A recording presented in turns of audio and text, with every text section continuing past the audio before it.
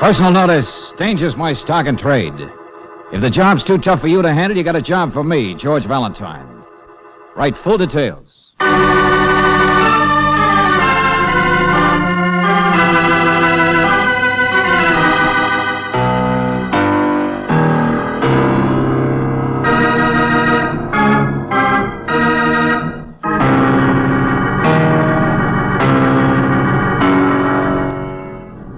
Standard Oil Company of California, on behalf of independent Chevron gas stations and standard stations throughout the West, invite you to Let George Do It.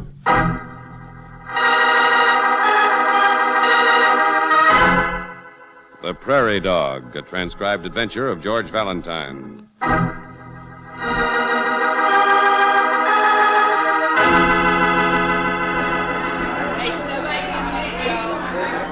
Come on, give me my change. I'm trying to get the 5.15. Thanks. Oh, excuse me. Pardon me, lady. Excuse me, that's mine. All right, so it's not the 5.15. Well, look who wants to read the newspaper. Who's following who, friend, you or me? Come on, loosen up. What are you... Hey, look out! Let go of my... Ah!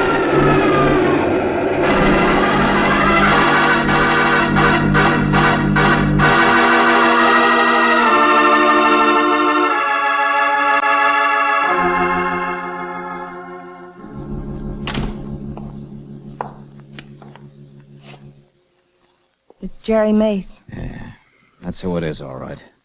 Or was. One of my boys who went out to get the body said he thought he recognized him. Thought he was a friend of yours, Valentine. That's why I got you down here to my office so fast. Wait a minute, Lieutenant Johnson. Didn't he have any identification? Pockets were practically empty, Miss Brooks. Wallet, stuff in his side pocket gone. So he must have been slugged first, robbed, and then shoved in front of the train. Huh, That's Judge? right, Miss Brooks. Otherwise, it might have looked like he'd just fallen or maybe even jumped off that station platform to kill himself. Sure, he was a nice guy. But you don't have to beat around the barn to prove it was murder. What do you mean? He just got a new job a couple of months ago. Private investigator for the independent insurance company. For what? Yeah, you heard me. Was anything at all left in his pockets? Handkerchief, couple of theater stubs. Things are over there. He used to carry a blue notebook, George, remember? That he'd write up his cases and... Jefferson theft case. Ah. I remember now. Insurance bulletin. Independent insurance company. Yeah. Yeah, that's the insurance company in the case, all right. What are you talking about? Swedish match killing. 50,000 taken. And before that, the Prairie Bank job. All one man. Prairie Dog, the boys call him. Clear it up, Lieutenant. The one man I've wanted to get more than anyone else in the world. 6 unsolved crimes in the past 2 years. One of them a murder. Each time to the same guy. Dumb crimes. Clues all over the place.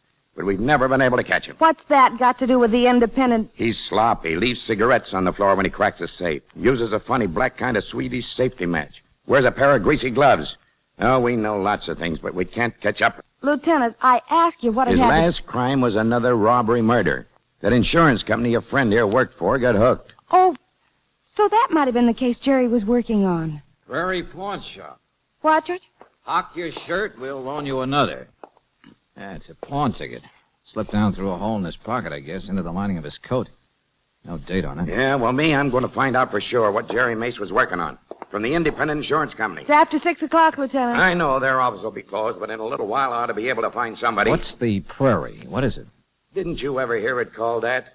Commercial Street, lower end, from front to third. You mean it's a district right here in town? Sure. In the daytime, it's industrial. Night's another matter. Shadows don't even trust the street lamps. Every man for himself, and the devil has to pay admission. Yeah, nice place. That's where this prairie dog killer of yours comes from? Maybe, I don't know. That's why I want to check what Mace was doing. Okay. Come on, Angel, we're leaving too. Where are you going, Valentine? To hock my shirt and see what I get in exchange.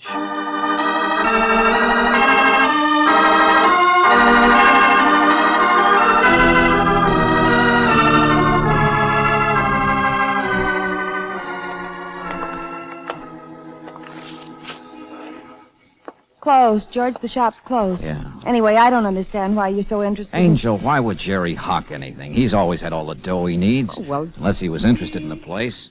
Or unless it was somebody else's ticket he picked up for some reason. Or unless this place had some connection with the mission. $60 a month. What in the... You want it or don't you? Utilities paid until the 5th. 60 in advance, and I won't take a check. If you don't want it, loiter somewhere else. I'm nervous about the plate glass. Want what, for heaven's sake? I own the building. What do you think? I'm out walking for my constitution? Hold it, brother. The hock shop here is for rent? Yeah, tenant just closed up today. Name was Felix. Very substantial citizen. Always paid in advance. Can't you read the sign? Here. Yeah, George. Out of business. Store to let. Yeah, we didn't notice. All right, now you do. Think you want it? Let me know. Choice location. Yeah, sure. Well, George, at least this is one lead you can cross off your... What's the matter? I read you the sign. I'm reading between the cracks. What? Yeah, there's a light between the cracks. Premises aren't quite empty yet. Let's try one of the side street doors.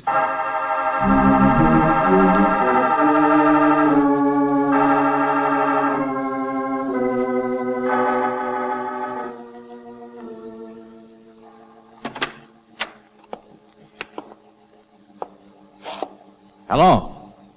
Anybody here? You said the man's name was Felix, didn't he, George? Hello, is anybody... Now, what are you doing here? So here, I guess. We're just... Come on, stop blowing your nose. I'm talking to somebody else. Yeah. Take it easy. Just wanted to see you, that's all, Felix. Can't you read signs? Now go away, stranger. I'm busy. Try more the next block. I don't want to hawk anything. Oh, here, like a smoke? Smoking's cheaper than eating, you know. Keeps the stomach quiet. Beat it, I said. You want a handout, stick to soup kitchens. I've got an inventory. Please, Felix, listen. Hey, tell me, somebody says you loan money on things. What do you think a hock shop does? Bake donuts? Yeah, but I mean... Stranger, for the love... Oh. What have you got? Wristwatch. Yeah, let me see it. Yeah, my grandfather gave it to me. Wonderful man. Pretty valuable, don't you think? George. Here, Brooksy, watch this. Your grandfather, huh? Only, of course, it's a lady's wristwatch. I know. Guess he must have bought it for my grandmother, don't you think? Piece of junk. But all right, come out back here a second. Oh.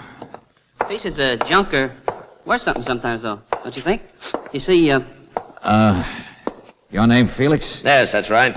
What is this, open house? Well, we want to see you, that's all. I know, everybody does. I'm out of business at the side door, too. If you gentlemen wish to discuss something, I'm... No. Give me that thing. And you stick around, tall boy. Sit down, sister. I'll only be a minute. Oh, really? I could come back on Give it to Sunday. me, I said. Yeah. Get it here in the lights.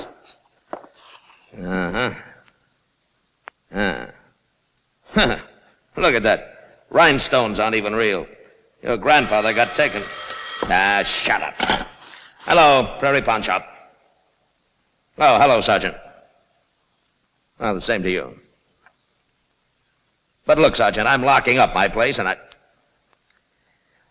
Yeah, oh, okay. Let me have the description. Brown hair, skinny, short. Look, I've got other things to do than watch for a stolen wristwatch, huh? Wait a minute, you say the guy sniffles? Hey, you! Stop him! Stop him! Stop that guy! Officer, grab him! Let somebody else wear himself down. Well, you were a great help, tall boy. Let him go. All right, so who cares? Great neighborhood, huh? Classy type of people. Sister, what do you think of having a shop where guys like that come in? What's the matter? Want to use this phone, that's all. Well, if it's all the same to you, That's all. Just looking, that's all. What's the idea? Well, the phone's dead, isn't it? Kind of a convenient call from his friend the sergeant, wouldn't you say, Brooksy? I wondered why you brought that guy back in Look, here. Where's the boy. button? Oh, yeah, here we are. Sure. Step on the button, it rings. Not bad. Bum walks in, obviously trying to peddle a stolen watch. So you step on the bell and pretend to get a call from a police And then the sergeant. bum runs away, leaving you the watch.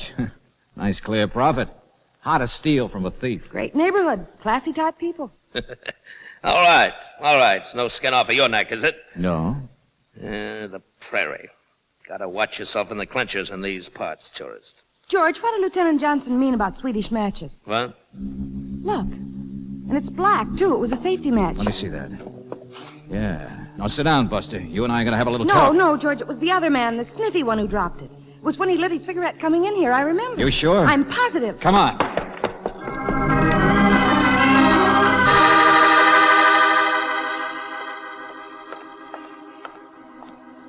Headed up the alley, Valentine, but I cut him off. Chased him 3 blocks since Felix gave his yell, but I lost him. Hey, listen, there's another cop's whistle. They must have got him on the next street. Oh, no, they haven't. He cut down this side, then ducked in someplace just a second ago before...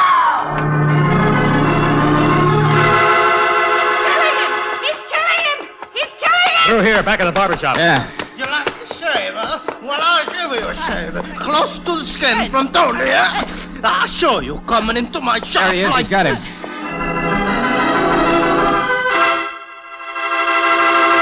All right, Tony, you can get off his chest now. A lady I have under the machine. He come running into my shop.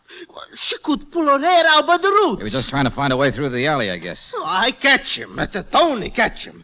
I chase him. First he tried to fight me. Stop waving that razor I around. could have sliced his ear. All right, we said. Come on. On your feet, Snippy. Thanks. Yeah, much obliged. Oblige, he says. Oh, hey, look, mister. I didn't steal no watch. I didn't do nothing. Oh, assault, battery, trespassing, scaring to death a woman under the machine. Keep your shirt on, Tony. There's probably a reward for catching prairie dogs. What? What are you talking about?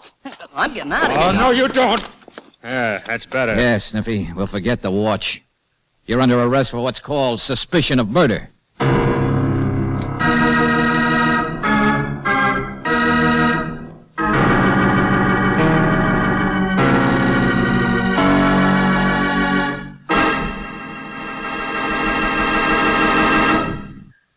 We'll return to tonight's adventure of George Valentine in just a moment.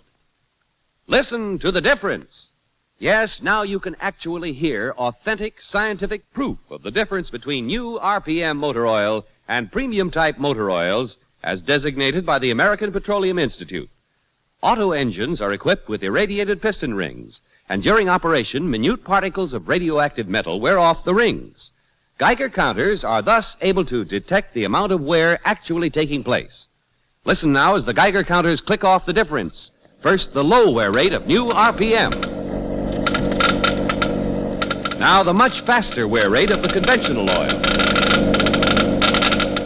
Now, new RPM again. You have just heard authentic scientific proof that new RPM motor oil cuts in half the wear rate of critical engine parts, doubles the life of the average auto engines between major overhauls due to lubrication. Proved in the laboratory and checked out in severe road service, new RPM motor oil is sold with a money-back guarantee of satisfaction. Ask for it at standard stations and independent Chevron gas stations where they say and mean, we take better care of your car.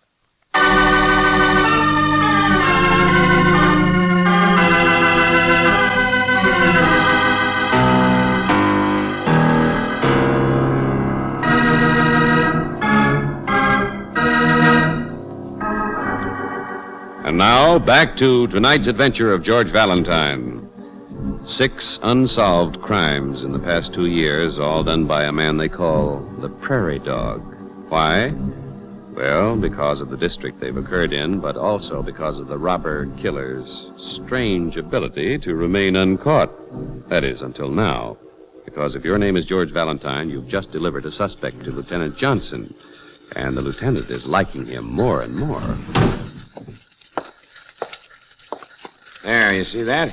File we've drawn up on all the prairie dog cases. Let's see. That same kind of match has been found in every single one of them. Why, I wonder? Because the guy's dumb, Miss Brooks. Also because he smokes. Big logic. No, look there. Each one was a robbery that took some time. Makes sense? Yeah. In one, a safe was blown, and another, a combination was worked out. Well, is Snippy a clever enough man to... Guy gets nervous. He smokes while he works. Grinds his cigarettes out into the floor. Here. Like that. Always the same way. Oh, the janitor will love you. You can't buy those matches in stores. Try it sometime. Snippy's cigarette was the same brand, too. Cheap, but not too popular. I didn't see any greasy gloves on him. That friend of yours, Jerry Mace, who got killed, was definitely working on finding the prairie dog. His office said he was working on a hot lead today, but they didn't know what it was. You'll have to say more than that, Lieutenant. Before you'll buy that it was probably the guy he was after who killed him? Right? Mm-hmm. Well, Snippy can't offer a single explanation as to where he was at the time of any one of the prairie dog crimes. Also, we've already turned up a witness who says he saw Snippy on that station platform this evening when Mace was killed. Well, why didn't you say so in the first place? How good a witness? That's why I didn't. For skeptics like Valentine, I'm waiting to get some more witnesses so I can... Come on, let's go down and see Snippy, huh? All right, all right. If you don't believe me, watch him hammer the nails in his own coffin.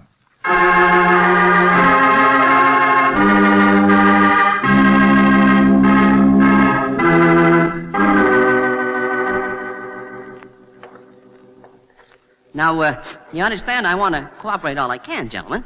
Just a simple misunderstanding. Oh, I don't blame you. I know how these things can happen. Why'd you steal that wristwatch you tried to sell to Felix, Snippy? Yeah, I'm glad you asked me, because I've been trying to explain to this other gentleman. Can it? Valentine, we can't find any record of it being stolen. Well, of course you can. See, my grandfather... Can it, I said. Yeah, well, I just want you to understand. Now, I have stolen things before. I've even been to jail for it. I certainly wouldn't do a thing like that again. Ah, so you've got a record, too, huh? Oh, yeah. Yeah, they'll find it out sooner or later. I might as well be honest, don't you think? Just like that business of the station platform, it suddenly occurred to me that I was there this evening. Oh, is that so? Yeah, it was just hard for me to remember. Oh, not that I was there when any murder took place, but, well, I find the interurban's a very cheap place to sleep, and there are always plenty of newspapers to read, and so you see, I generally am at almost every station in town every day. Speaking of coffin nails, Johnson. Oh, would you like a cigarette? Excuse me. Of course. Oh, thanks. New brand, huh? New matches, too. I only want to be helpful, that's all. Hold it. Where'd you get these? Didn't they take his stuff away from him, Johnson, when they dressed him in the faded suit? Oh, I suppose one of the Yeah, guards... let's see. Yeah, get away from me. Those are mine. You can't... Sort of full pockets you wear, Buster. Cut it out, Snippy. Candy bar, package of gum. Well, none of that stuff is worth more than a few cents. Not any of it. The man's got to be comfortable, doesn't he? Where'd you get it? Yeah, even a cigar. A what? Hey, that's mine. That's one of my cigars. A very good cigar, Lieutenant. I meant to thank you. But how in the love of... Our friend here's a pickpocket, Johnson. Simple as that. The big suspect. Oh, for... Of course, none of it's worth more than a few cents. You see, I've mended my ways. I wouldn't touch anything valuable. Telephone for you, Lieutenant. Yeah. Kill this guy for me, Valentine. Is it wrong for a man to like his little comfort? You took this stuff from the guards, huh? From anybody who's been near you, right? Well, perhaps. Just like the Swedish matches and special cigarettes you might have taken from anybody. Well, it's an embarrassing thing. But who? Come on, remember. Where'd you get those matches? I wish I knew. Might have been anybody, I guess. Anybody I bumped against. Oh, brother. Oh, Felix himself, I suppose. Come to think of it, a man like Felix is much more the criminal type. Shut up. What? Go on. We're letting you out of here. You've given me enough bad ideas for one night. Felix isn't the prairie dog. I can tell you that right now. Well, I was only... Because Felix happens to be dead. Murdered.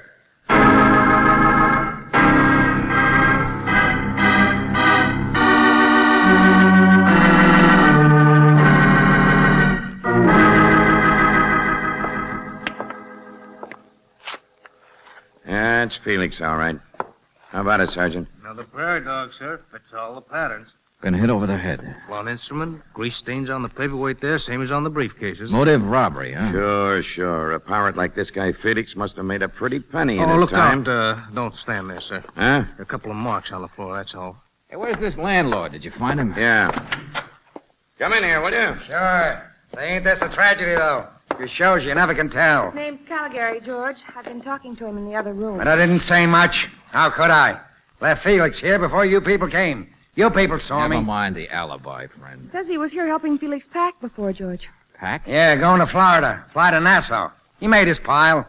What do you mean? Gonna retire. That's why he closed out his shop. Casting all the stuff he owned. Had a briefcase full of securities and stuff, and a roll of green goods in his suitcase that would have choked a horse. Who knew that Felix would be ripe for robbery right now? Jerry Mace, for one, George. Maybe that's why he was interested in Felix's place today. Yeah, I thought of that, but who else? Well, I guess most everybody in the neighborhood, friend, must have had some idea what was going on. Felix was a pirate. Wouldn't take much to figure he was worth knocking over. But knowing his exact schedule, the fact he'd be late in the shop tonight, be leaving from here and so on, well, maybe not so many. Uh-huh. Bit more than just you, I suppose. Don't think I'd fall into that one, do you? I wasn't born yesterday, tourist. Lieutenant, come here. Take a look. Tennis shoes. Huh? Marks from them, I mean. The killer was wearing them. On the floor, you see?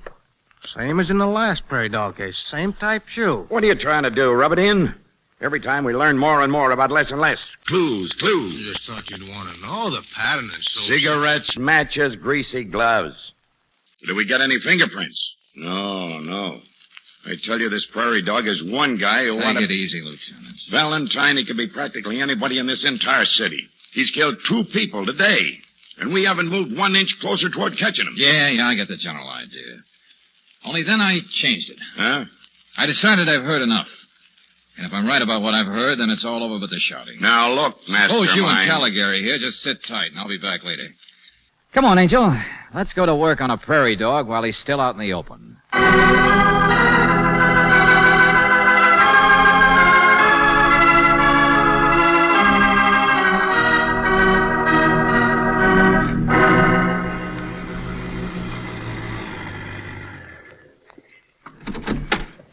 I don't see him, George. I hope we made it in time. Yeah, well, he had to change his clothes again. If he's not here, I don't know where we'd ever find him. Yeah, coming down the other steps. Hello, Sniffy. Evening, miss. Well, welcome to the fresh air. No, wait, I need your help. Oh, sure. Yeah, some things I'm pretty handy at. Well, it's just helping my memory, that's all. Wish I had one. You know, I walked into this case because a friend of mine was killed by the prairie dog. He was getting too close, I guess. In fact, from the location of that railroad platform, he was probably on his way to see Felix. He'd nosed around there before, so I guess Jerry had practically figured what the next crime was going to be. That so? Or maybe he'd figured how simple all of these prairie dog cases really are. Figured the clues. Figured why the clues were always the same. I don't get any of this, mister. What I didn't figure until now was what it was I walked into myself this evening. When I walked into Felix's place. That's where the memory comes in. Yes, we walked in by the side door, and then we heard Felix moving around, and he spoke, and we thought he was speaking to us. Oh, sure. Yeah, I know. I was there. You see, I had this watch of my grandfather's. Yeah, that's right. But I'm trying to remember what it sounded like when you and Felix walked into the back room. Remember? I do. I remember.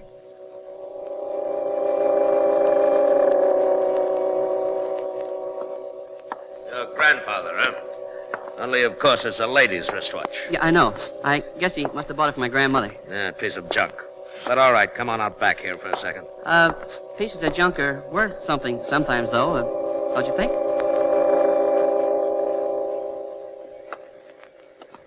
Yeah. 2 of you coming into the back room, but only 1 pair of footsteps.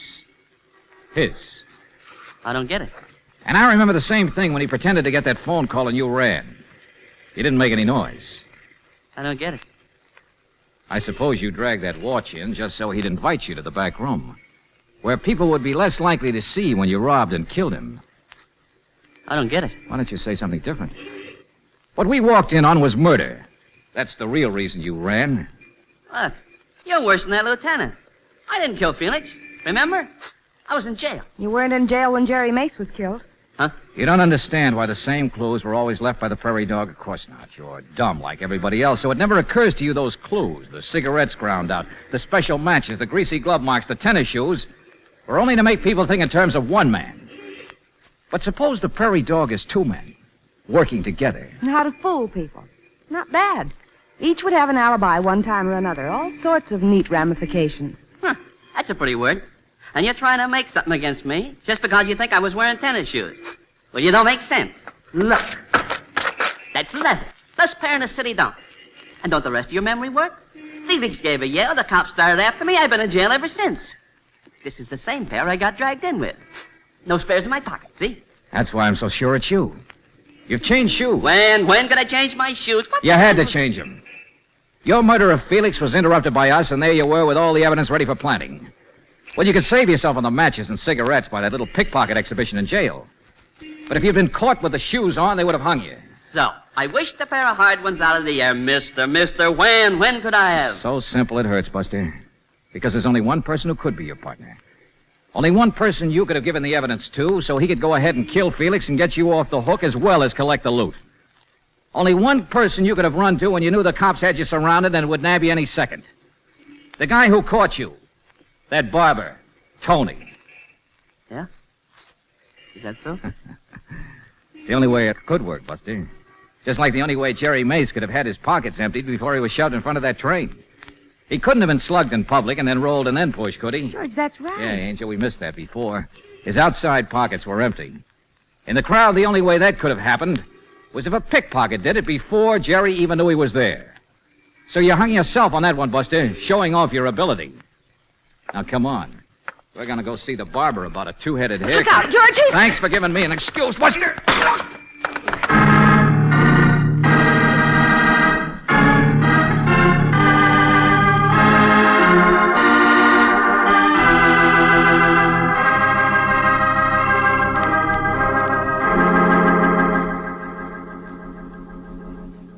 And it was the barber.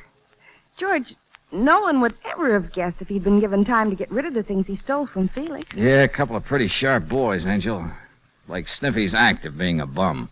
Just a nuisance trying to resist the urge to pick pockets. And the barber pretended to catch him. Last two guys anybody possibly suspected. Well, except you. Only way it could work. Well, that's the end of the prairie dog. Both of them. I thought the prairie might be a real place. I mean, when Lieutenant Johnson first told us about it. Oh. Yeah. I thought for once we might be lucky. Because there's some nice places out in the desert. Real fancy places where there's sun and moonlight and things. Mm-hmm. You like those places? Well, it's a little nicer setting. I mean, for... Oh, well, anyway. Yeah, I know, Angel. You and I might get out there sometime. But who knows what might happen? A bomb might go off.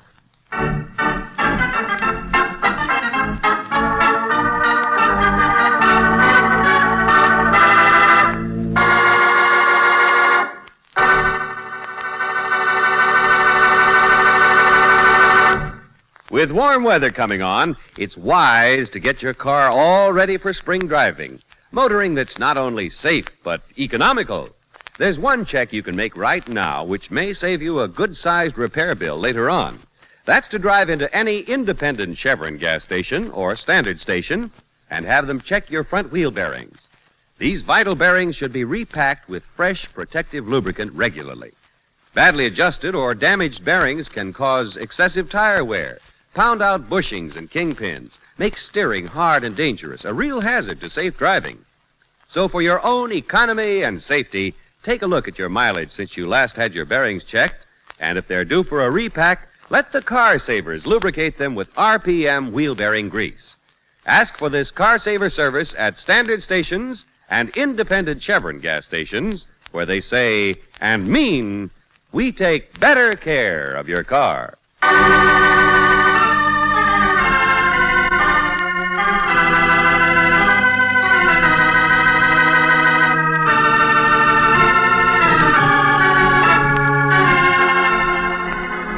Tonight's transcribed adventure of George Valentine has been brought to you by Standard Oil Company of California on behalf of independent Chevron gas stations and standard stations throughout the West. Robert Bailey is starred as George with Virginia Gregg as Brooksy. Let George Do It is written by David Victor and Jackson Gillis and directed by Don Clark. Ken Christie was heard as Lieutenant Johnson, Bob Jellison as Snippy, Bill Conrad as Felix, Joe Forte as Caligari, Frank Gerstle as Mace, and Don Diamond as Tony. This music was composed and presented by Eddie Dunstetter, your announcer, John Heaston. Listen again next week, same time, same station, to Let George Do It. Let George Do It is heard overseas through the worldwide facilities of the Armed Forces Radio Service. This is the Mutual Don Lee Broadcasting System.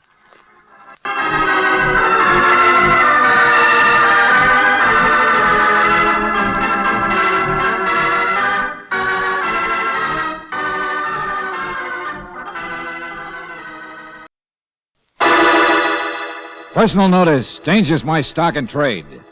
If the job's too tough for you to handle, you got a job for me, George Valentine. Write full details.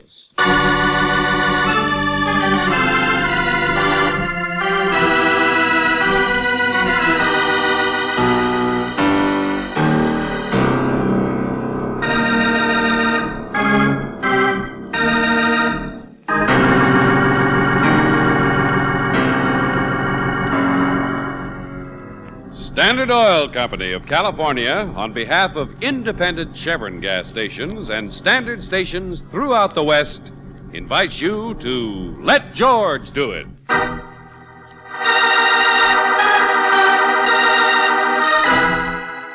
No Escape from the Jungle, another adventure of George Valentine.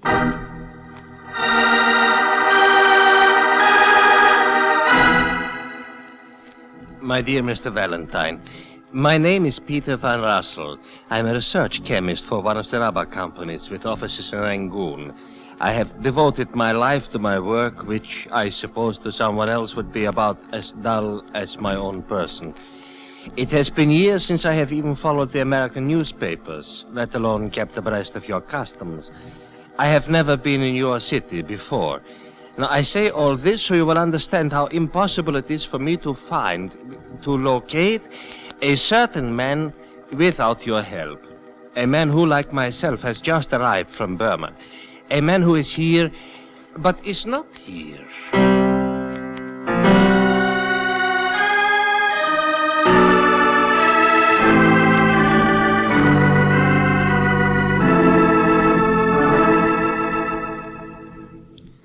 It is a debt of honor, you understand, purely a personal matter. I must see him. I only have a few days before I return to the jungle. Oh, wait a minute, Mr. Van Rossel. You said this man is here, but he isn't here. No, I assure you, it is just as confusing to me as it is to you, Miss Brooks. Well, to start at the beginning, what's this man's name? Hollowell. Terence Hollowell. He's about 40 years old. Tall, quite distinguished. Hollowell, Does he live here? Did you look him up in the phone book? Oh, yes. He maintains a residence. Well, then what... Now, I telephoned, you see, from my hotel, and I was informed by a caretaker that Mr. Hollowell won't be arriving from Burma until tomorrow. Well, okay. Then he just hasn't got here yet. Now, yes, he has. I came by plane. I'm sure he was at least a day or so ahead of me. Here. Now, that's a little torn. Cablegram. Van Rossel, Pan Am, Honolulu. Was waiting for me at the airlines office in Hawaii. Let me see that. Waste of time. You're trying to contact me. We'll write in detail, but assure you that under present circumstances, our meeting one another would be needlessly painful to you. A stroke of fate, that's all. Please understand, Terence Hollowell. Now, here, this piece here, you see? That cablegram was sent from this city. He's sent from here. So he is in town. Yet at his house, they insist he is not. He is here, and he isn't. Mr. Van Rossel, apparently this man doesn't want to see you wherever he is. What sort of person is this Hollowell, anyway? Oh, a traveler, a lecturer. You know, most charming fellow. He stayed with me for a week or so at my plantation north of Rangoon. No, but so easygoing. Not the sort to be mixed up in anything troublesome, you know. And you have no idea what he's talking about in that cablegram? No. And I think I should find out, don't you? There's a pearl necklace. 10 black pearls in a necklace. What's that? Well, that's the only thing I can think of. Hollowell is a man who admires beauty. I helped him to obtain a necklace, that's all. Oh, it's valuable. He paid nearly every penny he had, nearly $2,500 for it over there. So it's worth a lot more here. Oh, yeah. But what could be that... Yeah, I understand you, Mr. Van Rossel. What could have happened to a perfectly nice guy that made him disappear and yet not disappear? Yeah, precisely. Only what do I do when and if I find him? What is it you wanted to see him about in the first place? Oh, naturally, Mr. Valentine. I will explain anything you wish when the time comes. But right now, the urgent question seems to be, why is Terence Holloway trying to hide? And most important of all, where?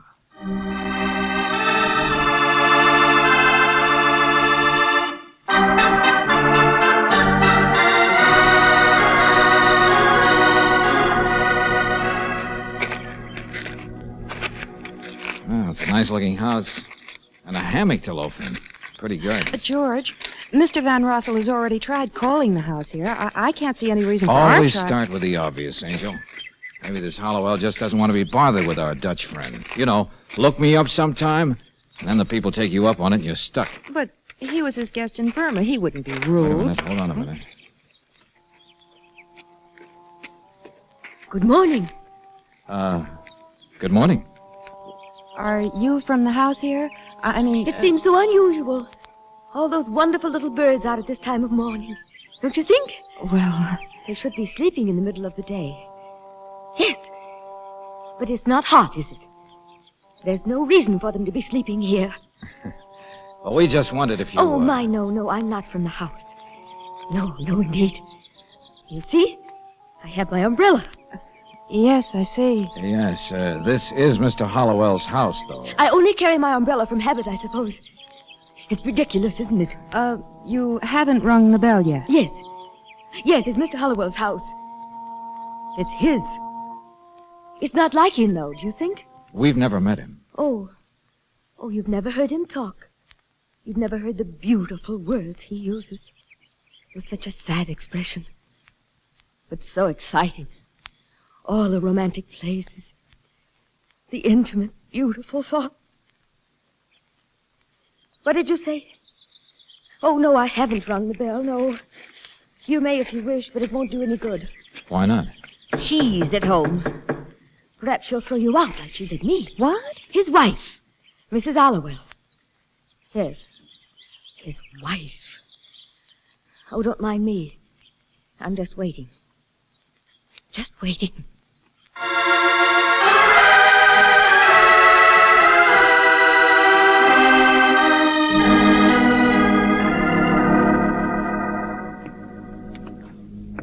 Who hired that maid? I asked you, who hired that maid? Lisa, for heaven's sake, Not a day over 18 and straight out of a model agency, if you ask me.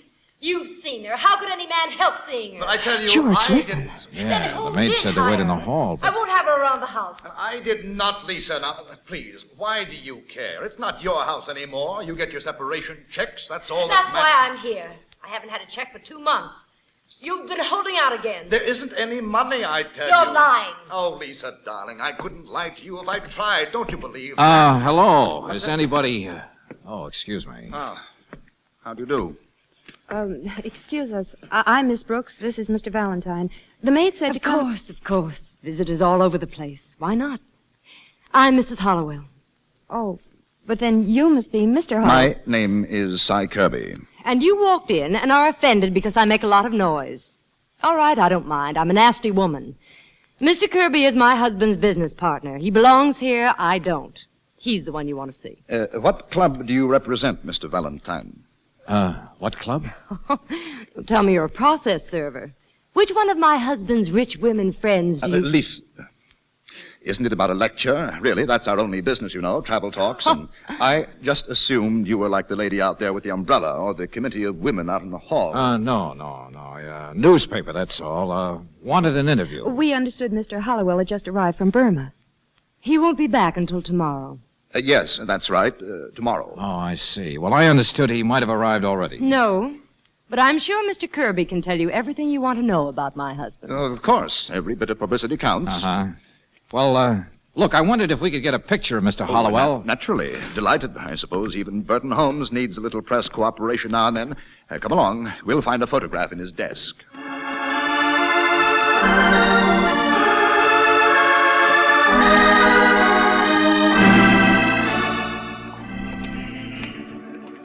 George, you'll never locate a man just by carrying his picture around. I will by a telephone pad, Angel. What? Yeah, it was on his desk. There's the name of an employment agency scribbled on it. It may be just a cockeyed hunch, but come on. Flavin Home Service Employment Agency.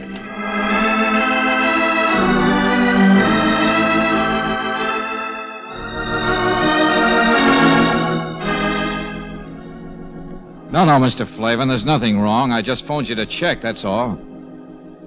So Mr. Hollowell did hire the girl himself, huh? I see.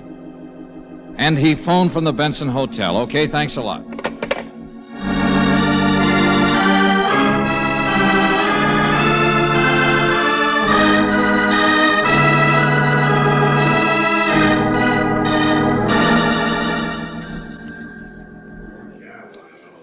Now, the man in the photograph? Why, yes. Oh, yes. He's staying here at the Benson. His name is...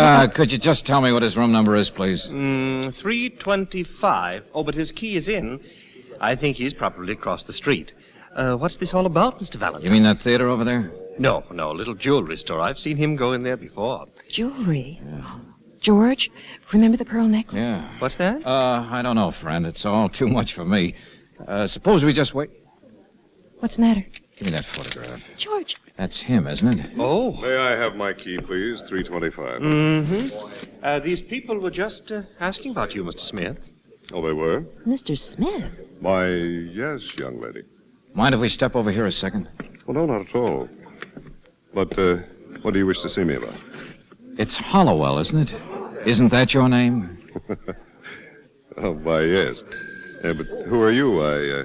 I don't understand. Neither would the clerk over there if you told him. Neither would I. No, I don't think there's any law against a man being incognito, is there? Who sent you? My wife? Her lawyer? Well, that's the obvious explanation, isn't it? She has a little trouble collecting money from you, I understand. Well, I suppose everyone has money troubles. Never these mind, days. I'm not interested. But, what is it you want? Every minute I want less and less, Buster. Come on, Brooksy. We've done our job. Nice to have met you, Mr. Hollowell.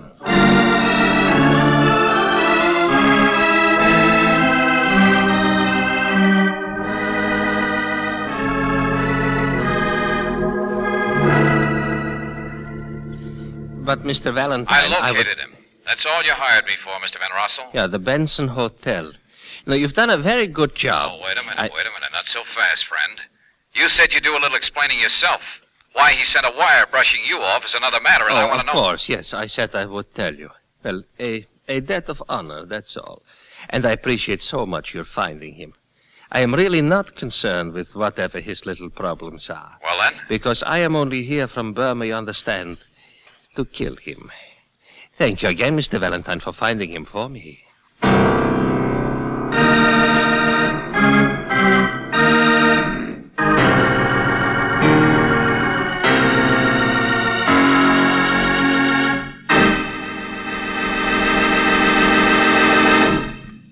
We'll return to tonight's adventure of George Valentine in just a moment. To coax thousands of extra miles from your tires, here's a suggestion. Drive your car into any standard station or independent Chevron gas station and let the car savers give you tire service. Here's what they'll do. First, they will check and inflate to correct pressure. This should be done every week, for if your tires are just a few pounds too low, they can wear out twice as fast. Second, the car savers will watch for cuts and bruises, tacks, and glass before they cause trouble. Third, they will switch your tires for you. Almost any kind of driving, you know, puts more wear on rear tires than front ones, on right tires more than left. Switching their position will equalize wear, make them run longer. The result? More mileage for your money and safer driving every mile.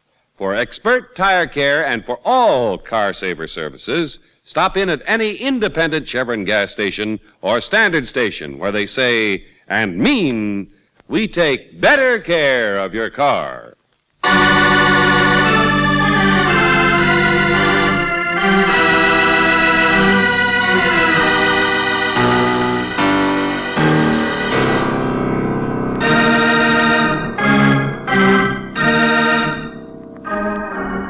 And now, back to tonight's adventure of George Valentine. The business of Terence Hollowell is travel talks. Only from what his partner says, they're not making much money at it these days. Hollowell has trouble with his wife, too. But most of all, he's likely to have trouble with your client. Because if your name is George Valentine, then you have a harmless-looking client, Mr. Van Rossel, who has just said, thanks for finding Hollowell, because now he can kill him. Hey, wait a minute, you... Van Rossel gone, George? Oh, yeah, sure. Hung up and ran. But it'll take him at least 15 minutes to get over here to the hotel. Well, he wouldn't just come and kill him. Why would he tell you? Why would he warn anybody and then do it? Oh, lots of crazy people in the world, Angel. But this is no time to argue about it. Hollowell went upstairs to his room, didn't he? That's right. Okay, play it safe. Find the house detective. Tell him what it's all about. As if I knew. Tell him to keep Hollowell there until I meet you. Where are you going? To try and tie this together fast so it does make sense. The jeweler's across the street, Angel. That pearl necklace is the only thing I know about that ties a would-be murderer to his corpse.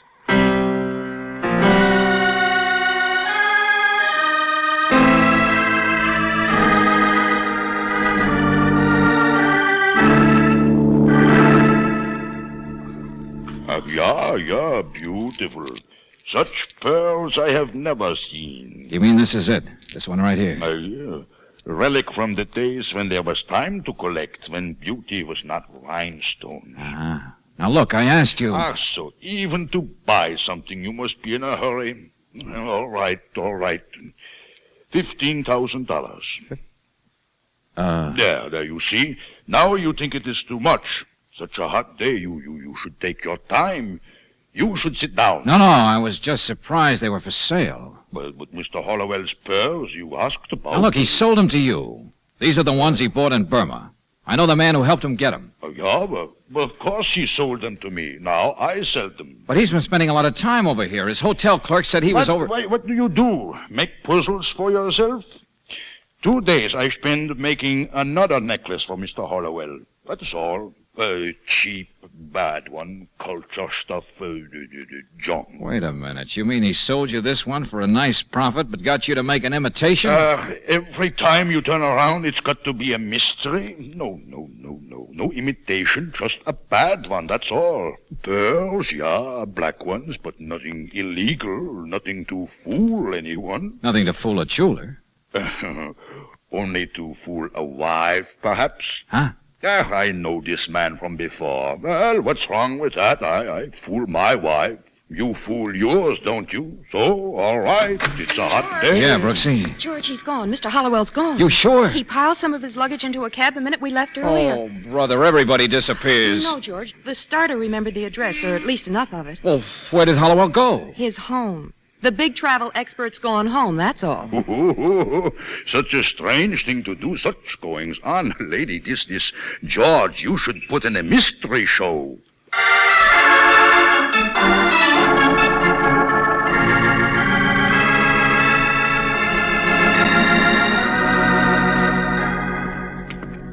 Mr. Valentine, I'm so sorry I was rude this morning. Oh, not at all, Mrs. Hollowell. Through here, please. He's unpacking now. The heat, I guess, or waiting for your husband to come home. Oh, I beg your pardon. What?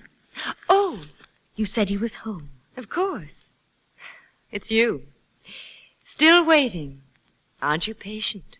I'm all right. Mr. Hollowell is home. Yes, he came in the other way a little while ago. I'm sure he can see you soon, don't worry. Even nice to the clubwomen now, huh? Oh, and I'm sorry I teased you about your umbrella before. He'll just be a minute. I'm all right. I'm waiting. Yes, why not? They're silly, but they pay to hear his lectures. It's a crazy business, his and Si's. And look here. He brought me this. Pretty necklace. Oh, you already noticed it.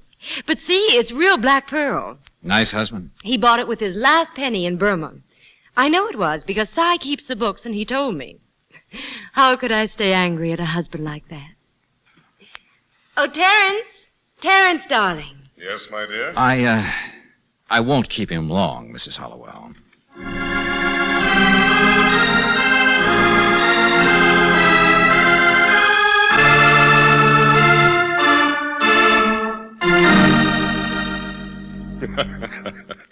And he wants to kill me, you say? Van Rossel. Imagine his even being here. Sure. It's very amusing. He's insane. Of course you know that. Lived in the jungle too long. Nothing but work. I think it's very amusing the way your wife fell for the phony necklace, too, Buster. What's that? Oh, don't worry. I'm not going to tell her. She'd start worrying again about that pretty maid you hired. How much does your partner, Si Kirby, know about that little profit you made on the necklace? Buying it for $2,500. Buying? Well, didn't you? In Burma, the real one? Or is that what Van Rossel is upset about? Something to do with that necklace? Oh, get out of here. You've given me your little warning, and thanks very much. Goodbye. Oh, no. My curiosity gets bigger and bigger the more I talk. This is my house. I've done nothing criminal. I got out of here, I said.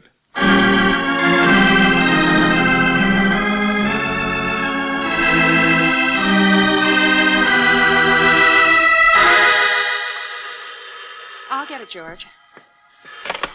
Hello? Oh, George, it's Lieutenant Johnson. Yeah, I asked him to call us here. Yes, Lieutenant. Yes? Mm-hmm. George, they finally found Von Russell. They picked him up at 5 o'clock. He's been watching that hotel of Hollowell's all afternoon. Oh, give me that phone. Hello, Johnson. Let me talk to that guy. No thanks for picking him up. No thanks for anything. All right. Thanks. Well, would you... Besides, you're not going to talk to him. He just fainted. Besides, he's downtown, and I'm not. What? He what? Things got hotter after you left, I guess. I went at the Hollowells, and boy, do you get things turned around. that Van Rossel of yours is the only one who couldn't have murdered him. Murdered? You heard me. Hollowell, the big travel and charm boy, stopped 3 bullets.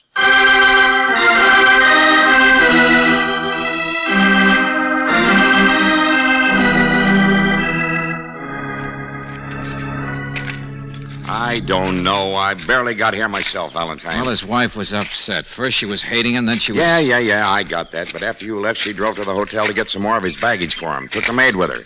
They were the ones found the body when they came back. Yeah, right here in this hammock. That's right, in the hammock. What a life. Not if you did. We got the place pretty well roped off and fast, but it's big, lots of space. Cy Kirby. Been this guy's partner for years. Says he was upstairs and didn't hear a thing. We tried it out, and you can't hear from there. Johnson, wait a minute, will you? What's the matter? Look, Johnson, I could have stopped it. I could have added up all the little tips and stopped it. Take it easy. The guy was a heel, big soft soap artist, big fake, romance for the buck. But I could have figured out why a man would tell me he was going to kill in advance. Sure, a debt of honor. Look, I told you Van Rossel wasn't within He miles. hired me to find the guy, showed me a wire. But suppose it wasn't his wire. Yeah, torn, that's right. First part of the name was torn. Beat yourself with something I can recognize, will you? Look, Johnson, every little thing adds up in one direction. So funny the bird should be awake in the middle of the day, she said. Said it wasn't hot on a very hot day. Look, I friend. know I'm crazy, but so's murder. We don't even scratch the edges of it, Johnson. But an umbrella does. Huh? Yeah, look. Suppose she came from Burma. Suppose Van Rossel was chasing after her, too. Trying to protect her in advance. Or trying to get Hollowell protected in advance to stop it. Well, the umbrella over there. Can't you see it? Suppose it belongs to her. Suppose she's not a clubwoman, Johnson, but Van Rossel's wife.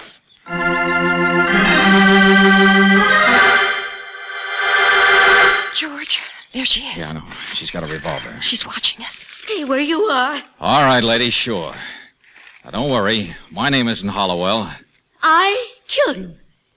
Did you know that? I know. But take it easy, please. It's all over. No, it was all over a week ago. He told me that when he left Burma. But I wouldn't believe She was in love with him. Oh, George, the poor thing. No, just waiting till he got here to shoot him. Oh, leave me alone. Please, leave me alone. You are Mrs. Van Rossel, aren't you? Yes. Yes, I was. I mean... I know. Your husband told me about Hollowell visiting you for a week. I followed him. What of it? So I'm a stupid, middle-aged fool. I saw the cablegram that missed you in Honolulu. Get away, please. Please get away. I'm sorry, lady. I want that... All right, Brooksy, take it easy. She's shooting in the dirt. She doesn't want to hurt us. It's just Hollowell that she... No, but I said, get away! Hey, that's 3 shots, Brooksy. And there's 3 in Hollowell. That makes 6. All right, it's all over now, lady. You've done all your shooting. Get away, I said! Oh, brother, have I been wrong? George, she's pointing it at herself. Hey, look out! Bring that. Yeah, sure, lady. Still another shell. All right, now let's see your purse. You've got your purse, haven't you? There it is, George. She dropped it. No shells there.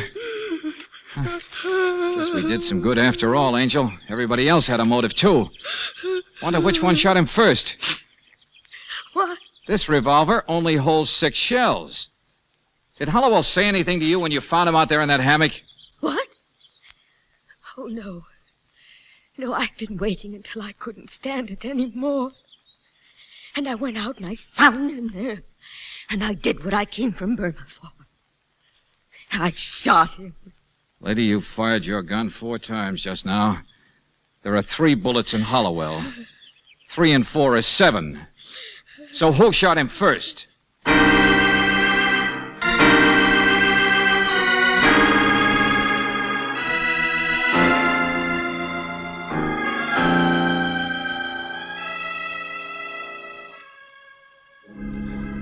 Cy Kirby, Mr. Van Rossel. He was the only one it could have been. You see the others, his wife and Yeah, the I maid.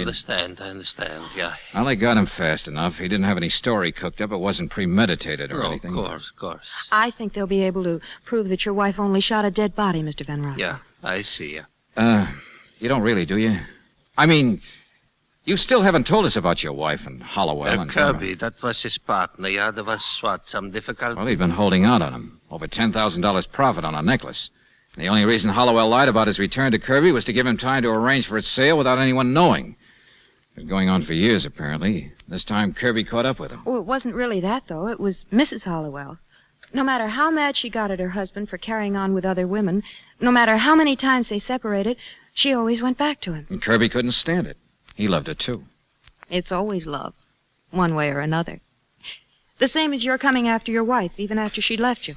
I suppose there will be a trial. I suppose my wife... Well, there certainly will be an investigation. Maybe about shooting somebody who's already dead, but... Why won't you talk about your wife? Why won't you tell me what I want to know, that silly business of the necklace that kept confusing us? That was a wedding present. I gave to her years ago. She gave to him. That's all. Nice guy, Hollowell. Yeah. But your wife, I mean, she knows that you came after her trying to help. She knows what you're really like, or she wouldn't have tried to kill Hollowell. Don't you understand that? Yeah. Yeah, this a dull place we live in. And I am not much excitement myself, not glamorous like United States. No. We work it out somehow. Don't worry so much. Goodbye.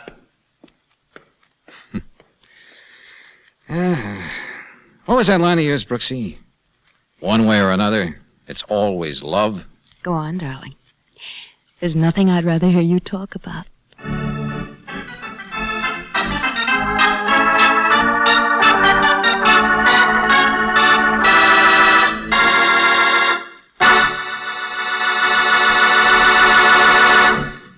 Look ahead to extra miles of trouble-free engine performance. Look to new RPM motor oil, the oil that doubles engine life between major overhauls due to lubrication.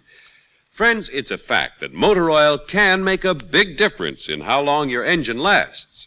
Recently, atomic research tools have been used to discover what kind of oil formula it takes to cut engine wear and oil consumption way down.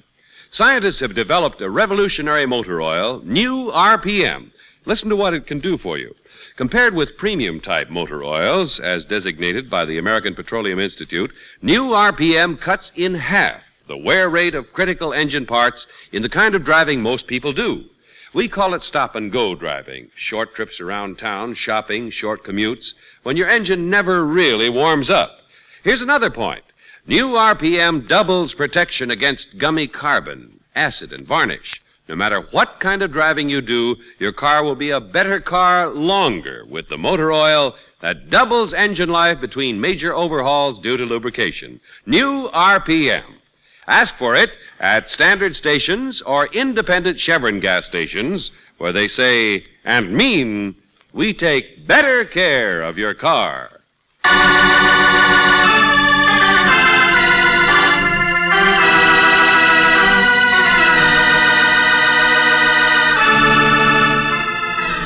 Tonight's adventure of George Valentine has been brought to you by Standard Oil Company of California on behalf of independent Chevron gas stations and standard stations throughout the West.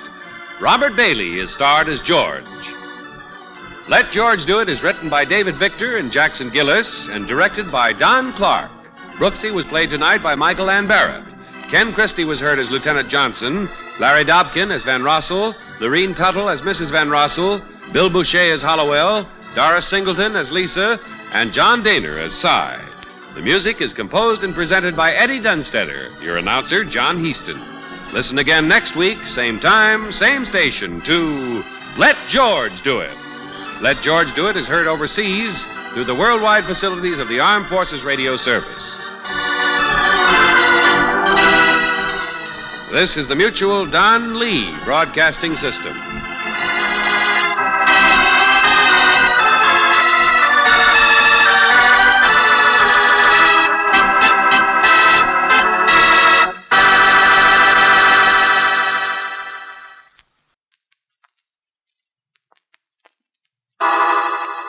Personal notice. Danger's my stock and trade. If the job's too tough for you to handle, you got a job for me, George Valentine. Write full details. Let George Do It.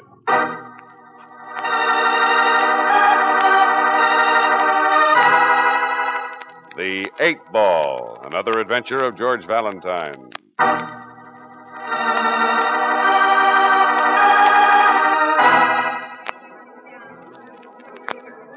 Dear Mr. Valentine, there's no finer, no more exclusive little town on the map than Summer Springs. You're not selling them real estate, Nielsen. I'm writing this letter, Vic. Be quiet.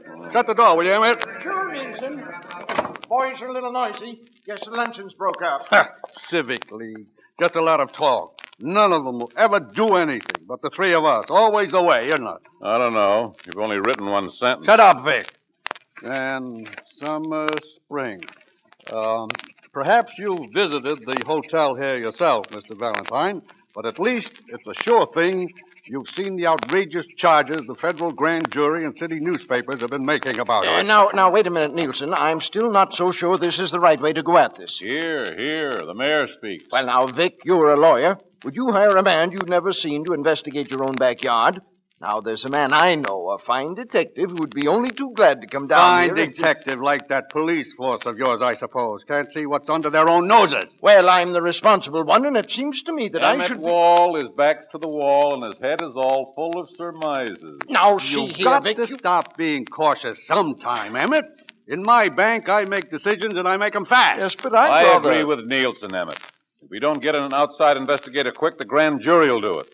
I say let's us find out first. Clean up our own town. Objections overruled. Now we're getting someplace. Mr. Valentine, I'm enclosing railroad tickets. A public-spirited group, of which I am the head. Three of us. Don't we sound fancy, though? Expects your immediate presence. It has been alleged that Summer Springs is being used as the center of payoffs for the big city collection racket. That our fair town has a jackal in its midst. And it's your job to find him. There. I do it? That's all right. Now we'll get some action. I'll mail this right now. Only, see here, both of you. Nobody knows about this but the three of us. Remember, nobody else knows about Valentine.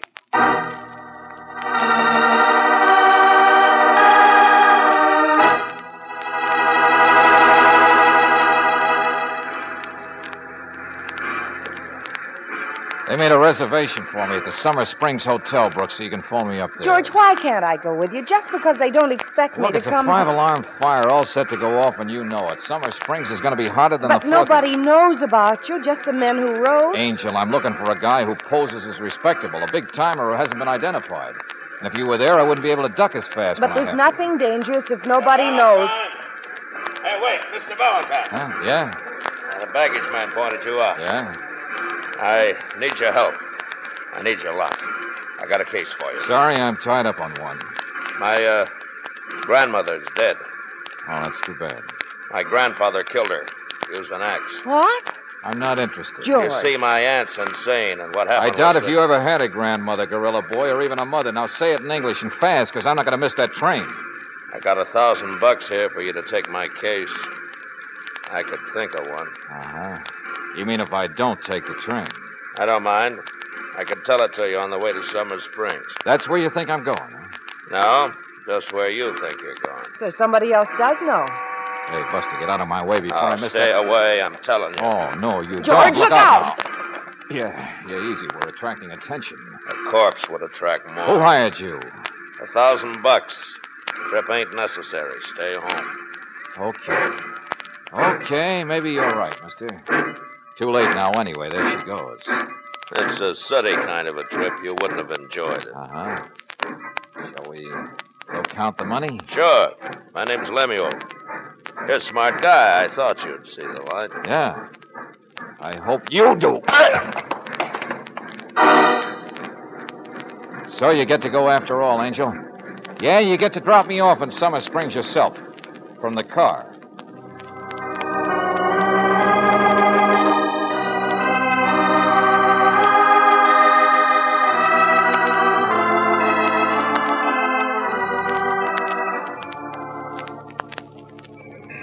Not much of a hotel, is it? For a fancy town like this, no more potted palms than usual. Do I get to come in with you? Sure. Lemuel kept me off the train, didn't he? Okay, then the more casual, the better. You mean whoever hired him won't be expecting you to show up now? I mean, Lemuel isn't in condition to report for a I do while. not care what the union says about chambermaids. I have an opinion, too, you know. Have you been a clerk for 12 years? Well, have you? Oh, I'm so sorry, sir. Be just a moment. Oh, no. Finish the phone call. Now, listen. I don't care how many chambermaids you've known. Do you run a laundry service or a... Oh, hold on, will you? I'm so sorry. Now, what was it? George Valentine. I've got a reservation. No, I won't call the manager. He doesn't live here. What was the name, sir? George Valentine. Let me see. Yes, he's in his room. What? At 350 pounds, I told you, not 340. Oh, for heaven's sake, hang on, will you? What's the matter? Well, I asked... Oh, yes, it was George Valentine you asked for, wasn't it? Well, he just checked in a few moments ago. Yeah, he's in his room. I'm so sorry. It's room 419. It's the elevator to the right. Thanks a lot, Buster. Come on, Angel. You see, my dear fellow, if the chambermaids don't count the towels every day...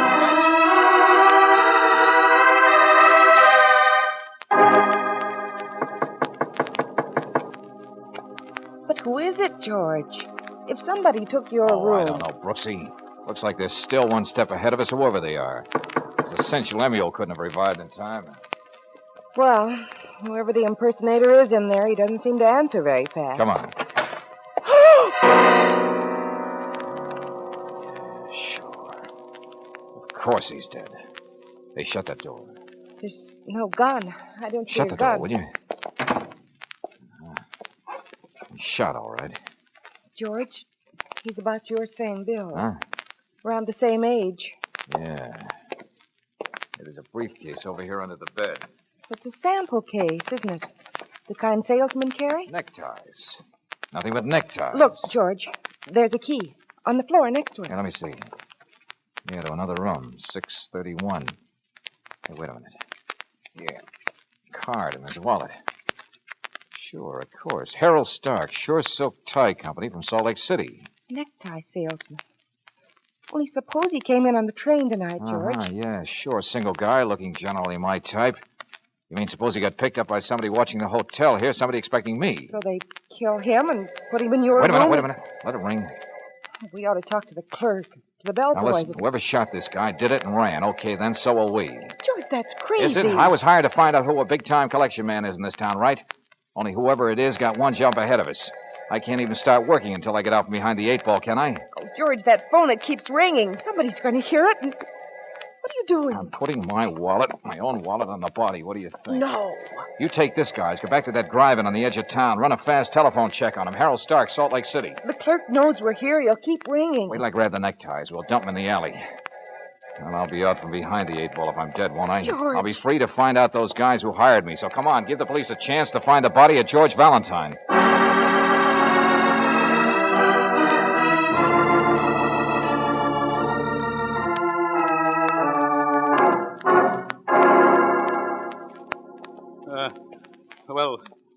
Yes, come in, Mr.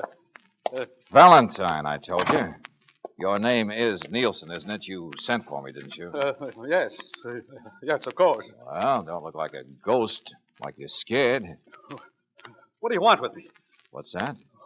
Why do you keep your hand in your pocket? Because I want a cigarette. See? Now all I want is a little talk, Mr. Nielsen. With you and Mr. Vickery and Emmett Wall, the mayor. You know all of our names. Well, sure, of course. Here's the letter you wrote me. Oh, hey, I'm beginning to get this. Have you just had a phone call or something? Yes, I have, as a matter of fact, from Vickery. He happened to be at police court. For once, they work fast in this town. A patrolman has reported the murder of George Valentine. Okay, sit down. I'll explain if you will. I have nothing to... Buster, I'll use your phone. Prove it to you. The police here in the city. I know you've never seen my face, but they can identify my voice for you. Here, let me have it. No. Hello? George? Oh, yeah. What'd you find out, Brooksy? I found out that you're crazy, absolutely crazy. What? Darling, I tried to contact those people in Salt Lake, but I can't. I mean, I got the company all right, but nothing about Harold Stark. Why not? They've never even heard of him. Nobody by that name has ever sold neckties. Don't you see what you've done? Throw away that wallet, George. The man who was killed was a phony. You can't be somebody that doesn't exist.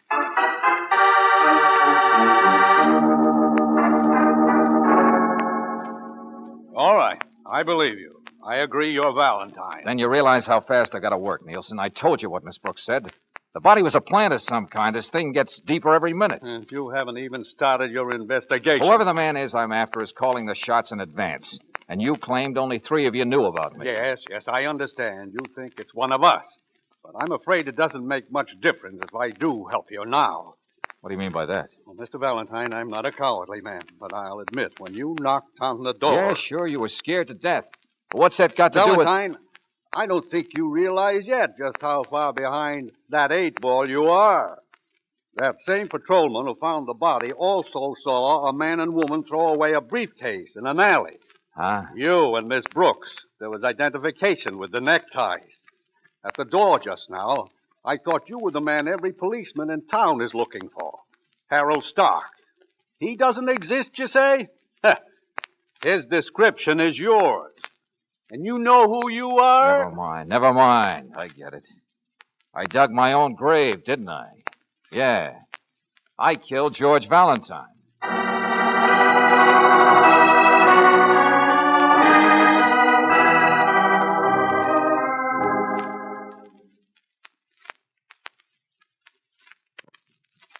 Well, Valentine, for once it seems the police wasted no time discovering a mistake, that George Valentine was not killed. Well, that's nice to know. You mean they re-identified that body I found? Clarence Prell, up-and-coming accountant.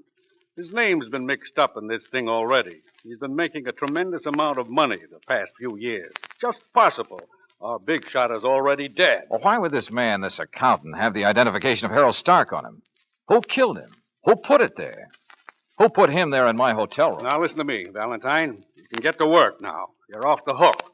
They know it's not your body. Now, look, I've been in trouble because it wasn't kept secret that you 3 were hiring me. Is that right? Oh, there you go again. We're honest. Stupid, yes, but honest. None of us are mixed up in any rackets. Okay, skip it. But even if the big shot isn't one of you, you're now in the way, aren't you? What? Well, maybe I'm wanted by the police, but if the killer with Strong Boys knows about me, he also then knows about you. Yeah. Lock your doors tonight. Shh. Turn out those lights. Huh? A car just stopped out there. I could see the lights blinking. Take it easy, Nielsen. It's only Miss Brooks. I'll see you later.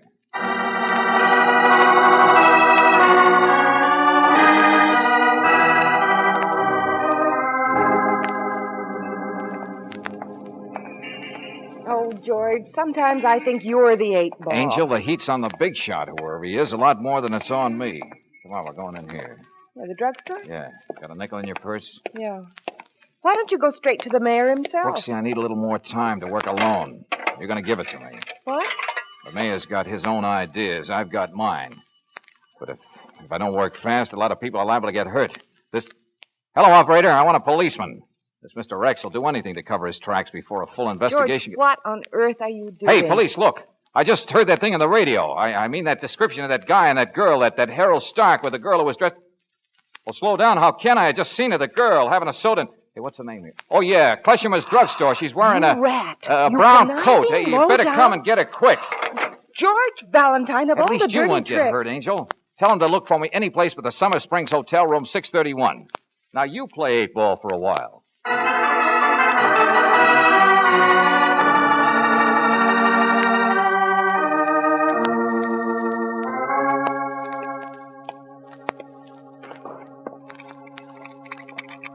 $6.31. Key fits all right. Ouch! Where are the lights in this plane? Oh, no. How long have you been dead, Baldy? Huh. Just about as long as the other guy, I guess, huh? Only what's your name? You the real Harold Stark? Are you the... Hey! Oh!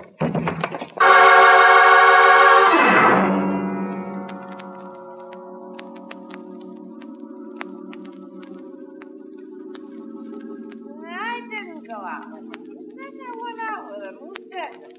You did. I know you. Who said that? Oh, what in the... You. Hey, where am I? Who? Come on, tell me. Hey, who in the name of... Shut up. People in the next room. Hey, Lemuel. Yeah. It's a lousy hotel. They let anybody in. I thought I knocked you out of the picture before once. We're even. I didn't hit you hard enough either. Yeah, you're out of condition, Buster. That's bad. You kill that guy? I was with you in another town. Don't talk so loud. All right. Hey, wait a minute. What are you trying to... Hey, get out of my pocket. What's the idea? There's a gun in your stomach. Don't argue. Well, why put a gun in my pocket, too? It's empty. Don't get your hopes up. Be quiet. Another wallet, too. If you think you can frame me for killing this guy, whoever he is, you're crazy. I'm not. Cops don't kill cops. What? Can't you tell Flatfeet when you see him? His name's Harold Stark. An eye that got shot. Like you're gonna be. Oh, so that's it. Yeah, sure, there is a Stark, a detective. Came to town acting like a necktie salesman, huh? Oh, just let me get in that chair, will you? Sure. You're fixed. You got everything. Wait a minute. 2 guns. 2 guns I got in my pocket. Not so loud. There's 2 men dead, aren't there? You're a bright boy, a real up-and-coming eye. Dead eye. Huh. Yeah, sure. The real Stark dead in this room. That accountant named Prell dead in my room. So come on, bright boy. Get on your feet. Yeah, sure. Look out. Get away from that phone. Hello, anybody? Yeah, that's better. Here now, talk to the wire. Dead like you are. Now on your feet, like I said. Hey, listen. The people next door, they've stopped talking. Yeah, they heard me. Look, Strong Brain, you're a sucker. Who do you work for? I didn't hear nothing. 2 guys have been murdered. First the detective here, then Prell. Somebody's going to swing for it. Now shut up, like I said. Hey, what's going on there? Can people have no privacy? You're listening. That's what you're doing. Oh, for the love of it. Walk, will you? Go on the door. All right. Plenty of standing room. Don't shove. Well, what are you listening to? You think you hear something of all the nerves? Now out the door. Okay. Just thought you might not want the guy who's coming down the hall to see you. What? Oh, it's only the desk clerk. Get back in there. What's going on here? What in Valentine! What do you think you're doing? Come on, get out of the way, fast. Let go of me, really. Down here, will you? Okay, he's not going to shoot. Shoot? What kind of a disturbance is this? This is not the sort of hotel you could... Wait a minute. I've seen you before. Yeah, you're the guy who gave out my description, I guess. What? No, I didn't give any description. Oh, you're the laundry man. Oh, no, that's what I was talking about. I remember. You're the... Oh. Well, see here, there was a mix-up Come on, skip it. Just show me the fastest way out. No, get that gun away from That me. big man in there, was there anybody with him when he came into the hotel? What? Well, no. Yes, I mean, yes. There are several men down the lobby. I don't know who they are. You're wanted by the police. That's all I know. The back stairs, then. Where are they? Come on. I won't help a criminal. Come on, don't argue, friend. Well, all right. Here, duck in here. There are several policemen in the hotel, too. There are cars at the alley entrance. You're going to find me a way out, so stop shaking. I didn't kill anybody. The police don't think I did. Why not? Now, look, you. I'm just a guy behind the 8-ball, see? There's a big crook in your town, Clarence Prell. You know him? No. An accountant. Man in a nice spot to take payoffs coming in from the city. But Prell is dead, so he's not the crook. What? Oh, for heaven's Find sake. me a way out of here, or people will be wrong. They'll think he was the crook. They'll say he killed a detective named Harold Stark who was on his trail. Let them say what they want. They'll say I killed Prell, maybe in self-defense. But I was real smart and collected all the evidence, including the guns. Then poor Valentine, he was on his way to get himself out of trouble with the police when something happened to him. You're mad. You're worse than the laundry people. Now, look, Buster, I'm telling you all this so you'll help. It's a frame-up, see? To get rid of 2 private detectives and take the heat off by making Prell look like the big shot. A triple play. Here we are. Here, give me a hand with the window. Okay. Only 6 stories up. I forgot my umbrella. I can't jump, Buster. No. Look, out there, you see? To the side. It's an old fire escape. It hasn't been used since we built the new wing, but it comes down in the service yard. This is the side street. Yeah? Well, go on. How much help do you need? Oh, there's no one down there. Here, you see? Yeah. Yeah, sure, I see. Uh-huh.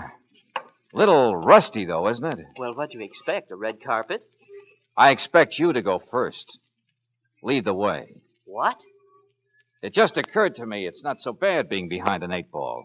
If you've got the cue in your hand. Mr. Valentine, for the love... Remember the gun, Buster. Lead the way. Now tell me, why do you call me Valentine? Why not Prell or Stark? Or any of the other names thrown around tonight? Well, back there, Lemuel called you Valentine. How do you know his name? Well, I'm a hotel clerk. I see lots of people. And that switchover of rooms today. I don't see how anybody could have done it but the hotel clerk himself. Well, but what on earth are you talking about? Human nature. How you and your boy Lemuel found out about my coming here. How I? An accountant sees lots of people, sure. But a hotel clerk sees a lot more. Now, who's in a better spot to receive payoff deliveries on the QT than the man behind the desk? I'm going back. You're going nowhere. Now, listen, Buster. It had to either be one of my 3 clients or you. What? Yeah, so take human nature again. It couldn't be one of them, or why get me in it? But they did write the letter right after a Civic League luncheon. What do you mean, human nature? I mean how people mail letters in hotels. In a hotel, you just hand the letter to the clerk to mail, don't you? Get out of my way. way. No, you don't. I'm going back. What's the matter? Don't these rusty stairs go on down there? Do they just fall off in the dark someplace? That's you who's going to fall off in the dark. Not even afraid of the gun, are you? You already know it's not loaded. Just evidence to be found on the patsy. Look out. Don't. This is where you get racked up, 8-ball.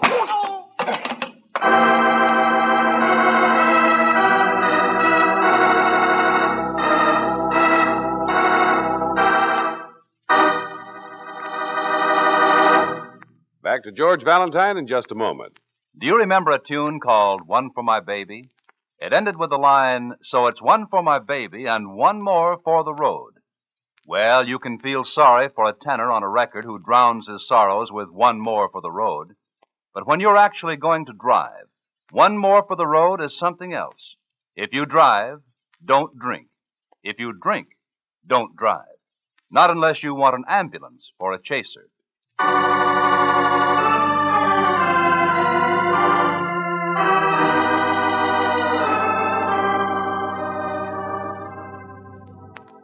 But, George, how did you get off that fire escape? It was rusty. You would have fallen through. That's why he led you out there. What he expected you to do. Hey, slow down, will you? How'd you get out of jail, Angel? Oh, George, please, I want to understand. Oh, he was a guy, all right, the hotel clerk. Yeah, he kept the job so nobody'd ever guess, as well as because it was such a perfect spot for payoffs. He knew the heat was on when he heard I was coming, and Lemuel couldn't stop me. He had me all set for a double fancy frame. But that other detective. Well, the mayor said he wanted to handle things himself, didn't he? But he knew a man he wanted to hire. Harold Stark. Posing as a necktie salesman. Yeah, and that accountant had been working with the clerk on the rackets, so he figured he'd make him fall guy. Strictly from desperation, Angel. But it all might have worked. You would have died accidentally, fallen and been killed, and that would have been the end of it. Mm-hmm. Only how on earth, after you knocked him out, how did you get him off the fire escape? How did you get out of jail? Well, you saw him. That big, good-looking policeman. So what? You said you didn't tell him anything. No. Well? He was very sweet. Well, I mean, after a while, there was no reason to hold me. In jail, I mean. Oh, why, Brooksy. And, well, why should I tell you if you won't tell me? Good night, Georgie. Let George Do It is a weekly presentation of the United States Armed Forces Radio and Television Service.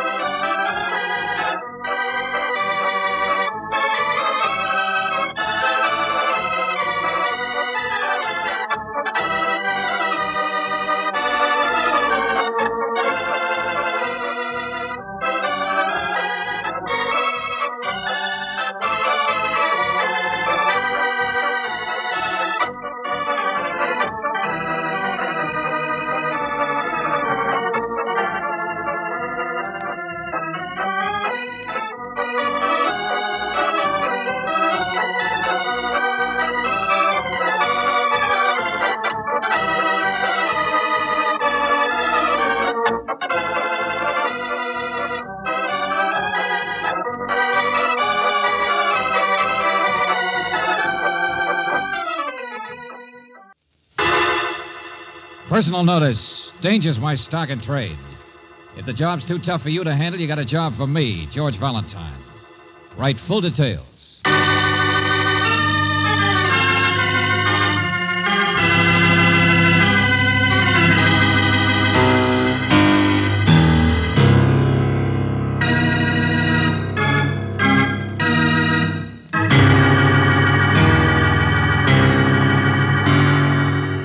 Standard Oil Company of California, on behalf of independent Chevron gas stations and standard stations throughout the West, invites you to Let George Do It.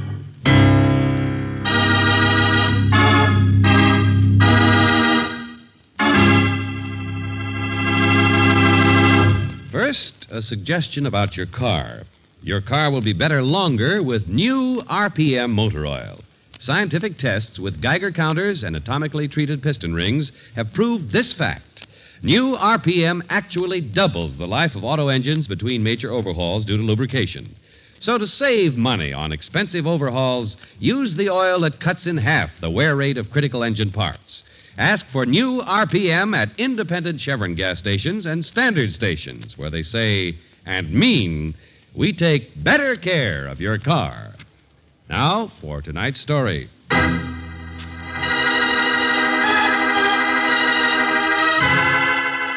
The Eightball, another adventure of George Valentine.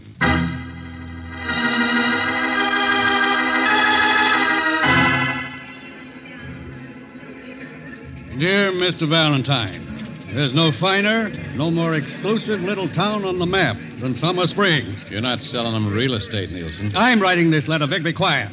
Shut the door, will you, Emmett? Sure, Nielsen. Boys are a little noisy. Guess the luncheon's broke up.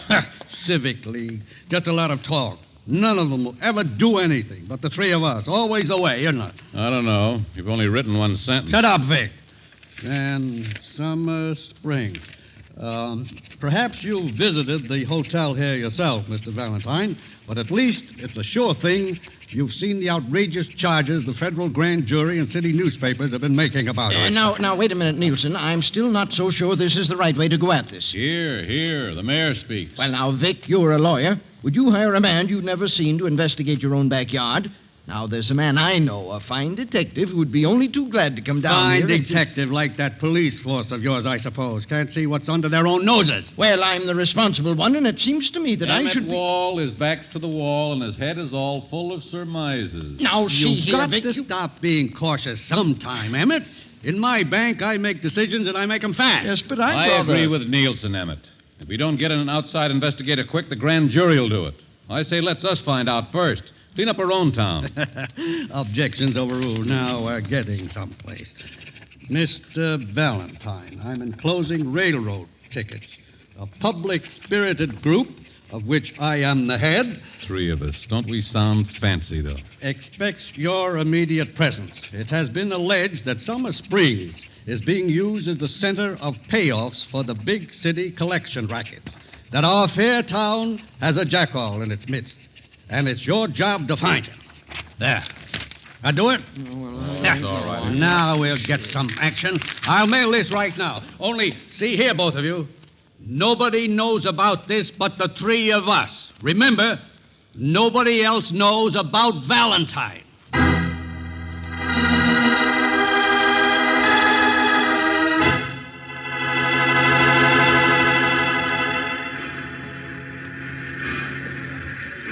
They made a reservation for me at the Summer Springs Hotel, Brooks, so you can phone me up there. George, why can't I go with you? Just because they don't expect me Look, to it's come... a five-alarm fire all set to go off, and you know it. Summer Springs is going to be hotter than the 4th But nobody knows about you, just the men who rode. Angel, I'm looking for a guy who poses as respectable, a big-timer who hasn't been identified.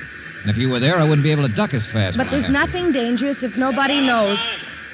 Hey, wait, Mr. Valentine. Huh? Yeah? The baggage man pointed you out. Yeah? I need your help. I need you a lot. I got a case for you. Sorry, I'm tied up on one. My, grandmother's dead. Oh, that's too bad. My grandfather killed her. Used an axe. What? I'm not interested. George. You see, my aunt's insane, and what happened I doubt was if you ever had a grandmother, Gorilla Boy, or even a mother. Now say it in English and fast, because I'm not going to miss that train. I got $1,000 here for you to take my case. I could think of one. Uh-huh. You mean if I don't take the train? I don't mind.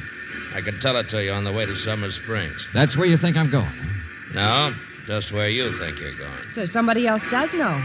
Hey, Buster, get out of my way before I miss Stay that. away, I'm telling you. Oh, no, you George, don't. look out! Now. Yeah, easy. We're attracting attention. A corpse would attract more. Who hired you? $1,000. Trip ain't necessary. Stay home. Okay, maybe you're right, mister. Too late now anyway. There she goes. It's a sooty kind of a trip. You wouldn't have enjoyed it. Uh-huh. Shall we go count the money? Sure. My name's Lemuel. You're a smart guy. I thought you'd see the light. Yeah. I hope you do. So you get to go after all, Angel. Yeah, you get to drop me off in Summer Springs yourself. From the car.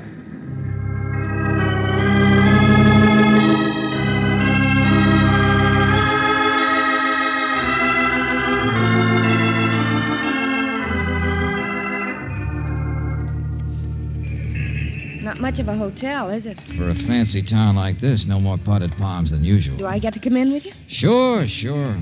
Lemuel kept me off the train, didn't he?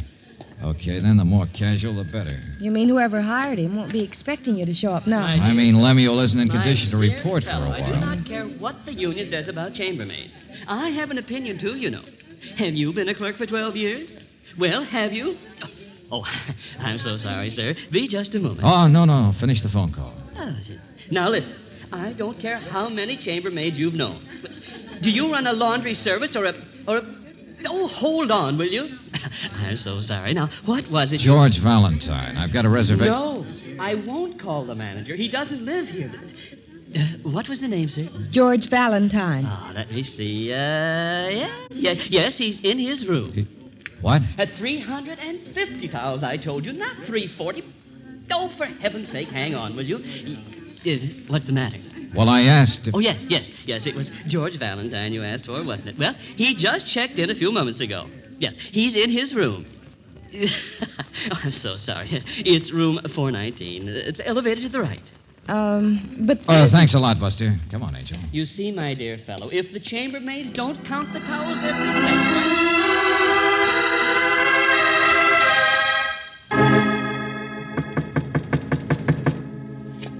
But who is it, George? If somebody took your room... I don't know, Brooksy. Looks like they're still one step ahead of us, whoever they are. It's a cinch Lemuel couldn't have revived in time.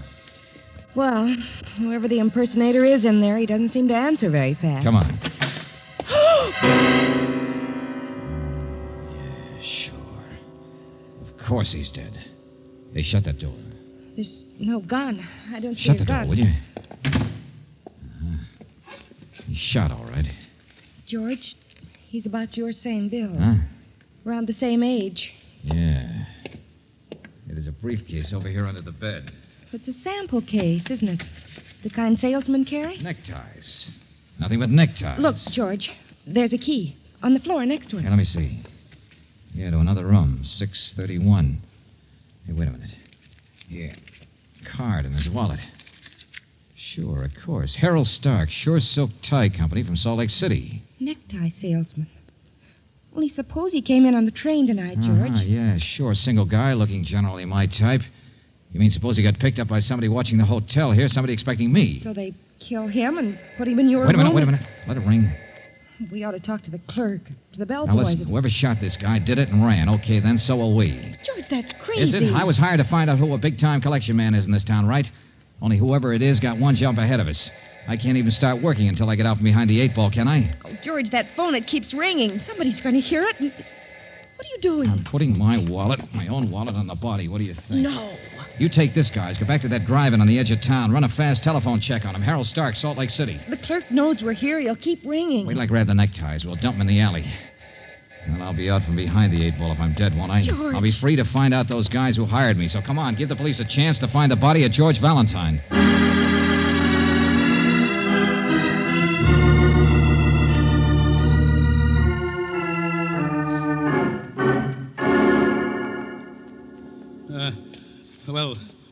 Yes, come in, Mr.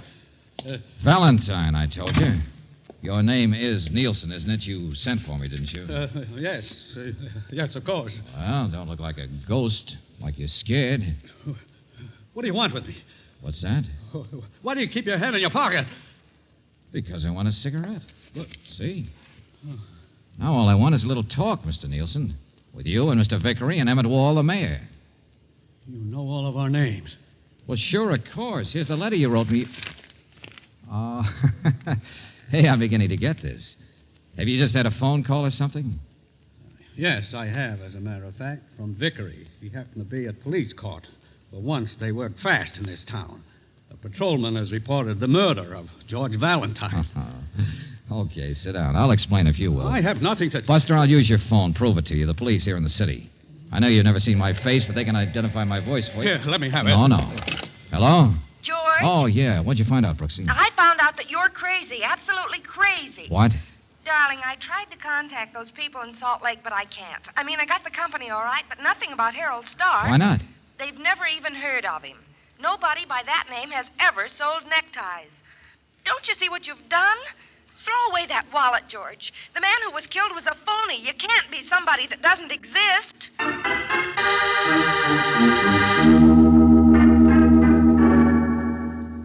All right. I believe you. I agree you're Valentine. Then you realize how fast I gotta work, Nielsen. I told you what Miss Brooks said.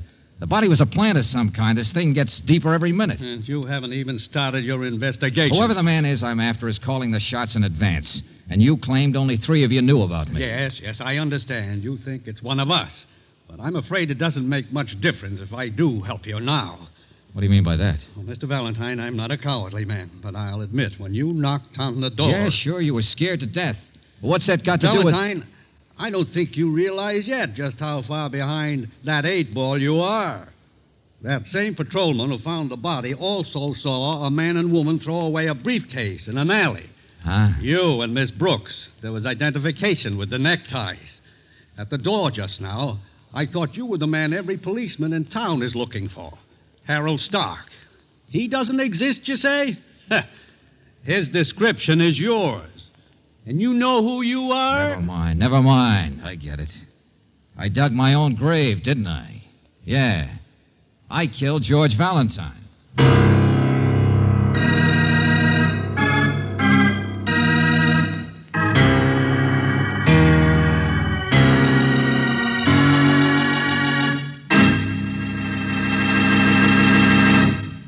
We'll return to tonight's adventure of George Valentine in just a moment. Here's a true story about a man from Arizona and the trip he was about to make across the Mojave Desert at midnight. He was in Phoenix, bags packed, ready to go, half a tank of gasoline. Glancing at his watch, then at the fuel gauge, he thought, well, I probably could get across that desert, but maybe I'd better play it safe. So he drove into a service station and told the man on duty, just fill the tank with your premium gas, but don't take time to check under the hood. Yes, sir, replied the attendant, just fill the tank with Chevron Supreme. But when he noticed all the luggage, he asked, you sure you don't want me to make sure the water and oil are at the safe level, just in case? All right, but hurry, please. In less than a minute, the attendant was back. Water's fine, sir, but it looks like you have an oil leak, and we better find out what's causing it. Otherwise, I'm afraid you'll run out of oil in the middle of the desert, and that would mean a burned-out engine. A few weeks later, the motorist from Arizona wrote us about this experience, then added, many thanks for keeping me from getting stalled out there in no man's land. You fellows certainly pay attention to details, unquote. Well, car savers like to pay attention to details, for they know it's just plain good business for them to keep your car in top shape and to stop trouble before it starts. They know that customers appreciate the little things, like keeping the battery water at the proper level so you won't have to worry about a feeble battery or a dead one. Car savers also give your battery the hydrometer test, take cell readings, and above all, watch for corrosion, which keeps any battery from delivering its full power. For these extra services and a friendly welcome, drive into any independent Chevron gas station or standard station where they say and mean, we take better care of your car.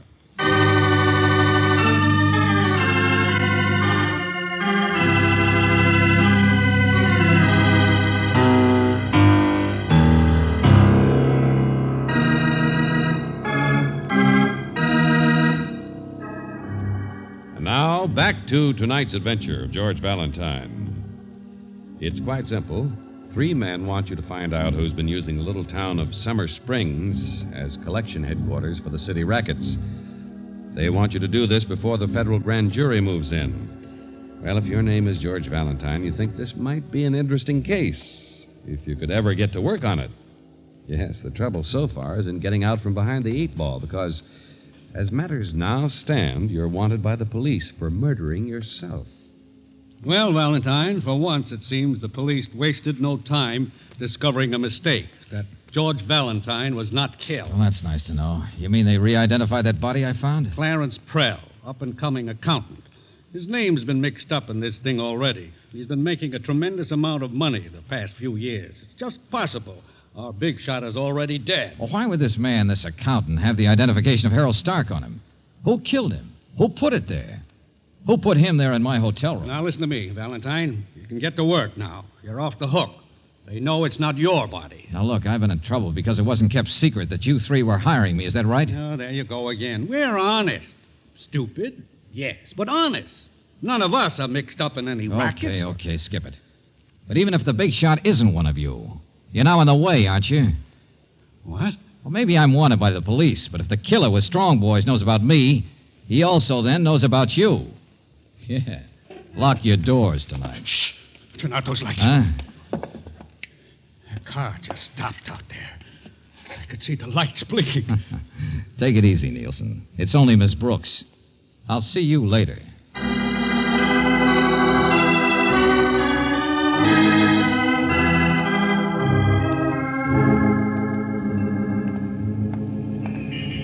Oh, George, sometimes I think you're the 8-ball. Angel, the heat's on the big shot, whoever he is, a lot more than it's on me. Come on, we're going in here. Where, the drugstore? Yeah. Got a nickel in your purse? Yeah. Why don't you go straight to the mayor himself? Brooksy, I need a little more time to work alone. You're going to give it to me. What? The mayor's got his own ideas. I've got mine. But if I don't work fast, a lot of people are liable to get hurt. Hello, operator. I want a policeman. This Mr. Rex will do anything to cover his tracks before a full investigation. George, what on earth are you doing? Hey, police, look. I just heard that thing on the radio. I mean that description of that guy and that girl, that Harold Stark with the girl who was dressed... Well, slow down. How can I? I just seen her, the girl, having a soda. Hey, what's her name here? Oh, yeah, Kleshimer's drugstore. She's wearing a brown coat. Hey, you better come and get her quick. George Valentine, of all the dirty tricks. At least you won't get hurt, Angel. Tell him to look for me any place but the Summer Springs Hotel, room 631. Now, you play 8-ball for a while.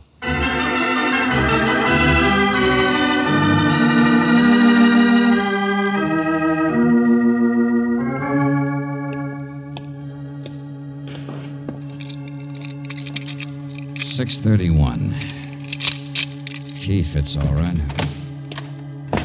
Ouch. Where are the lights in this plane?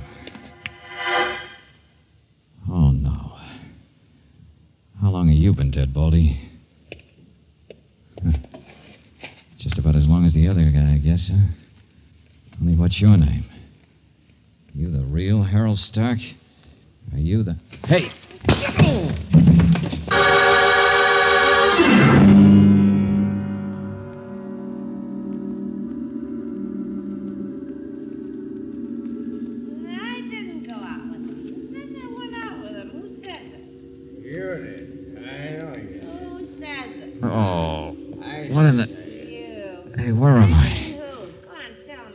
Who in the name of... Shut up. People in the next room. Hey. Lemuel. Yeah. It's a lousy hotel. They let anybody in. I thought I knocked you out of the picture before once. We're even.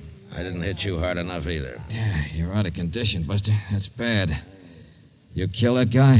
I was with you and another Tom. Don't talk so loud. All right. Hey, wait a minute. What are you trying to... Hey, get out of my pocket. What's the idea? There's a gun in your stomach. Don't argue. Well, why put a gun in my pocket, too? It's empty. Don't get your hopes up. Be quiet. Another wallet, too. If you think you can frame me for killing this guy, whoever he is, you're crazy. I'm not. Cops don't kill cops. What? Can't you tell Flatfeet when you see him? His name's Harold Stark. An eye that got shot. Like you're gonna be. Oh, so that's it. Yeah, sure, there is a Stark, a detective. Came to town acting like a necktie salesman, huh? Ouch. Just let me get in that chair, will you? Sure. You're fixed. You got everything. Wait a minute. 2 guns. 2 guns I got in my pocket. Not so loud. There's 2 men dead, aren't there? You're a bright boy, a real up-and-coming eye. Dead eye. Yeah, sure. The real Stark dead in this room. That accountant named Prell dead in my room. So come on, bright boy. Get on your feet. Yeah, sure. Look out. Get away from that Hello, anybody? Yeah, that's better. Here now, talk to the wire. Dead like you are. Now on your feet, like I said. Hey, listen. The people next door, they've stopped talking. Yeah, they heard me. Look, Strong Brain, you're a sucker. Who do you work for? I didn't hear nothing. 2 guys have been murdered. First the detective here, then Prell. Somebody's going to swing for it. Now shut up, like I said. Hey, what's going on there? Can people have no privacy? You're listening. That's what you're doing. Oh, for the love of it. Walk, will you? Go on the door. All right. Plenty of standing room. Don't shove. Well, what are you listening to? You think you hear something or something? Of all the nerves. Now out the door. Okay. Just thought you might not want the guy who's coming down the hall to see you. What? Oh, it's only the desk clerk. Get back in there. What's going on here? What in heaven? Valentine! What do you think you're doing? Come on, get out of the way, fast. Let go of me, really. Down here, will you? Okay, he's not going to shoot. Shoot? What kind of a disturbance is this? This is not the sort of hotel you get... Wait a minute. I've seen you before. Yeah, you're the guy who gave out my description, I guess. What? No, I didn't give any description. Oh, you're the laundry man. Oh, no, that's what I was talking about. I remember. You're the... Oh. Well, see here, there was a mix-up Come on, route. skip it. Just show me the fastest way out. Get that gun away from That me. big man in there, was there anybody with him when he came into the hotel? What? Well, no. Yes, I mean, yes. There are several men down the lobby. I don't know who they are. You're wanted by the police. That's all I know. The back stairs, then. Where are they? Come on. I won't help a criminal. Come on, don't argue, friend. Well, all right. Here, duck in here. There are several policemen in the hotel, too. And there are cars at the alley entrance. You're going to find me a way out, so stop shaking. I didn't kill anybody. The police don't think I did. Why not? Now, look, you. I'm just a guy behind the 8-ball, see? There's a big crook in your town, Clarence Prell. You know him? No. An accountant. Man in a nice spot to take payoffs coming in from the city. But Prell is dead, so he's not the crook. What? Oh, for heaven's Find sake. me a way out of here, or people will be wrong. They'll think he was the crook. They'll say he killed a detective named Harold Stark who was on his trail. Let them say what they want. They'll say I killed Prell, maybe in self-defense. But I was real smart and collected all the evidence, including the guns. Then poor Valentine, he was on his way to get himself out of trouble with the police when something happened to him. You're mad.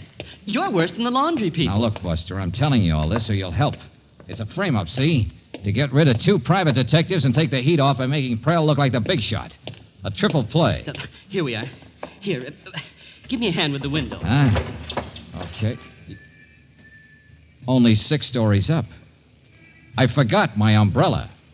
I can't jump, Buster. No. Look, out there, you see? To the side. It's an old fire escape. It hasn't been used since we built the new wing, but it comes down in the service yard. This is the side street. Yeah? Well, go on. How much help do you need? Oh, there's no one down there. Here, you see? Yeah, sure, I see. Little rusty, though, isn't it? Well, what do you expect, a red carpet? I expect you to go first. Lead the way. What? It just occurred to me it's not so bad being behind an 8-ball. If you've got the cue in your hand. Mr. Valentine, for the love... Remember the gun, Buster. Lead the way. Now, tell me, why do you call me Valentine? Why not Prell or Stark? Or any of the other names thrown around tonight? Well, back there, Lemuel called you Valentine. How do you know his name? Well, I'm a hotel clerk. I see lots of people. And that switchover of rooms today. I don't see how anybody could have done it but the hotel clerk himself. Well, but what on earth are you talking about? Human nature. How you and your boy Lemuel found out about my coming here. How I? An accountant sees lots of people, sure. But a hotel clerk sees a lot more. Now, who's in a better spot to receive payoff deliveries on the QT than the man behind the desk? I'm going back. You're going nowhere. Now, listen, Buster. It had to either be one of my 3 clients or you. What? Yeah, so take human nature again. It couldn't be one of them, or why get me in it? But they did write the letter right after a Civic League luncheon. What do you mean, human nature? I mean how people mail letters in hotels. In a hotel, you just hand the letter to the clerk to mail, don't you? Get out of my way. way. No, you don't. I'm going back. What's the matter? Don't these rusty stairs go on down there? Do they just fall off in the dark someplace? That's you who's going to fall off in the dark. Not even afraid of the gun, are you? You already know it's not loaded. Just evidence to be found on the patsy. Look out. Don't. This is where you get racked up, Eightball.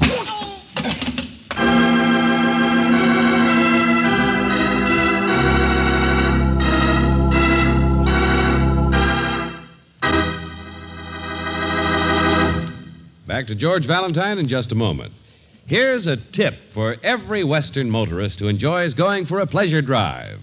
For real motoring fun, use Chevron Supreme, the gasoline that's balanced to give your car all the important qualities it needs.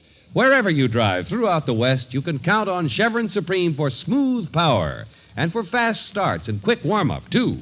Try Chevron Supreme gasoline at independent Chevron gas stations and standard stations where they say and mean we take better care of your car.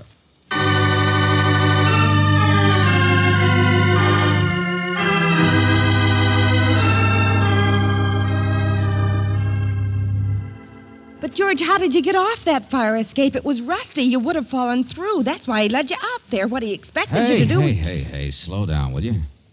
How'd you get out of jail, Angel? Oh, George, please, I want to understand. Oh, he was a guy, all right, the hotel clerk. Yeah, he kept the job so nobody'd ever guess, as well as because it was such a perfect spot for payoffs. He knew the heat was on when he heard I was coming, and Lemuel couldn't stop me. He had me all set for a double fancy frame. But that other detective. Well, the mayor said he wanted to handle things himself, didn't he? But he knew a man he wanted to hire. Harold Stark, posing as a necktie salesman. Yeah, and that accountant had been working with the clerk on the rackets, so he figured he'd make him fall guy. Strictly from desperation, Angel. But it all might have worked. But you would have died accidentally, fallen and been killed, and that would have been the end of it. Mm-hmm. Only how on earth, after you knocked him out, how did you get him off the fire escape? How did you get out of jail? Well, you saw him. That big, good-looking policeman. So what? You said you didn't tell him anything. No. Well? He was very sweet. Well, after a while, there was no reason to hold me. In jail, I mean. Oh, why, Brooksy. And, well, why should I tell you if you won't tell me? Good night, Georgie.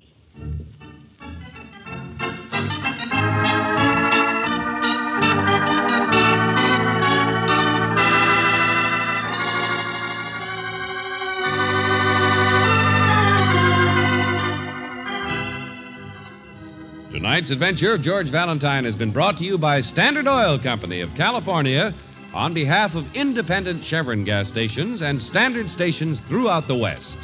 Robert Bailey is starred as George, with Virginia Gregg as Brooksy.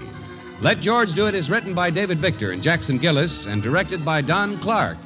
Bill Conrad was heard as Lemuel, Bob Jellison as the clerk, Herb Butterfield as Nielsen, Will Wright as Vickery, and Stanley Farrar as Wall. Music is composed and presented by Eddie Dunstetter, your announcer, John Heaston. Listen again next week, same time, same station, to Let George Do It. Let George Do It is heard overseas through the worldwide facilities of the Armed Forces Radio Service. This is the Mutual Don Lee Broadcasting System.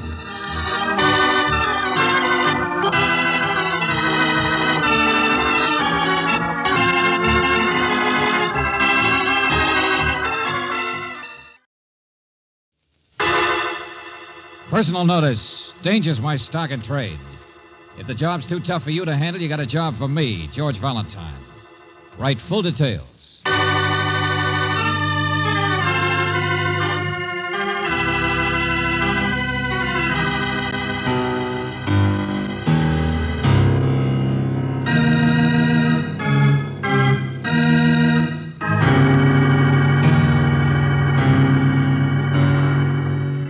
Standard Oil Company of California, on behalf of independent Chevron gas stations and standard stations throughout the West, invites you to Let George Do It.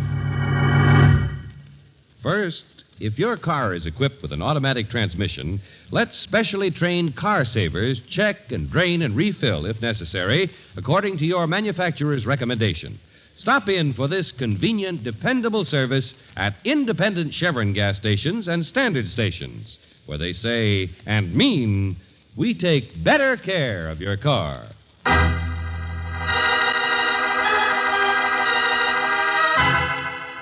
Now, tonight's story, Uncle Harry's Bones, another adventure of George Valentine.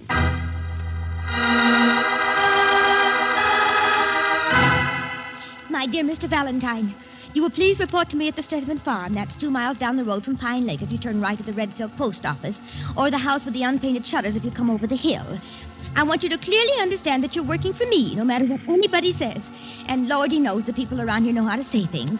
For instance, they all say Uncle Harry is their uncle, but he's not. He's mine, and nobody else's.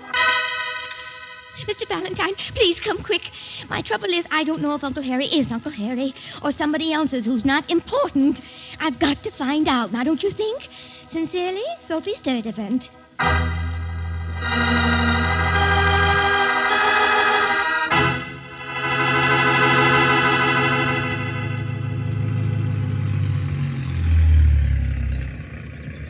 Hey, friend. Hey, you. What's your trouble? Hello. We're looking for the Sturdivant place. Oh, down the road, past the hill. If you're looking for Doc Sellers, he's just gone into town, I think. Doc Sellers? Who's he? No, it's Sophie Sturdivant we wanted to see. Oh, Sophie. Her. Oh, what's funny? Nothing. Doc's her brother. He's all right. What's the matter with her? Nothing.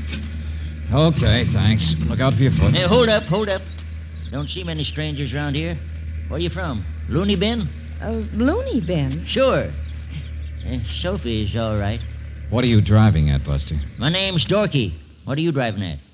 Say, tell me something. Where does Sophie's Uncle Harry live?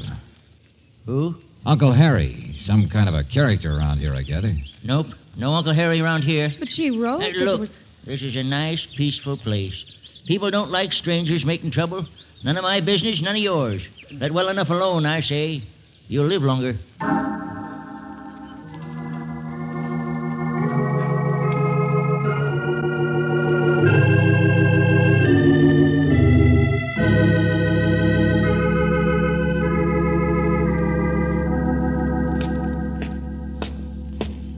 It's kind of a run-down place, isn't it? And all places around here seem to be, George. Yeah.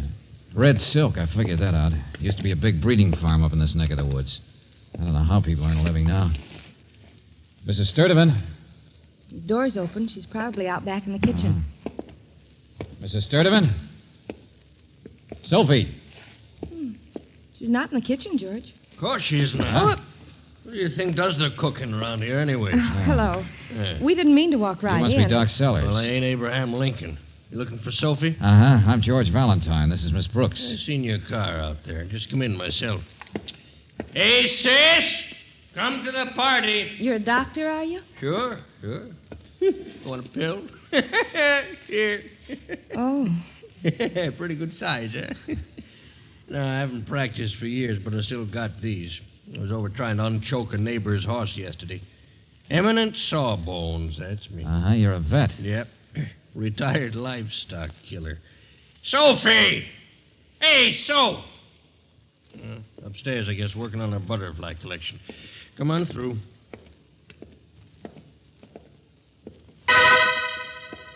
Sophie, for the love... She must have fallen down the stairs, George. I'm all right. I'm Here. all right. Get her over to the couch. I'm all right. Clumsy ox, what'd you do? Trip over your own feet? Oh, here, let me. She didn't fall downstairs. Huh? Yes, I did. That's what I must have done. But how did your face get those blotches on it? How'd you get that black eye? No one hit me. What'd you say that for? I mean, I fell, that's all. Look, did somebody slap you, knock you No, down? no. Well, who was it? Why? When did it happen? Oh, stop it. We've come to help you, Sophie. So I want you to tell us what... Oh, Huh? What are you looking at me for? no reason. Just wondered why she's still so Oh, scared. no, that's ridiculous. Doc's my brother. Oh, hey, Douglas! Douglas, come on in here. Is Douglas with you? Yeah, just got back from looking at the old office. Oh, what did you find? Nothing, not a blame thing. Oh, look, both of you. What are you talking about? Yes, Doc. What is it?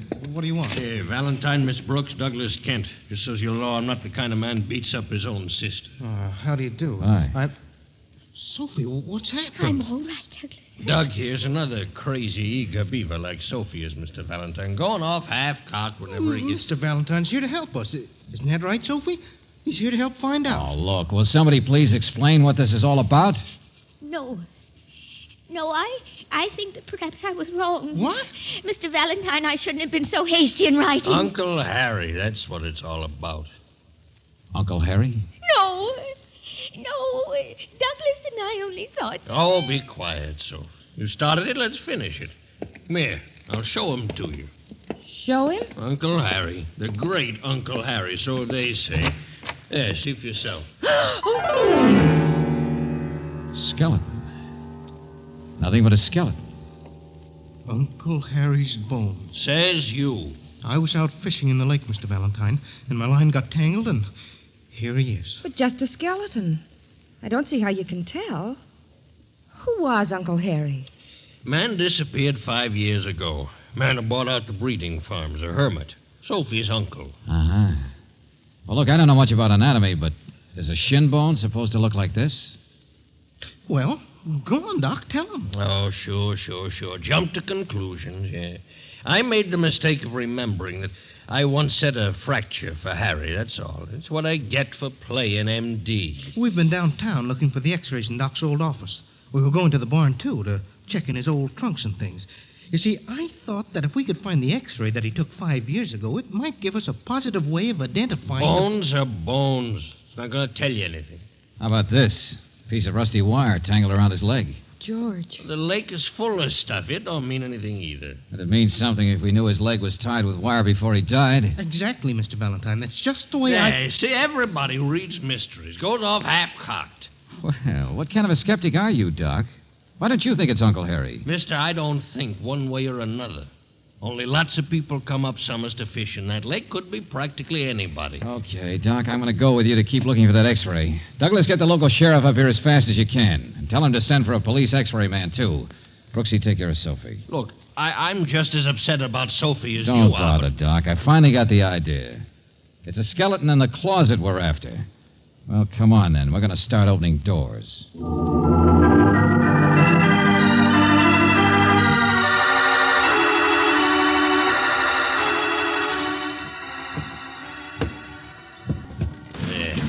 Set the blame leg in the first place if there was a real sawbones around.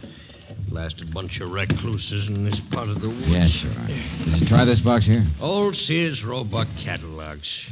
Yeah, blasted cobwebs. Hey, how about the tin one? Oh, yeah, let me see. Your x-ray stuff ought to be boxed up somewhere that you could find it. Doc, where are you? Oh, that you, Sheriff? Right here. Come here, meet Mr. Valentine. Worse than cleaning out an old attic. Hi. Don't stick your paw at me, young man. Well. What's your trouble, Sheriff? Don't you like to know what's going on in your territory? I know all about it. Don't need any city boys to come telling me what my job is. Uncle Harry disappeared 5 years ago. Let's leave him that way, I say. Uh-huh. You're not interested in skeletons, huh? Sheriff, I think I'd like to have a little talk with you before quit your blabbing and give us your pocket knife. Oh, yeah, here. It's airtight box. Maybe you got it. I don't know. Yeah, sure. Yeah, that looks like negatives. Hey, look out for that spider. Open up closets. Got to expect being bit. Here. Let's see. Uh-huh. Oh, that's a horse, isn't it? Uncle Harry, horse, spider, what difference does it make? Uncle... There you are. Yeah, name, date, shin bone. Yeah, that's him, all right. Here, let's get it in the light. Well, Doc? Yeah, could be the same as the skeleton. Looks the same to me. Set crooked on top there. Like 100 others, I suppose. Holy smokes, Mr. Valentine, I can't tell for Sheriff, sure. did you get that police x-ray man? Yeah, over at the house. Mr. Kennedy. Okay, give me that x-ray. Come on.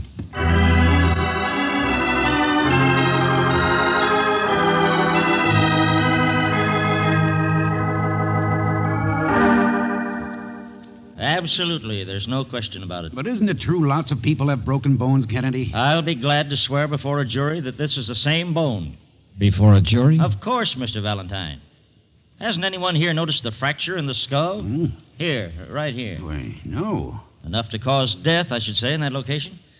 I will also testify that the fracture must have been made before the body became a skeleton. In other words, the X-ray proves it's Uncle Harry. Precisely. And the combination of fracture and wire around the legs unquestionably proves that he was murdered. There you are. Quite simple. Murder.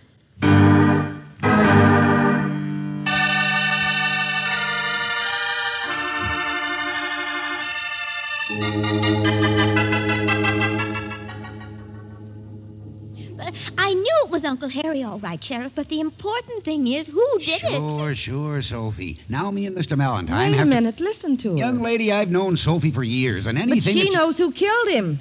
She what? Of course I do. And I always knew it had happened, too. And that's why I hired you, Mr. Valentine, to catch him. Somewhere in Manitoba, Canada, I think was the last place. You know, he sends me checks. You see, that's because he feels guilty about the way he treats me. Harry was a skinflint, a miser, a bloodsucker. I've sent descriptions. I've had detectives after him lots of times, but they've never been able to Wait catch a him. minute, please, both of you. She's talking about her husband, George, her second husband. He only married me because of Uncle Harry's money, and I was the relative. But Uncle Harry was too smart for him. He'd never give him any. Oh, no, not him. Sophie, why do you... Bunker, his name is, and when you find him, you'll hang him, won't you, Mr. Valentine? I know Bunker did it. He always said he got Harry's money. And 5 years ago he did it, don't you see? And then he disappeared. Hold it, will you, please? This Bunker, what happened? Was he a husband that ran away from you? I beg your pardon? I sent him away, don't you understand? He was no good, and I sent him away. That's why I'm using my first husband's name. Bunker was a lying cheat. And he killed Uncle Harry, and I sent him away before I knew what he'd done. Well, get him, that's all. Get him and hang him.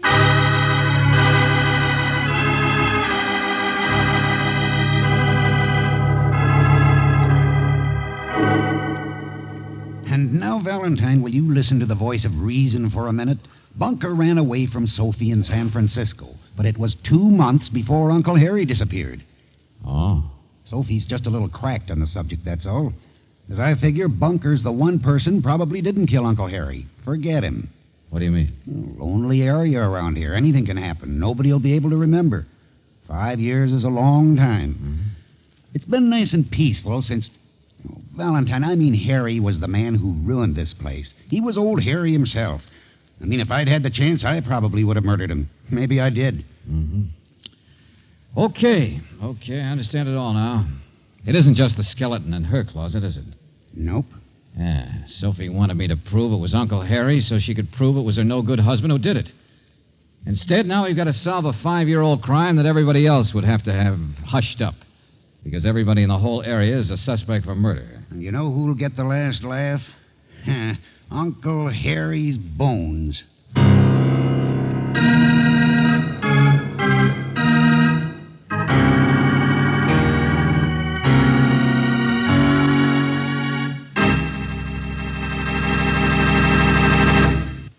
We'll return to tonight's adventure of George Valentine in just a moment.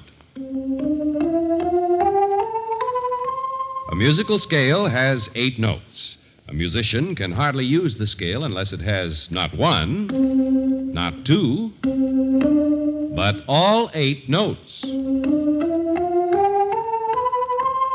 In gasoline, it takes 8 different qualities to give you all-around dependable performance. Now, gasolines can be designed to play up one quality at the expense of others, but that unbalances the overall performance. If a musician makes one note in a scale sharp without adjusting the others, you hear this. Something slightly off? Well, that's what you'd find in an unbalanced gasoline, but not in Chevron Supreme. Chevron Supreme gasoline gives you not 1, not 2, but all 8 top performance qualities. Just what are those 8 qualities? Here they are. Area blending quality, mileage, power, anti-knock quality, vapor lock prevention, starting quality, warm-up quality, acceleration. These are the 8 qualities that mean dependable performance in your car. Count on Chevron Supreme to give you not 1, not 2, but all 8 high-performance qualities. For sweet music under the hood of your car, wherever you drive in the West, ask for Chevron Supreme gasoline at standard stations and independent Chevron gas stations where they say and mean, we take better care of your car.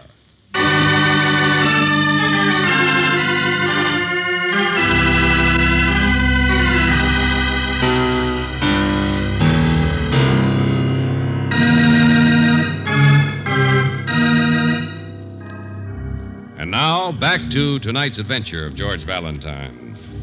It seems your client, Sophie, is the only one who ever liked Uncle Harry. Everyone else, including the sheriff, would prefer to let sleeping dogs lie.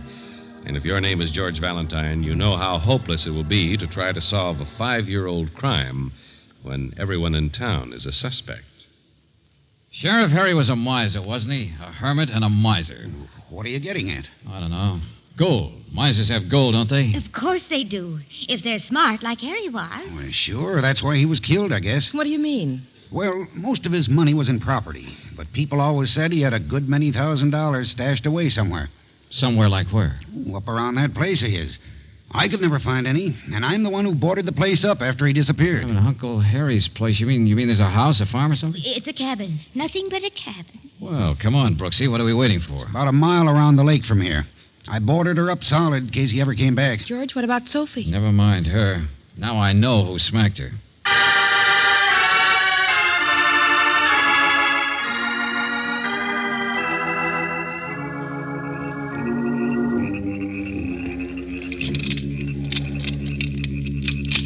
Not much of a cabin for a rich man, is it? No. Here we are. I don't know. At least he kept it neat and clean. Turn your flashlight over here. Oh, Just a desk, that's all. you think there's any point in going through it? Not if you're looking for money. Listen. Oh, it's just the wind, I guess. Hey, wait, Brooksy. What? A brick out of the fireplace. Yeah, a nice little hole underneath. Maybe Uncle Harry did have some money. Sure, of course he did. What's the matter? Hole in the mattress. Place for a box. Oh, Hey, look out. I tripped. Well, there's nothing funny about it. Yes, there is. Loose board, Angel. This place is honeycomb with old hiding spots. Yeah. All of them empty. Look, here's a coin. This one wasn't empty. I mean, once upon a time. None of them were from the looks of it. I mean, that doesn't quite make sense, does it? What do you mean, George? With the kind of tough old guy that Harry must have been. I don't... Duck, Angel. What? Get down. Turn off that flashlight. George? Take it easy now. This is who I think it is. The man with the shovel. I can see him in the doorway. All right, shut the door, Buster. There's a draft. Never mind the match. George, look out for the shovel! Get away from me! All right, I guess now we can have some light, Angel. Well, it's our neighbor. What's your name? Dorky, that right? Let go of me. Sure, I'll let go. The man who warned us away. The man who said Sophie was The just man a who ridiculous... warned Sophie away, you mean? What? I did not. You got mad and hit her, too. That's assault. Now, look. Listen to All me. a matter of geography. I remember what she wrote me about the 2 roads. And Doc Sellers and Douglas went to town this morning. That's in the other direction from your place by the hill. So how did you know that Doc had gone to town? He wouldn't have gone past you. That's the wrong direction. So I guess you knew he was gone because you'd been over there.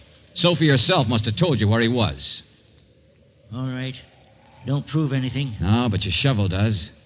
I wondered why a guy who'd committed murder 5 years ago would be stupid enough to commit an overt act today. Murder. Now, look, I hated Uncle Harry, sure, I didn't but say you did I? Relax, Buster. You're just a little greedy, that's all. Come digging for the miser's cash. George, I don't understand. When people thought Uncle Harry disappeared, they'd naturally assume he took his loot with him. Now it seems he was murdered. That makes it a little different. Nobody alive would be smart enough to kill him and find all of it. An old cowhide skinflint like that. I know. That's why you wanted Sophie to stop raising alarm. If everybody knew for sure Uncle Harry was dead, why, you'd get trampled in the rush up here. He bilked me out of some of my property. You can't blame me Buster, for I'm not blaming you for anything. That's not my job. Now get out. Go on. Go home. George, what on Come earth? on, come on. You heard me. There isn't any gold around here. Well, what's the matter, Angel? Don't you understand? We're all through with this case.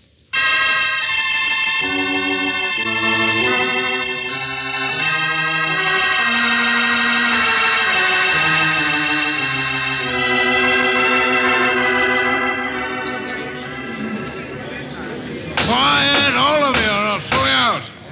Go on, Doc. Oh, sure, Coroner. There's not much to say. I've given my testimony. He's identified the body. That's all we need from Doc Sellers. Well, Sheriff, who has got something to say? I understood this fella, Valentine, had caught somebody up at Uncle Harry's shack.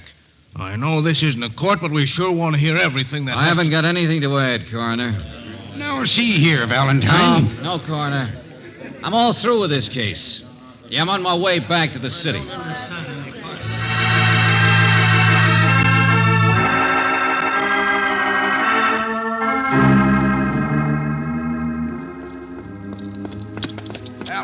Valentine. Yeah, what was the idea back there at the inquest? There's no idea, Doc. See here, if you think our sheriff is capable... The sheriff's all right, Douglas. Big compliment. He only wishes it were true. All right, now listen, all of you.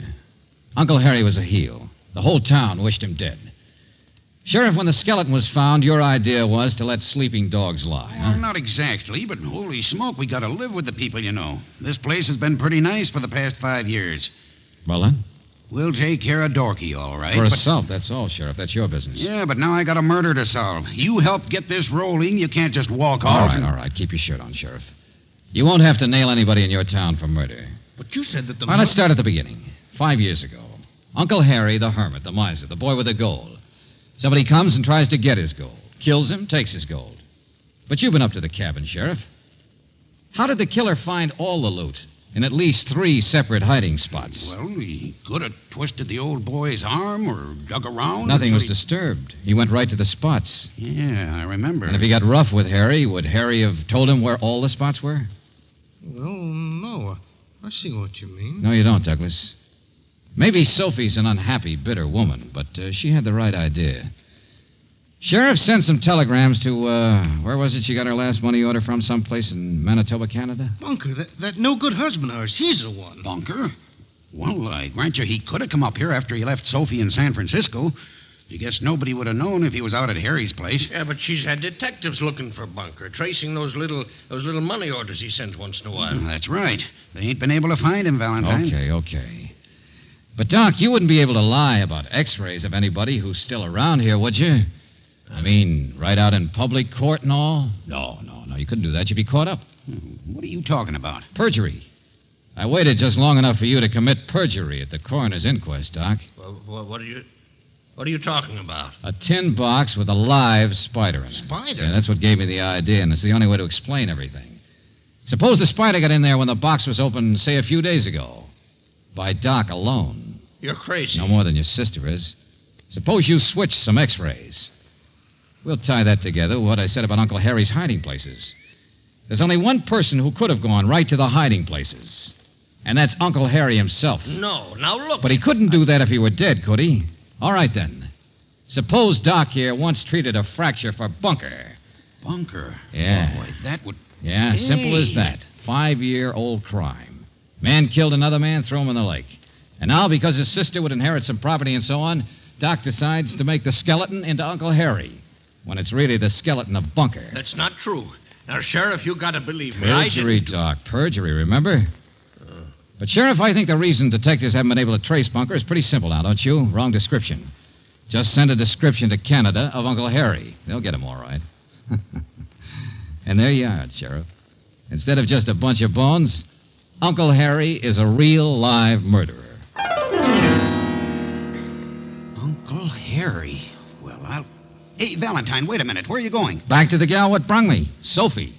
Yeah, there's a lot more important stuff to clear up in this case than dead skeletons. Yeah, Sheriff, I got a live client to drag out of her closet. A gal who hired me and then slammed doors in my face. Why? Well, in a couple of seconds, I'll find out.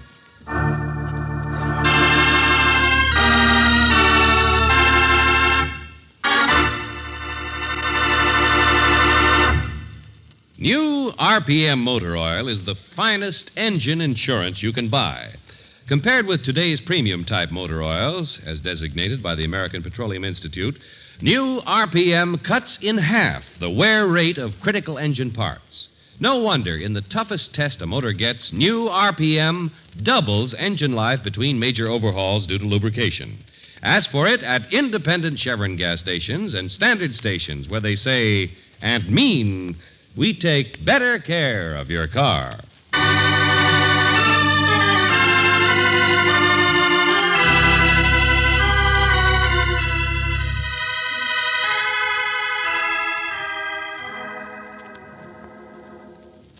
He hated Harry.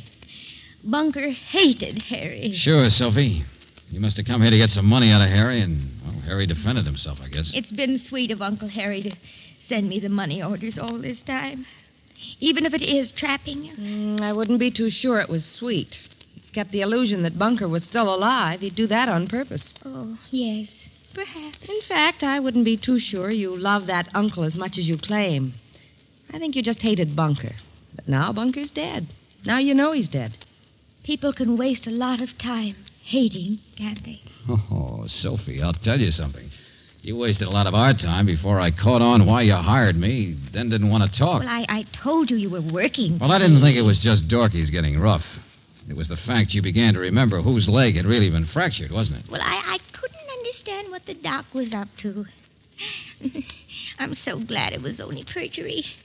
Makes me feel much better. He'd been willing to wait another 2 years. You might have had Uncle Harry declared legally dead and collected his property that way. Yeah, but Doc wouldn't wait, that's all.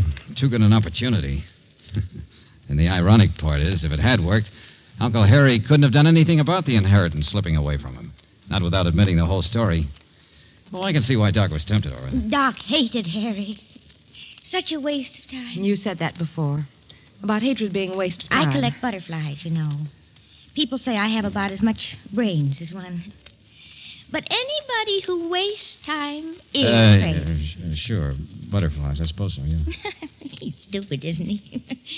Doesn't learn any lessons from seeing what happens from an unhappy marriage. Don't worry, Sophie. I'm the teacher. What?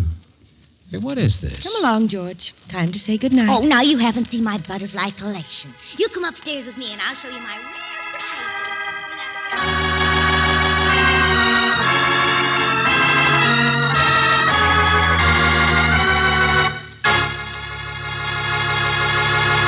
Tonight's adventure of George Valentine has been brought to you by Standard Oil Company of California on behalf of independent Chevron gas stations and standard stations throughout the West. Robert Bailey is starred as George with Virginia Gregg as Brooksy. Let George Do It is written by David Victor and Jackson Gillis and directed by Don Clark. Lorene Tuttle was heard as Sophie, Larry Dobkin as Doc, Don Diamond as Douglas, Joe Duvall as the Sheriff, and Fred Howard as Dorky.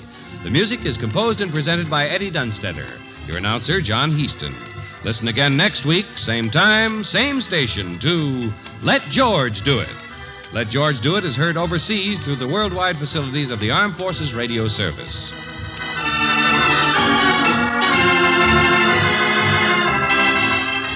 This is the Mutual Don Lee Broadcasting System.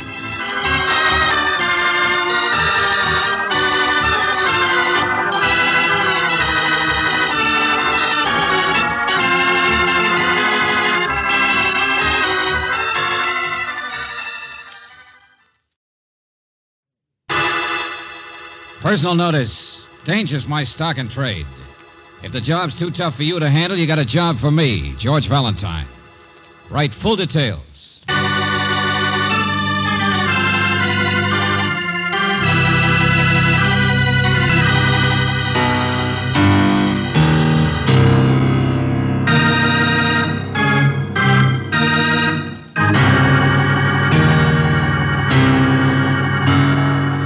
Standard Oil Company of California, on behalf of independent Chevron gas stations and standard stations throughout the West, invites you to Let George Do It.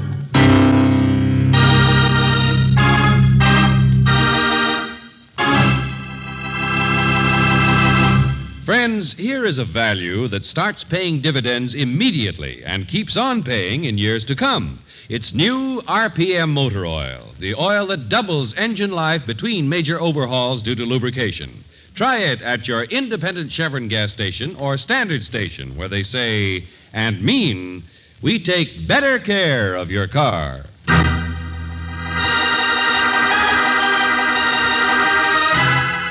Now, tonight's story, The Noose Hangs High, another adventure of George Valentine.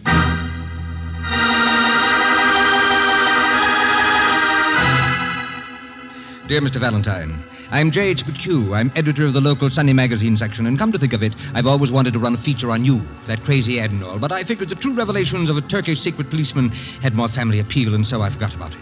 Anyhow, this letter concerns a different matter. Valentine, I'm going to make a reporter of you. You're going to be the author of a serial on the Tover emeralds. What became of the exotic prince's wedding stones? Did the eminent ornithologist Ansel Fairweather find them, or didn't he? What was the mysterious curse that brought death to Fairweather 10 years ago? Read it. The riddle of the two recluses. Why have the two Biggs brothers refused to cross the threshold of their own gloomy mansion, and for that very same 10 years? What is the mystery of number 37 Ashton Street? Well, isn't it the greatest story you ever heard? Well, Mr. McHugh... I noticed you came trotting over here fast enough. I tell you, it's the best feature we've had for years. Since the last mummy sued King Tut for alienation of affections. What? Well, I always preferred the classic case history of the two-headed werewolf. Now, see here, both of you. Oh, come on now, McHugh. You've been mashing your own corn too long. I gather all the purple double talk has something to do with a man named Ansel Fairweather. Well, I looked him up. He tied a rope around a chandelier and hung himself at 37 Ashton Street 10 years ago. 10 years ago today in a gloomy brownstone. Control your local color. He'd been to the Himalayas looking for rare birds once. He was probably one himself. But any talk about emeralds is strictly for the birds, too. Ones like you. Well, I may have overstressed that aspect a bit. Just a bit. All right, forget them. Look at the facts. It took a jury to decide his death was suicide, didn't it? Well, it was a very unfair trial of his two cronies, yes. The Binks brothers. And they still live in that same house. Never stepped out of it since. Oh, we didn't know that. I thought not. That's the story. The rest is all trimmings, I'll admit. Big Jared Binks and little Tom Binks have holed themselves up for 10 years in the place where Fairweather committed suicide. Why? It only took 2 minutes for the jury to exonerate them of his murder, if that's what you're driving at. Fairweather was sick, despondent, out of his mind. No. I'm not trying to say they killed him. And to be unfairly accused of his murder might make anyone withdraw from the world a little. You think I'm trying to make something out of nothing? Cook up a story that's a little too wild? We think you're an expert at it. No offense, of course. Not at all.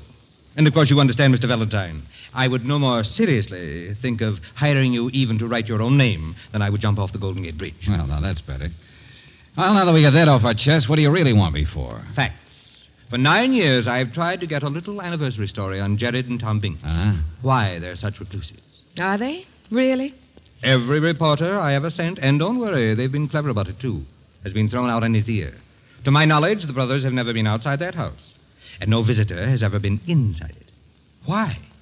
You get the facts. I'll write the story. You get paid.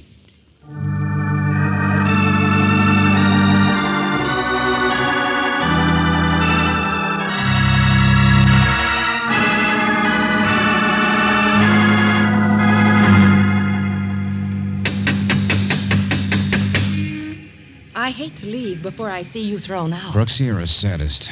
Look, you go and check on Fairweather's death, would you? Uh-oh. Here's the little one. Oh, and how do you do, sir? My name is Valentine. How do you do? I represent the City Fire Protection League, Department of Fire Inspection Service, in the interest of fire prevention. I'm sure you won't mind my taking a few minutes of your time for an examination of the premises before I... What's the matter, friend? You're not listening. Well, perhaps they have a card here which will... Is that girl with you? What? Me? No, I was just asking directions. You're not busy, young man? Huh? You're free for the next few hours, perhaps? Well, thank heaven. Come in. Oh, please, do come in. I'm so glad to see you. Yes, come right in. Oh, Jared, where are you? We have a visitor. Isn't that wonderful? What in the Jared? name? Come right in. George, are you sure it's the right Somebody's throwing curves. Now work fast, will you, Angel? I'll see you later. Yeah, good luck. Yes, hurry, Jared. This way, sir. Valentine, you say? Yes, that's right. You're, Tom Binks? Oh, yes, quite. Tom Binks. Some house you have here. Don't you ever open the shutters? Oh, yes. Forgive the lack of furniture. We've never bothered about the hallways. And the parlor in there makes such a handy place to store things, don't you think? We're very informal here. Oh, brother, there's an understatement. Pile of magazines, clothes, boxed up books. Oh, look out. Oh, this way, please. Here. What's the matter? Afraid of a loose chain on the chandelier? What? Oh, no. No, not at all. Oh, yeah, sure. The chandelier. That's what Fairweather hung himself from, isn't it? I thought you said you were from the fire department. Of course it's where he hung himself. What of it? Well, Mr. Merton. What are you doing here, young man? Well, I invited him in. There's no reason. You might answer the same question, friend. I thought these guys lived alone. The name is Merton.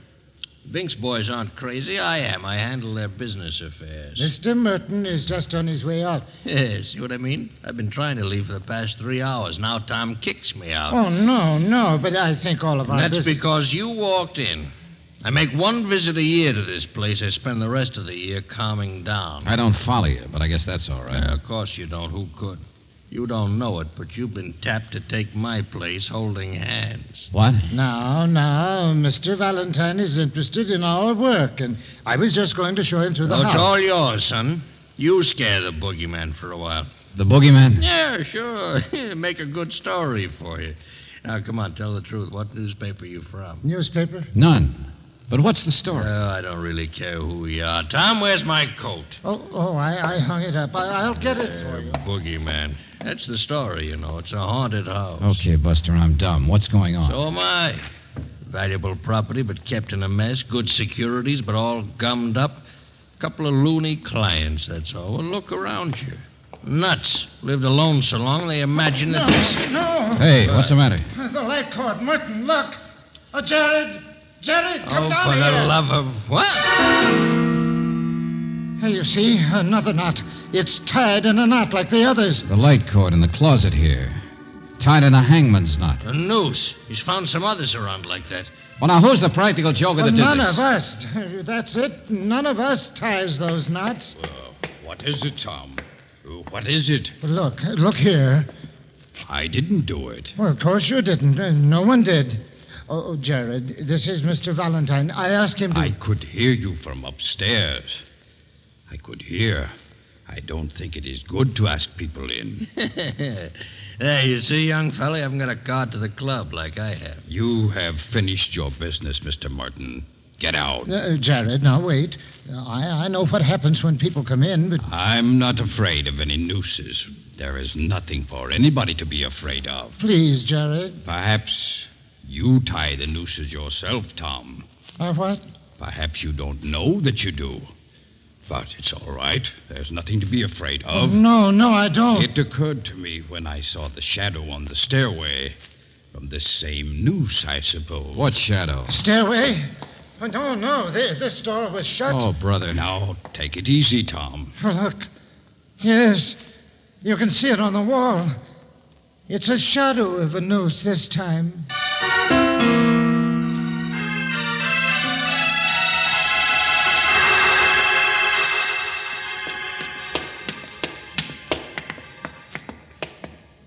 Yeah, sure. From upstairs here. Only place it could have come from. There is nobody else in the house, Mr. Valentine. Hey, now you can't see the shadow anymore down there. Oh, Jared, for the love of... Well, that does it. I'm getting out of here. Where's your telephone? There's one in the library, but we don't want any policemen. This is nothing to be upset about. Who said anything about policemen? Hey, they've got an extension. They'll listen while you call. Come on, we'll meet at the drugstore. Let them listen. I'm like you are, Jared. I'm not nervous. I don't get a guilty feeling when I look at a noose. Not yet.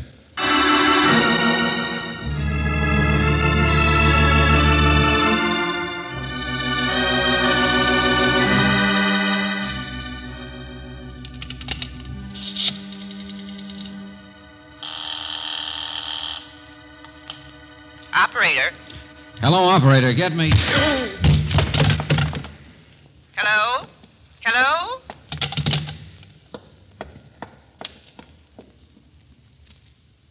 Mr. Valentine? Oh, Mr. Valentine. I wondered if you were on the telephone. Mr. Valentine. Mr. Valentine.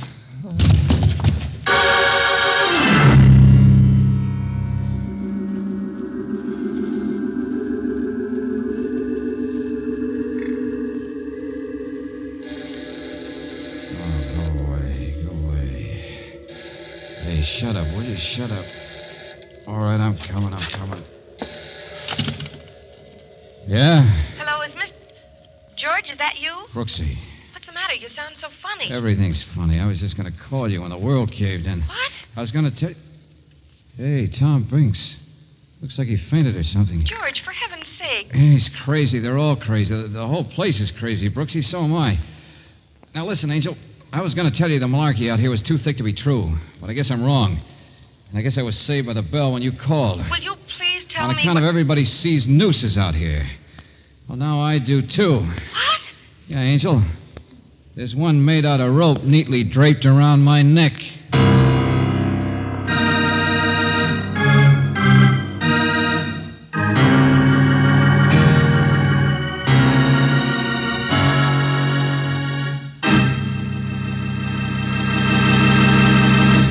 We'll return to tonight's adventure of George Valentine in just a moment. In the next few seconds, I'm going to tell you a short story in sound effects. Listen. That's the artificial wind your car creates when you're driving around 30 miles an hour. Now, that's the sound of tiny particles of road dirt and dust hitting the body of your car. And that's the sound of a drop of water on the body of your car after it's been exposed to the sun's heat for a few hours. Now, those are the three troublemakers in my story: wind, grime, and heat. They can literally put an end to your car's finish, make it dull and drab instead of slick and shiny the way you want it. What to do about these three? Get dependable auto body protection. Here's where the hero of the story comes in: the car saver at your nearby independent Chevron gas station or standard station. He has a complete line of protective, easy-to-use body washes, cleaners, and polishes for your car next time it gets the beauty treatment. In these balmy spring days and throughout the year, keep your car looking its best with the quality waxes, cleaners, chrome polishes, and finish preservers your car saver stocks. Ask him about them next time you stop in for Chevron Supreme gasoline, RPM motor oil, and car saver service at standard stations and independent Chevron gas stations, where they say and mean, we take better care of your car.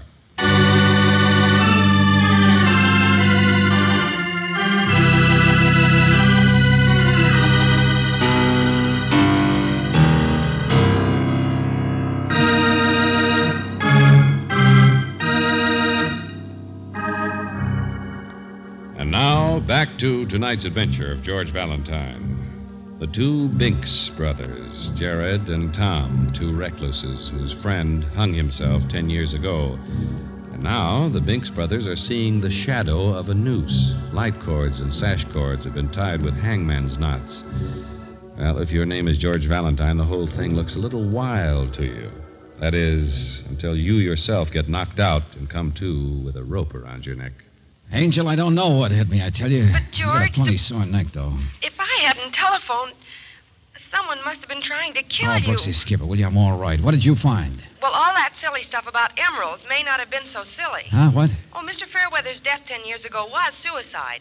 But he was supposed to have picked up some stones in India, and the only ones they've ever found have been in Kansas. Just one or two. Oh, you make a lot of sense. How would some of the Tover emeralds get in Kansas if they're supposed to be lost somewhere in India? I mean, someone must have found them. Huh? Yeah. Only the police don't know who. That's right. And there's nothing illegal anyway. If they were found, somebody just sold it. Angel, I love you. What? You're fitting the first piece into the jigsaw. Only this house out here is such a big barn of a place with so many rooms and so much junk that That what? that I'll call you back in 15 minutes. Hello. Who are you? Cleaning lady at the booby hatch. Oh, lady with jokes, huh? I worked in a real booby hatch once. Come in to bring the week's food for the Binks, that's all. I'm a long order cook now. Hermits got to eat, don't they? Only, say, what did you do to Tom there? Nothing. He fainted. He's all right. Yeah. Ain't he a funny one? Spends all of his time drawing birds. Looks kind of like a sparrow Hey, himself. wait a minute. What are you doing? Put him down. I know where I'm at. I was a nurse once. No, I'm all right. No, please. Every time I come to this place, something crazy happens. There's a man out back to see you, Mr. Binks. What's that, Mabel? That man who owns the house. That Fairweather. Fairweather? Man who owns Is it any of your business, mister? Duchess, go tell the man to wait. What? Yeah, you're losing your job as nurse. Get out.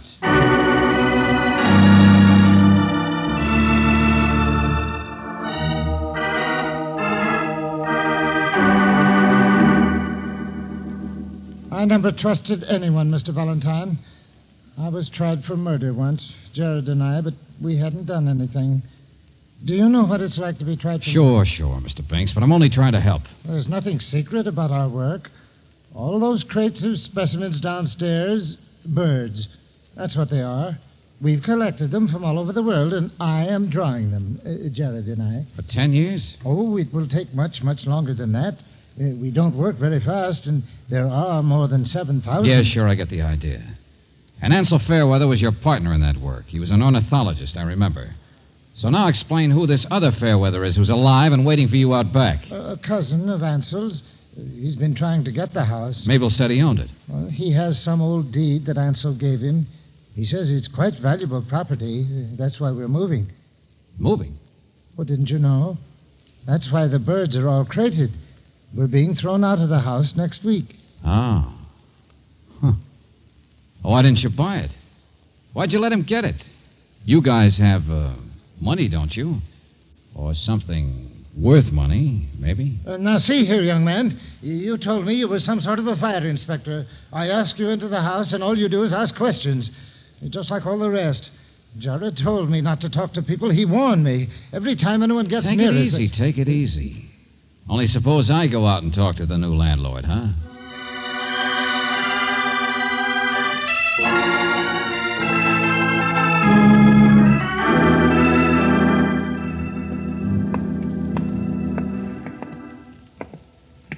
Hey, all this stuff on the back porch, do you suppose it's going too, Mr. Fairweather? How should I know? A couple of blame crackpots. I'm having the house torn down as soon as they get out. Yeah, sure. Go over it inch by inch, huh? What's that, Mr. Valentine? Never mind. You're a real estate man, huh? A business deal? Business deal, that's all it is. I know. I met that lawyer or whatever he is of theirs. Huh? Oh, Merton, Yeah. sure. I just saw him down at the drugstore. And he's smart. He won't even eat their food. He didn't offer to buy the place for them, though, huh? Mac, a cousin of mine I never met, used to live with these birds here. That's ancient history. But a friend of mine discovered this old deed, and I found I could get the place. So why not? So I've got it. Mm-hmm. Got a key, too, I suppose. Come in and out any time. What? 30 rooms, 3 stairs, an army could be wandering around. Trash barrel, huh? What's eating you anyway? Just because I won't sell the house to Looney and Goony Binks? Well, sure they offered to buy it. What of it? I'm in real estate. I got plans for the whole block. Yeah, sure. Just stop justifying yourself. Flashlight. Oh, go jump in the lake. Hey, how long do you figure it'd take to tear this house apart? If a man wanted to find some emeralds.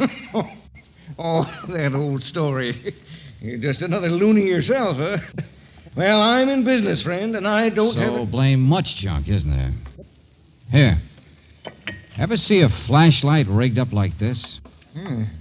What's that wire thing? Found it in the trash barrel. When you put the button on, see, the wire's twisted around in a circle. Makes a nice shadow out there on the back wall. Shadow of a noose.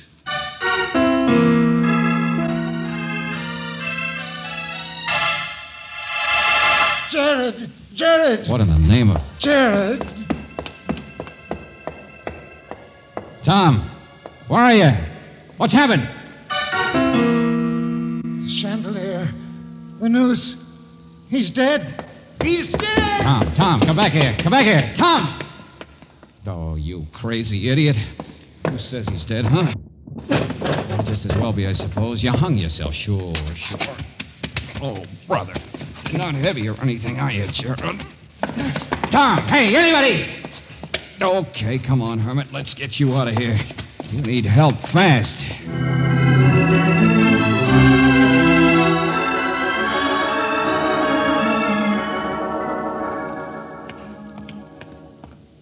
Hey, you. You the pharmacist? Yes, that's right. What do you have? Get out to that car as fast as you can. There's a man been choked, hit over the head, too. What? Yeah. Well, of course. Joe, you too. Come on. Go on. I'll be with you in a minute. Well, hello. No? Well, sit down. Have a piece of pie. No, thanks, Mr. Merton. So, had enough prying around in the booby hatch, huh? Hermit's Hollow. Once a year's all I can stand. Sure. Whose taxi is that out there? Hmm? Oh, waiting for me. I got a job back in real life, as they call it, to worry about. See the house from here, but nothing happening yet. What are you talking about? What's the matter? Come on, let's wait in the taxi. Hey, what are all those guys doing around that car across the street? Police will be here in a minute. What? Come on, get in the cab. Where to, Mac? No place. Jared Binks may be dead or alive, I don't know. He was hanging from the chandelier. Jared? Now look here, Only person son, strong enough around there to lift him up for it is that woman, I guess, that Mabel.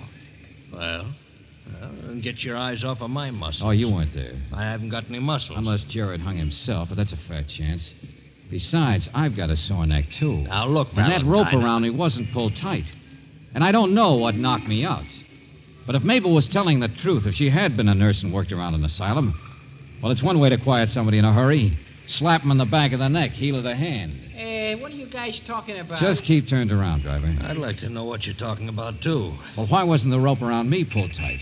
Why wasn't I killed? Go ahead, watch the house. I can see the alley entrance. What for? Oh, we're not waiting for Mabel to show up. That's a police job.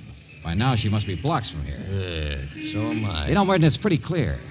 I got the flashlight off her service porch. I don't know who else could have been upstairs to throw that shadow of the noose and then duck in a hurry. Well, stop looking so sad. Mabel's a hired hand, that's all, a female thug. Oh, brilliant. But what I'm not sure of is who she works for. Hey, look. What? There he is. There's Tom. Well, how Yeah, the neat. little man himself with a suitcase. Oh, yes. Follow right along, driver. Okay. Yeah, I guess Jared had all the courage. It's a cinch Tom couldn't ever face the police again, so he's finally running. Hey, what's that? No, the guy's walking up there. Just keep your mind in the front seat, driver. Yeah, that's what the rope was put on me for, I guess. Same reason as the hangman's knots and the shadow of the noose. To scare the Binks boys. Only what happened with Jared? He catch on who was doing it? That why he was strung up to put the final fright into Tom and make him run? Oh, stop driveling. Tom! Hey, Tom! What? Who is it? It's me, Merton.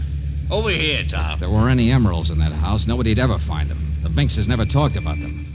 Must have been pretty hard on you, Merton, wondering how you could get your hands on You're them. smart enough to know a gun when you see it, I hope. Huh? Hey, what the... You too.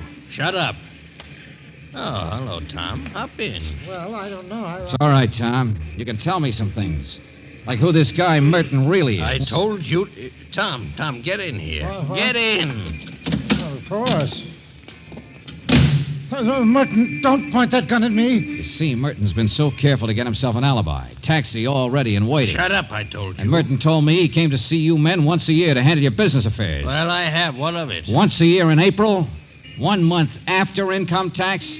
Does that make any sense for a business manager? All right, genius. You've said enough. Goodbye. Merton. Give me that suitcase. Come on, I'll step on it. No. You get out from behind the wheel and turn around. Hey, what in the... I'm leaving you right now. Get your hands off that. Give him the suitcase, Binks. It has the emeralds, right?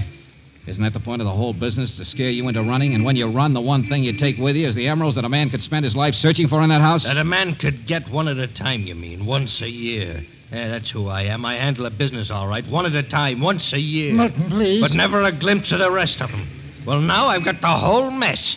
Get out of my way. You're gonna mess, all right, Buster. But look out! I'll kill him. Not in April, sweetheart.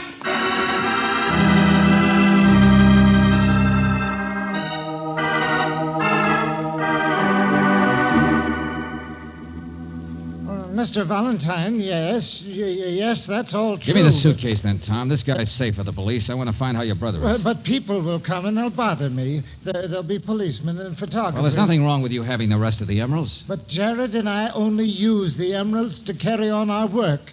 Now this suitcase, you open it. What the... Is there anything wrong, Mr. Valentine? Well, no, not from your point of view, friend. But in a few minutes, I got a date with Miss Brooks and a guy named McHugh at my office. I'm going to find out how they can take a surprise.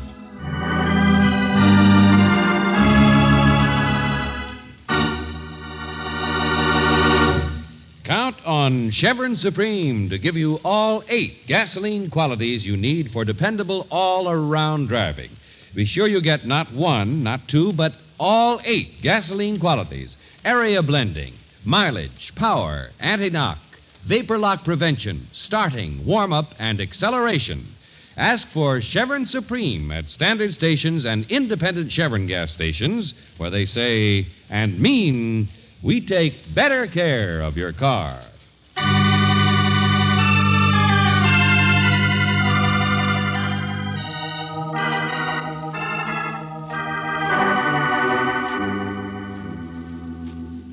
Bird feathers. You heard me, McHugh. Skins of birds. That's what he carried in that suitcase. Uh-huh. Yeah, if Tom could take one thing of value from the house, that was it. After all, what are emeralds compared to birds? Jared Binks will be all right, George. Good, Brooksy, that's fine. And the police caught that woman, Mabel. She had been working for Merton. Birds. Yeah, you see, McHugh, Merton finally got an itchy palm and ganged up with Mabel to try and scare the boys into running.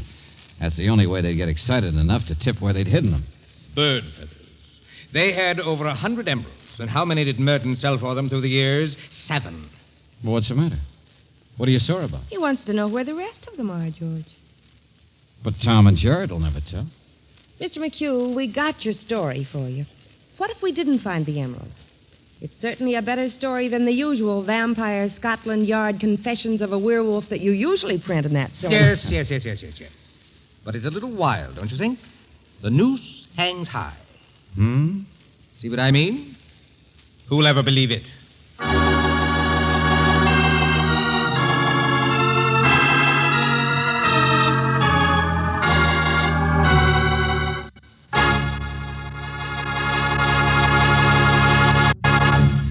Tonight's adventure of George Valentine has been brought to you by Standard Oil Company of California on behalf of independent Chevron gas stations and standard stations throughout the West. Robert Bailey is starred as George with Virginia Gregg as Brooksy. Let George Do It is written by David Victor and Jackson Gillis and directed by Don Clark. Bob Griffin was heard as Tom, Forrest Lewis as Jared, Ted Osborne as McHugh, Larry Dobkin as Merton, Noreen Gamil as Mabel, and Tim Graham as Jake. The music is composed and presented by Eddie Dunstetter. Your announcer, John Heaston. Listen again next week, same time, same station, to Let George Do It. Let George Do It is heard overseas through the worldwide facilities of the Armed Forces Radio Service.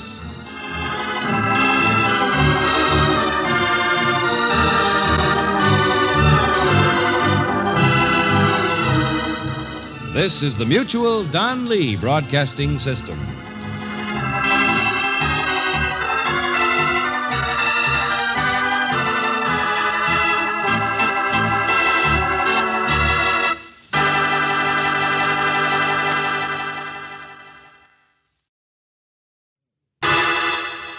Personal notice. Danger's my stock and trade.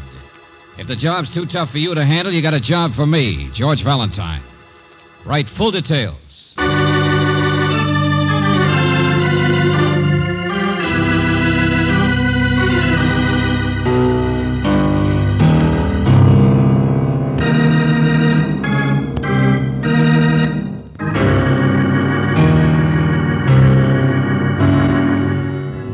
Standard Oil Company of California invites you to Let George Do It.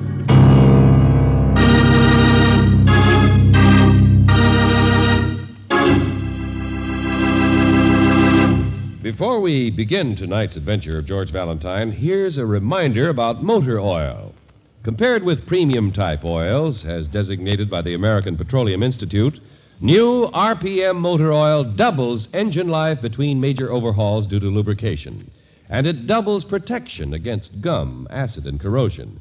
For longer and better engine performance, change over to new RPM motor oil at independent Chevron gas stations or standard stations where they say and mean we take better care of your car.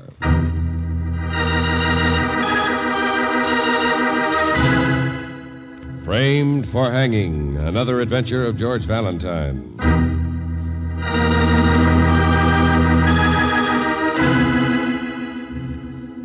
Dear Mr. Valentine, my name is A.W. Anchors. The card I'm enclosing will introduce you as my representative. Anchors. Surely you realize the importance of that name. Of course, the initial A is for Andrews and all the money of his mother's family. Never heard of him. Well, let me read the rest of this. He's from Detroit. And when he asked me this afternoon to deliver this message... Oh, hold it, will you, please? Well, I only... You're just delivering this note, check, Mr. Whatever your name is? Frame. Gerald Frame. Yeah. But, of course, everyone calls me Jerry. You see, I'm in the downtown office of Mr. Anchor's local administrative branch. He's only in town once every 6 months or so. And naturally... Okay, Frame. I get the picture. Everyone makes his little joke. Yeah. So, Mr. Frame, tell me what's in this note from this big-shot boss of yours, Anchors. Well, of course, I don't know exactly what... Well, if you don't know, tell me why you should know. You delivered it like the man said. Thanks very much. Goodbye. No, he asked. I don't mind, though. Certainly, if Mr. Anchors needs assistance, we should all do what we can. Curiosity killed a cat. Doesn't that worry an office boy? What? I beg your pardon. I'll have you know I'm in a position of some trust in the organization. Take your frame out of here. Now, see here, Mr. Valentine. Eager beaver. Yeah, go on with the letter, Brooksy. Oh, dear Mr. Valentine, my name is A.W. Anchors. The card I'm enclosing will introduce you as my representative. I expect you to meet me at the office of the Dewey Company, one of my local holdings, promptly at 5:30. Uh-huh. As Nibs has spoken. Well, it's almost 5:30 now. Think I'm supposed to tremble? George, listen. My local inspection tour suggests that I have one problem of personnel to clean up. Oh, personnel. So that's it.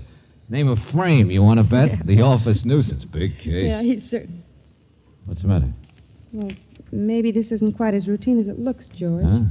Mr. Anchors says, I normally don't interfere in these matters of local personnel, but I need your advice, since I certainly don't want to be the employer of anyone who might commit murder.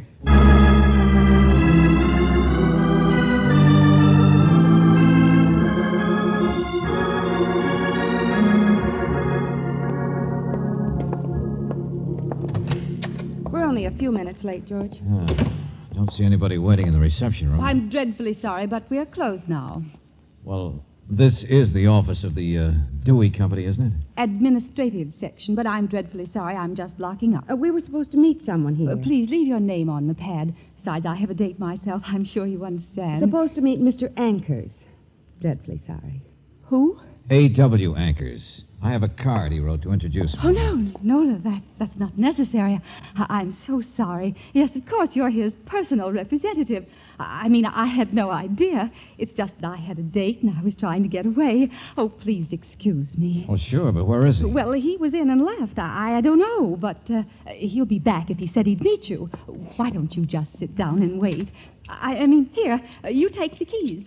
That's it. And for heaven's sakes, don't tell him I've treated you like a salesman. Well, hey, wait a minute. I've got to get my coat. You just lock up when you leave. Leave the keys here tomorrow. Well, the little card seems to work wonders. Imagine knowing a man who knows A.W. Anchors. Oh, sure. Big man except in words. If he'd only told me what it was he wants me to do, I'd probably... Your name isn't George Valentine, is it? Oh, back again. That's right. What's yours? Angela Barclay. There's an envelope out there on the table. It's in Mr. Anchor's handwriting. For me? Yeah, let me see it. Well, he must have left it when he was here. Yeah, thanks. Well, what are you waiting for? Mr. Valentine, what exactly are you doing for Mr. Anchors? You expect me to answer that? Well, I don't want to be personal quite so quickly. No, of course you don't, darling. Mr. Valentine is nothing but a personnel man. Oh, well, I might be personnel, mightn't I? Yeah, I guess you could be a problem. Oh, why, thank you. But that wasn't George, quite what Miss Barclay seems to have a date with Jerry Frame tonight. Oh. I'm sure she's in a hurry. What? Well, how did you know? Guessed. He's a man we met once. Oh. I noticed Mr. Frame's picture on your desk, that's all. He looks much better without his glasses. Oh, well, he doesn't mean anything. He's just the pursuing type. You know how it is. And when your job throws you together with someone who's ambitious... Sure. And you're curious and what? Oh, but I'll stay here if you like. I meant I could break the date or... I know. That's what I mean. You and Frame have one thing in common. You'd like to know what's in this letter. Well, good night, Mr. Valentine. Well, if looks could kill George, she might be the type any employer would worry about. Brother. You know, this case is crazy. More orders from the big man. Oh, what does Mr. Ankers say? Sorry, but I see no reason for waiting. Besides, the person I want you to meet and give me your opinion on is right there anyway. What? Well, then it is her. Wait, I'll call her. His name is Joseph Portland. Huh? Oh, that does it. Somebody we haven't even met yet. Joseph Portland. Yeah. He's right here. In the woodwork, I suppose. All the silly, crazy things. George, where are you going? To give Ankers the benefit of the doubt for about one quick look, then we go home. But that's the wrong door. Oh, where are the lights back here anyway? This might lead to another office, but from the street, it just looked like warehouses in the back. I know. Oh, ouch. Oh. He's right here. Sure, investigate the little man who isn't there. Huh? Yeah. Only that's no employee. Somebody snooping around. Stand still, Angel. There's a side window here. I can see the street light. I want to take a look at it. Oh, George! Stop! I'm all right. Hold still there. I see you. It's crazy. There he comes. Don't move, I said. I got the drop on you. The heck with him, trigger-happy George, now be fool. careful. Thought you'd get me, did you? Well, this'll... Hey, where did you... Give me that gun, Buster! Okay. Think you're smart, do you? Creeping in here... George, where are you? George, what happened? Relax, Brooksy. I can't even see where I am. No, you don't. I'll get those lights. Well, two of you. Guess I better get the police. Night watchman. Oh, brother. Nobody's gonna creep up on me, I'm telling you. Watchman. And I suppose your name is Joseph Portland. Stand there, you. You bet it is. I'm no Hank Wales. I'm no sucker. Stop waving that thing. You stand over there, too, sister. Now, Portland, wait. I didn't know who you were, that's all. And now you're educated. Operator, give me the police. Now, listen, Yeah, I don't right. blame you for jumping us, Portland. Hey, Portland, look. I work for your boss for Ankers. Huh? Yeah, sure. Here, look. I got a card. Says I do. Careful there. This is the Dewey Company, Mac. Dewey's my boss. But Mr. Ankers owns the company, doesn't he?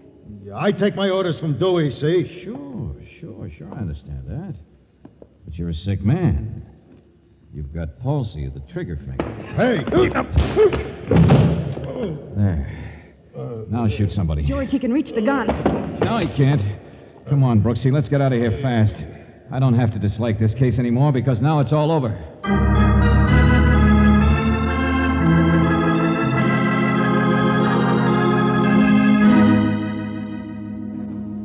But what business has Ankers got meddling with my personnel problem? Mr. Dewey, I don't know and I don't care. No, I'm not blaming you, you understand. Well, we are. It took too long to find you. But it'd take a lot more than 2 hours to find the mighty Ankers. So I'm telling you to get a new watchman down there and fast. Thanks and good night. Portland's all right. Ankers is crazy. I'll phone his hotel. Just because he buys me out is no reason for... Mr. Dewey, whom do I sue for being shot at? What? Yeah. But Joe is a watchman, and you He didn't even trespass... call out to us or ask what we were doing. Oh, you don't understand. His relief has been... I understand you got a nervous Nellie down there who's got to be replaced. That's all I care about. Mr. Valentine, I know what Joe Portland's like. He's been with me for a long time. So had Hank Wales. Who? George, that's the same name the watchman mentioned. Yeah. And Ankers ought to understand. He was in town when it happened. What kind of a bloodless machine is he? Maybe Portland hasn't gotten over it. Maybe he does need another vacation. Now, wait a minute. Who's Hank Wales? What happened? Well, I thought you knew. Hank was a buddy of Portland's before he was killed. Killed? Sure, last year. Oh, hello. Give me room 1610, please. Yes, Portland got shot in the leg, but Hank let them get the drop on him. Just from being such a polite watchman. Who got the drop on Wales? Who killed him? The same whoever it was who got away with the payroll and the rest of it. Didn't you ever hear of the amalgamated robbery? That was us. $250,000. Oh, I see. No wonder Portland's still a bit nervous. Oh, hello, Mr. Ankers. Here, give me that. Hello? Hello. Who is this? Hello. Mr. Ankers, this is that sucker named George Valentine you sent down to get shot at. What's that? What are you talking I'm about? sorry to wake you up like this in the middle of the night, but I wanted to give you a report. That's more than you gave me before I started. What? No. I gave you his name, Joseph Portland. I wanted your opinion, having such a nervous watchman. But you didn't wake me up. The police did. They're standing here right now. What? I just hired you too late, that's all. Joe has murdered a man, just as I was afraid he might. Joe has... Yes. Killed a prowler not over half an hour ago. Prowler. I knew that man should be fired. Okay, Buster, let's have it. Fine watchman. Portland shot one of my own men, that's what he did. Some worthless young eager beaver from the office uptown. He killed a fellow named Gerald Frame.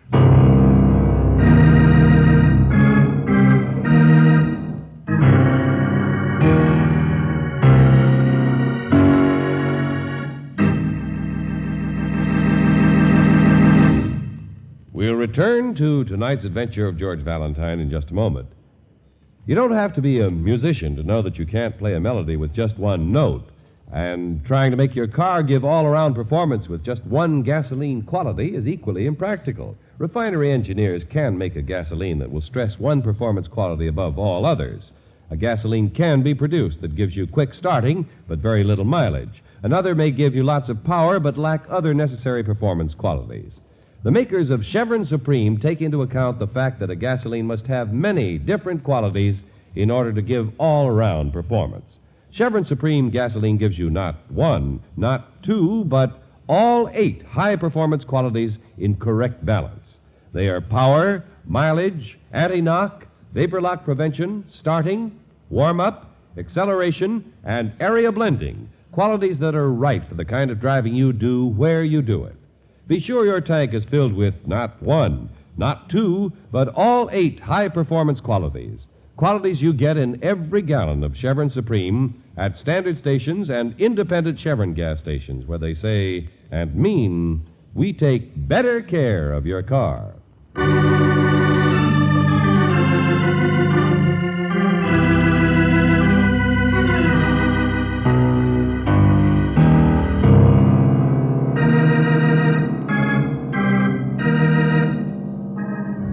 Now, back to tonight's adventure of George Valentine. The mighty Mr. Ankers has hired you.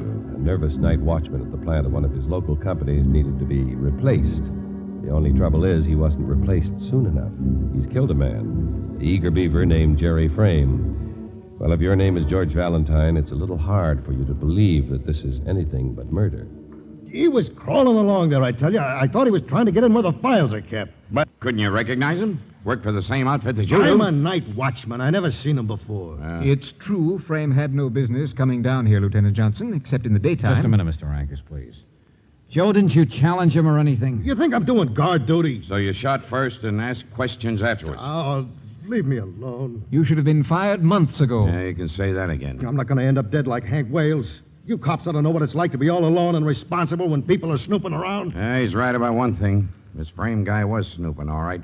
Came in through a side door to the plant entrance. Well, I'll grant you the young man was apparently the type who nosed into everything he could. What was worth snooping for? I understand you don't keep oversized payrolls around anymore, Mr. Ankers. Of course not. Not since the robbery last year. Insurance company won't allow it. Oh. You're insured now. Why? Wasn't he before? Not completely. That robbery where the other watchman was killed and Joe here wounded cost me the tidy sum of $75,000. So if you think this was none of my business, if you think I can sit around and be kind-hearted like Dewey has been doing... Okay, I get the idea. Thanks very much. Of course. Whatever you wish. He's sure the high and mighty, ain't he? Hey, Joe, what did you mean people had been snooping around? Huh? What you said a minute ago. I don't mean Jerry Frame because I'll believe it about him. I don't know. Sure, there's been something going on, but I don't know what. Past week or two since my relief's been sick, 2 or 3 times somebody's broken in, but I couldn't catch him. Better be more specific than that, Portland. Nobody's going to get the drop on me like they did on Wales. I got a gun, I use it. This plant was robbed once, mister. Sure, Wales, he yelled to see what the noise was, like a sucker. They slugged him, then they killed him with his own gun. Same one got me in the leg. Sure, me, I come running like a sucker, too, but not anymore, I'm telling you. Joe, I'm the stop watchman. it, Joe! I know. Jitters. That's what's wrong with me, ain't it? Maybe Ankers is right. Maybe I ain't got no business working here. Sorry I shot that man tonight. Okay. Come on, Portland. We got some records to Wait fill a out. minute, Lieutenant. Yeah? Hello, Sergeant. Listen, we got the gun. Huh? What gun? You're way behind times. Portland here is going to sign a statement he killed a man. What are you talking about? No, here, look. Let me see that. Property of J.F. Dewey Company, police special. Hank Wales' gun. What? I worked on the other case last year, Lieutenant. So did one of the ballistics men. He thinks it'll check out. The gun that killed Hank Wales a year ago. The one that was taken away from him at the time of the payroll robbery. That's it, sir. Holy Might explain why that jail frame was snooping again. We found this gun in the top drawer of the desk in Frame's apartment. First lead we've had in a year. I know, but wait, Johnson. All I want to know is whether that old robbery and murder was committed by one man or by a gang. One man, and I bet it was an inside job. Maybe it was Frame himself. He was snooping again tonight, wasn't he? He had the gun, didn't he? Hey, wait a minute. Where are you going? Your figuring's a little wrong, Johnson, but straighten it out for yourself. Meantime, I'm going to see a girl about a date.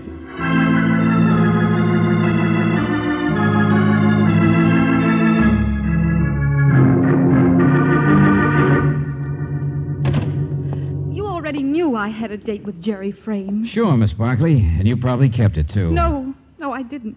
Honestly. You saw him tonight before he was shot, didn't you? No. After I left you at the office, after I went home, I was dressing. He phoned. Where from? Well, how should I know? He just said something awfully important came up. Something he'd been working on, and he'd be delayed, that's all. Except... All right, except what? Well, he did say he was going to buy me a mink coat. Ah. I thought he'd been drinking or was trying to be funny or Miss something. Barkley, do you think Jerry Frame killed that watchman and stole that payroll last year? What? Oh, of course not. I agree with you. A man who's committed a perfect crime doesn't keep the murder gun around for a year in practically plain sight for people to find. Well, then what are you driving at? But a guy who's nosy and ambitious and tripping onto old evidence might have such a gun in his desk. You mean Jerry knew who the robber was? Well, how else can you explain it? Who do you know that calls at this time of night? Well, nobody. Yeah. You want me to be your last caller? Come on, get in there. What? Oh, Mr. Valentine. Go on. Where's a piece of paper and a pencil? Never mind, I see something. Just stay in there and be quiet, will you?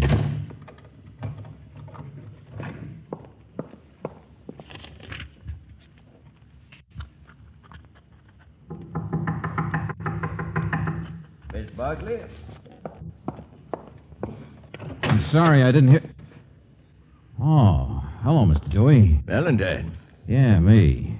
Your receptionist doesn't seem to be here. Well, I thought she might be upset, that's all. She knew this boy who got killed. Yeah, I know. What are you doing here? Same thing you are. You knew she had a date with him tonight? No, I just thought she might be able to help tell us what Frame was up to. But if she was actually planning to be with him, was actually in on whatever he was... I don't really know that. I just thought... there's a note here.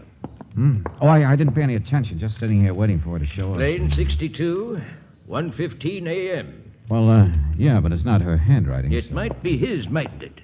See here, Valentine, she's not mixed up in any of this. I'm waiting to find out. I mean, well, it's Anker's company now. He's the one responsible. But I know my personnel. This is all up to the police, not us anyway. Sure. Run along if you want.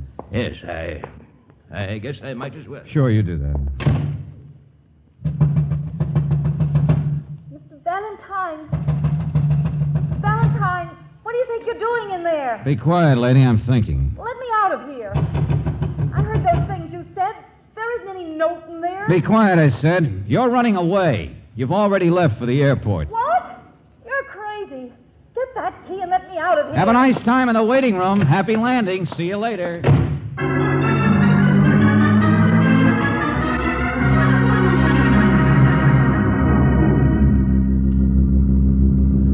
Mr. Valentine, how could I recognize anybody? When that stick-up happened last year, I didn't see anybody to shoot at. Wasn't even a shadow like there was tonight. Just gun flashes and noise. Joe, I got you out of jail, didn't I? So trust me.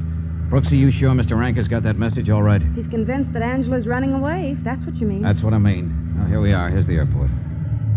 Big, dumb, trigger-happy. That's what those cops called me. Joe, don't. Hey, Valentine. Yeah, you got men watching outside, Johnson? Sure. I'll play ball with Angela's anybody. supposed to be running away on the 1:15 plane. It's still half hour or so. From what, may I ask, Miss Brooks? For you to figure out the obvious, Lieutenant. Joe here is nervous. He's trigger-happy. You should hear what the police doctor had to say about him. Come on. Let's move out of the light. Sure. Call me anything you Oh, like. wait, Joe. I meant that somebody took advantage of you. Don't you understand? Sure. I can figure that far, Last but... year's robbery was an inside job, then whoever did it must have been scared to death of what Gerald Frame was finding out. And what nicer way to handle Frame than to trick him into going down to the plant at night? Like throwing him in a buzzsaw. Only how was he tricked into getting killed as a prowler? What difference does that make? The important thing is that everyone knew that Jerry Frame was going around with Angela Barkley. The one who committed last year's crime and who sent Jerry to be killed tonight must think that Angela knows who he is. Well, now that's the trap. That's what we're doing. I hope for your sake it pays off. But you know yourself, Frame was the kind of nosy, ingratiating man who could have been tricked into using his nose once too often. Anybody, Mr. Ankers or Mr. Dewey. Mr. Dewey's an awful nice man. He couldn't have had anything to do with robbing his own plant. Sure. Skip it, Joe. Come on, we better stay out of sight. Let's go over there by that hangar and wait.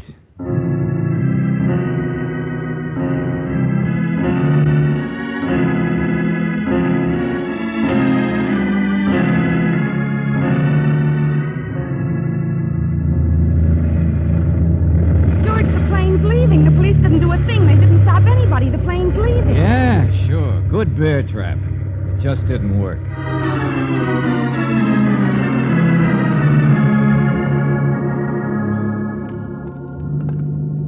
Not a smell of anybody.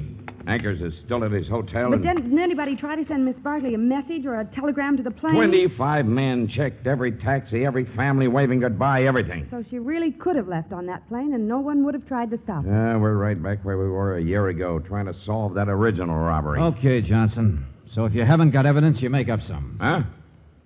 Oh, there's a bright idea. I just did. Don't you get it? What are you talking about, George? Well, if it was either Ankers or Dewey, this stunt tonight would have scared the daylights out of them. Okay? So it's not either one of them. Oh, that's just peachy. Now, I was hired to solve a personnel problem. Okay, here I go. If you've been so trigger-happy, Joe, ever since last year, Dewey would have had to fire you no matter how nice a guy he is. What do you mean? So, all right, you haven't been. You just got nervous recently. I don't get you, Valentine. Wild man with a gun. It's an easy enough act to put on. What? Sure. Joe, who could get Gerald Frame down to the plant easier than yourself? Just phone up and ask him to come down for a talk. And who else knew that I'd already tangled with you? That you'd be jerked off that job fast, that there wouldn't be any more golden opportunity to get rid of Nosy Frame? You're crazy. You don't know what you're talking about. When you pulled the original crime, when you shot the other night watchman last year, and even shot yourself in the leg to make it look good, you slipped up, didn't you? You lost the gun or it disappeared. So you had to stay on, had to keep your job. It was the best cover anyway. And then finally you discovered who had the gun. It was Frame. And he was breathing close to figuring it all out, so you got rid of him. Well? I'll kill you for saying that. Yeah, sure. Shoot first, ask questions afterwards. But who else could have staged both jobs so they looked right? Oh, never mind. I know we had to prove the other guy's innocent to make you guilty. Only you did it yourself, too, you know. The gun. What's that? Yeah. What about what gun? In the original holdup, you said you didn't see anybody. And they slugged the other watchman and took his gun and shot him with it. And shot you in the leg with it. Well, so what? Well, in the dark, all those flashes you chatter about that makes you so nervous. How could you tell which gun did the shooting? Unless you were pulling the trigger. Why, you... That's all, Buster. Sorry, but sometimes it is better to shoot first and ask questions afterwards. He's all yours, Johnson. George, aren't you even going to wait to see what he says? Not me, Brooksy. I've still got a girl locked up in a closet, remember?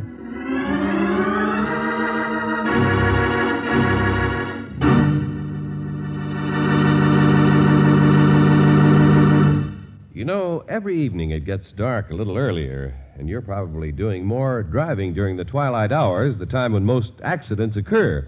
So don't take chances with a dirty windshield. Clear visibility means extra safety. Next time you're out driving, stop in and let our car savers clean your windshield quickly and expertly. It's just one of the many extra services at standard stations and independent Chevron gas stations where they say and mean, we take better care of your car.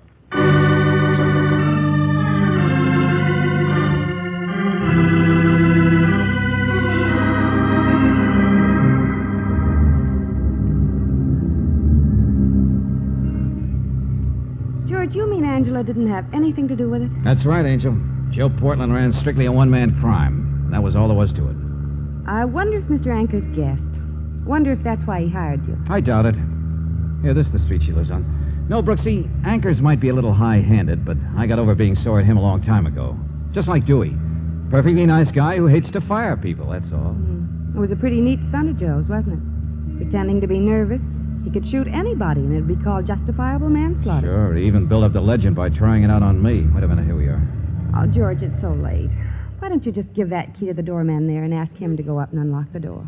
Oh, I don't know. Personnel problem. For Anchors, of course, Angel. Her name's Angela, isn't it? Yeah, but she can scarcely fly out. No wings that I noticed. You call me Angel sometime. You did just now. Sure did. What's the matter? She's not that good looking. George, I don't have any wings either. Hey, you doorman, catch. Go upstairs and open the door, will you? I'm busy here. I got a little personnel problem.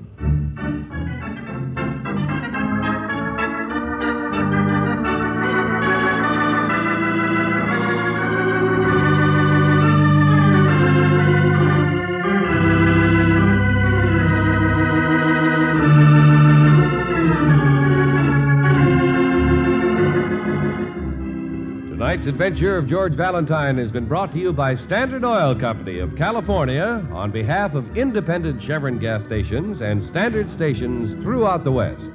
Robert Bailey is starred as George, with Virginia Gregg as Brooksy. Let George Do It was written by David Victor and Jackson Gillis and directed by Don Clark. Ken Christie was heard as Lieutenant Johnson, Louise Arthur as Angela, Clayton Post as Joe, Pat McGeehan as Dewey, Byron Kane as Anchors, and George Neese as Frame. The music is composed and presented by Eddie Dunstetter. Your announcer, John Heaston. Listen again next week, same time, same station, to Let George Do It. Let George Do It is heard overseas through the worldwide facilities of the Armed Forces Radio Service. At this very moment, in another part of the world, people are listening to their radios. But these people must first draw the blinds and keep the volume turned low. They are the people who live in Soviet-dominated countries, and they are listening to Radio Free Europe as it keeps alive their hope for freedom. Now, Radio Free Europe needs your dollars to help truth fight communism. Send your contribution to Crusade for Freedom, Empire State Building, New York 1, New York. This is the Mutual Don Lee Broadcasting System.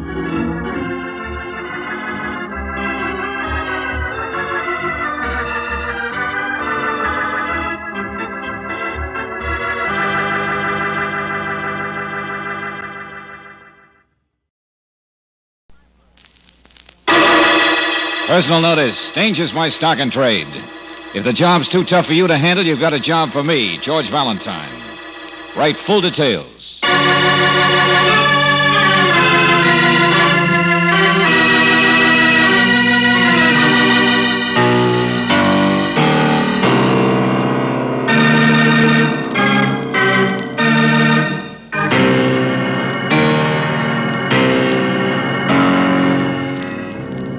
Standard Oil Company of California invites you to Let George Do It.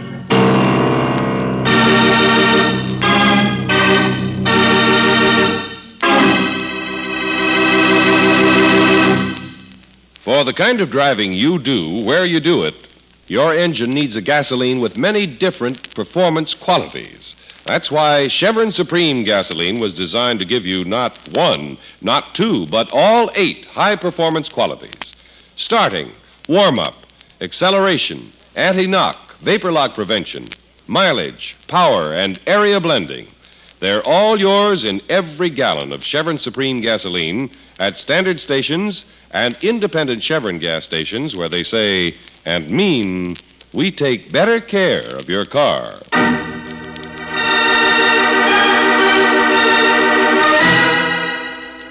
No Way Out, another adventure of George Valentine.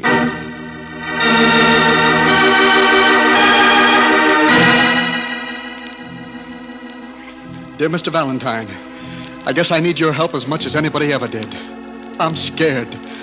I'm in something up to my neck, and I want to get out of it. But if I do, I'll be killed. And if I don't, I'll probably be arrested. I live at 1003 Ransom Place, but don't come there.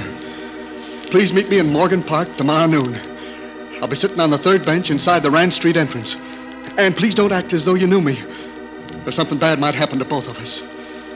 Yours truly, Larry Baker.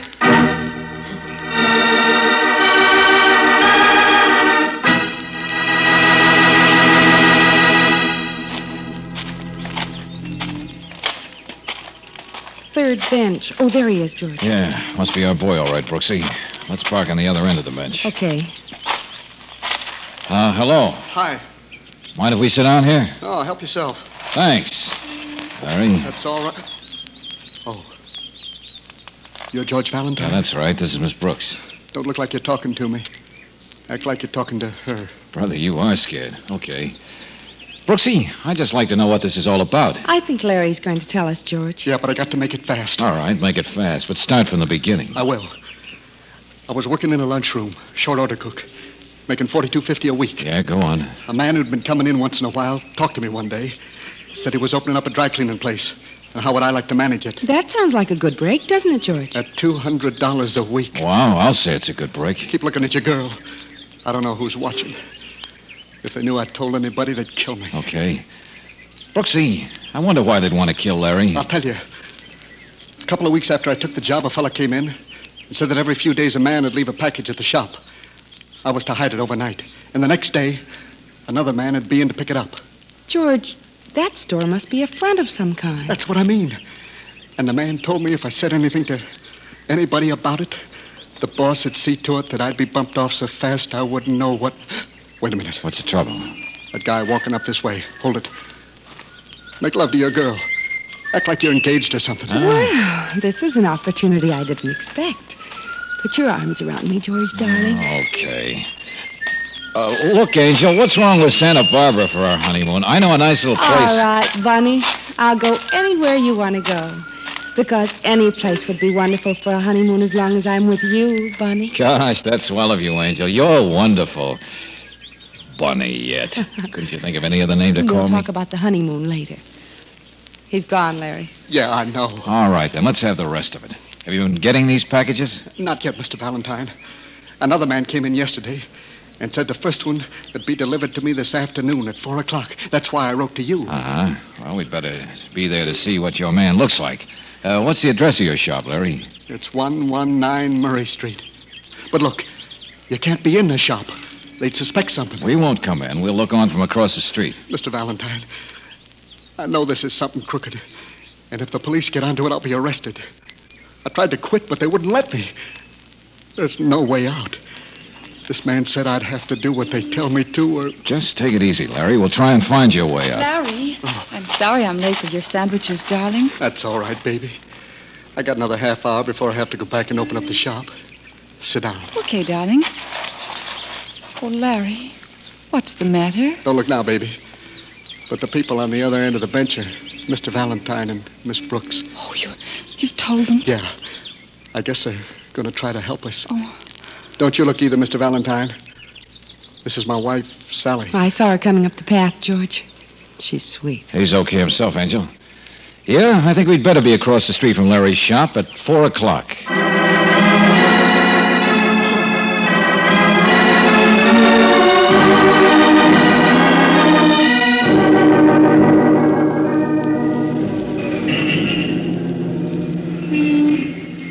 George, Yeah, Brooksy. just how long do you think we can sit here in your car in a loading zone without getting a ticket? Just where do you think is a better place to watch what goes on over there in Larry's cleaning shop? Besides, if I get a ticket, Johnson will fix it. What's Lieutenant Johnson got to do with this case? Nothing yet. But I've got a notion that if we can't find some way to help Larry out of his mess, Johnson will have something to do with it. Oh, Larry seems like such a nice boy. I hope Wait a minute, nothing... Brooksy. What? That big black sedan that just pulled up in front of the shop. Oh.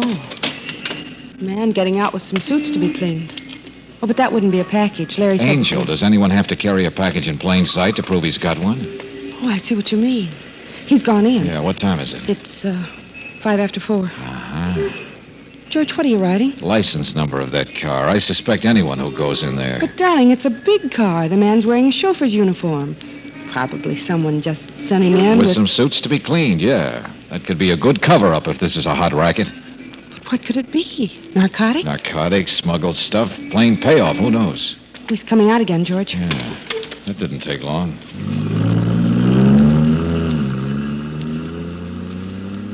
Well, he was certainly in a hurry. That's right. Come on, let's get across the shop. George, the suit you brought. Oh, yeah. We've got our cover-up, too, haven't we? Let's go.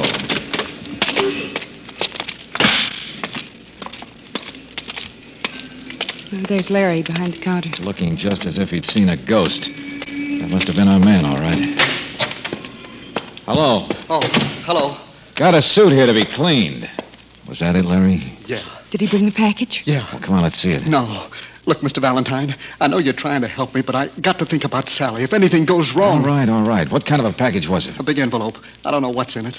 I'm going to do just like they said, because if anything happens... I know to what Sally... you mean. So we'll try it the hard way. What about this man who hired you to run the place? I don't know anything about him. Well, he must come in and give you your salary, doesn't he? No. He sends it to me in the mail. Uh-huh. What's his name, Larry? It's Hilton. Sam Hilton. That's what he told me. Where does he live? Haven't you got one of the envelopes your pay came in? Yeah. I got one in my pocket. Well, come on, let's see it. Oh, I hope nobody catches me showing it to you. Nobody will. Let's have it. Well, okay. Here. There's a return address, George. Number 6, Berwick Towers. Uh-huh. Swanky address, all right. Put that down someplace, Angel. Yeah, I'll get it. Mr. Valentine, what are you going to do? Drop in at Berwick Towers? But don't tell him I said anything. All right, Larry. Go ahead and do just what you were told to do, and I'll see you tomorrow. Tonight, I'm going to pay a little visit to your boss.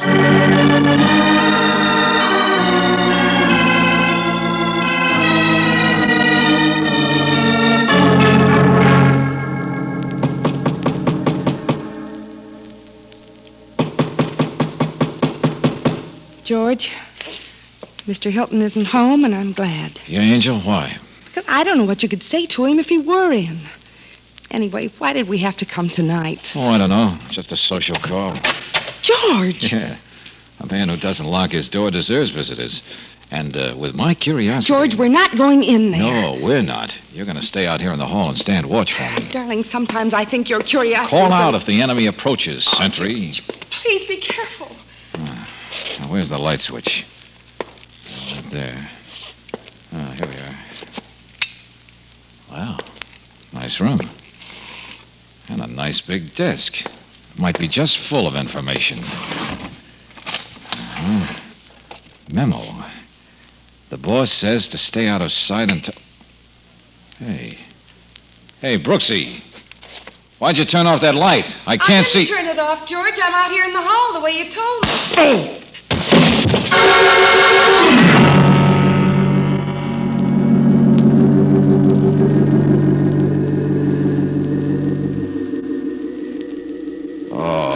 George, darling, it's me. Oh, that sounds just like the girl that called me Bunny this afternoon. Oh, stop. That was because... And according to the grammar I studied, you don't say it's me, you say it's I. George, at a time like this. Oh, are you all right, darling? Oh, sure, Dandy, just fine. Both of my heads are just fine. What happened? I don't know. I heard you ask me if I turned the lights off, and I said I didn't. Then I heard a kind of a hollow thud. Yeah, that was on the one head I had then, Angel. Didn't you see anybody? No, but I heard somebody. It was dark when I came in the room, but I heard somebody running, and a window slammed, Window? and then Yeah, window. That one. Probably leads out to the fire escape. You think Hilton was here all the time, George? I don't think your hootie hit me. And I also think the man who hired Larry Baker isn't just playing kid stuff. So? So? I'm going to get back to Larry and Sally. Tell them what they're up against. Of course, that's a good idea. Tomorrow morning. Tomorrow morning? Yes, darling. Or rather, this morning. It's after 1 o'clock now, and the Bakers would be asleep. And besides, I'm a little tired of holding this handkerchief on your head. It'll only need about 4 stitches. Okay, you win, Angel. But first thing in the morning, I've got to see the Bakers. Because whoever Larry's mixed up with is playing for keeps.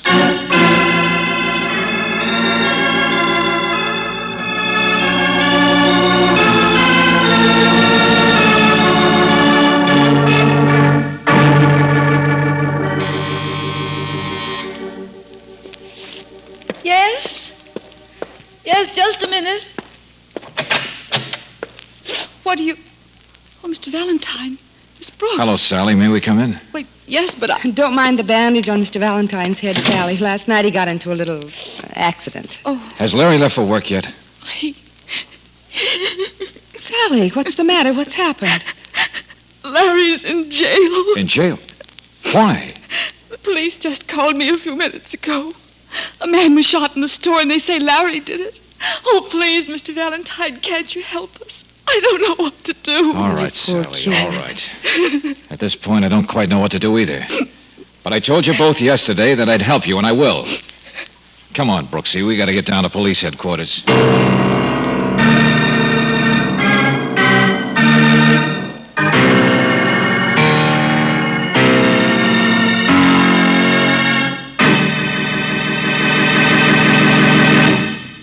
We'll return to tonight's adventure of George Valentine in just a moment. When you're driving out on the highways this month, you're likely to see an outdoor poster that says, "Battery down, we charge 'em up." And that's Car Saver's way of reminding you during the month of October that for fast, efficient battery service, your independent Chevron gas station or standard station is the place to go. If your battery needs a boost, Car Savers are the people to see. Or if your battery has seen better days and just won't take a charge anymore, then Car Savers are the people to see about a brand new Atlas battery. Atlas is the battery that's packed with power to give you good, fast starting and also supply power for your radio, heater, or other accessories. Atlas batteries are backed by a written warranty that's honored by 38,000 Atlas dealers from coast to coast. And if you're budget-minded, like most of us, you'll be glad to know that you can take several months to pay.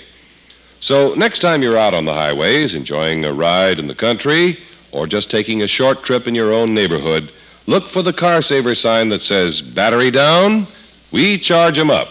That's your reminder that for all types of battery service, whether your battery needs a drink of water, a speedy recharge, or even if you need a brand new Atlas battery, the place to go is your independent Chevron gas station or standard station. The people you'll see are Car Savers, the folks who say and mean, "We take better care of your car."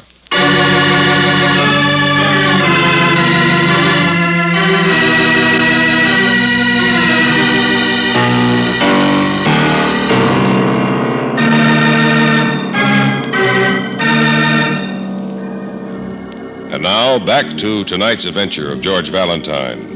A very frightened young man sends for you because he suddenly found himself right in the middle of some kind of racket. With almost nothing to go on, you set out to help him. And just when you found out that the people he's mixed up with are really playing a rough game, the young man himself is taken to jail for shooting. But if your name is George Valentine, you'd like to talk to your client and find out just what he has to say about it. I didn't shoot him, Mr. Valentine. You got to believe that. I didn't say you did, Larry. But if I'm going to help you, I've got to know what you know. Now, who did shoot him? How can I tell you that? I wasn't there. All right, now just calm down and tell me what happened, will you? I went in to open up the shop at 8 o'clock like I'm supposed to. When I opened the door, there he was, lying on the floor, groaning and mumbling something about getting a doctor. What did you do? I knew he must be hurt bad. And I knew the fastest way to get an ambulance was to call the police, so that's what I did. I see. Did you know who this man was, Larry? No. Well, I don't even know what he looked like. He was lying face down on the floor. There was blood all around him. And I don't think you're supposed to touch anybody like that until the police come. The police will find out who he is anyway. Oh, by the way, what about the package you got from that chauffeur yesterday? Was that gone when you got to the shop? I had it. You... What? I was so scared. I thought if I left it in the shop, it might be stolen and I'd be blamed. So I took it home last night and kept it under my pillow. I had it with me when I went in this morning. Yeah? Where is it now? Well, it's... Look, Larry, I know you're frightened about everything. You thought the police might tie you up with that, too. But you'd better tell me. Well, before the police came, I hid the envelope under the rug in the shop near the big chair. Okay, good. First thing I'll do is try to get you out of here. Just take it easy. I don't want to get out now, Mr. Valentine. Why not? Well, I'm pretty safe here. But if I get out, they'll be after me. I know they will, and Valentine. Oh, Lieutenant Johnson. We've had time enough for the kid. Come on out. I want to talk to you. Okay. Take it easy, Larry. I'll be back. Thanks, Mr. Valentine. All right, Valentine, come on. The kid confess? Confess? To what? Oh, look, Valentine, I've got a job to do. So have I. Did you locate this Sam Hilton that Baker was working for? No, disappeared. No trace of him. Find the gun that shot was fired from? No, but we will. This Baker had plenty of time to hide it someplace before our men got there. This Baker didn't hide it any place, Johnson, because he didn't do the shooting. Oh, no? Oh, no. Got an ident on the guy who was shot yet? Sure, from his fingerprints. Joe McMath, small-town hood around town. Couple of arrests. Yeah, that makes sense. You don't mind if we stop in the receiving hospital and have a look at him, do you? For what? Look, Valentine. You know something you're not telling. Sure I do, Johnson. I know a kid is being framed, and you're helping to do it. Now, wait till I pick up Brooksy, and then we'll get over to the hospital and have a look at your victim.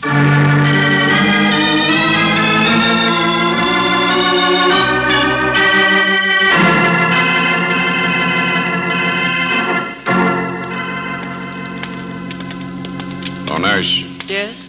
Oh, Lieutenant Johnson. This the room you've got McMath in? Yes, that's right. He conscious yet? Not yet, sir. He's had a sedative. What'd the doc say? Will he live? Oh, yes, he's going to be all right. Bad wound in the shoulder, but he's out of danger. Thanks. Well, you two wanted to see the victim step in.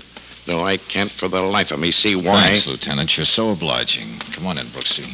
But, George, I don't I don't care for hospitals either, Angel. Just wanted to prove the man your client shot's still alive, I suppose. Valentine, Hey, Brooksy. Yes. I know what you mean, George. Hey, wait a minute. What? That hospital 90 isn't quite like a chauffeur's uniform, but you couldn't mistake that face. Hey, Johnson. Look, what are you getting at? Oh, somehow we connect that face with a big black sedan. Wait a minute. Here it is. Would you mind finding out the registration on this license number? Huh? No, look, I'm not the Motor Vehicle Bureau. No, but you might possibly get to be an inspector before you retire for having a wonderful brain. Just check with me at the office when you get the information.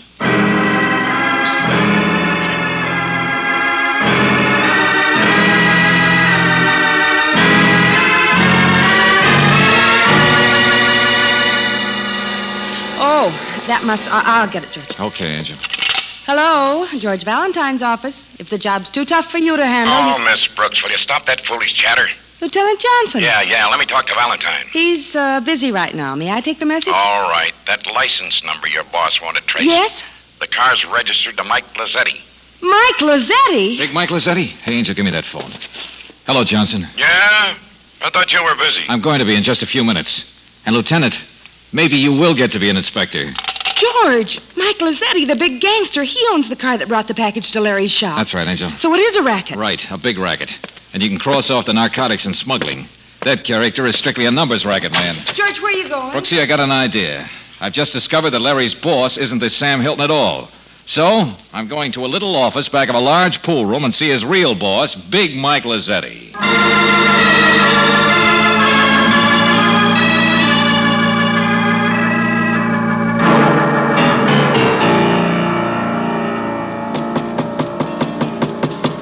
Yeah, come in. Thanks. Yeah? Who are you? What do you want? Well, you see, I'm new in town, Mike. I just come in from Detroit a couple of weeks ago. Name's Gray. So? Well, just trying to make a few connections out here, Mike. All of a sudden, I find I'm in a position to do you a little favor. I hope you'll remember me for it. Anybody does Big Mike a favor gets remembered. What is it? Well, I guess you heard about a friend of yours getting plugged this morning, Mike. Guy named Joe McMath. Yeah, I heard about it. Too bad. Good guy. Don't know, never met him. But I guess you know the cops are holding a young guy named Larry Baker for the shooting. Yeah? What's it got to do with me? Say, who are you, anyway? I happen to know one of your boys, Sam Hilton. Yeah? Yeah. I figured I'd tell Sam about this first, but I couldn't locate him. So I thought I'd better get to you fast. Well, come on, what is it? I still get that favor? Yeah, sure. Okay. The Baker kid says he didn't shoot McMath, and the cops can't prove that he did. But he claims something was dropped in the store this morning that'll prove who did. Huh? Look, friend, you say you want a favor from Big Mike, but you tell me nothing. What you say is nothing. Yeah? Suppose this Baker punk says one of your boys did it. Then he's crazy. Sure. He's crazy as long as he's in jail. But suppose he wasn't in jail. Wasn't he? You mean he's out? Not yet, Mike, not yet. But the cops can't get anything on him. They're letting him go. I listen around, I hear stuff, see? I understand he told the cops he'll bring him something that'll pin the rap on somebody. Yeah? He's not out yet, huh? Not yet. The way I get it, they're springing him at 2 o'clock this afternoon. I kind of got an idea he might go back to the shop to get that evidence. Yeah. Yeah, he might do that. Yeah. Well, I just thought you might like to know, Mike. I'll come back later for that favor. And don't forget, boss, the name's Gray. Yeah, fella. Come back in a couple of days. I'll do you a favor. Thanks.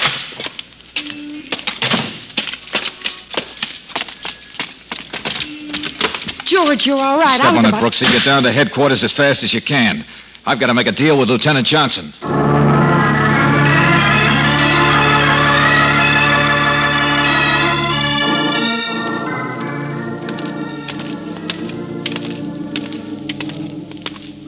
Valentine, you're mad, and I'm mad to even consider it. All right, Johnson, all right. Now, let me ask you this. Have you got any evidence that Larry Baker shot McMahon? Well, no, not yet. But we will. We can hold him for 72 hours on suspicion. Of assault with intent to... Yeah, I know. But how'd you like to get the guy who really did the shooting, Johnson, and clean out a big racket at the same time? Well, sure, How? You think it'll work? I don't know, Inspector. Lieutenant. Oh, sorry. Just looking in my crystal ball, old boy. You see, I'm going on the theory that a big crook can't afford to leave himself in a bad spot. How about it, huh? Oh, I suppose so. Here's Baker's cell. Good. Hi, Larry. Hi, Mr. Valentine. Come on, they're letting you out of here. That's right. Come on, son. But look, Mr. Valentine, I don't want to get out now. I told you. I know what you told me, Larry. But you're getting out anyway. You're going to leave here at just 2 o'clock. And at 2:15, you're going to be back in your shop. I don't want to go out. Please, can't you understand? I know what they'll do to me. Just a minute. Valentine, you've been hiding something. Who are they? I didn't have any idea until a few minutes ago, Johnson, but I think I do now. And you can't play it any other way. Now, look, Larry, you asked me to help you out of a spot. Yes, sure I did, but I... You won't get hurt. Nothing will happen to you. Just go back to your shop. Okay, Mr. Valentine. I'll go back to the shop if you say so. But I'm just hoping I'll be around to tell about it tomorrow.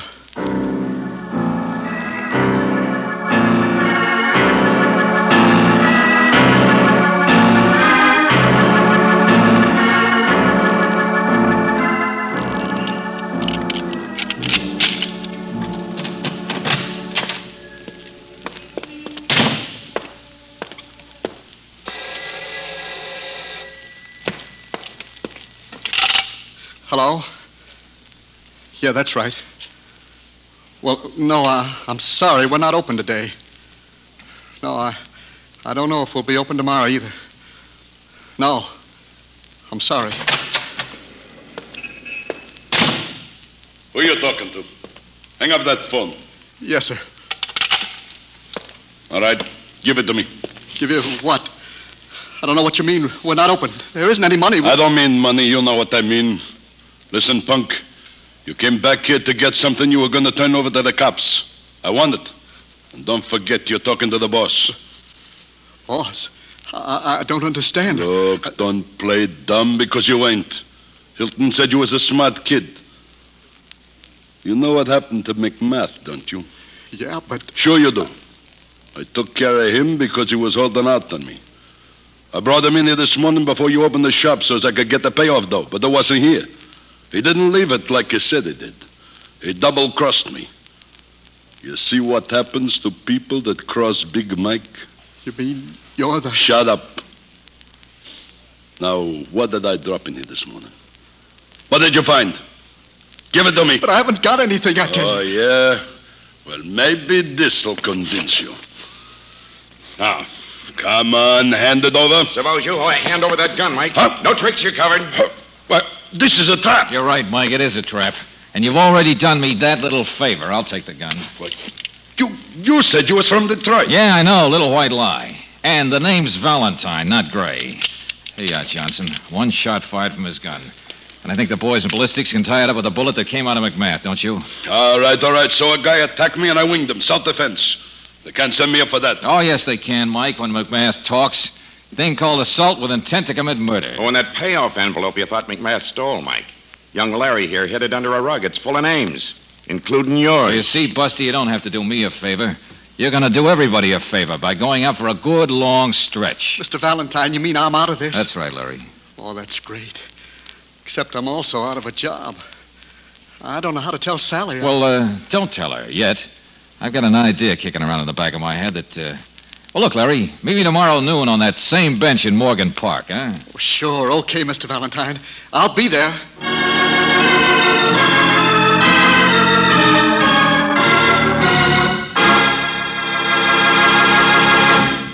Compared with premium-type motor oils, as designated by the American Petroleum Institute, new RPM motor oil doubles engine life between major overhauls due to lubrication. Your car needs that kind of protection, for new RPM cuts in half the wear rate of critical engine parts. Get new RPM for your car at independent Chevron gas stations or standard stations where they say and mean, we take better care of your car.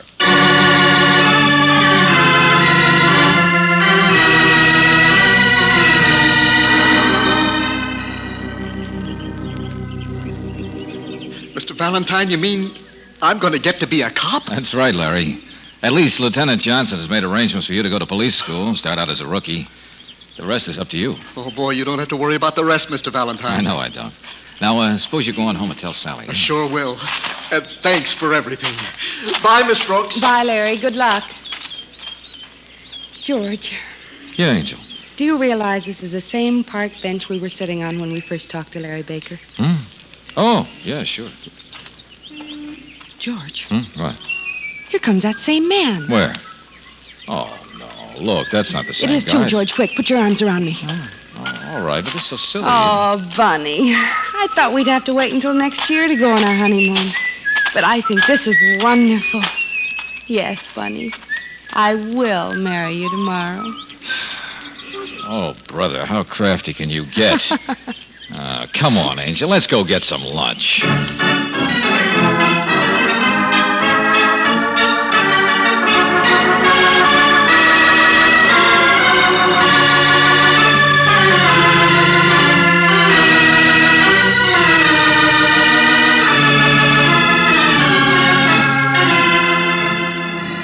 Tonight's adventure of George Valentine has been brought to you by Standard Oil Company of California on behalf of independent Chevron gas stations and standard stations throughout the West.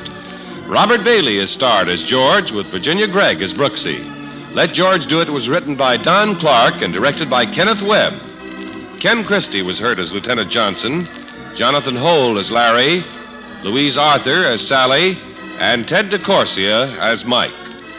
The music is composed and presented by Eddie Dunstetter. Your announcer, John Heaston. Listen again next week, same time, same station, to Let George Do It. Let George Do It is heard overseas through the worldwide facilities of the Armed Forces Radio Service.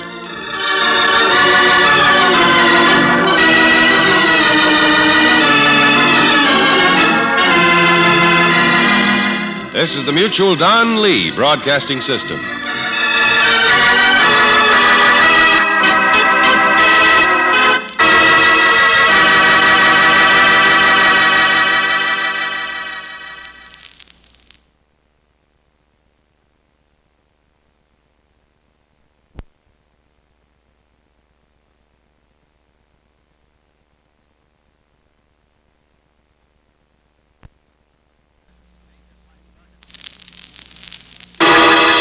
Personal notice. Danger's my stock and trade. If the job's too tough for you to handle, you got a job for me, George Valentine. Write full details.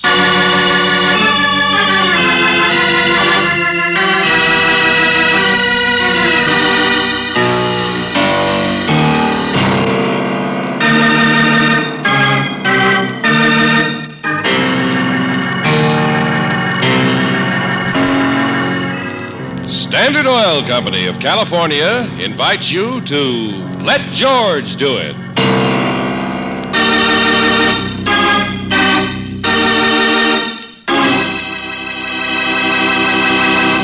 Before we join George Valentine, here's some good advice for car owners. New RPM motor oil doubles engine life between major overhauls due to lubrication. Compared with premium-type oils, as designated by the American Petroleum Institute, New RPM actually cuts in half the wear rate of critical engine parts. Good reason why you should get new RPM for your car at standard stations and independent Chevron gas stations, where they say and mean we take better care of your car.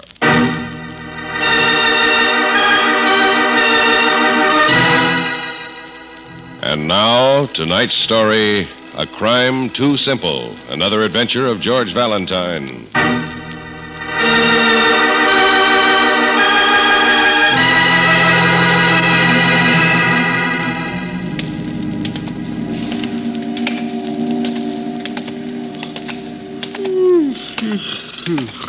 Man, look at that fog.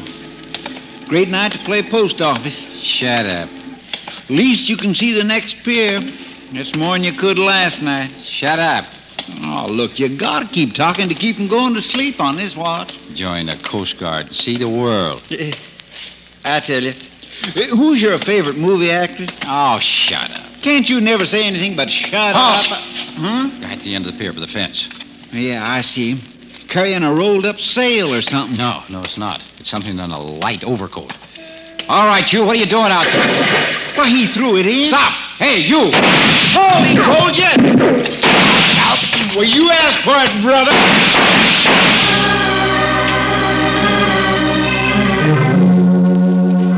Got him all right. He's dead. Give me a hand down here. Sure. Hey, what was in the overcoat?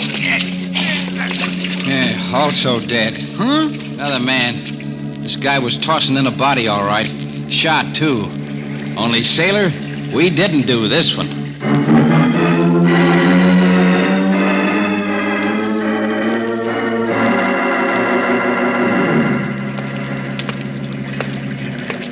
Well, what am I supposed to do about it, Lieutenant Johnson? Be patient, my friend. You like riddles, don't you? Like puzzles? Well, not always in the middle of the night. Miss Brooks, pity those poor newspaper men over there. They have to do this every night. Man throws a body off the end of a pier, then shoots it out with a couple of sentries. Yeah, that was his mistake. Picked a spot too close to the Coast Guard section base, that's all. Sure, and it may be a story, all right, but it's nothing that exciting. Color, my boy, the feature story, romance, the thrill of mystery. You sound disenchanted, too, Lieutenant. The body in the water corpse, say, was somebody named Ferroni. He was a cook on the boat. Well, sounds ordinary enough so far. The whole thing is. Just so happens Ferroni only got in a few days ago. He was working on the tug that brought back the Apperson expedition. The what? I don't know. Some bunch of characters just came back from Venezuela.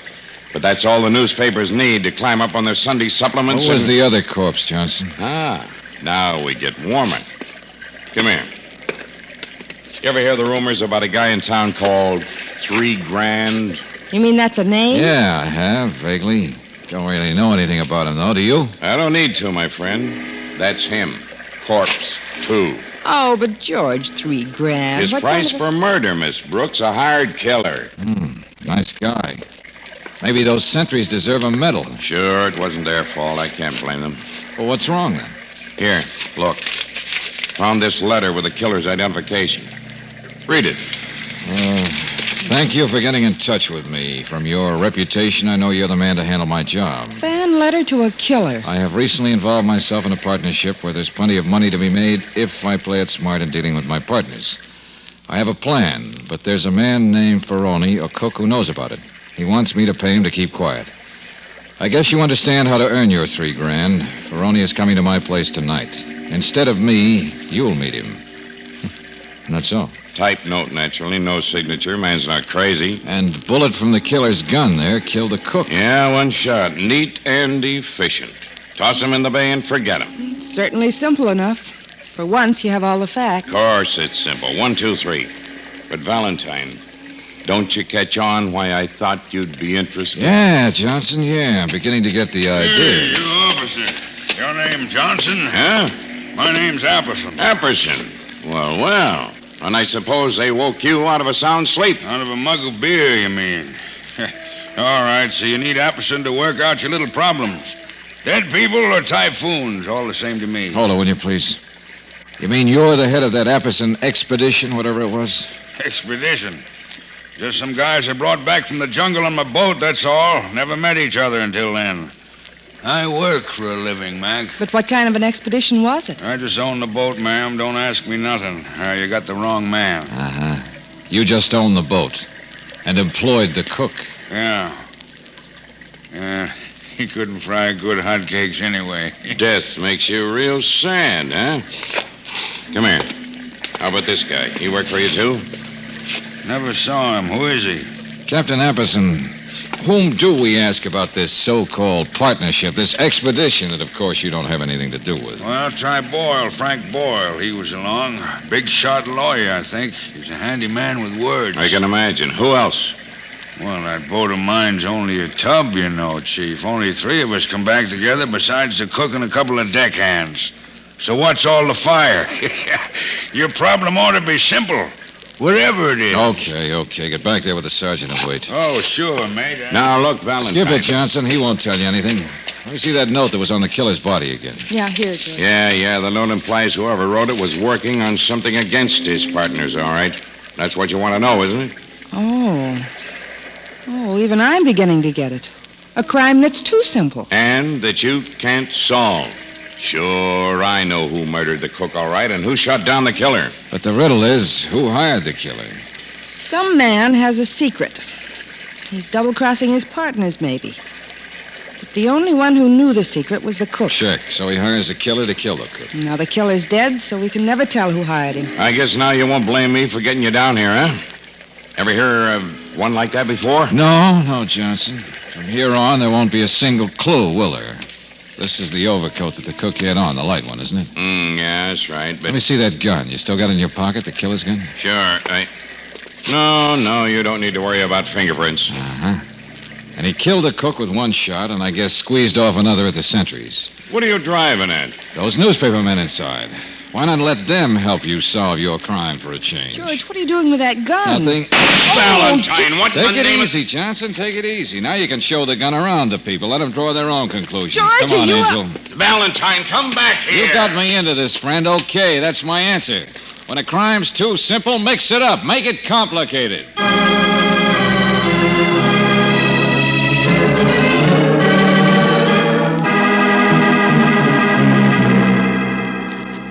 And what's your conception of a big shot lawyer, Mr. Valentine? Well, it's generally not of a man who hangs his shingle outside of his own house. Captain Apperson's a fool. So am I, probably, for talking so much. But at least it's nice to pretend you're a big success once in a while. Mr. Boyle, this isn't exactly what I wanted to talk about. And since my time's a little short... All right, then, killers. Let's talk about killers. Do you think I'd have enough money to hire one, let alone the good sense not to? Well, why is it called the Apperson Expedition? What sort of a partnership is it that ties you with a man like Apperson and this third party, whoever he is? Oh, that? Mr. Eilers. He's the third one. Lived down in Venezuela. Several years, I believe. Rather a sleazy character, too, in case you're interested. We will be, but right now it's you. Well, what about it? They don't have a legal partnership or anything. They're just 2 people I happened to meet down there. Went up country together and came back home together. That's all. What were you doing in South America, Mr. Boyle? My health.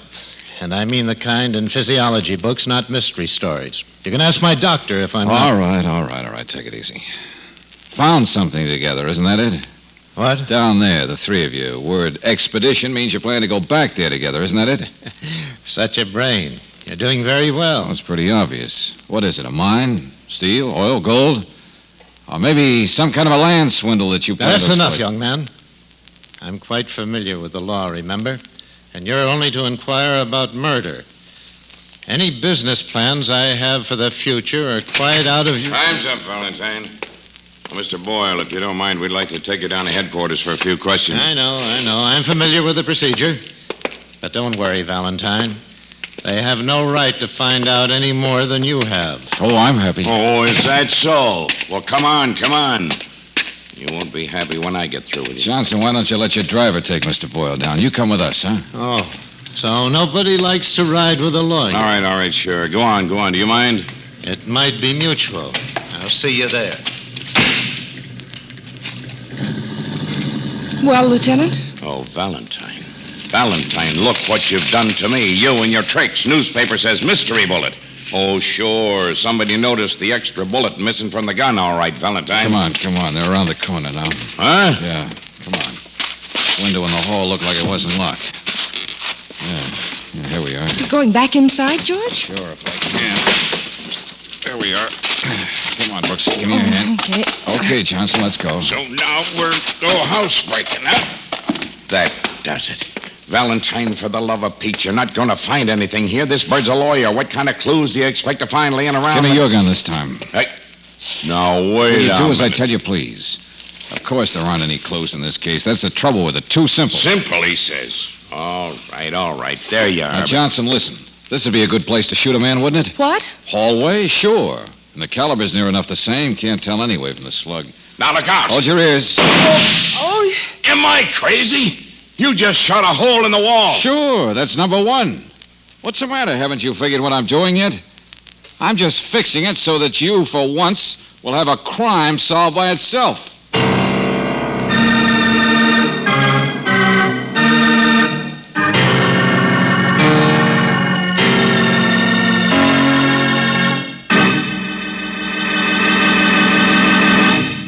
In just a moment, we'll return to tonight's adventure of George Valentine. But right now, I'd like to talk about memory. You know, lots of us have a difficult time remembering things like the number on our license plate, our social security number, even anniversaries and other important occasions have a way of slipping by forgotten.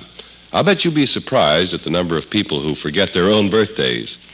And I'll bet you'd be just as surprised at the number of people who forget when the oil in their cars is due for changing. The best way for anyone to solve that problem of remembering is to have the oil checked every time you buy gas. The car savers at independent Chevron gas stations and standard stations check not only the amount of oil in your crankcase, but they'll remind you about oil changes and oil filter service, too. To keep your car running longer, be sure that your oil is checked and changed at regular intervals. There's no finer engine protection than the new RPM motor oil and new oil filter replacement element that you can get at any independent Chevron gas station or standard station, where they say and mean, we take better care of your car.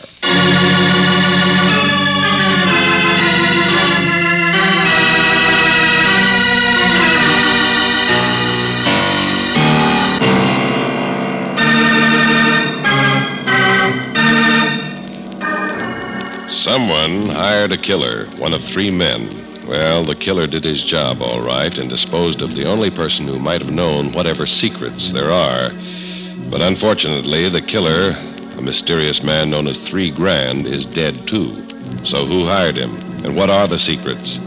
Well, if your name is George Valentine, you know that when a crime is too simple, the only way to get clues is to make your own.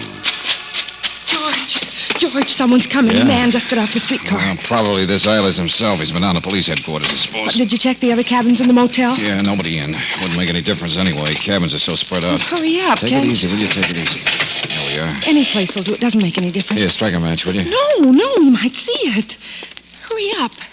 There's enough light. He'll be here. He'll hear you. All right. Here goes. George, listen, what's that? Little piano over there. Hit the side of it, that's all. Now, come on. Bullet number 2's taken care of. Get back outside.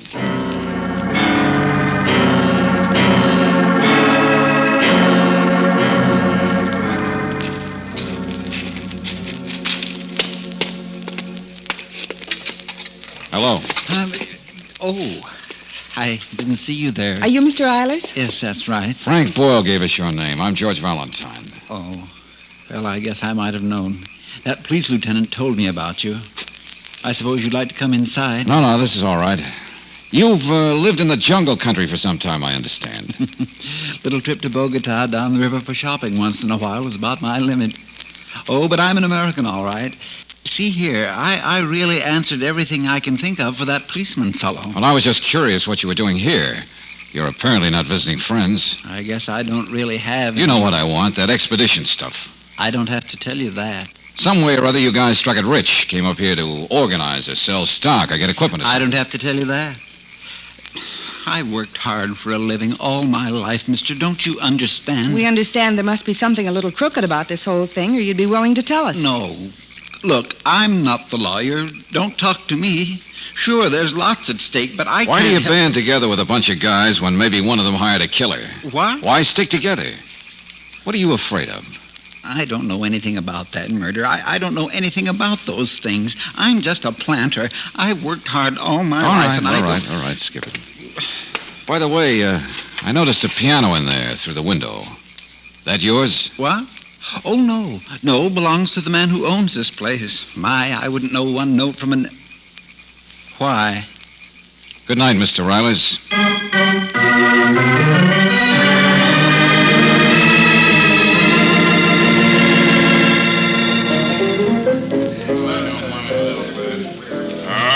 I could tell you stories by the hour, lady. I can imagine, Captain. Yeah, but you wouldn't believe them, huh?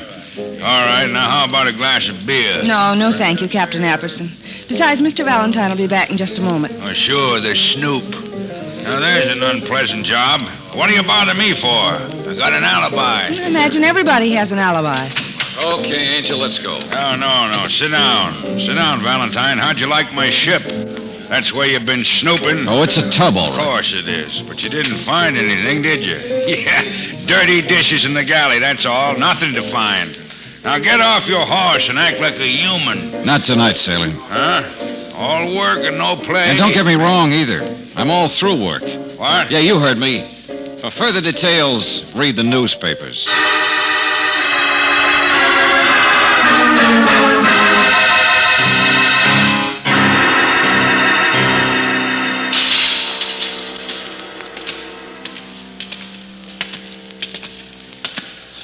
You're one of the reporters who saw that gun the killer used, aren't you? Noticed that an extra shot had been fired. Yeah, that's right. My paper had a story on it. Mystery bullet stuff. Only we don't like to draw conclusions. Sure, understand. Here we are. Locker 317. How come they give you the run of the morgue like this? So you'll draw the right conclusions. Police said make myself at home. Friendly thought. What's the matter? Nothing but clothes, that's all. Oh, sure. Stuff that cook Ferroni was wearing, huh? Yeah. Something occurred to me I wanted to check. Hey, wait a minute. There's a hole in that light overcoat. Yeah, there is, isn't there? Well, that'd explain the extra bullet. Killer took a shot at him, missed, then hit him with the second one. Try again. Huh? Well, from the location, the bullet would either have been found in him or at least poke a hole in his shirt underneath, wouldn't it? Yeah. No hole in his shirt, is there? Not except from the one that really killed him. Wait a minute. Light beginning to dawn?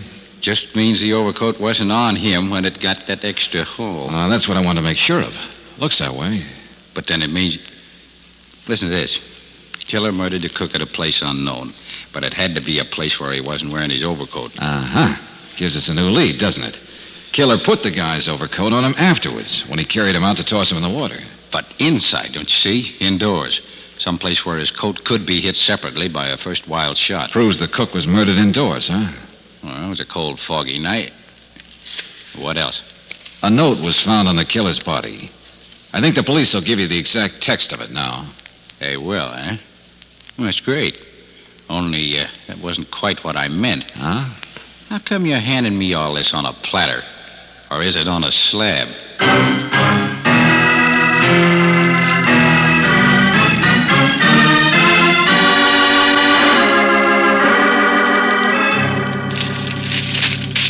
But look at these stories. Where did the murder take place? In whose home or boat or motel was the little blackmailing cook met and surprised by the gun of the mysterious $3,000? Oh, it's all there, all right, Johnson. Hook, line, and sinker. But, Valentine, if anybody ever finds out that you fired that extra bullet through the coat, I'm liable to be... Oh, I don't know. Promoted, maybe? It's neat, all right. The guy hires the killer to take his place when the cook shows up to be paid off. Well, it's where the guy lives, naturally. Or the guy doesn't know where the actual murder happens. Why would he? He's out setting himself up an alibi. All three at least pretend to have alibis. So now, he starts getting panicky. The murder was indoors. He must have done it right here in my house where he met him, he says. How to make a crime solve itself. Valentine, maybe I love you after all. Come on, what are we waiting for? Think they've all had a chance to read the newspapers? Sure, my friend. One of those three men has had a chance to try to cover up what he thinks was the killer's work. That is the idea, Johnson. One of them has covered up a bullet hole.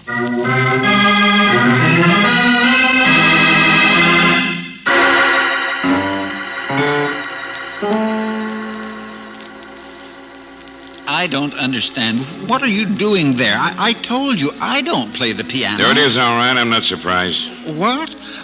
Where'd that come from? Bullet, Mr. Eiler. Splintered the finish, too. Well, I don't know how it got there. I've never noticed it.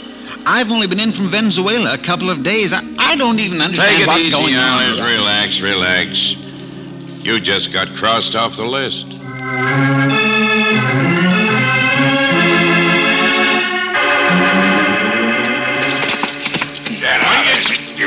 You got no right aboard this boat. That's what you think. Oh, that's All right, cut it out, Stopper, will you? 2 down, Johnson. Bullet hasn't even been touched. And it was there where Apperson would have found it, all right. What bullet? What kind of a frame are you guys trying to... It's a nice black one, friend, only apparently it's going to fit a lawyer instead.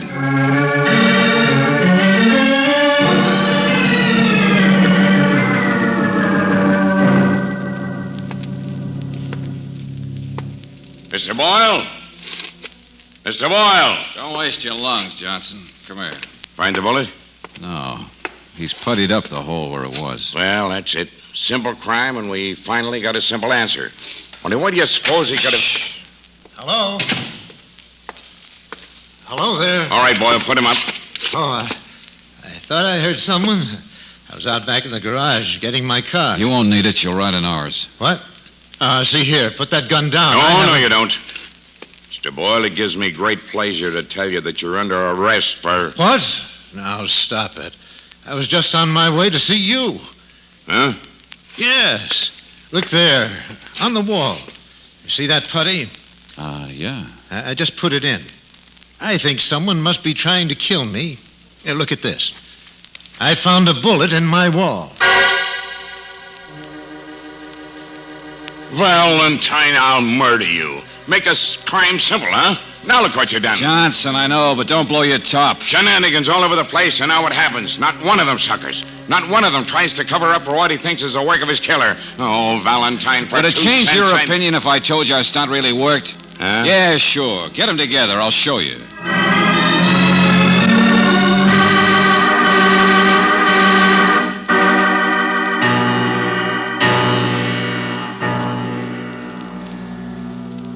So now you all understand that this whole bullet business was really just a phony. I've never heard anything so irregular in all my life. Oh, now don't get righteous, Mr. Boyle. We had to pull it to make sure one of you didn't try to cover up. All right, so we didn't. So what? Well, we're firmly convinced that in the circumstances, if one of you hired the killer, he would have covered up. So it's quite simple, isn't it? None of you hired $3,000. Valentine, for Take the it love easy. of... Take it easy, everybody. One of you is going to go to jail, all right, for murder. But you see, something else has been bothering me. That's why you've all kept quiet. 1 man out of 3 was a double-crosser. So why won't the innocent ones help us? But we don't know anything about that. Oh, there's a good reason, all right. I can tell you, that expedition scheme they've got must be as crooked as a corkscrew. Oh, it is not. Oh, a little irregular, perhaps. Skipper, will you? Sure, I thought of that, Johnson, and apparently a lot of money's at stake, too. Those reasons help, but they're not the big one. And what might that one be? Fear. Well, from now on, 2 of you have nothing to be afraid of.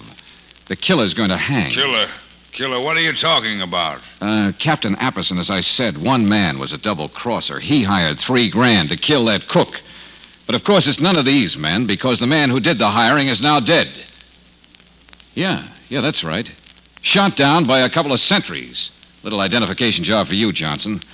So, anybody ready to talk now? Well, see here, What else, Valentine? Okay, point 1.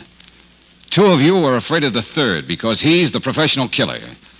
He's the mysterious $3,000 who decided this looked like a good little group to join, I guess. How about the murder? Probably killed a cook, all right, then waited for his employer to show. Said, here's a body, you get rid of it. Poor guy had to. But a professional wouldn't choose a place like the pier next to the Coast Guard base, would he? Unless he sort of hoped his employer might get shot down. But how would he know that? How would he know the guy would... Johnson, he wouldn't, but it was worth a try. Slip his identification and stuff into the guy's pocket. Well, it paid off, that's all. If it hadn't, he probably wouldn't have taken the next step. Wouldn't have slipped into the personality of the man who hired him. Okay, Valentine. Shut up, you're Apperson. Pretty bright. You want point 2, Mr. Eilers? How difficult it would be to assume the role of a lawyer? Or a sea captain. But on the other hand... Lay out!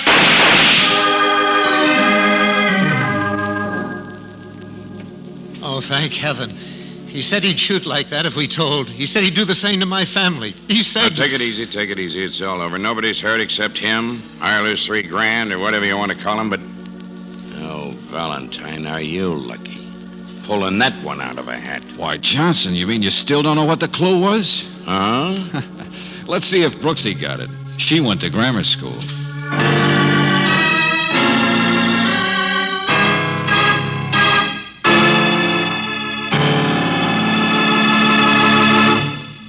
Next time you need gasoline, remember this fact. Chevron Supreme gives you all 8 necessary high-performance qualities in correct balance. Power, mileage, starting, warm-up, anti-knock, vapor lock prevention, acceleration, and area blending.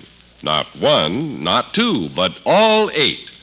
Yes, for the kind of driving you do, where you do it, fill up with Chevron Supreme gasoline at standard stations and independent Chevron gas stations where they say and mean we take better care of your car.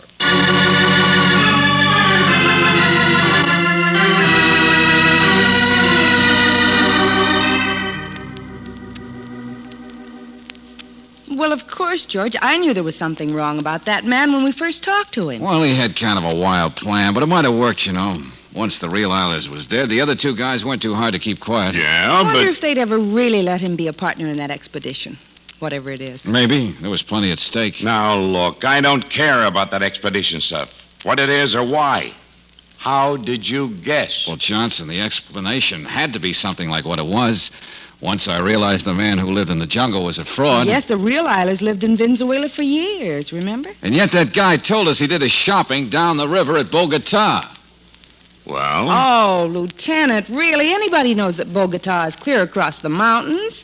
It's the capital of Peru. Oh, Brooksy.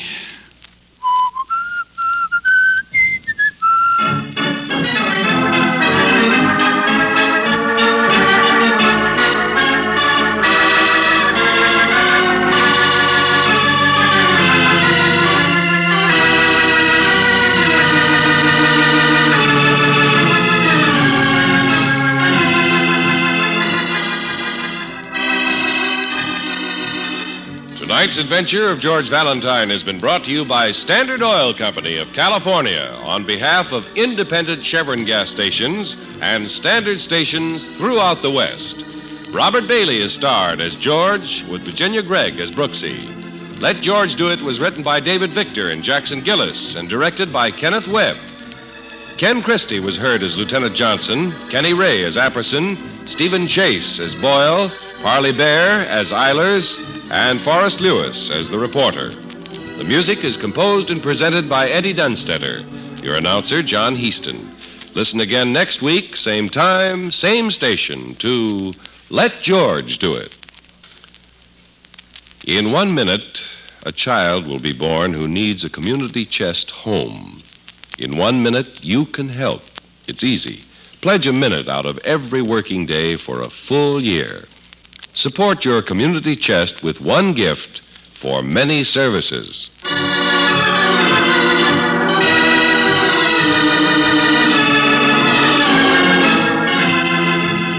Let George Do It is heard overseas through the worldwide facilities of the Armed Forces Radio Service. This is the Mutual Don Lee Broadcasting System.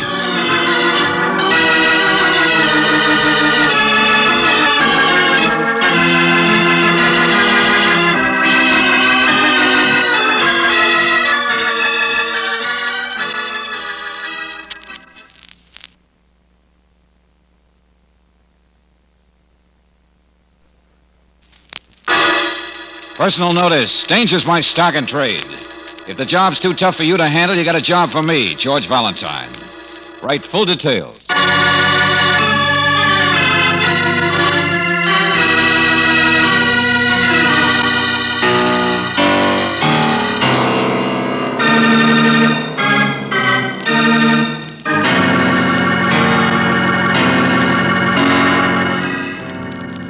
Standard Standard Oil Company of California invites you to Let George Do It.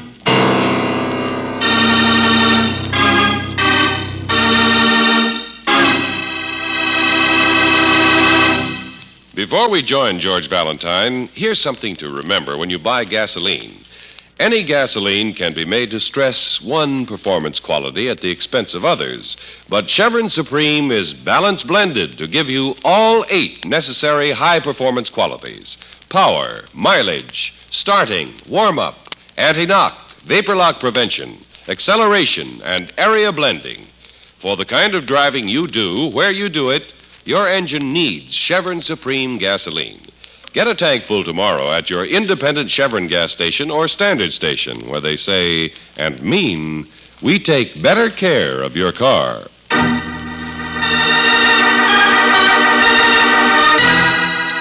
And now, tonight's story, The Woman in Black, another adventure of George Valentine.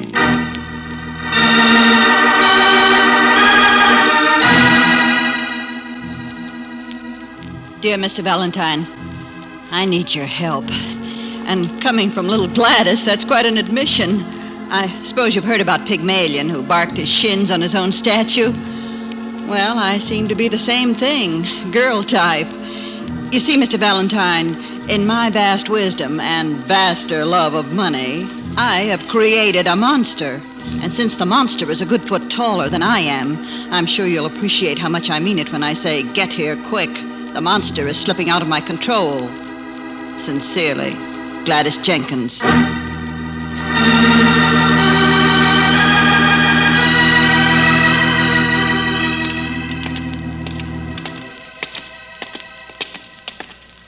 Well, this is the address, all right, George. Yeah, but nobody's lived here for years. Well, they can't have. All those weeds and the paint coming off. It looks like a castle. It was. Yeah, that's right. Been deserted since about 1932, as I recall. How do you know? Ever since the Bunko Squad or some jealous movie queen took care of him, whatever it was. George, what are you talking about? Angel, didn't you ever hear about Gregory? Oh! Yeah, sure. Gregory the Great. Gregory the Mighty Soothsayer. Gregory the Widow's Wailing Wall. Yes, of course. The greatest crystal ball man. Yeah, that's the one. Gregory the... What's the matter?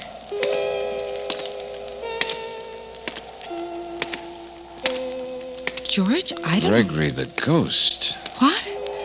You mean that old man with the white hair that Not so old, I guess. Dyed his hair white when he was 20, they claimed. Increased his powers over women. Well, he was certainly attractive, if that was really the... No, it can't be. It can't be. I thought he was dead. Burned himself out. He drank too much. Well, who you think it was, Julius Caesar? Now, go on. Get out of here. This is private property. Well, not the sidewalk. Yes, I know. Forgive me, lady. I didn't mean to eavesdrop. But this is no tourist center.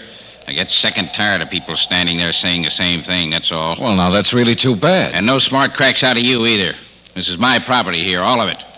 J.J. Cleary Realtors. If you don't believe me, my house is just down the block. No, of course we believe you, Mr. Cleary. But you mean you own his house, too, Mr. Gregory? Where do you get that Mr. stuff? Don't insult the mighty G. No, I got an option on it, though. It'll be mine soon enough, don't you worry. And when it is, you can bet your bottom dollar there's nobody like that coming back to this neighborhood. Okay. But when did he come back? A couple of weeks ago. Visions of opening up his old temple. The master will once more comfort a long line of rich women. You sound a little bitter. Well, why not? He's a fraud. He always was. Ought to be locked up. Between you and me, I've just had a few words with Gregory. He clearly understands that when I get back from meeting with my lawyer tonight, I'll have the legal ammunition to do it. You mean you've got a big real estate deal on, and a crackpot in the middle of it doesn't help the desirability of property around here very much? Well, all right. I'm not ashamed of trying to clean this city up, and I'm going to. You can remember that. Sure. Come on, Brooksy. And when you see him, you can tell him I said so. Tell him I'll sing at his funeral.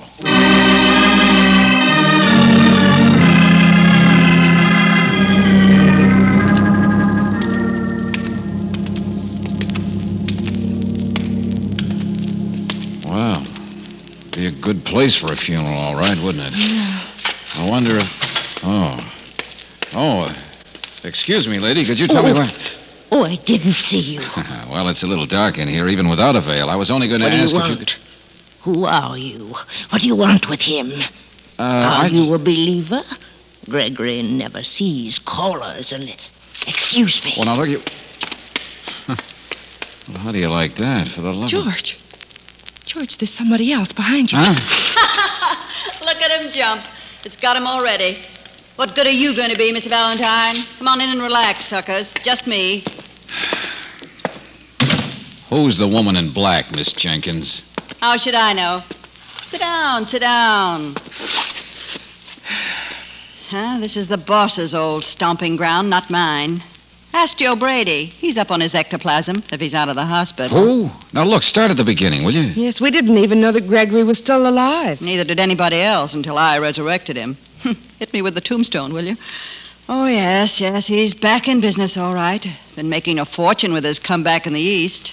Want a drink? No, thanks. Things are muddy enough now as it is. Look, I'm a press agent who should have stayed with her typewriter, that's all. Oh, I understand. You mean this comeback of the great Gregory was your idea. It was my mistake. Oh, I've made a lot of money. Quite all that I want, in fact. And you've got to understand there isn't anything to all those mutterings and predictions and things of his. There isn't. There can't be. It's just a lot of hokum. Dribble. Well? Oh, Mr. Valentine, I found him. Just a burned-out bum last year. I built him up. Did the whole thing. Little Gladys pulled the genie out of the bottle. Well, go on. Well, don't you see? Now I can't get him back in. Which way do you mean that? I mean, I don't want to go to prison. Oh, I see. Party to a fraud, huh? Debunking his sentimental old clients of their dead husband's estates. No. He never does anything like that. Or I don't think he does. I just don't know anymore. That's the trouble. I don't even know why we came running out to this city. Oh, come on, lady. Try again. What is it you're afraid of? Him. I don't scare very easy, Mr. Valentine. But he used to take everything lying down. Now he just smiles to himself. Well, that still doesn't explain... He had a cook, and she talked back to him, and he just smiled. He started laughing, and she had a heart attack right then and there. What? I know. You think I'm stupid. Oh, he's feeling his oats. He's beginning to make plans. He says nobody's going to stop him. Well, I don't know what sort of thing he really used to do in the old days.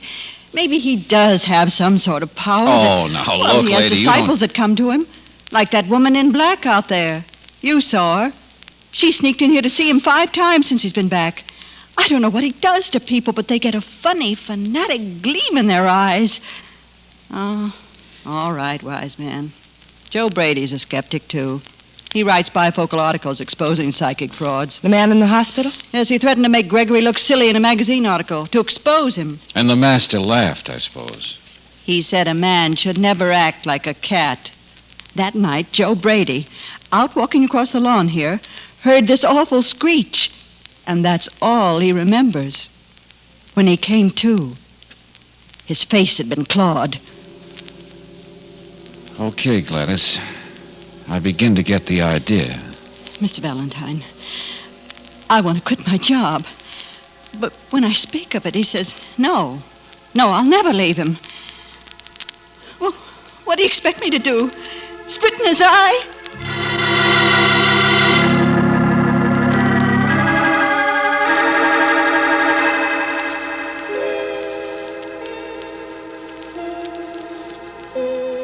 And life goes on like a spinning top. Yeah, sure, you said that before. Now let's clear some things up, huh? No, young man. No, don't turn on the lights. But what I have to say, Mr. Gregory, we don't need dim lights, nor incense, so we'll open the windows, too. No, many people before thought I was a fraud. And they were experts in expressing themselves. Now, look, I want to talk to you about Miss Jenkins. Life goes on like a spinning top. She seems to be afraid of you. No beginning. No end. Hey, just what are you up to? I see what the future holds. I tell it to him who listens. Uh-huh. What have you been doing lately that has brought you so much money? Truth. The cook who died of a heart attack. Truth. And I'll go into a trance. I want to talk to you. Truth. The writer, Joe Brady, he had an accident. I don't know anything about that. What about the woman in black, your disciple? What kind of nonsense did you fill her with? Like a spinning top. No beginning, no end. Oh, come on, snap out of it, will you? No beginning, no end. Okay. Now get this. Miss Jenkins is going to leave here, Gregory, and I wouldn't try to stop her. No beginning. Gladys? Leave me? Oh, no. You heard me, Buster. Oh, she mustn't. I won't let her. Never. You have nothing to say about it. I would not meddle in things that don't concern me. Why not? Sometimes we're stricken down for meddling in things we don't understand. Now, what's that supposed to mean? Truth. I was talking to you, Buster, about... Truth. I see it. I tell it.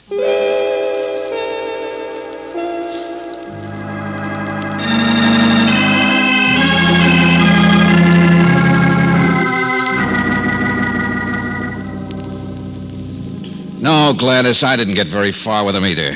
Gregory the Vague. Just as I expected. He's made a lot of money in the last few years, George. Couldn't you find out how? No, Brooksy, I couldn't. And frankly, I think a lot of this is just so much malarkey. You're an optimist, my friend.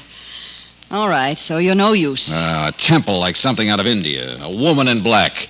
Life is a spinning top. All the trimmings. Enough to make anybody imagine things. But I know that, and I still don't know what to do. Well, now, did I say I wouldn't take your case? All I want is a fresh air viewpoint on this whole thing. Now, Gladys, the woman in black, you say you don't know who she is? No one does. All right. Maybe I'll find out. And there's this Joe Brady to see, and a side trip to police headquarters to find out what they have on our boy. Yeah, I got work to do, ladies. Oh, George, no, I'll you go stay here with Gladys. Now, even though I have a hunch there isn't much to worry about, someone just might get hurt.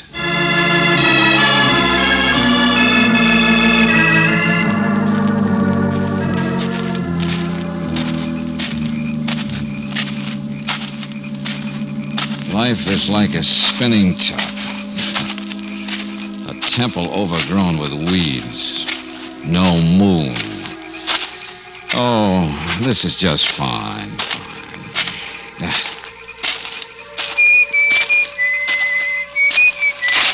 What? Who's that?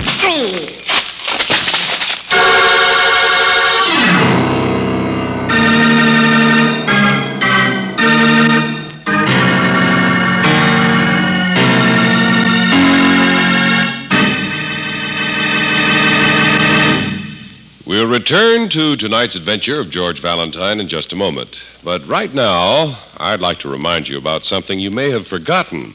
Something that is mighty important to your safety on the highway. Something that can save you money. I mean the tire switching service that is available at all standard stations and independent Chevron gas stations. Nowadays, it's important that you take care of your tires. Proper switching can mean longer life and more mileage. Car savers know how to take care of your tires. They know that rear wheels work harder than front wheels and right harder than left.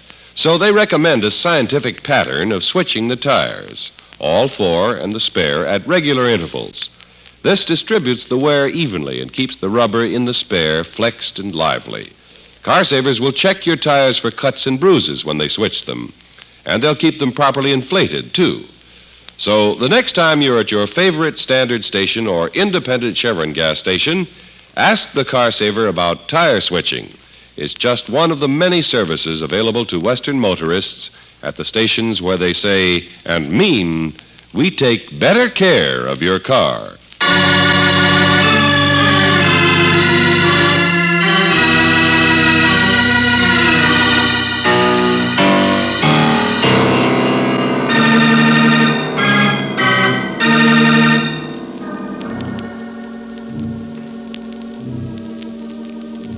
Gregory the Enigma, a fabulous crystal ball man who, after 20 years of oblivion, is back in his weird temple, resurrected by a hard-boiled publicity gal. But now Gladys is afraid of him, doesn't understand what he's up to, and so she hires you. Well, if your name is George Valentine, you don't believe in all the trappings you find, except for one real, very real fact. It's all right, darling. Please don't move. I never thought I'd say it, but where am I? Right out on the lawn. I thought I heard you cry out. Did you see anybody, Brooksy? No, just a vague shadow disappearing behind those trees. Yeah, well, there's nothing very vague about this lump on top of my head. Oh, George, let's get out of here. Let me get you to a doctor. Whoever had this grudge against me sure used his strength with the right goodwill. To paraphrase our good friend Lieutenant Johnson, this was done with a blunt instrument with intent of mayhem. Gladys is scared to death. I told her to lock herself in her room. God, she don't... Sometimes we're stricken down. What are you talking about, George? Nothing. Come on, Brooksy. Come on, where? Back to the house. I want to have some very definite words with the vague Mr. Gregory.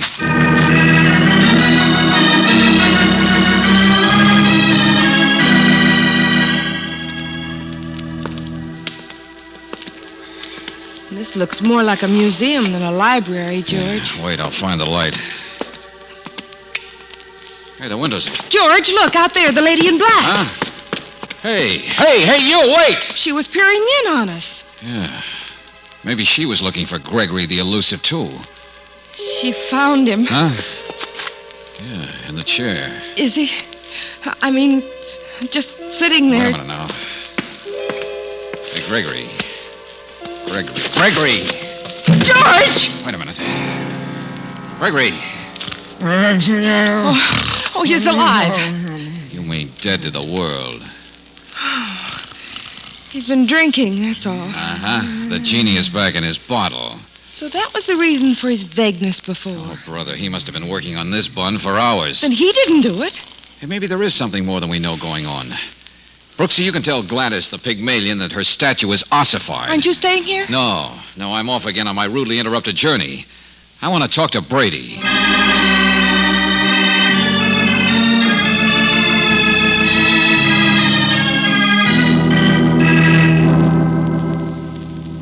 It was very nice to inquire about me, Mr. Valentine. Well, Mr. Brady, I was under the impression you'd be in the hospital.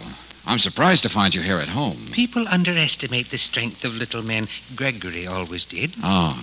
I suppose you can't wait to get even with our mysterious friend. Oh, no, on the contrary, I have nothing against him. I wish him the best. Huh? Don't you see? His is the most interesting case I've ever run up against. I'm not going to stop until I understand it and explain it away. I don't want anything to interfere with that. Well, tell me, Mr. Brady, just what do you know about Gregory's recent activities? Frankly, Mr. Valentine, I thought Gregory was quite through before his retirement 20 years ago. Oh, you knew him even then? Oh, yes, indeed. And he was very excellent in his field. Quite good, really. Well, what does he do now? I'm sure I don't know. But it has come to me that he's made a lot of money. Yes, a lot of money since his, shall we say, rebirth. The ladies still find Gregory quite irresistible. Yes, I saw one of the ladies back there at the temple. A lady dressed in black. Yeah. You know who she is? A very interesting phenomenon. A true disciple, I believe. Even when Gregory wasn't there, she would come to the temple and walk through the empty rooms, a sort of one-woman pilgrimage. Yeah. She'd do anything for him, I suppose. I wouldn't be surprised. I wouldn't be surprised if she already did. What was that supposed to mean? My accident, Mr. Valentine. The doctor who took a few stitches on my face was quite a joker. He made a number of facetious remarks about my wife scratching my face and already fancying herself a widow. A widow? Yes, wearing black. There was some black lint in one of the scratches. So that's the way it is. Of course, I hold no grudges. Each of us fights any way he can. I am Gregory's worst enemy, and I shall solve his mystery. Oh, yes, indeed. In 2 or 3 weeks of investigation... Mr. Valentine... Sorry to walk out on your friend, but you're not Gregory's worst enemy. What? And it's just occurred to me you don't have 2 or 3 weeks. Neither do I. And what's most important, neither does Gregory.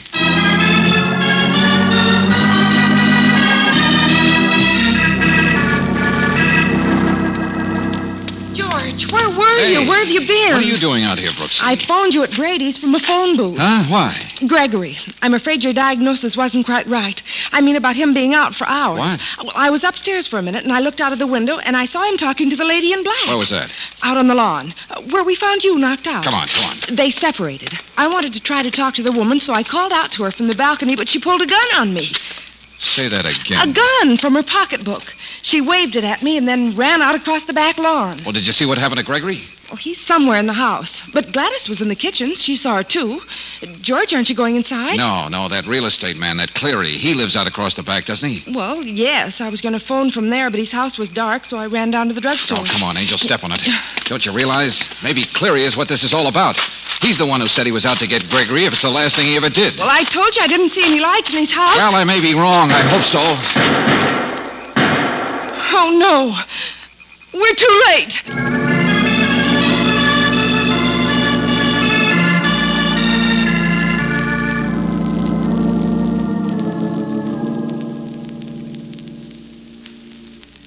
The woman in black.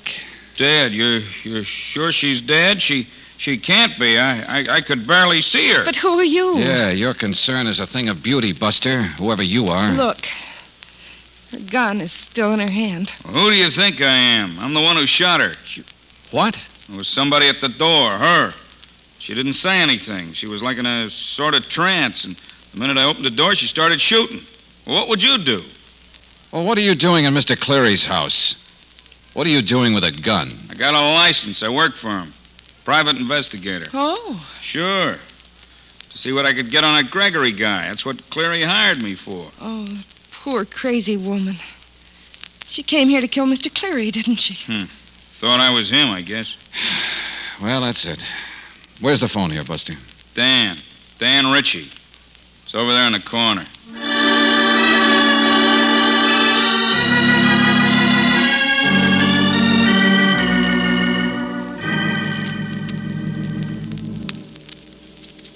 Thanks, Mr. Cleary.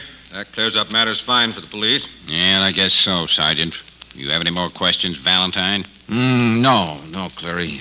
Since you hired Ritchie, and he very obviously shot our mysterious lady in black in self-defense, there isn't very much left to do. Yeah, it's all pretty clear.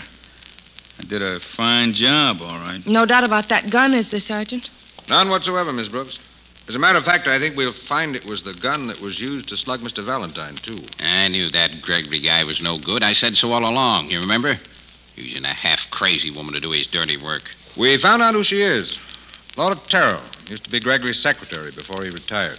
First she assaulted Brady, and then you, George, when she thought you were crossing Gregory. And then she was going to eliminate the biggest enemy Gregory had. With her dead, it's not going to be easy to prove enough against this Gregory character to put him where he belongs. Gregory's still in the house, Sergeant? Yes. And I have some men around, so he'll stay there. Good. While you straighten things out here, Sergeant, I think that if I can get Mr. Cleary to help me, I can straighten out Cleary.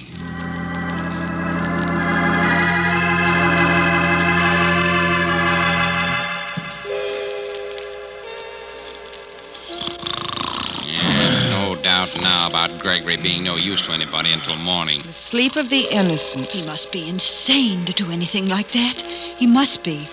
And he'll get away with it. You want to bet? No, Gladys. Because he should get away with it. What? It's supposed to be a joke, Valentine? A very grim joke. Everything that happened here tonight would work just as well if someone wanted to get rid of the little lady in black instead of you. Maybe because she knew too much. Why, what could she know, George? Well, surely she couldn't know anything so important that she'd be killed for it. All right. Let's take a look at a couple of things that don't seem to jibe.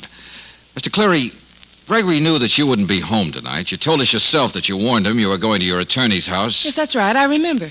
Well, would Gregory then send his disciple to kill you tonight when he knew you weren't home? Say, he wouldn't at that, would he? All right. Suppose then that the lady in black was sent to your house by someone who didn't know that. Suppose that was the one fatal mistake you made in an airtight case, Miss Jenkins. Oh, you're crazy. Am I? I'm pretty tall for a boy my age, and I was hit on the top of my head. So it was not by a woman, but by a man. A man? Yeah, a tall man. Not you, Clary, because you were at your lawyer's. And not Gregory, who was out on his feet. No, a tall, husky man like Ritchie. But what could Ritchie possibly... Yeah, Miss Jenkins' partner. Who made sure you hired him, Clary. He came to you and sold himself on the job, I'll bet, didn't he? Well, yeah. It's a lie. I don't know it. But if he was the one who sapped me, how did the gun get into Miss Terrell's hand? Only one way. Ritchie put it there, after firing a shot or two from it. And you, Gladys, played the part of the woman in black, not only when Brady got scratched, but tonight to make sure Miss Brooks saw you carrying the gun and headed for Cleary's. That's right. Gladys wasn't with me at the time. She could have done it. It's a lie. You'll never prove it. Sure of that? The only reason I can see for killing Gregory's former secretary is that she knew he wasn't in any shape to do anything, let alone anything crooked. That if he made money on this last year's comeback of his, Gladys, it was because you're a fraud. No, stop it. He only did what you told him to do, said what you told him to say, as long as you kept the genie and his bottle together. Yeah, there's your Gregory the Great. Look at him.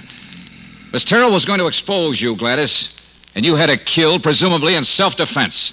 Probably held a prisoner over there by Richie until the act was all set up, with me as witness number one. Well, the police will find all that money you made out of Gregory somewhere, Gladys. Trace it to you, and then... I'll kill you. I'll scratch your eyes out. No, sister. You'll just come quietly and see the sergeant.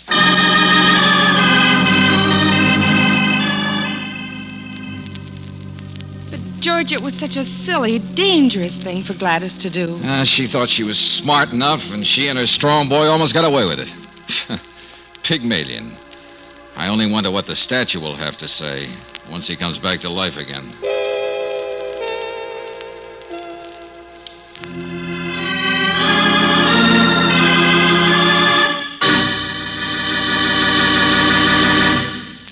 Several leading automobile manufacturers now recommend a heavy-duty motor oil to give top protection and lubrication for today's engines.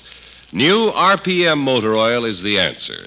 It not only exceeds the requirements of those manufacturers, but compared with premium-type motor oils, new RPM doubles engine life between major overhauls due to lubrication. For better protection for your engine, get new RPM motor oil at independent Chevron gas stations or standard stations where they say and mean we take better care of your car.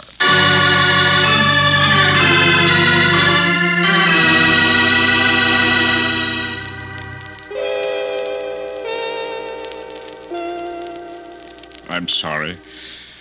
Ashamed and sorry. Yeah, well, it's lucky for you that the police did find enough proof to clear you. Richie worked for Gladys, all right. You didn't know any of those things you told the susceptible rich ladies. Gladys was smart enough to hire a private detective to dig up facts. I don't remember a thing. All these months. They mean nothing. Oh, but I lived well. She kept me living well. Oh, well, now look, Gregory, maybe this time you should sort of retire for good, huh? Life is like a spinning top. No beginning, no end. And cut that out. I'll need some money, though. I have an idea. Huh? I can still use my occult powers to sell a story to Mr. Brady. How could I never tell the future? By Gregory, the fraud. Oh, brother, that does it. Let's get out of here, Angel.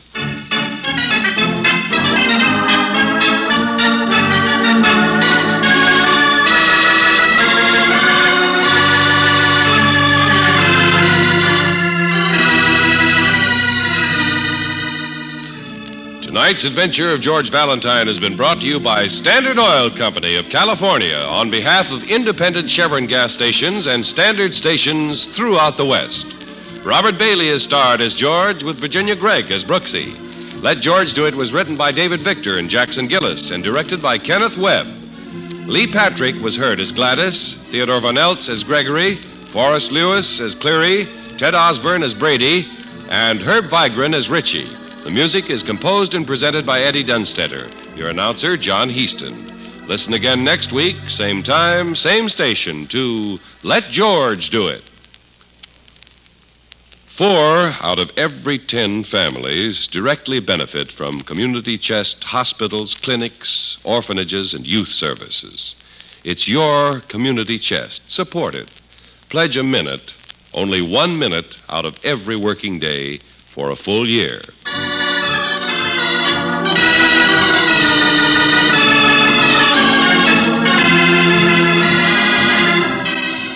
Let George Do It is heard overseas through the worldwide facilities of the Armed Forces Radio Service. This is the Mutual Don Lee Broadcasting System.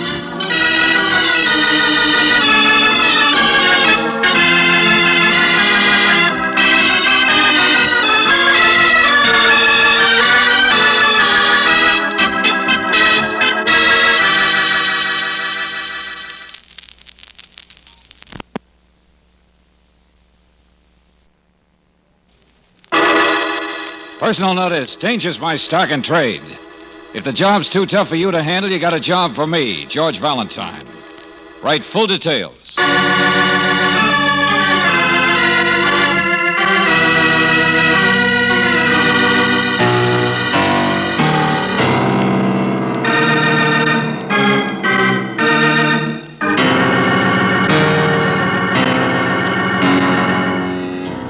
Standard Oil Company of California invites you to Let George Do It.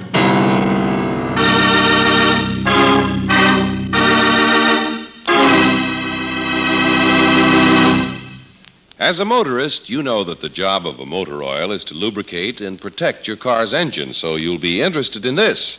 New RPM doubles engine life. Yes, compared with premium-type motor oils, as designated by the American Petroleum Institute, new RPM motor oil doubles engine life between major overhauls due to lubrication.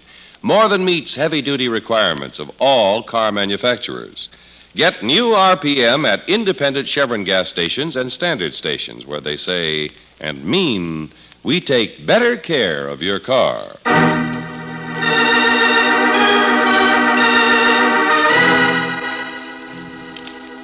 Destination Danger, another adventure of George Valentine.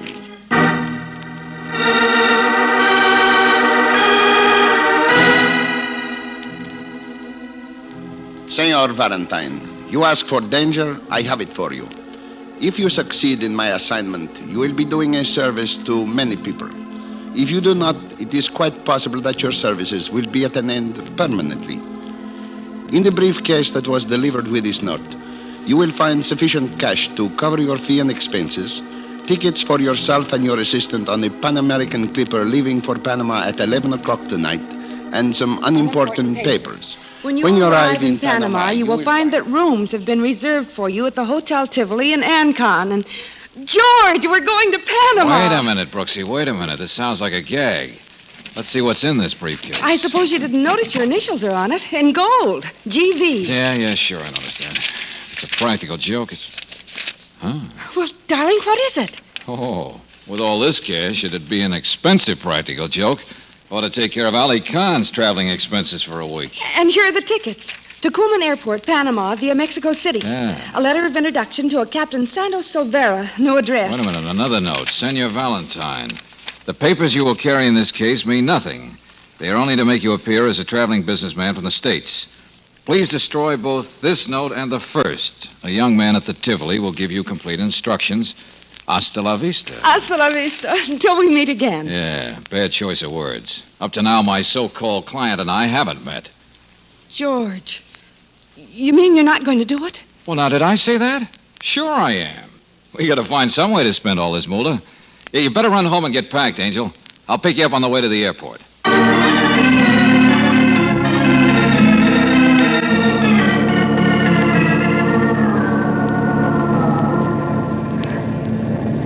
George. Yeah, Brooksy.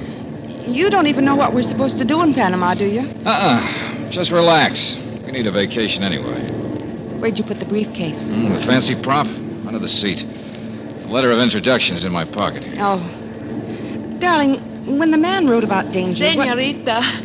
Yes? Pardon for the intrusion, but do you play canasta? Canasta? Well, of course. Well, then, would you care to join two others and me in a game? Unless, of course, you wish to rest. Well, no, I'm not sleepy, but I think... Go ahead, Angel. Have some fun.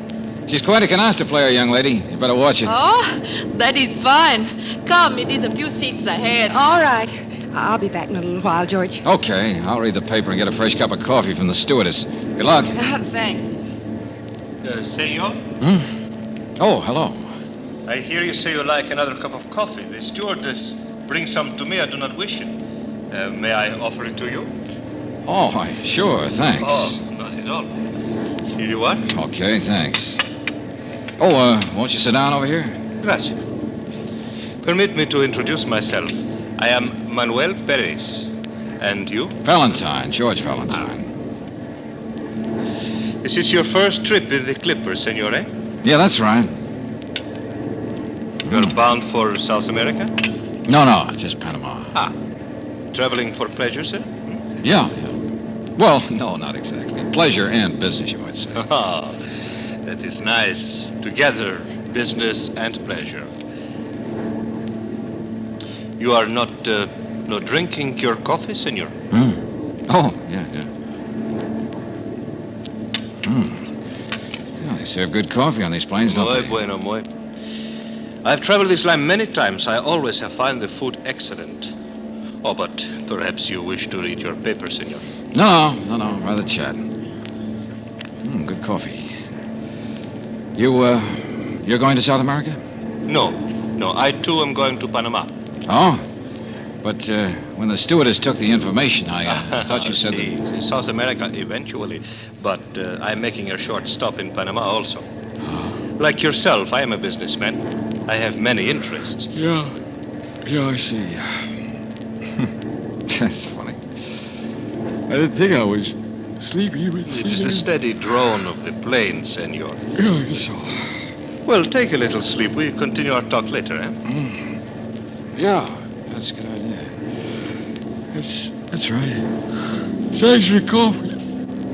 Thanks for that.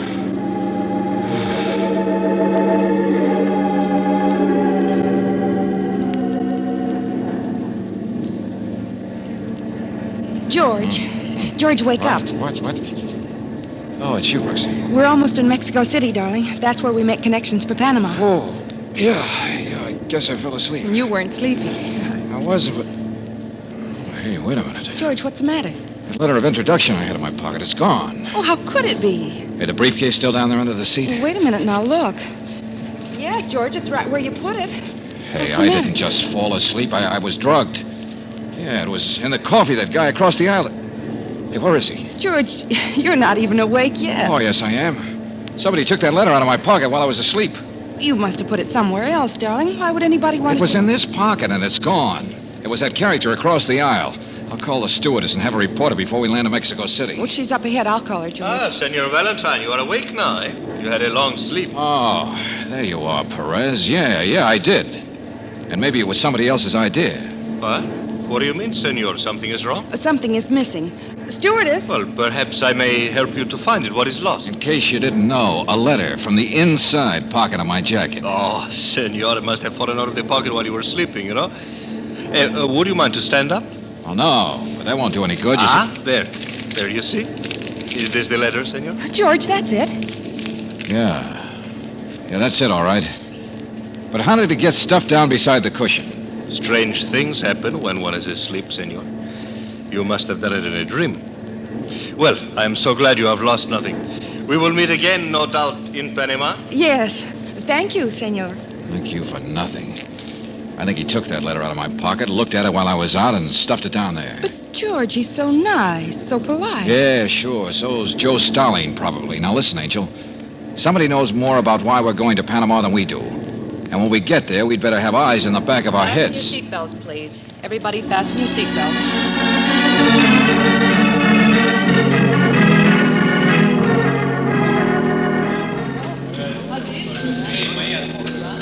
Oh, Brooksy, I don't get it. Don't get what, George? Well, looks like a typical manana routine. Our plane got in at 9 last night. That's right. The letter from our unknown client seemed urgent enough. We've been hanging around this hotel all day and still no young man to give us instructions. Por favor, Senor Valentine. Yeah? I hear what you're saying, and I do not blame you for being impatient. But the time is not yet ready. Oh, who are you? I am the young man who is to direct you.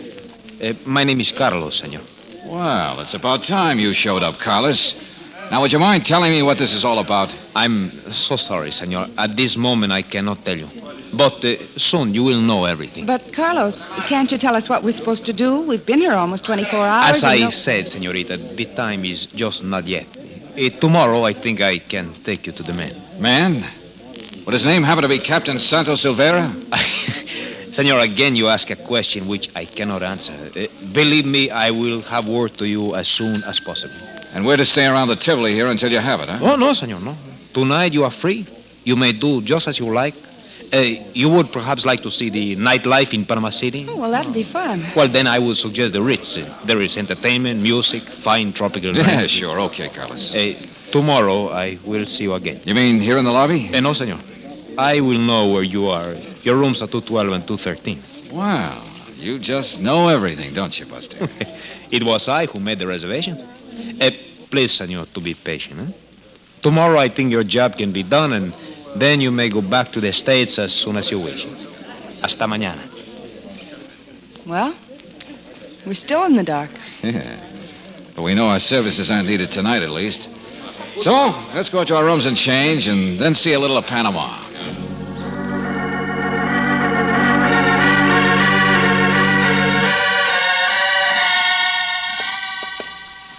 $212. There's your room, Brooksy. Don't be too long putting on your face. No, I won't. Knock when you're ready. Yeah, sure. Okay, Angel. I've been in a lot of rat races, but... Well, what are you doing here? Oh, senor. Also, what are you doing with my briefcase? I don't quite remember inviting you to my room. It is all a mistake, senor. I can explain to you everything. Hey, wait a minute. Aren't you the girl who asked Miss Brooks to play canasta on the plane last night? Si, senor Valentine. Looks like I'm getting famous. Everybody knows my name. But Senorita Brooks has told it to me last night. Oh, I see. Well, that explains one thing. But not why you're here in my room. Well, I've told you, senor, it is a mistake. I think I'm coming to my own room, but when I come in, I find the man's clothes. I think maybe they make a mistake. Uh-huh. Well, they didn't. Just what is the number of your room? Why, it is 214, this room. 214. You got a near miss, sister. This is 213. That would make you my next-door neighbor, that way. I am so sorry. Yeah, sure. And would you mind handing over that briefcase before you go? See, I was only trying to find out who they had put in my room. Yeah, I understand. I am sorry, senor. Please forgive me. Yeah, sure. That character dreams up a good story. I better get Brooksy.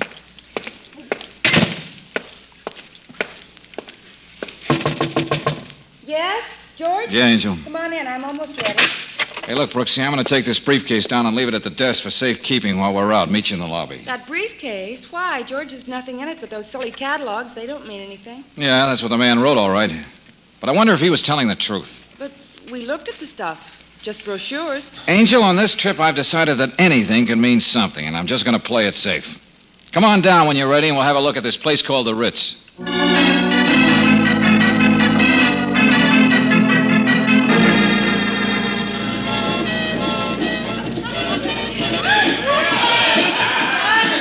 Oh, gee, I think this place is cute, George. Yeah, it is, Angel. Darling. Yeah, Brooksy. You're not even here. You're still thinking about that girl in your briefcase. Ah, you're so right. But why? She made a perfectly understandable mistake getting in the wrong room. I'd have picked up the briefcase myself just to see... Sure, I know. What bothers me is that it all fits into a pattern. Oh, what kind of a pattern? Well, don't you get it, Angel? On the plane, this gal asks you to play canasta, gets you out of the way. The guy across the aisle gives me some doped coffee, picks my pocket for a letter. Oh, don't you think you're dreaming a little, darling? I'm afraid I don't. But it could have been just a coincidence. I don't think the girl and the man had anything to do with each other. And that letter could have dropped out of your pocket, and the girl of your... No shot! Take it easy, Angel. There's one of those Panama policemen over there in the door. It's all over now, I guess. Who were they shooting at, George? I can't say for sure, but look at my drink. Your glass, darling, it's broken. Yeah, somebody was a pretty good shot, but not good enough. Somebody was trying to shoot you. Looks that way. Senor Valentine. Senor, I saw what happened to your glass. That was very close. Wow, Senor Perez. Coincidence that you're here, huh? Came in to offer me another cup of coffee, I suppose. Those shots, they must have been aimed at you. I got that idea myself. Well, if there is anything I can do, perhaps see you to your hotel. Oh, no, thanks just the same. You see, my friend, I've been doing a little adding up. And I can't seem to get you out of the total. George, let's go back to the hotel. Sure. Only I think we'll get that cop over there for an escort. Somebody's looking for my hide, Brooksy. And I'd like to know who it is.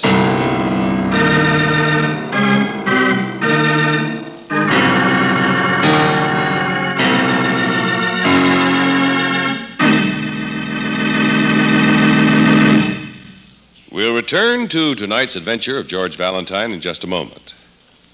Last Saturday afternoon, my neighbor Whitey and I were driving home from a football game. Whitey'd been rooting for one team, and I was sort of cheering for the other. So as we drove along, we were arguing the game and the talents of some of the players. But you know, the thing that impressed me most was the teamwork. It reminded me of the way that car savers work as a team to take better care of your car. For instance, when it comes to lubrication service, car savers are a smoothly balanced combination. Car savers know where and how much to lubricate. They have factory-approved specifications to guide them, and they have a complete line of the very best petroleum products with which to do the job. And when they're through, car savers sweep out your car and shine up the windows till they sparkle like an all-American. Even Whitey had to agree with me that a team like Car Saver Service and Standard Oil Products is a tough one to beat. No matter where you drive in the West, you'll find the Car Saver team ready and waiting to serve you. Once you get a sample of real Car Saver service, you'll know why so many Western motorists root for the folks at standard stations or independent Chevron gas stations where they say and mean, we take better care of your car.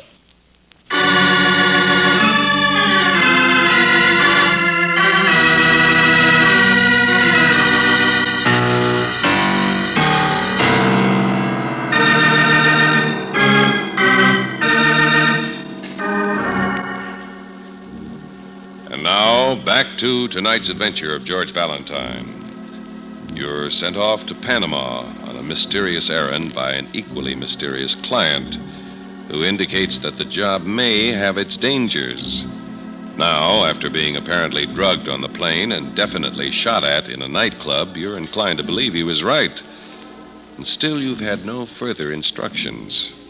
Well, if your name is George Valentine, you decide to play it safe by staying close to your room until someone makes the next move. So, back at the Tivoli.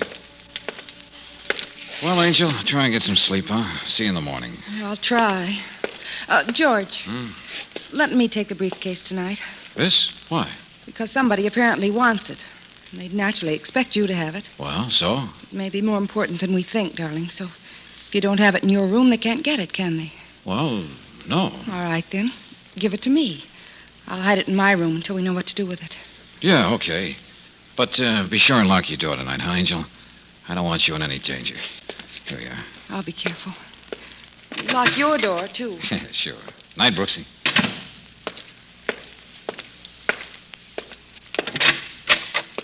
Well. Oh, Senor Valentine. I see I'm holding open house again. Oh, I'm glad that you come back. Yeah? What are you doing here in my room at this time of night, Carlos? Well, you see, I had to see you quickly, senor. The plans are changed. I told you the man could not see you until tomorrow. Sure, I know. But now he wished to see you right away, tonight. Uh-huh. Well, have him come up to my room. Oh, no, senor. He cannot be seen on the streets of Panama. You must go to him. Now, do you know the waterfront? No, but I guess I can find it with your help. Oh, but I cannot go with you. You are to be alone, so there will be no suspicion. Yeah? Sounds fascinating. Where do I go? Now, look, senor. There is a freight ship, the Cortez. It's docked at the foot of Calle Ruiz. Now, you are to go aboard and meet the captain. Calle Ruiz, huh? And that would be Captain Silvera. Si, senor. Be sure that you take the credentials that you have brought with you. That is all you need to know. Uh-huh. All right, Carlos. I'll get right down there. See, I will be down in the lobby to see you when you come back, I hope that you have no trouble on the way there, Senor Valentine. Yeah, I hope so myself. I've had enough for one night. Sí. Adios, senor. I'd rather say hasta la vista.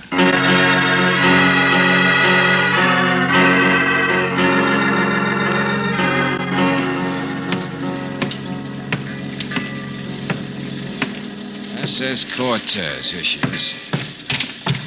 Well, it's dark aboard. I wonder if... Where is it? Huh? Well, where are you?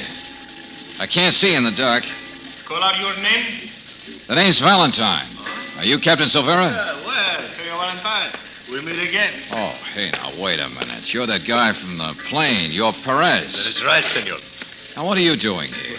You asked for Captain Silvera. I am his friend. Very old friend. I came aboard to stay with him tonight. Oh, yeah? See, the Captain is not feeling well.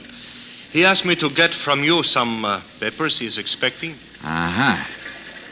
Now, look, Perez, I wouldn't trust you as far as I could throw you. On the plane, you tried to pick my pocket after you drug my coffee. Now, Senor, please, that is all in your imagination. I put nothing in your coffee. I did not search your pocket. I am your friend and the friend of the captain. you make it sound all very simple. But it is. Now, where is the briefcase? I didn't bring it. Oh, you didn't bring it? No, I left it at the hotel for safekeeping. All I brought was a letter of introduction to the captain. That was quite unnecessary. But he will be very upset if he knows you did not bring the case. Well, now, that's just too bad. Look, Perez, I'll talk this over with Captain Silvera myself. Where's his cabin? I have told you he is ill. He does not wish to see you. So you will do as I say. I will, huh? See. You will return to your hotel and get the case and bring it back here immediately. Uh-huh. If you do not, you are quite apt to cause trouble. It must be here tonight. Yeah, I see. Okay, Perez. I'll have the briefcase back here in half an hour.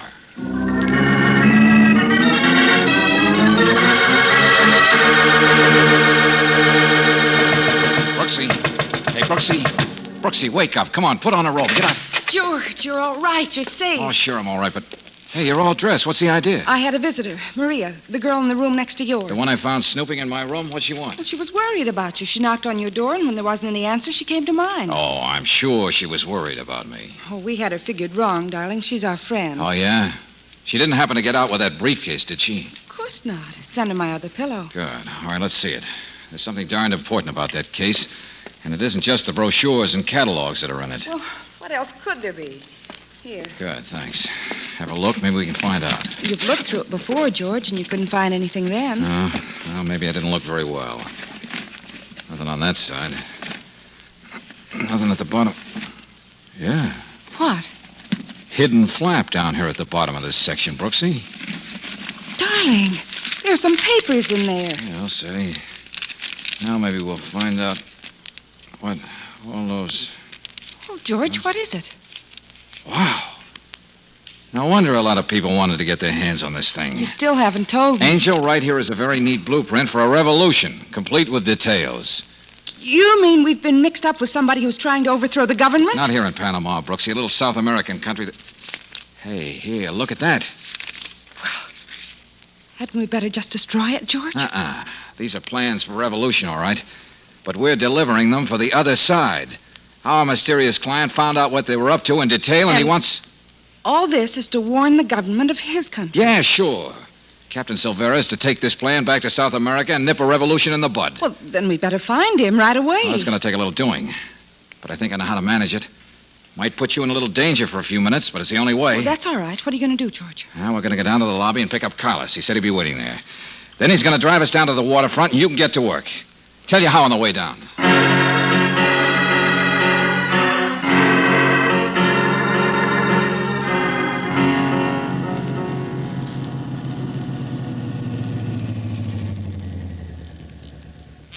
This is as far as we should go, Senor Valentine. All right. Now, there's the Cortez, Brooksy, right over there. Yes, I see it, George. You know exactly what you're to do? Go aboard and meet this Perez character. Tell him that your life has been threatened and you don't dare leave the hotel. That I have the briefcase in your room, and you'll bring him to me. You got it? I've got it. Good. Good luck, Angel. See you back at the hotel in just a few minutes. Right, but don't waste any time. Caray, the senorita is brave, senor. Oh, brother, she's scared stiff, and I don't blame her. But I couldn't figure any other way to get Perez off that ship. She's gone up the gangway now. Yeah, things ought to start happening. Valentine? Is that you? Senor Perez? Huh? Is Senor Perez there? Well, what are you doing? Oh, Senor Perez. See? Mr. Valentine sent me. Cross your fingers, Carlos. Cross my... What's that? Oh, nothing. Let's just hope Miss Brooks makes her story stick. You see. It's very quiet up there in the day. Yeah, I know. Oh, come on, Brooksy, come on. Sell him a bill of goods. Get him to get off... Senor, there they are now. They're coming down the gangway, both of them. Yeah. Hey, it worked all right. Yeah, they're heading for that car parked over there. See, it's probably the car of this Perez. Yeah, it's his car, all right. Hey, there, they're in. Now get ready to run on that ship with me as soon as they're out of sight. See. Now, Carlos, run for it. Senor, what do we do when we get on the ship? Find Captain Silvera if he's still alive. You think maybe they have killed him? I hope not, but I don't think he's just plain sick. here we are. Sign on the door, El Capitan. Captain! Captain Silvera! There's no answer, senor. No, we'd better get in there. There he is. They have tied him up. I'll say they have, gag and all. All right, Carlos, start untying those ropes while I get the gag. Si, senor. Hurry. Here we are. Captain Silvera. See, who are you? What you are going to do with me? Nothing, except get you out of here. My name is Valentine. Valentine, you're the man from the States. You're to bring... Some papers in a briefcase, yeah. But I'll have to turn them over to you without the case. Here, this is what you want. Gracias. I was afraid you might not get through with that. So was I for a while. There we are. The ropes are all loose now. Okay, good. Come on, quickly now. And you'd better go with us, Captain. It'll be safer that way. Where we are going, Senor Valentine? I gotta catch up with a goon by the name of Perez before he starts to get rough.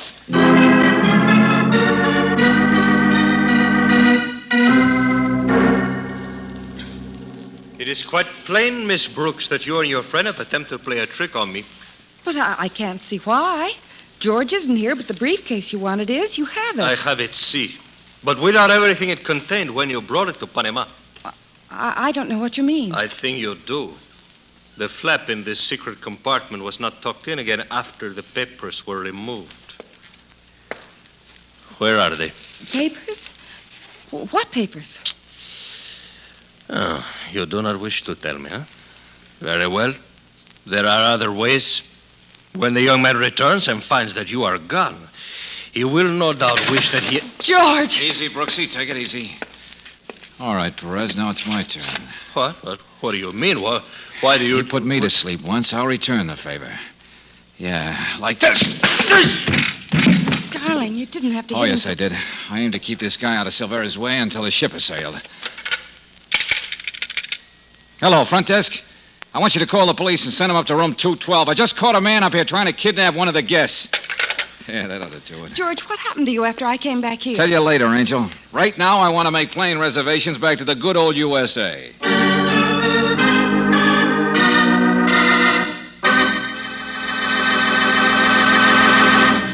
If you happen to know a motorist who wants to get better performance out of his car, tell him to fill the tank with Chevron Supreme gasoline, the gas that gives all 8 necessary high-performance qualities: power, mileage, starting, warm-up, anti-knock, vapor lock prevention, acceleration, and area blending.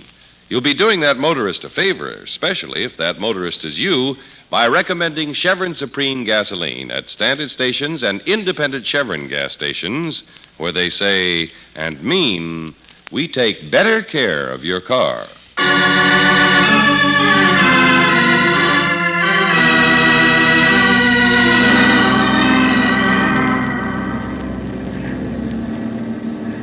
Well, Angel, that's the story. All wrapped up.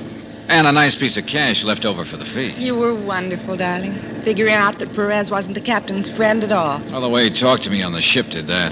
If he'd been on the right side of the fence, he would have taken me to Silvera. Well, it was exciting. Oh, Senor Valentine. Well, our friend Maria. Senor, before we left Panama, I have talked to my employer on the telephone. He is very happy that you have completed your assignment so well. Your employer? Who's he? The senor who sent you on this case. You see, I came along, too, just for the trip. I can imagine. Well, I take back all my bad thoughts about you, Maria. Gracias. Miss Brooks, would you care to play a little game of canasta? Well, I don't go ahead, Brooksy. Have fun. Me? I want to catch up on a little sleep.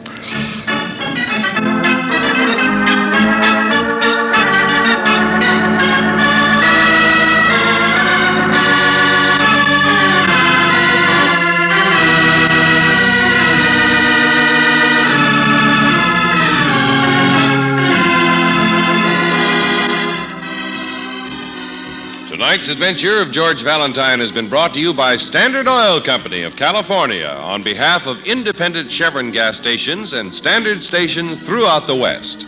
Robert Bailey is starred as George, with Virginia Gregg as Brooksy. Let George Do It was written by Lloyd London and directed by Kenneth Webb. Gene Bates was heard as Maria, Larry Dobkin as Manuel, Tony Barrett as Carlos, and Ted DeCorsia as the captain. The music is composed and presented by Eddie Dunstetter, your announcer, John Heaston. Listen again next week, same time, same station, to Let George Do It.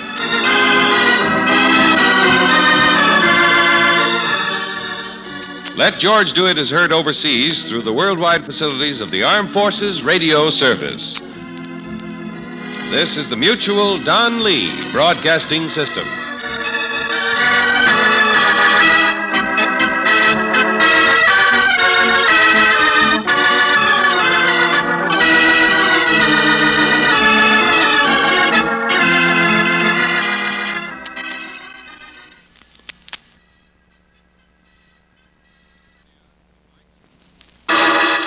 Personal notice. Danger's my stock and trade. If the job's too tough for you to handle, you got a job for me, George Valentine. Write full details.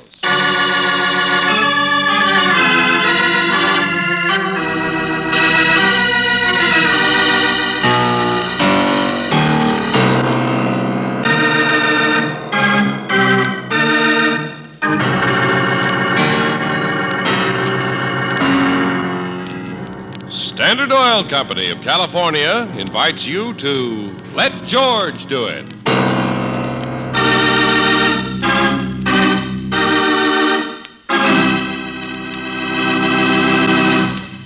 Before we join George Valentine, here's a tip for car owners. You may be wasting 1 out of every 10 gallons of gasoline you buy due to worn spark plugs. They can also rob your engine of power and pickup.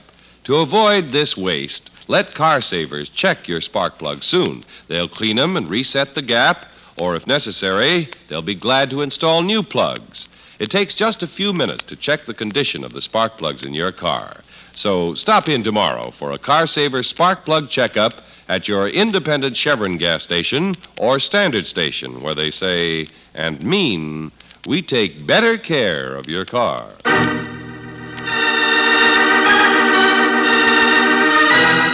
And now for tonight's story, The Meddler, another adventure of George Valentine.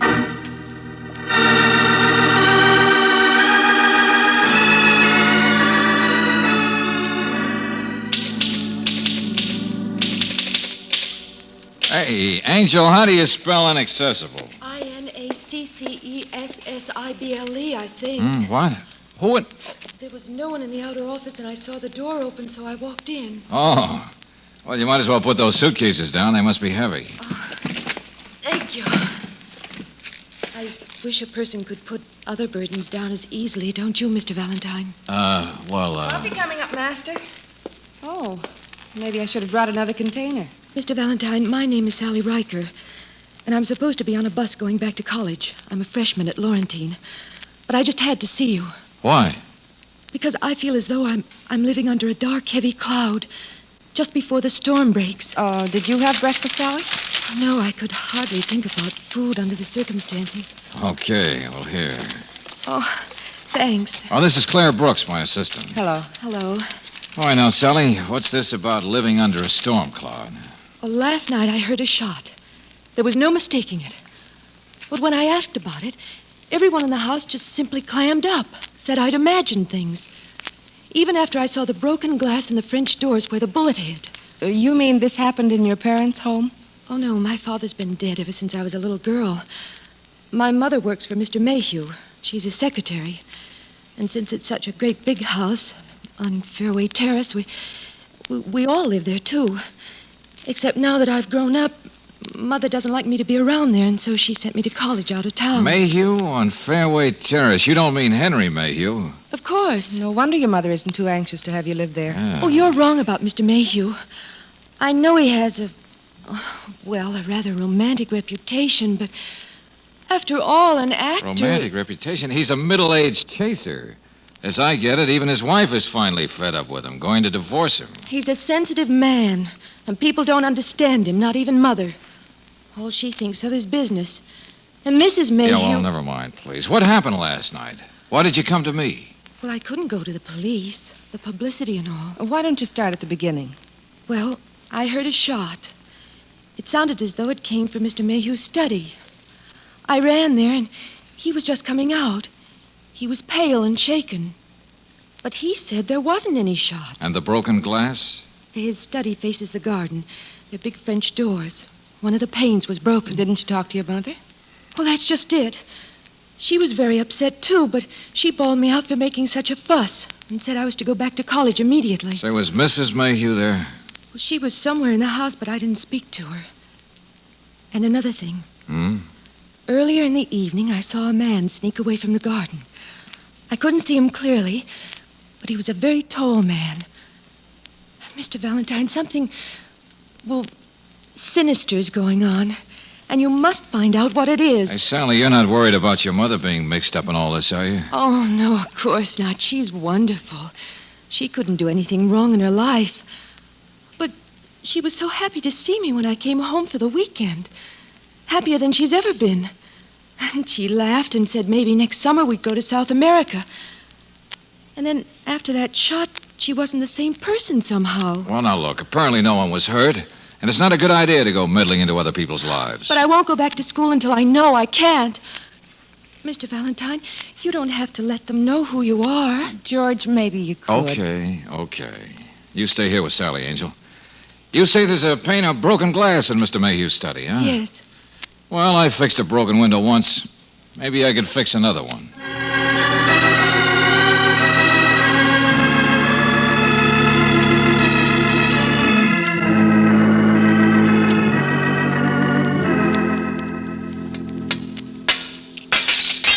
Oh, look out below, Mr. Mayhew. What? Oh, yes. Yeah. Sure funny how high up this glass was broken. Good 9, 10 feet. Kids broke it with a baseball, maybe, huh? That's right. Kids. Oh, sure. Do it every time. Now, I'll go down and tackle this thing from the terrace side again. My. Sure a beautiful place you have here. Beautiful place. A home where love dwells. Yeah. Well, I'd better sweep some of the glass away. Don't want to hurt this rug. Yes, of course. Gee, I hate to see nice things spoiled. Like this chair near the desk, Mr. Mayhew. That burn along the back. Must have been a little careless with the cigarette, eh, Mr. Mayhew? What? Oh, yes. Yes, that's what it must have been, a cigarette. Yeah. Oh, gosh, wait till I tell people where I've been today. I know a girl says you're the most romantic man on the stage. Oh, I am a great lover. I understand women perfectly. Wish I could.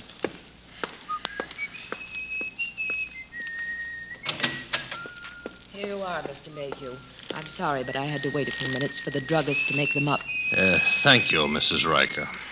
Henry, Oh, that's all right, my dear. The man to fix the broken glass. I see. Oh, good afternoon, ma'am. I'll just put these in the bathroom. Don't want to risk having a sleepless night. Gosh, lady, you don't know what it means for me to be in Mr. Mayhew's house. You work for him, huh? Secretary? Say, is it true that his missus is going to divorce him? Guess she found out something she shouldn't have, huh? She's not so pure herself. But suppose you do a little more work and a little less talking. Oh, well, I'm not butting in now, lady. Just curious, you understand. And, say, when I was out in the garden, right there on the terrace, I found this little gold thing. Phi Beta Kappa key. Belong to somebody in this house? Honorary Scholastic Society? Hardly. Oh. Well, I'll find out who it belongs to and see if I can return it. Mrs. Riker? Yes, sir? If Mrs. Mayhew condescends to leave her room, tell her I want to talk to her about her favorite subject, honor. Honor is like that glossy bubble that finds philosophers such trouble, whose least part cracked, the whole doth fly, and wits are cracked to find out why. Stop it! Stop it! Stop it! Lillian, wait! Who understands women? I told you before, I do. That's why I'm the happiest man in the world. My, sure drove off in a temper.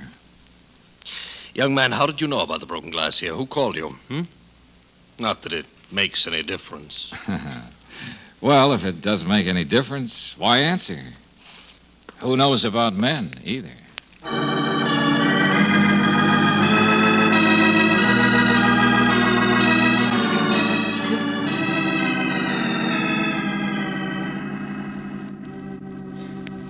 That was very nice of you, Mr. Valentine, to go to all the trouble to return this key to me. Oh, I knew it must have meant a great deal to you, Mr. Dwight.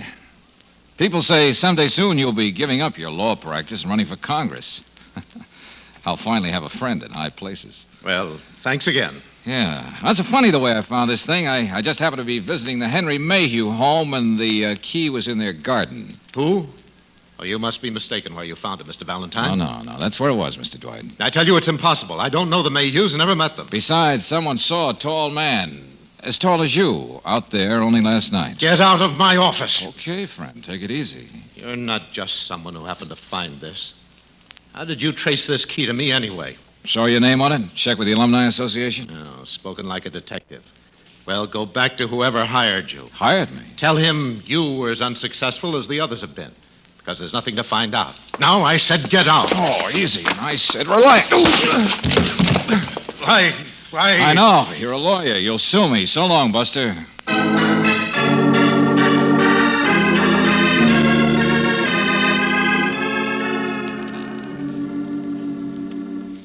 Mr. Valentine, I told you I don't know this Mr. Dwight.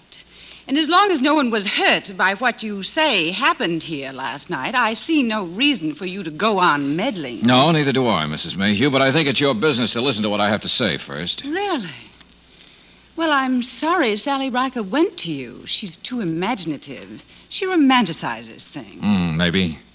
But if you want to hear my opinion, I think your husband tried to kill himself last night. Oh, I say the most comical Yes. things. You don't know how comical. You forget I've been married to Henry for a long, long time. And? And I know he would never hurt a hair on his head. He loves himself too much. He's too vain. He's too selfish. Well, he seems to be taking your leaving him very hard. Mr. Valentine, I know he has a fatal charm for women, but not for me any longer. There. Simple enough? In other words, you don't care. Come on, he's in his study. Let's ask him. Well, I don't think putting it to him as bluntly as this My is. husband is a very strong person, really. Henry? Yes? What are you doing back here, young man? He's sort of a private detective, Henry. What?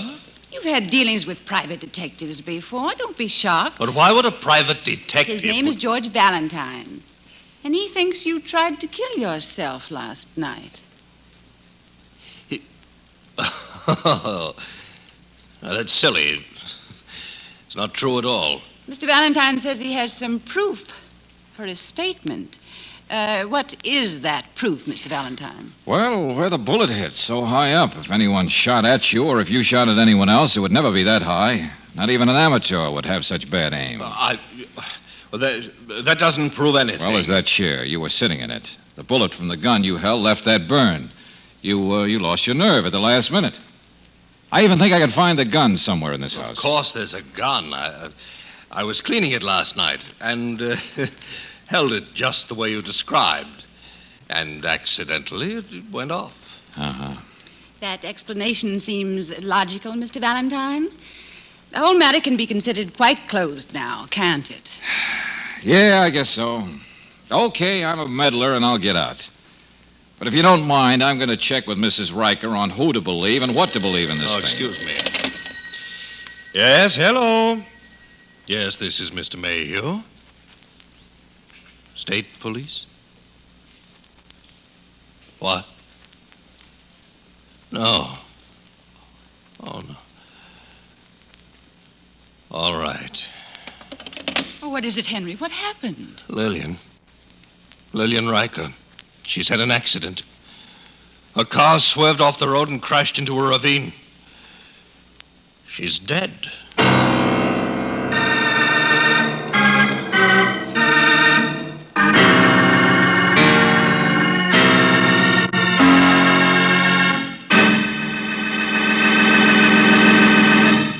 In just a moment, we'll return to tonight's adventure of George Valentine. With colder weather here, you've probably already taken steps to protect your car during the frosty days ahead. But did you know that you can buy a gasoline that is also designed for winter driving? One of Chevron Supreme's all 8 high-performance qualities is area blending, which means that Chevron Supreme is specially blended for every climate and area. The Chevron Supreme you buy in Los Angeles, for instance, is refined differently from that which you buy in the Rocky Mountain area or the San Francisco Bay region. For Chevron Supreme, gasoline is always right for the kind of driving you do where you do it. And that's just one of the all 8 necessary high-performance qualities in every gallon. In addition, you get mileage, power, anti-knock, vapor lock prevention, starting, warm-up, and acceleration. So for top, all-round driving pleasure, wherever you drive in the West, just remember to fill her up with the gasoline that gives you all 8 Chevron Supreme gasoline at standard stations or independent Chevron gas stations where they say and mean we take better care of your car.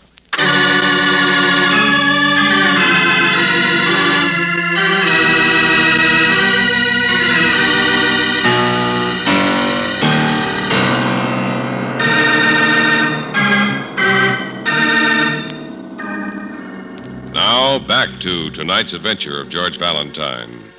A highly excited 17-year-old girl bursts into your office. I feel as though I'm living under a dark, heavy cloud just before the storm breaks. I know my mother isn't mixed up in any of this because she's wonderful.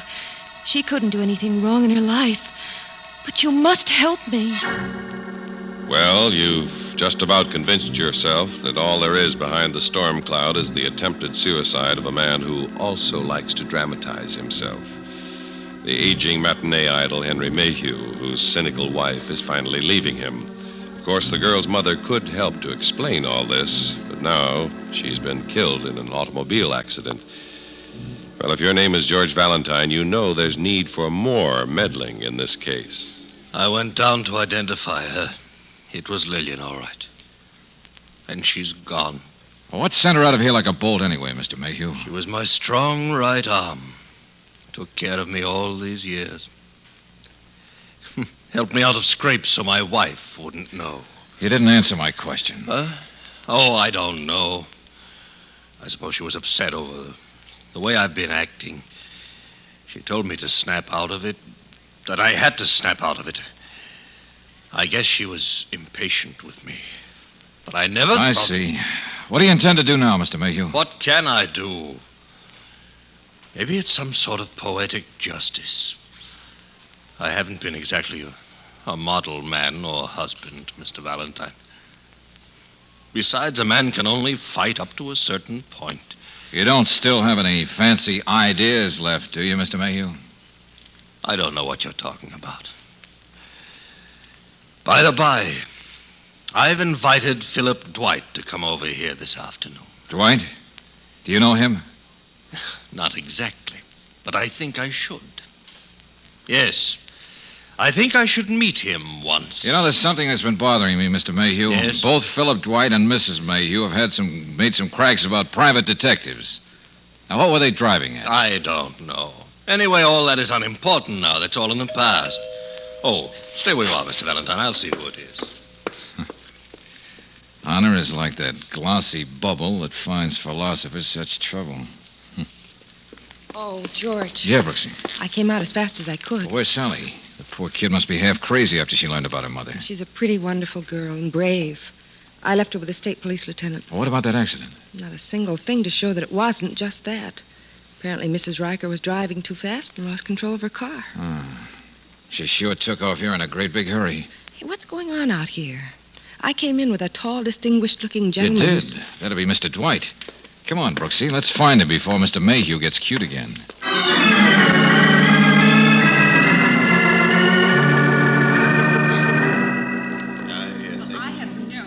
There, in there. That's Mr. Dwight. And that's Mrs. Mayhew, isn't it? Yeah, just the two of them. I thought there might have been some bloodshed. Well, they're doing some pretty fast talking for two people who are not supposed to know each other. Watch this. See what I mean? Come on. Well, we meet again, Mr. Dwight. Yeah. Mrs. Mayhew, this is my assistant, Miss Brooks. Mrs. Mayhew? I had the slight feeling that this was supposed to be some sort of showdown or noble renunciation or something. Where's Mr. Mayhew? I don't know. He told me to come in here, that he'd be back in a few minutes. Why? I think we'd better find him.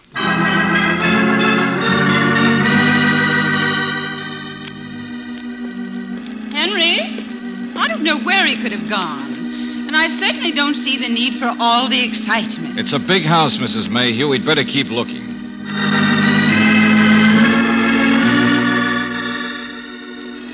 Look, George, on the night table, a note. Let me have it, please.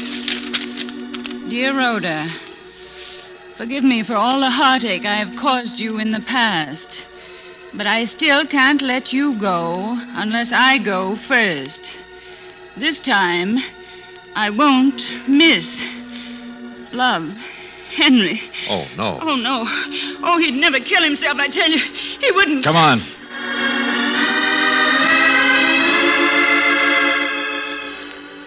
Hey, this box almost empty. What is this? You take medicine or something? Sleeping pills. Take only as directed. What's beyond this bathroom? Oh, just a little dressing room. It leads nowhere.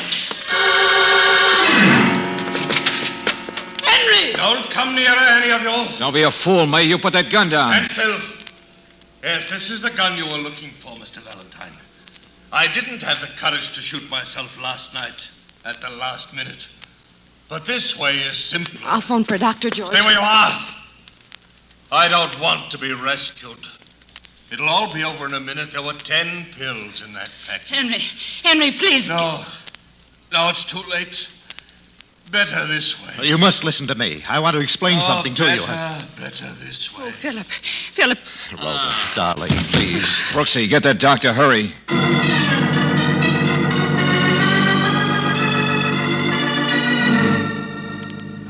Yes, doctor. Sleeping tablets.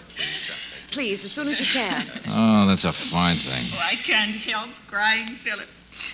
I know we shouldn't have met the way we did, secretly and stealthily. Now, don't blame yourself, Rhoda, please.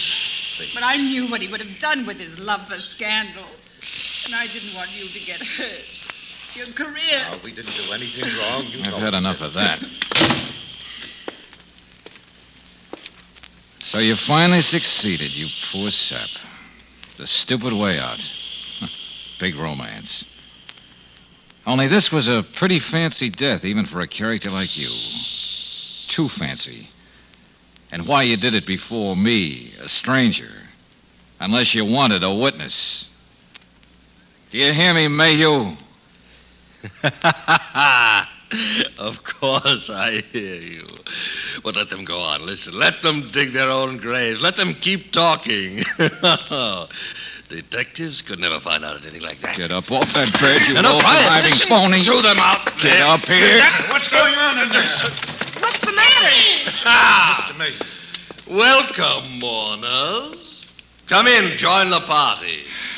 Yeah, it's him, all right. Back from the dead. Even the devil won't take me. You were always so right, Rhoda. It took quite a build-up to make you believe in my death, didn't it? What is there? George, what's going on? That suicide note, those pills. Harmless, bad-tasting imitations, Counselor. I'm afraid they only look like my regular sleeping tablets. The druggist did a good job, didn't he? Now, shall we talk about the divorce? Divorce? You mean all this was just... If you two have been so discreet, my dear. Oh. And with my reputation, it isn't easy for me to plead injury, for me to be the aggrieved party. I'll show you what a plea of Watch injury it, is. Now let him go. Give the witnesses even more to testify about. You two just don't seem to understand yet, that's all. Rhoda, I'm going to divorce you. And, of course, if the word alimony is mentioned even once... George, if you don't kill that man, I'm going to. You staged all this just to save yourself some money. I'll see. A ticket to South America.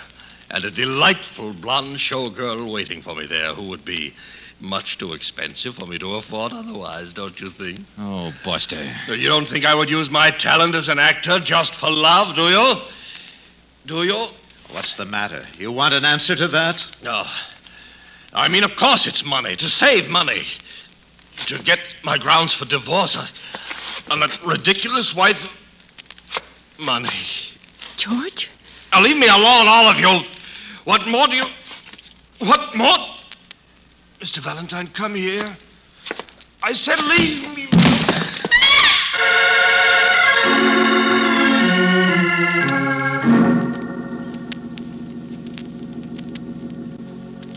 dead? Of course he's dead. Casey, that's not what I asked you. Well, poison. What do you think? But he said those pills of his were harmless. They wouldn't hurt a Look, fly. Valentine, I'm not a doctor.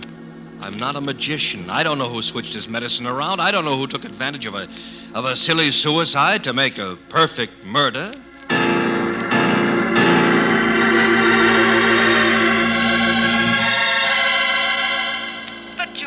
Secretary's death must have been murder, too. Skipper, will you? I'm calling from the office, and I got some visitors coming in. But what did Lieutenant Johnson say? If somebody switched Mayhew's pills on him so he took real ones... Brooksy, please, wait. We've already got all the facts we need. Yeah. Now, just do what I say and take Sally back to your place fast. And don't let her talk to anybody either.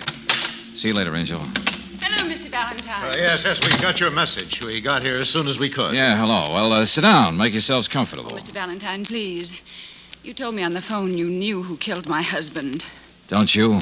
Well, I Mr. don't... Dwight, you're an attorney. You have a clear, logical mind. Examine the evidence. Well, I'm afraid I don't quite understand. Well, the date on that box he took the pills from was today. Well? We checked up and found that nobody else had delivered any packages to the house. I don't understand. Well, I was out there when his secretary, Mrs. Riker, brought in a package for him. From the drugstore, too. That must have been the pills. You mean she was in on it with him? I mean more than that. I mean she murdered him. What? Yes. It's quite a mess, isn't it? Oh, the police checked up on the drugstore. They confirmed it, too. And nobody ever bought any phony pills. She always did everything he told her to. Yeah, and there's her fingerprints on them and everything else. It ties in with what both of them said. He sent her to get some phonies for his little act. And then she brought him real ones instead. Not that I blame her. But why? Why would Sally she... told me her mother was so businesslike, so calm and reserved. Oh. Yeah. In love with him, wasn't she? Just like every other woman he ever met. He treated her miserably. Did he? When Sally even told me her mother thought she was going to South America, and the police said she told several other people, too? She thought Mayhew was going to take her with him? Well, she agreed to help your husband with this lousy act of his, just so he could marry her. And then she found he had only one ticket to South America. I remember she was all upset last night. But do you really think her accident was an accident? All I know is she just left the house after handing the man the stuff to really kill himself with. Her perfect way of getting even. And so, that's it. Oh, no, it's not. Sit down, please. What? Well, I just finished a selling job on Lieutenant Johnson. Now I'm going to do one on you. I don't think it'll be too difficult. But this time, I'm really going to meddle for good.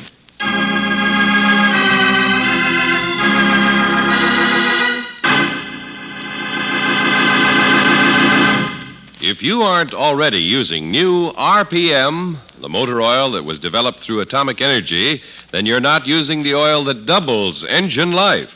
Yes, compared with premium-type motor oils, as designated by the American Petroleum Institute, new RPM motor oil doubles engine life between major overhauls due to lubrication, more than meets the heavy-duty requirements of all car manufacturers.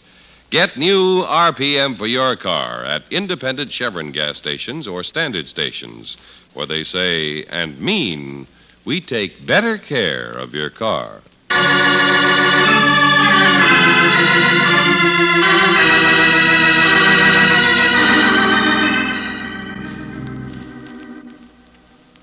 It's horrible, isn't it? My mother's accident. But it's one of those things you can't help, can you? No, that's right, Sally. I can only hope that I can go on and someday make her as proud of me as I've been proud of her. Your dinner's ready, Sally. Do you want to run downstairs? All right, yes, thanks. You've both been so nice to me. Mr. Mayhew used to be very nice to me, too. I told you he was a fine, sensitive man. But he just couldn't stand living alone and unwanted, could he? Well, Mayhew was just weak, I guess. That's why he killed himself. Are you coming down, Miss Brooks? In just a minute, dear. Accident. Suicide. So that's what you've been up to. Well, why not? He left a note, didn't he? Now, does that kid have to know her mother was... No. Of course, I understand. Everybody else bought it. They're all with us. With Sally, you mean? Oh, George. Sometimes I wish you could know how I really feel about you. Oh, now, take it easy, Angel. I don't want to meddle.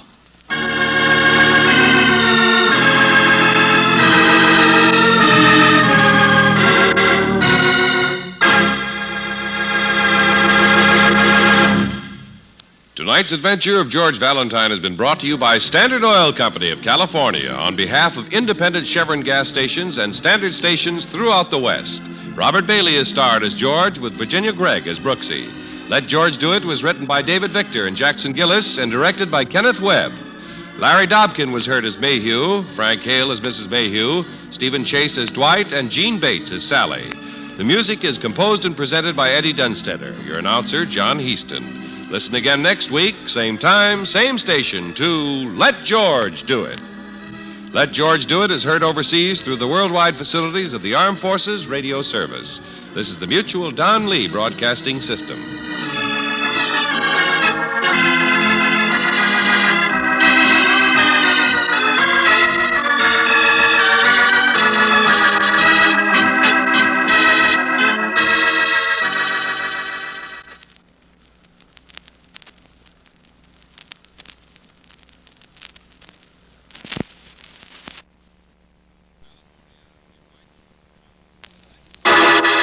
Personal notice, danger's my stock and trade.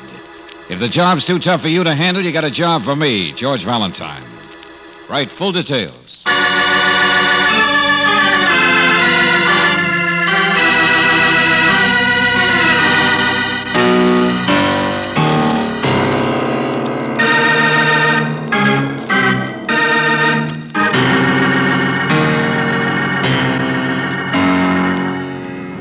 Standard Oil Company of California invites you to Let George Do It.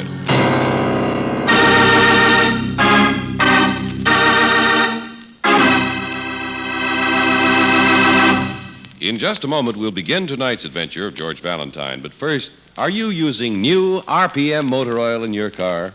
If so, then you're already using the oil that doubles engine life between major overhauls due to lubrication.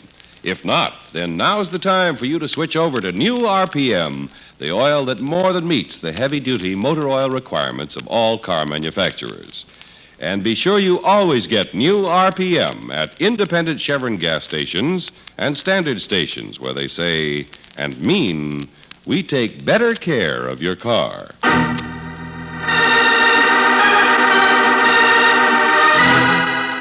Off the Record, another adventure of George Valentine.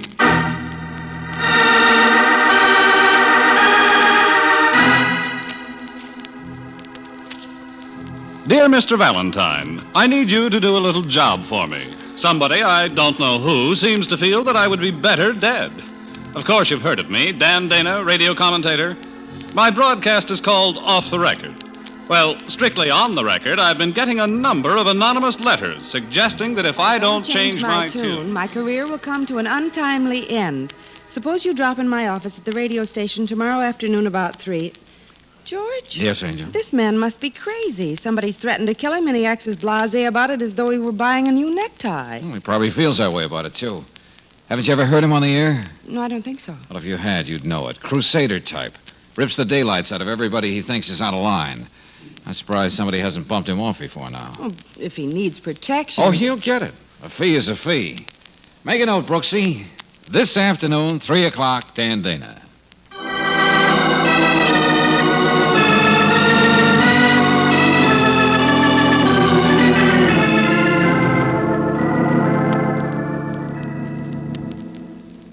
All right, Babs, type up that much and bring it in. I'll get the rest of my notes. Yes, sir.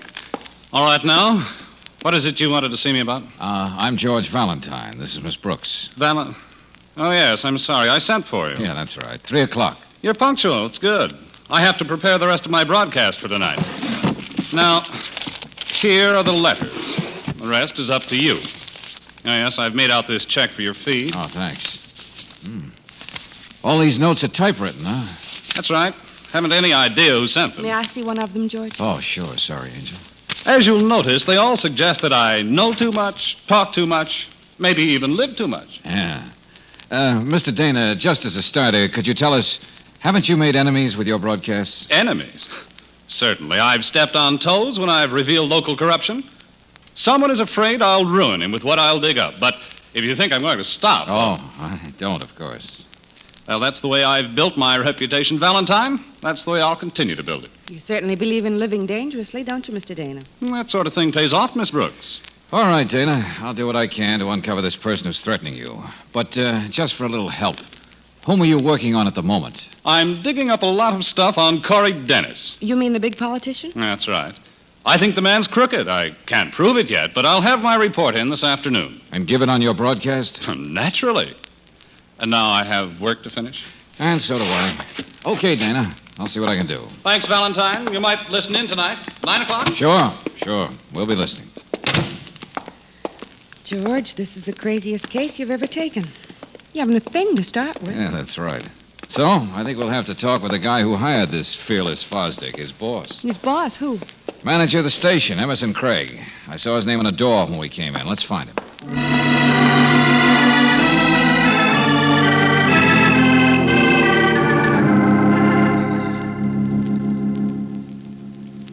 Dan Dana? Yes, I hired him, Mr. Valentine. Well, pardon me, Mr. Craig, but you don't sound as though you were very happy about it. Frankly, I'm not. I hired Dana for the commentator spot. Yes, I did. Because I was told to. But you're the manager of the station, Mr. Craig. It looks like you... There happens to be an owner of the station, too, Miss Brooks.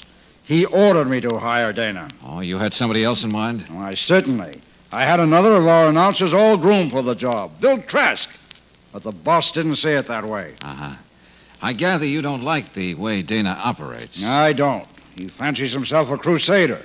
Crusaders are always trouble. I'm interested in the good of this station. You want to know something? Well, I'd like to know anything that would protect a man's life. A man's life? Listen. Every week, the day after Dana's broadcast, I'm sent a clip from a tape recording and what he said the night before. Does Mr. Dana know about that? Why, of course he does. Certainly. I've told him time and time again, but he pays no attention. Well, just one more thing, Mr. Craig. I'm hired to dig into this thing for Dana, but I'll have to know more about it. Who's close to him? Nobody, really. Oh, his wife, I suppose. But I understand they're not on very good terms lately. There's been some talk of his running around with Babs Lewis, his secretary. But I don't know. Mm-hmm. Well, it won't do any harm to have a talk with Mrs. Dana anyway. Thanks, Mr. Craig. Not at all. Only one thing. I'm afraid if you're planning on protecting Dana, you're wasting your time.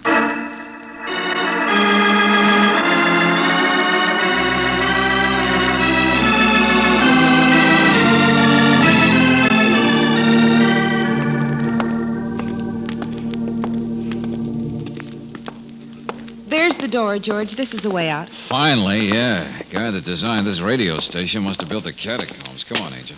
What's next, darling? You still haven't anything to go on. No, not yet. But we have found out that Dana could have some enemies. Well, of course. The crooked politicians he's after. And the man we just saw upstairs, Craig. And Dana's wife, who thinks he's running around with another woman. Oh, here we are. Let's get out. Why not start by seeing this politician, Corey Dennis? If he's been sending threatening notes to Dana and tape recordings to the manager, he's not going to admit it, is he? No, I guess not. Hey, wait a minute, Brooksy. Let's go this way. All right. What are you doing? George! Hey, come on, Angel. Get back onto the marquee. But that thing on the sidewalk, it almost hit us. Looks like it was meant to hit us. Lucky we changed our course. What is it, George? It's a sandbag. One of the things they use in studios for sound effects. Came from one of those windows up there. How could it just fall out Couldn't. of one... It was dropped out on purpose. Oh, George, I'm weak. Can't blame you for that. Valentine. Hey, Valentine. Oh, Dana. What are you so excited about? I saw you leaving the building. Something's just come up, Valentine. Yeah? Something just came down, too. Know anything about that sandbag there on the sidewalk? No. What about it? Well, it was dropped from somewhere up there. It just missed us. Yeah? Well, probably just an accident. Listen, I just got another threatening note. It just came. Special delivery. Well, for once you sound excited, Mr. Dana. Here, take it. It says if I tell anything about the Dennis affair in my broadcast tonight, as I said I would, I'll never go on the air again. Well, that's putting it right on the line, certainly. Now, look, Dana, I have a suggestion that'll save us both a lot of trouble. Yeah? What's that? Don't tell anything about the Dennis affair tonight. Oh, I'll tell something, all right, and it'll be something nobody expects. I've finally got the facts. Mm-hmm. Well, it's your neck, Buster, not mine. Better listen in, Valentine, because maybe after tonight I won't need your services at all.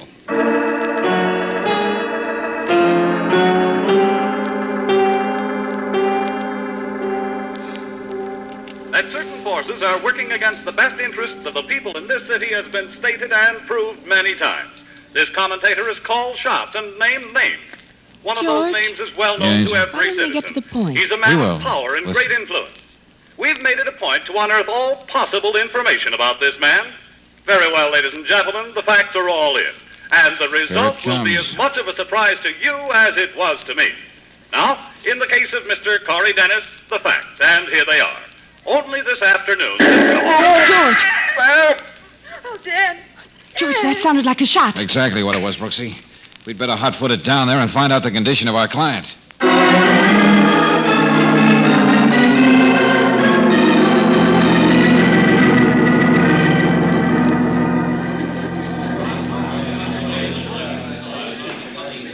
Just a minute, you people. Where do you think you're going? This is Well, radio... Lieutenant Johnson, how are you? I might have known it. You've got a client here someplace. Hello, Miss Brooks. Hello, Lieutenant. How is he? How is who? My client. Who's your client? Look, Lieutenant, let's not go into an Abbott and Costello routine. How's Dan Dana? Oh, that's your client. Or was. No fee for you, my friend. No case. He's dead. Dead? That's right. Oh, yeah. I sort of suspected that when I heard his show on the air. Who killed him? If I knew that, I wouldn't be standing here gabbing with you. All right, then. How was he killed? Shot, of course. Through the window of that client's booth up there. Deserted corridor upstairs. Nobody saw anybody. Well, then you don't even have a suspect, Lieutenant? Of course I've got a suspect. When this Dana had just opened his mouth to give the lowdown on a political big shot and was murdered before he could get it out, wouldn't that provide a pretty good suspect? You mean Corey Dennis, of course. What does he have to say about it? He doesn't. It so happens he's conveniently out of town. Boys are looking for him, naturally. Oh, naturally. Well, looks like when we find him, you'll have your case wrapped up. Sorry I couldn't help you on this one, old boy. Just a minute, Valentine. You don't usually get out of my hair this easy. What's on your mind? Nothing. Just have a few people I want to talk to, that's all. See you later, Johnson. Yeah, I'm afraid so. George, who are the people you want to see? Well, Mrs. Dana, for one, and Bill Trask, the announcer, and the secretary, Babs Lewis. Just because my client is dead is no reason to quit the case. Especially when we got such a nice fee in advance. Yeah, that's right. Who do we start with? Nobody tonight, too late. We'll check the addresses first thing in the morning. And then start off with Mrs. Dana.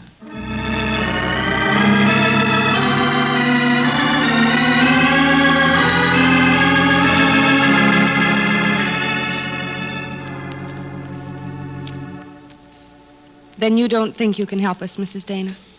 No, I'm sorry, I can't. I don't know anything about it. One thing I wanted to ask you, Mrs. Dana. Is it true that you and your husband weren't on very good terms? That's none of your business. Well, I'm sorry, but when a man is dead, those things become everybody's business. Was your husband running around with a secretary? I suppose so, yes. Mm-hmm. And, you were pretty jealous, weren't you? Of course I was jealous. Who wouldn't be?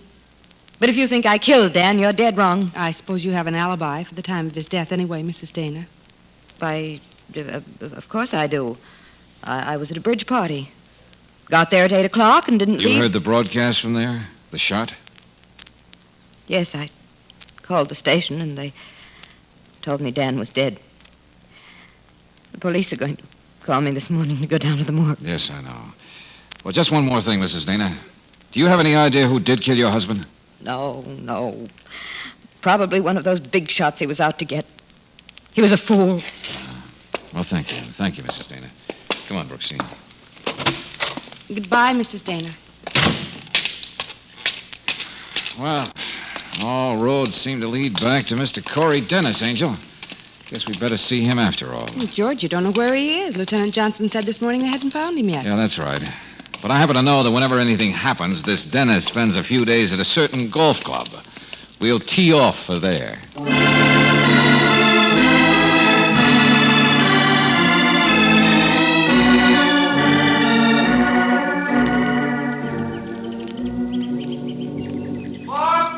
Oh, Mr. Dennis? What?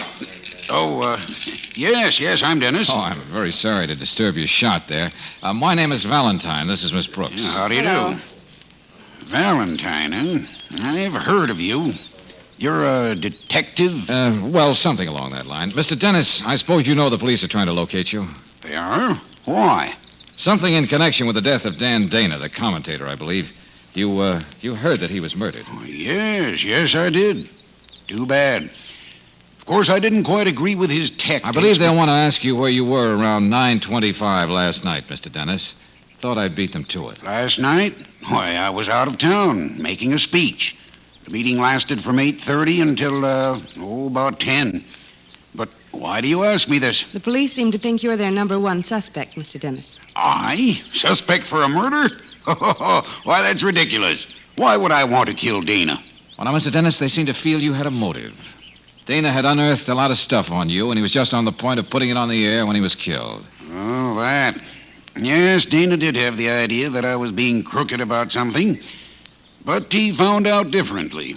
Too bad for my sake he didn't finish his broadcast last night. What do you mean by that? He called me on the phone late yesterday afternoon, just before I left for my speaking engagement.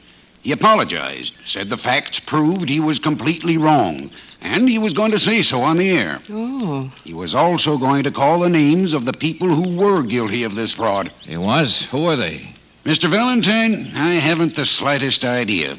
He didn't tell me. But I might suggest that if you can find out who they are, you'll find your murderer.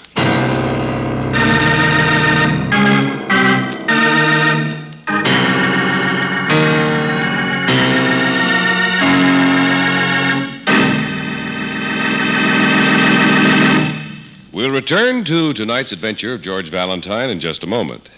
Say, I know you'll enjoy this. You've heard me mention my neighbor Whitey, and I'm sure you know how much he delights in kidding me about the extra care I take of my car.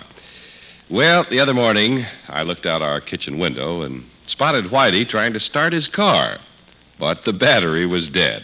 So real casually, not letting on I knew about his battery, I called him up on the phone and offered him a ride to work. Of course, he accepted, and of course, he didn't mention his dead battery. Well, sir, all the way to town, I told him what a good idea it is to have your battery checked regularly by the car savers at standard stations and independent Chevron gas stations. Then I mentioned that a battery just has to be inspected regularly in order to perform its best. Then I said to Whitey, why, anybody knows that if a battery is weak, it should be recharged by car savers. They give it a fast, powerful charge, the kind that gives new life to tired-out batteries. Poor Whitey. He never did come out and admit that the battery in his car was dead, and I never let on that I knew. But as he got out of the car, the sheepish, embarrassed look on his face was all the reward I needed.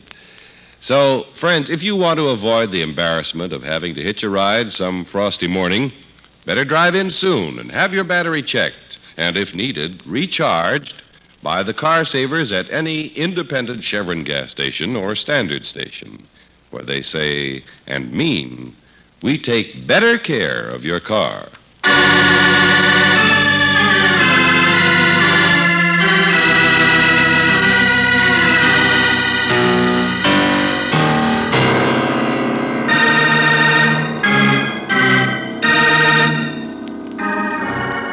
And now back to tonight's adventure of George Valentine. You're engaged by Dan Dana, a brash and fearless young radio commentator, to find out who has been sending him threatening letters. But before you can really get started on the job, you find yourself working for a client who is no longer in the land of the living.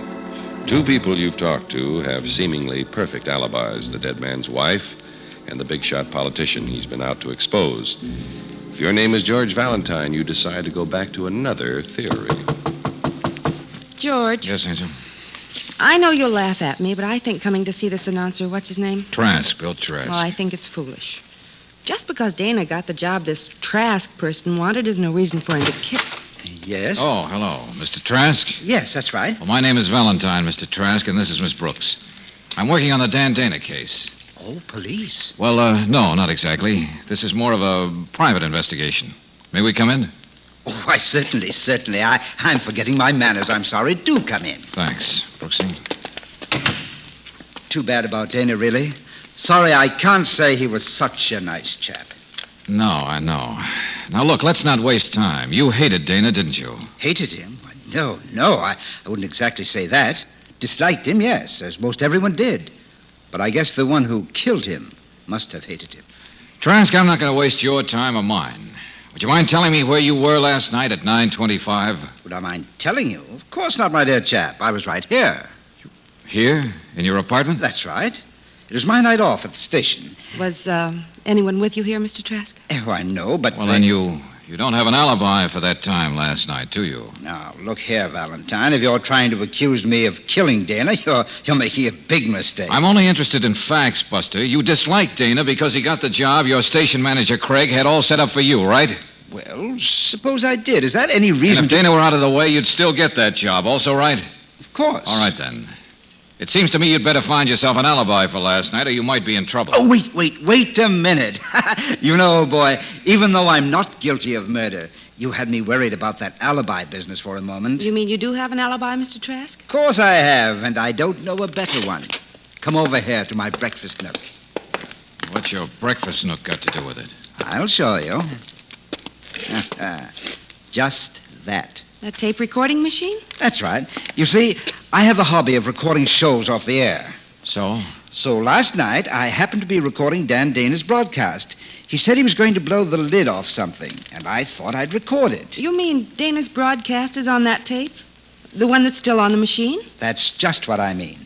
So if I were here recording his program off the air, how could I have been at the studio to kill him? Yeah, I see what you mean.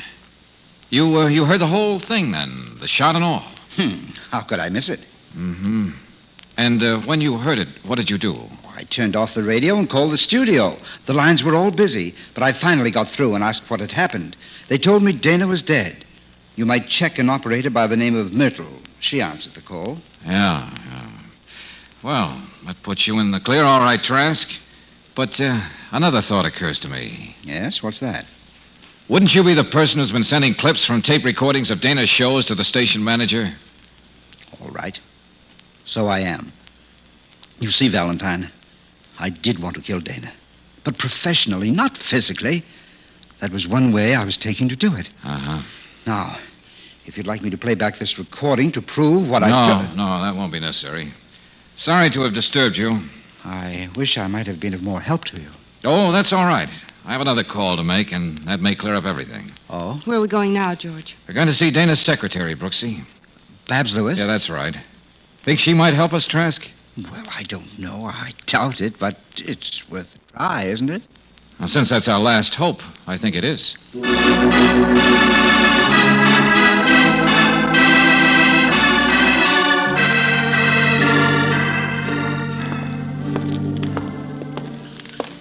Apartment K, the man said. Now, let's see.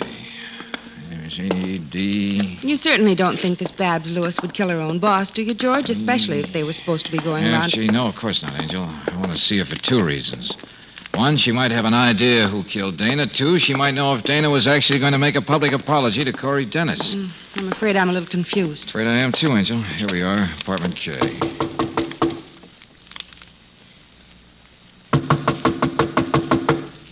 She isn't in, I guess. Guess not. George, you're not going in there. Sure. Have a look around.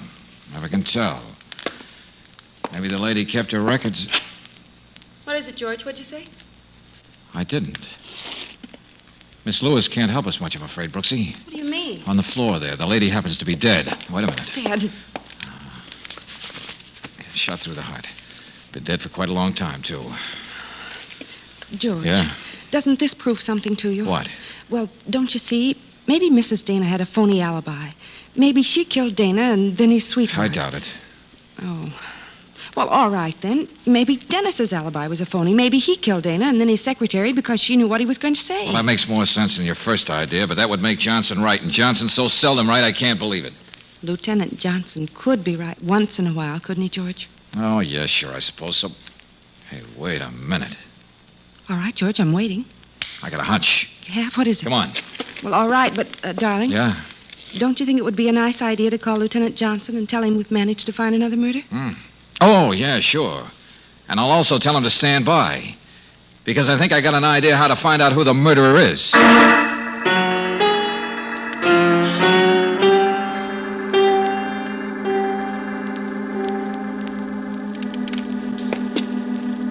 George. Yeah, Brooksy? Running a good average, aren't we? Breaking into 2 apartments the same day. And why this one? I want to listen to this recording. Now, where can I plug in this cord? Oh, here we are. An outlet on the electric range. One of those names is well known to every citizen. He's a man of power and great influence. We've made it a point to unearth all possible information about this man. Very well, ladies and gentlemen, Yeah. the facts are all in. This is the same and the broadcast we heard result will before. be I as know, much of I a know. surprise to you But we didn't as hear the it end was of it. to me. Now, listen. Now, in the case of Mr. Corey Dennis, the facts, and here they are. Only this afternoon. Oh, Dan. Dan. George. What are you trying to prove? Wait a minute. Ladies and gentlemen, we've had something has happened in the studio that due to circumstances beyond our control, it'll be impossible to continue this broadcast. But please stand by. All right, Brooksy. That does it. Did you tell Johnson to stand by for our call? Yes, George, but that voice sounded like the manager of the station. What's his name? Craig, that's right, it was. Now, let me have that phone.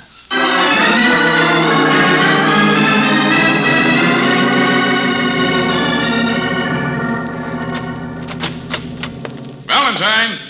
You in there, Valentine? Yeah, Johnson, come on in. Okay, go on in, Trask.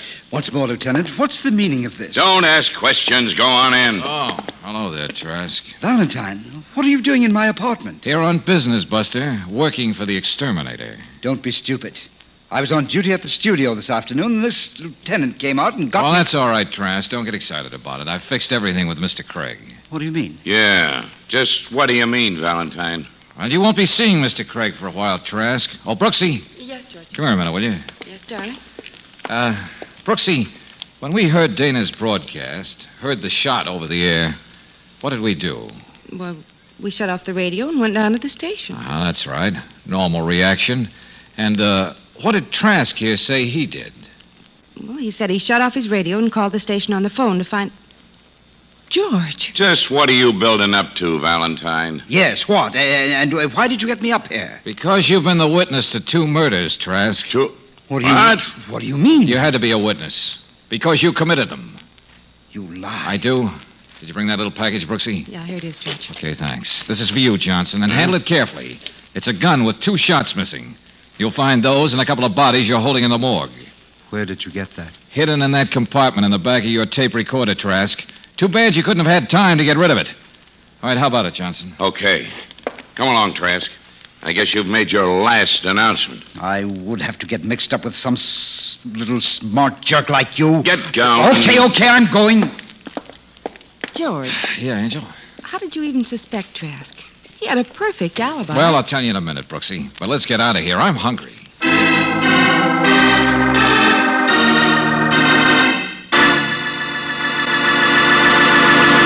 I'll bet you're making frequent shopping trips in town these days to finish your Christmas buying. So it's a good time to remind you that for all-round performance in your car, for those short trips, and for occasional long drives, you need Chevron Supreme's all 8 high-performance qualities, starting, warm-up, acceleration, vapor lock prevention, anti-knock, mileage, area blending, and power. To get all 8, just say, fill her up with Chevron Supreme at any standard station or independent Chevron gas station where they say and mean, we take better care of your car.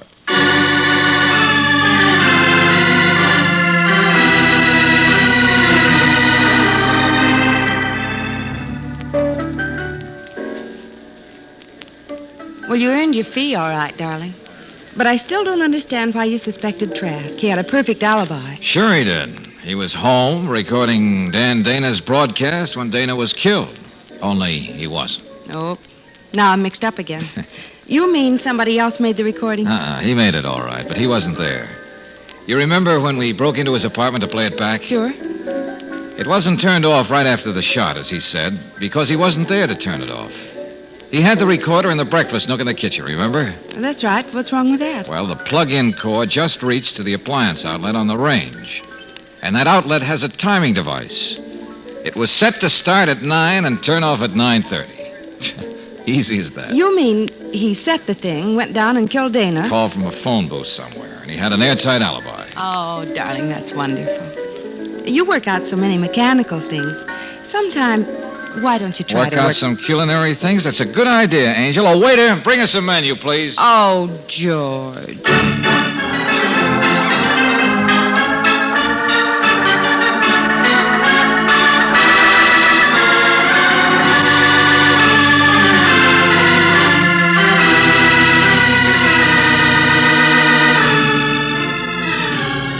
Tonight's adventure of George Valentine has been brought to you by Standard Oil Company of California on behalf of independent Chevron gas stations and Standard stations throughout the West.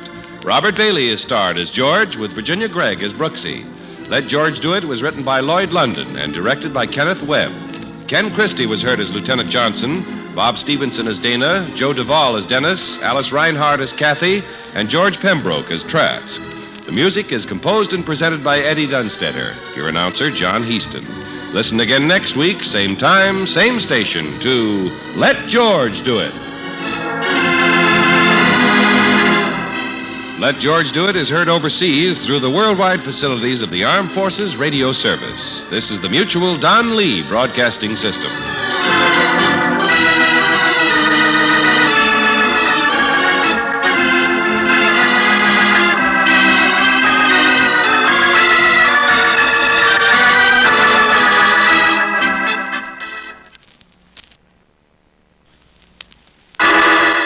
Personal notice. Danger's my stock and trade. If the job's too tough for you to handle, you got a job for me, George Valentine. Write full details.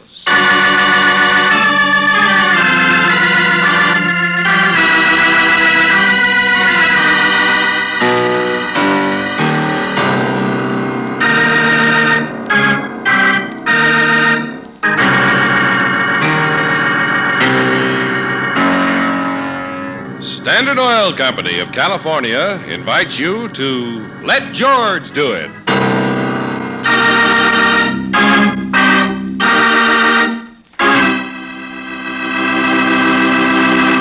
In just a moment, we'll begin tonight's adventure of George Valentine. Say, did you forget a Christmas present for your car? One of the nicest gifts I know is a complete changeover to new RPM motor oil, the oil that doubles engine life between major overhauls due to lubrication. Don't forget to replace the filter element, too. You'll be giving yourself a gift of smoother driving and top engine protection all year round by getting new RPM motor oil at independent Chevron gas stations or Standard stations where they say and mean, we take better care of your car.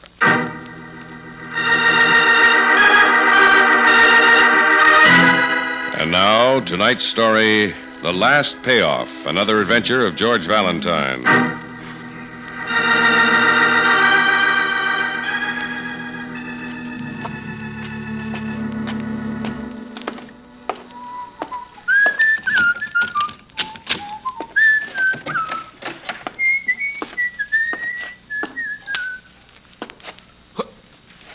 Hey, who did this? What in the... the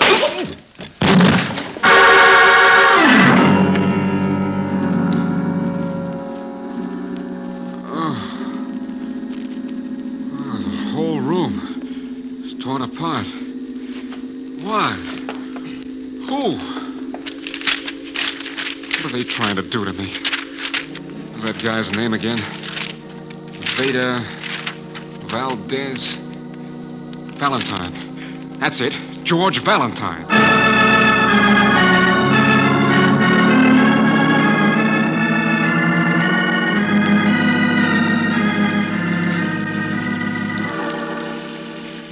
Okay, Bartell. Stop shaking. So somebody ransacked your place here. And yet you say nothing was taken. Yeah, that's right, Miss Brooks. Well?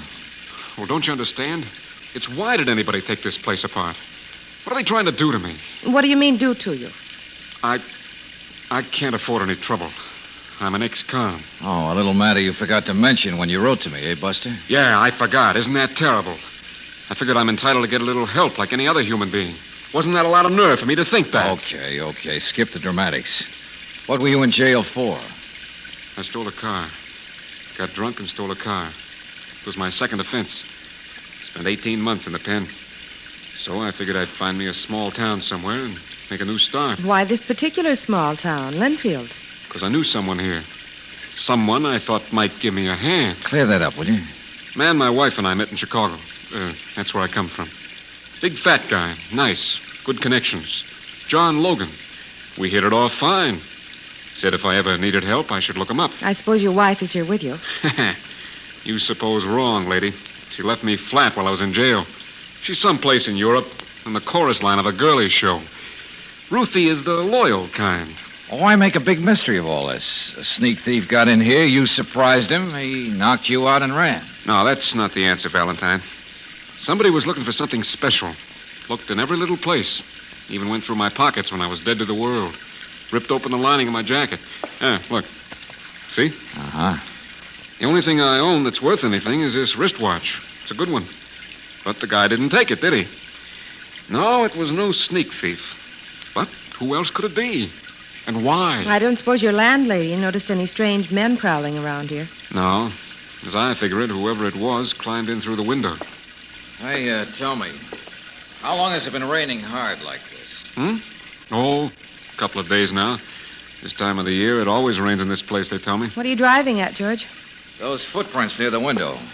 You're pretty small, Bartell. That's what I meant. Those aren't my footprints. Must be the man who ransacked my room. Yeah, some kind of red clay. Must have been somewhere where there's red clay. It's not too much to go on. No. Say, Bartell, suppose you tell me about this Mr. Logan, the good Samaritan turned sour. Well, it isn't really like that. I just haven't been able to get a hold of him yet. I spoke to Mrs. Logan a couple of times. She said she'd give him a message. Do you think he has anything to do with any of this? He seems to be the only one you know here in Leadfield. That's what's driving me batty. I don't know why anybody should be interested in anything I might have. Tell me, do you think Mr. Logan might be home now? I don't know. I saw him this morning. You did? Yeah, I was on a bus, and it passes the back of his house. I noticed Mr. Logan burning something in the incinerator in his backyard. So I thought, here's my chance to talk to him. Yeah, go on. Well, by the time I got off the bus, Mr. Logan was gone. I asked his wife where he went, and she said downtown. I went to his office, figuring I'd just barge in and get to see him once and for all. But he wasn't there. And the girl said she didn't know where he might be. The elusive Mr. Logan. I know all this sounds mixed up and not too important, Valentine, but it's important to me. I've got to know what's going on. I want to go straight. I don't want any trouble. I don't have much money, but I'll pay what I can for you to help me. All right, Bartell, you got me curious. You stay here. Maybe I can find out something.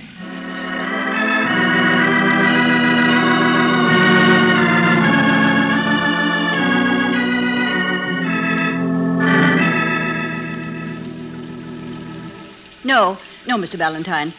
Mr. Reese and I are quite through talking. Oh, Mrs. Logan, I could wait in the next room. Oh, no, it's all right, young man.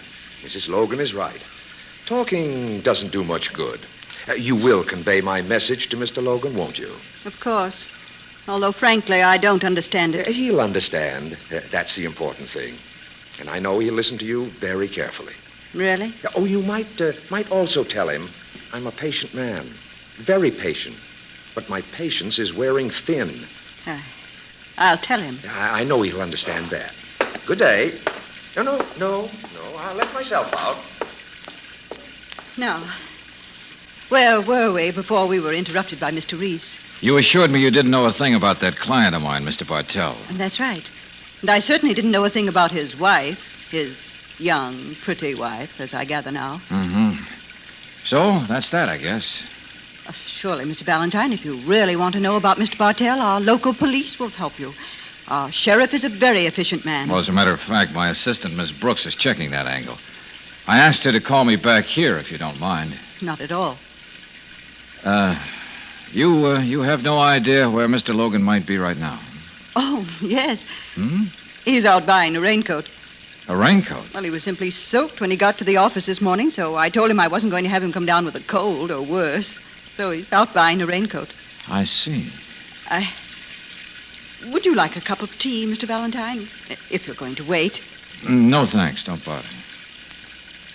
I'm afraid I'm a very poor hostess. But I have been rather upset. Really? I know it can't possibly matter to you, but Mr. Logan has been so, well, not himself lately, so nervous. I know it's ridiculous because money is no problem with us. But now he seems to be worried about owing people money. People like Mr. Reese. And this is one time he won't listen to me, talk to me about it. Perhaps I could help. I'm sorry. Tell you what.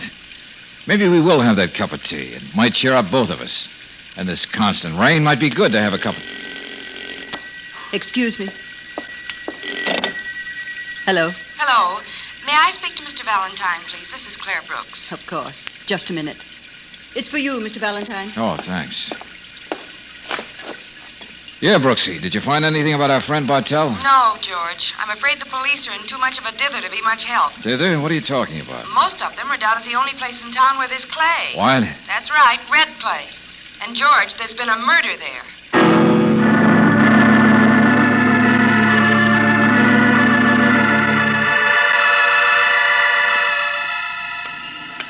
The car's parked right over there, George. I didn't want to talk in front of Mrs. Logan, but tell me more about the murder. Who was the victim? Police don't know yet.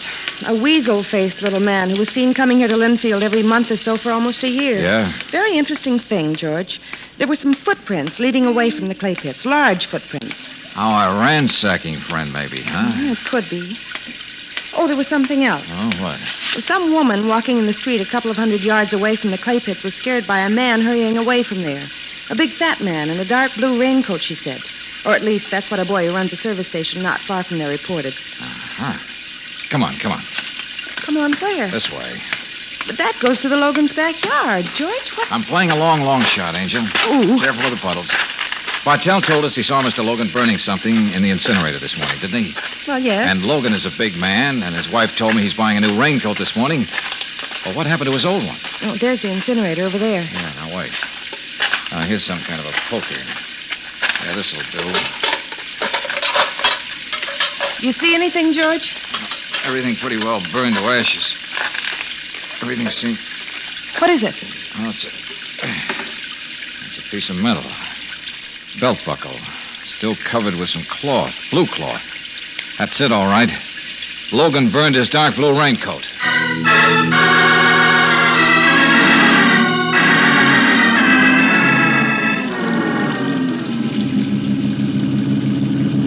George, I thought you wanted to go to the police station. I told you before it's down the other block. I know, but I'm still playing that long shot. Now, what's that supposed to mean? Just be patient, please, Angel. That clothing store down there, Wilson's. That looks like the largest one in town. All right, I agree. But what does that have Let's to pass it just once again, and then we'll... Oh. All right, so you can stop on a dime. Now what? That big fat man just coming out in a brand new yellow raincoat. Mr. Logan? I wouldn't be surprised. Stay here, Angel. I still have a client, remember? I want to talk to Logan before we stick the police on him. Now, George, be careful with him. Sure, okay. Mr. Logan? Mr. Logan, wait a minute. Hey, please, wait. What do you want? I don't know you. Well, the name's George Valentine. Never heard of you. Please, I'm in a hurry. I'm very busy. I came to Linfield because a man named Bartell wrote to me. What? I'll kill you. I'll kill you with my bare hands. Now, take it easy, friend. You're out of your class.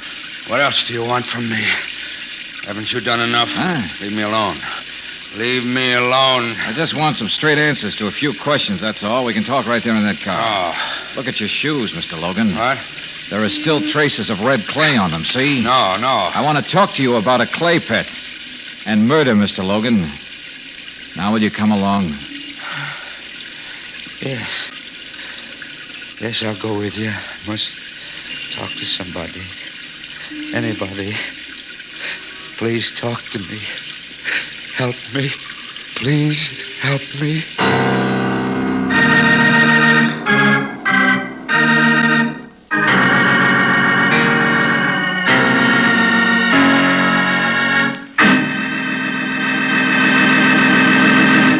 In just a moment, we'll return to tonight's adventure of George Valentine. Over the hills and through the woods to Grandmother's house we go. That's a well-known saying that has always been appropriate during the holiday season. This year, perhaps you'll be one of the many thousands of Western motorists who'll be driving home for Christmas and New Year's, driving over the hills and through the woods. That's why I think this is an especially good time to remind you that for top performance under all driving conditions, for the kind of driving you do, where you do it, your car needs a gasoline with many different performance qualities. Any gasoline can be made to stress one performance feature at the expense of others, But Chevron Supreme is designed to give you not one, not two, but all 8 high-performance qualities in correct balance. Power, warm-up, starting, mileage, anti-knock, vapor lock prevention, acceleration, and area blending. You'll feel the difference from the very first tankful of Chevron Supreme. For smoother, all-around top performance, be sure to get the gas that gives you all 8. Just drive in and say, fill her up with Chevron Supreme at any standard station or independent Chevron gas station where they say and mean, we take better care of your car.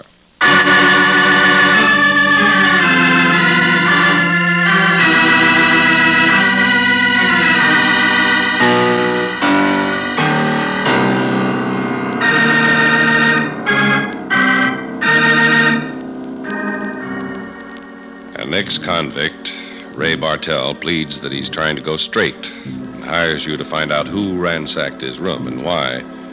Only the case is complicated by the murder of a man the police haven't been able to identify and the fact that the leading suspect is one of the town's leading citizens, John Logan. And as you sit with him in your car on a rain-swept street, you know he's close to the breaking point. That is, if your name is George Valentine. If you're sort of a private detective, Mr. Valentine, then you're just what I may need. And you, Miss Brooks, you seem so understanding. It's been so long since I could really talk to anybody. Please, Mr. Logan, you must calm Now, down. Mrs. Logan is a fine woman. Fine and good, but I couldn't talk to her, not after what I've done to her. Now, look, we're not going to get anywhere until you get hold of yourself and tell us what happened in some sort of order. Things happen in life in any order. Do they make any sense? Mr. Logan, you were seen leaving the clay pits. Your footprints there were photographed by the police. Don't you understand? I didn't kill Joe. When I got there, Joe was already dead. Oh, so that was the name of the murdered man. The police were unable to identify Joe, him. that was the only name he ever gave me. You'd think for all the money he got from me, he'd at least give me his full name. Joe the collector, Joe the tormentor, Joe. Cut that out, Mr. Logan. Joe. Yes, I'm sorry. All right, then. When did you first meet this Joe, whoever he is? And I first made such a fool of myself over Ruthie. Ruthie Bartell? I have no excuse for being a fool, but I also have suffered enough so I don't have to be kicked around anymore. Well, where does Joe fit in? Well, you see, back in those days, I saw Joe following me around, and I realized that somebody had snapped a picture of Ruthie and me. I was sure that Joe was a detective hired by my wife.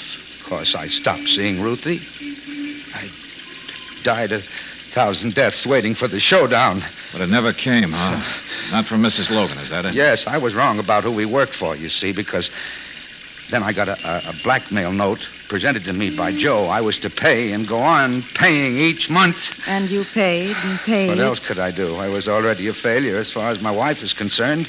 I didn't tell her, but I made bad, stupid deals, and I gambled money away with that Carl Reese. Reese? Yeah.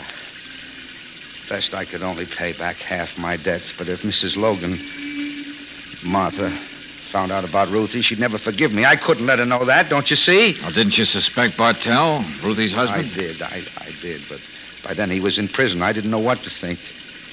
And I decided Joe was the only blackmailer. I can't let Martha find out about Ruthie. The police mustn't tie me to any of this. They mustn't. I'm afraid that's sort of wishful thinking, Mr. Logan. What? They'll find out that you just bought this new raincoat, that you burned your old one, and they'll be curious, to say the least. You went right from the clay pits to Bartell's, ransacked his room looking for the blackmail evidence, whatever that was. Isn't that right? Yes. You see, Joe got in touch with me yesterday afternoon. I thought I was all through paying him. He promised me I was, but you're never through, are you? I'm afraid not, Mr. Logan. Told me to come out to that little shack in the clay pits. That's where the payoff always took place out there. And when I got there, he was dead. Shot to death. What did you do? Well, I suddenly realized just what an awful spot I was in. Bartell was trying to contact me. Perhaps he was the blackmailer after all. So I had to find the evidence before the police found it. And did you find it at Bartell's place? No, not a trace of it. It wasn't on him either. Mr. Valentine, what can I do? How can I get out of this terrible mess? I'm afraid there's only one thing you can do. Turn yourself over to the police and have the whole thing brought out into the open. I can't. Martha will never believe me. She'll never forgive me. George, look. Huh? There's a policeman coming over this What's way. that? Oh, they'll never get me. Be reasonable, Logan. They won't. Hey, Don't stop that. try Wait. to stop me. Don't. I'll get him. No, George, the police will catch him. Hey, wait. Sorry, officer, I can't. Hey, stop, I You said. don't understand. That man will get away. Yeah, but you're not getting away. You think that sign is just there for amusement? Huh? You were parked here 10 minutes, Mac. Have a ticket.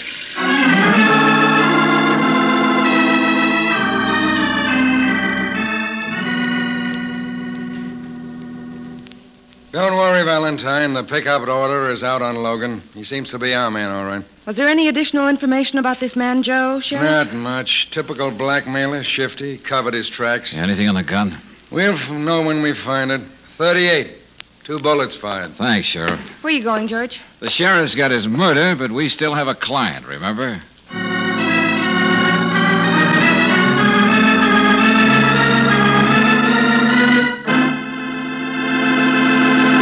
Gone. Yeah. Bartell's gone. If he beat it, it was just a minute ago. What? Yeah, the light bulb was still warm. It must have been just turned off. But where would... Okay, Bartell, slow down. No! Let go of me. I'm not sticking around, Valentine. This place is too hot. For a blackmailer, you mean? What? Never heard the naughty word before, huh? Okay, it has to do with Ruthie and Logan. Ruthie? You mean that little... And Logan? Well, I don't know anything about it. You're not going to get me in the middle of it. Nobody will. Oh, now, wait a minute. Try again. But still... And you're going to the Logan home with me, friend, after we pick up one more passenger.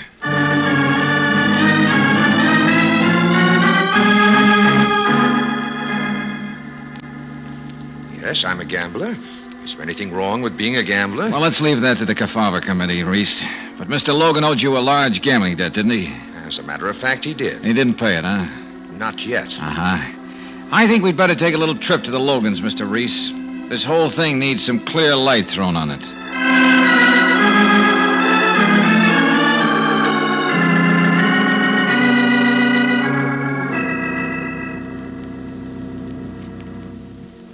He's gone. He's running from the police. But where is he running? Here, Mrs. Logan. Please drink some of this coffee. Bartell and Reese are in the living room with one of the sheriff's men. All right, Angel. We'll wait for the sheriff before we talk any more to them. Thank you, my dear. I wish I could cry like other women.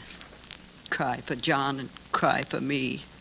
Cry because I must have failed him so awfully. He couldn't come to me and talk to me. You have no idea where he might have gone, Mrs. Logan? No.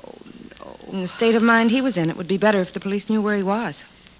He came in and he told me all he's done about that Mrs. Bartell and all the money he'd paid in blackmail and all the money he owes, as though money were the most important thing in the world. He told me all that and he cried. Mr. Valentine, John isn't a murderer. That much I know. I hope you're right. I told him not to run, but he wouldn't listen to me. He packed his bag and he kissed me and he ran out. If they catch up with him and he tries to get away from them, they'll... All right, Mrs. Logan. The evidence against your husband is quite strong, but maybe we can still help him. Maybe... Help? Do you think we can? Really? Joe was a blackmailer. Mr. Logan was being blackmailed. The obvious conclusion was that there was a fight and Mr. Logan killed him. Well then, George? But suppose Mr. Logan was right, and Joe was only the go-between, and Joe proved difficult to his employer, the real blackmailer. But who could that be? How could we ever find that out? Well, it could be Bartell.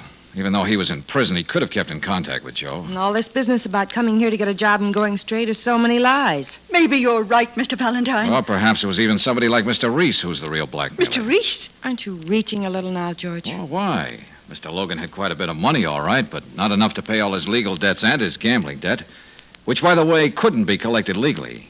So Mr. Reese could take a rather unorthodox but effective way of collecting his debt by blackmailing the money out of your husband, Mrs. Logan. And there could be others then who might possibly be the blackmailers. John wouldn't be the only one with the motive for killing Joe. That's exactly what I meant. Why bring me here, Sheriff? Never mind. John. They've caught up with him, George. Well, this is it, Brooksy. All right, Logan. Just sit here. John, are you all right? I didn't do it. I didn't kill anybody. No one will believe me. He already told me about his being blackmailed, and he was running. And that makes him as good a suspect as we need, Valentine. At this point, I don't know myself what to think. John, you mustn't say that. You can leave that valise here, Logan. You won't need it anymore. No. Now, wait. What? You were holding on to that valise for dear life. There was no money on the dead blackmailer. Here, let me see what's in it. Ties, rose shirts, underwear, pajamas, socks, extra suit. All nice and neat. And under it, bedroom slippers and... And what? And a gun. What? Gun? A .38, 2 bullets missing. No. John, there must be some awful mistake. I have an idea we'll find the gun is the one that killed Joe. And then... And then it'll put the final coffin nail in the case against you, Mrs. Logan. George! What did you say, Mr. Valentine? Yes, you, Mrs. Logan. Your husband was so afraid you might find out about him and Mrs. Bartell, and still it was you who blackmailed him. How can you say anything like that, George? Why would she do it? Well, now, that's 2 questions, Angel, and I think I have some pretty definite answers to both. Well, come on, let's have them. What's all this? Well, strangely enough, Sheriff, it's what you said about the valise when you opened it that intrigued me even more than the presence of the gun. What's that? Will you make sense? All right, Mr. Logan is a man. More than that, a very upset and distraught man. Yeah. Would he stop to pack the valise so carefully? No, he'd just throw some things together. Yeah, a woman packed that bag. She wanted you to run, Mr. Logan. You're insane. Think back, Mr. Logan. You didn't really pack that bag now, did you? Well, I don't know. I guess maybe I didn't. And since Mrs. Logan had the gun to put in, she's the one who used it on Joe, the man she hired as the go-between. Any more proof, Valentine? A woman identified the fat man running away from the clay pits as wearing a dark blue raincoat. So what? Logan himself admitted he was there. How could you tell the color in the dark? That's right. And it was raining. It would just look black. Only one woman could say what she did. The wife who knew the color of the raincoat her husband wore. And the reason you were out there, Mrs. Logan, is because you had that argument with Joe and you killed him. Make him stop saying that, John, please. No, let him go on. I was wondering why you were so careful to point attention to your husband having to buy a new raincoat. But what would be the motive, Valentine? A wife blackmailing her own husband? Oh, we've discussed some unusual causes for blackmail before, haven't we, Mrs. Logan? And you understood very well. A little matter of revenge. Your husband failed you, squandered your money, played around. And you had to get your revenge. And you did. Made his life a hell. Martha, you didn't. Tell them you didn't. And you got most of the money, too, didn't you? But you killed Joe. And in desperation tried to blame your husband for his murder, and you almost succeeded. Martha, don't let him go on saying... And now that we know what to look for, we'll find the money, Mrs. Logan, Stop and then... it, stop it! Martha. Stop looking at me like that. You cheat. You silly fool. I'm glad. Whatever torture I brought you, I'm glad you understand. I hate you. Hate you.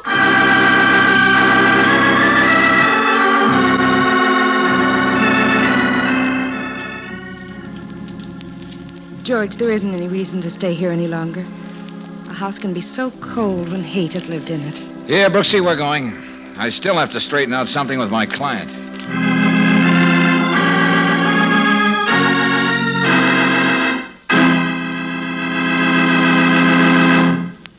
Holiday time is Jingle Bell time, and a good time to remind you that new RPM motor oil doubles engine life between major overhauls due to lubrication, and more than meets the heavy-duty motor oil requirements of every car manufacturer.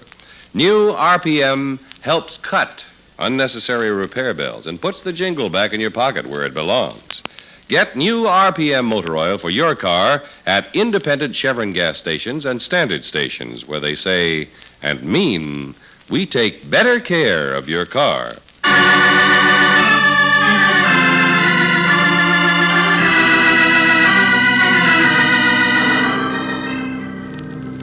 An apology? Yeah. Frankly, Bartell, I didn't buy that I want to go straight, but somebody won't let me routine. But then why did you go to work for me? Mr. Valentine just has a deep aversion to being led down the garden path. Yep. Life is full of surprises, all right. You did come to Linfield just to see a kindly friend of the family. Yeah. Ruthie was a doll, a real doll. But then look at Mrs. Logan, what she did to her husband. I tell you, I learned one thing. Huh? Stay away from women, friend. All women. Far away. You don't say. Have nothing to do with them, especially those that look cute and smile sweet. Are you coming, George? What's the matter, Angel? He doesn't mean you. No, of course not. Well, that's different. Hey, wait a minute. What's the matter with my smile?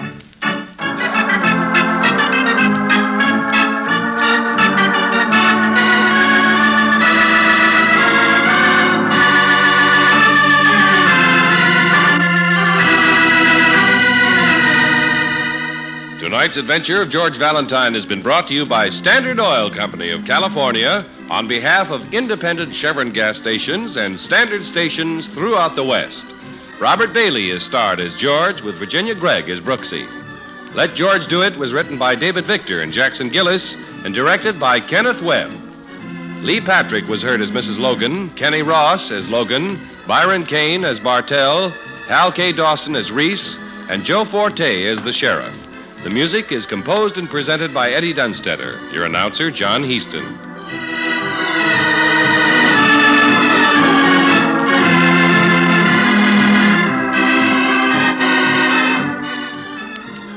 Listen again next week, same time, same station, to Let George Do It.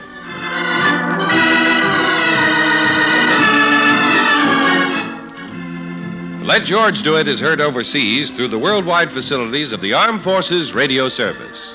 This is the Mutual Don Lee Broadcasting System.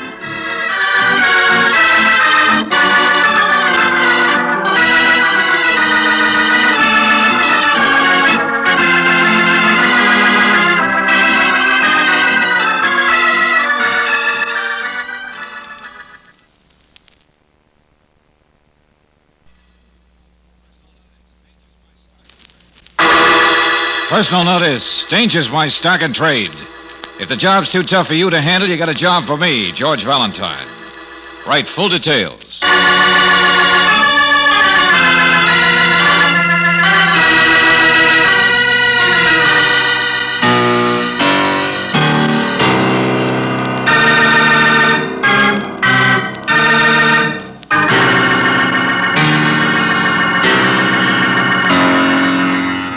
Standard Oil Company of California invites you to Let George Do It.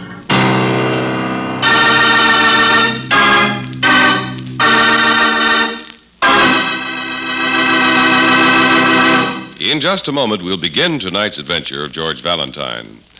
If you've had trouble starting your car on frosty mornings, remember this. You get all 8 high-performance qualities in every gallon of Chevron Supreme gasoline. Yes, there's starting, warm-up, acceleration, vapor lock prevention, anti-knock, mileage, power, and area blending.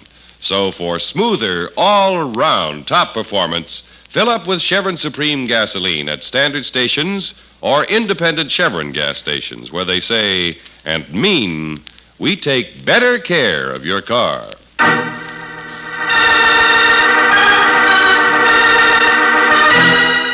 Stolen Goods, another adventure of George Valentine.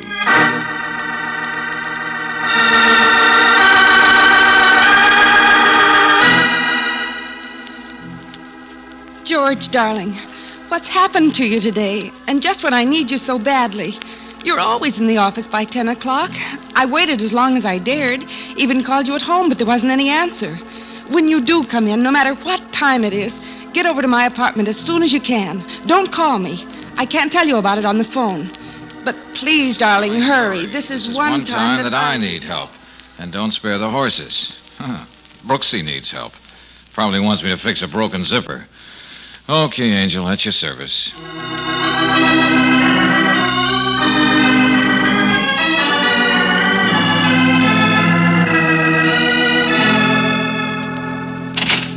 Morning, Brooksy. George, you finally got here. Yeah, okay. Let's see the problem. I'll fix it for you. Well, it isn't quite as easy as that, darling. No? What do you mean? George, you know I went shopping at Coverley Saturday. Yeah, missed you, too. Oh, please be serious.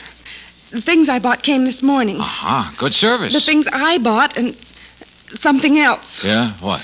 I went over the packages, and there was one I knew I didn't buy. It wasn't the right size or shape, so I opened it to see. Wrong size? Send it back. It was this, George. Oh. Diamond and emerald necklace. Or a reasonable facsimile thereof. Probably a trinket you bought for Aunt Minnie or somebody and forgot about. I didn't buy it, darling. And it isn't a reasonable facsimile. It's real. Oh? You sure could fool me. How do you know? That it's real? Because there was a note wrapped up with it. Here, read it.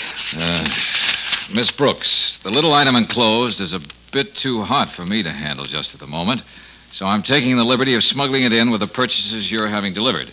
I happen to remember that you're assistant to George Valentine, so I know I can trust you. Just hide it away somewhere, and I'll come to your address and pick it up on Monday. And, of course, there'll be a fee. No signature. No signature. Don't you see, George?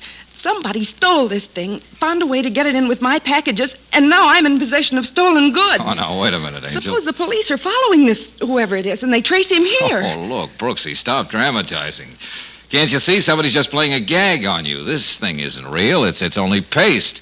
It's a practical joke. I don't think so. I still think it's real. Want me to prove I'm right? Well, certainly, Okay. Moe's pawn shop is just around the corner. I'll go down and have him give me an appraisal. That suit you? Well, yes. Give me them gems, lady. I'll have Moe look at them, and then let's go back to the office and get to work, huh?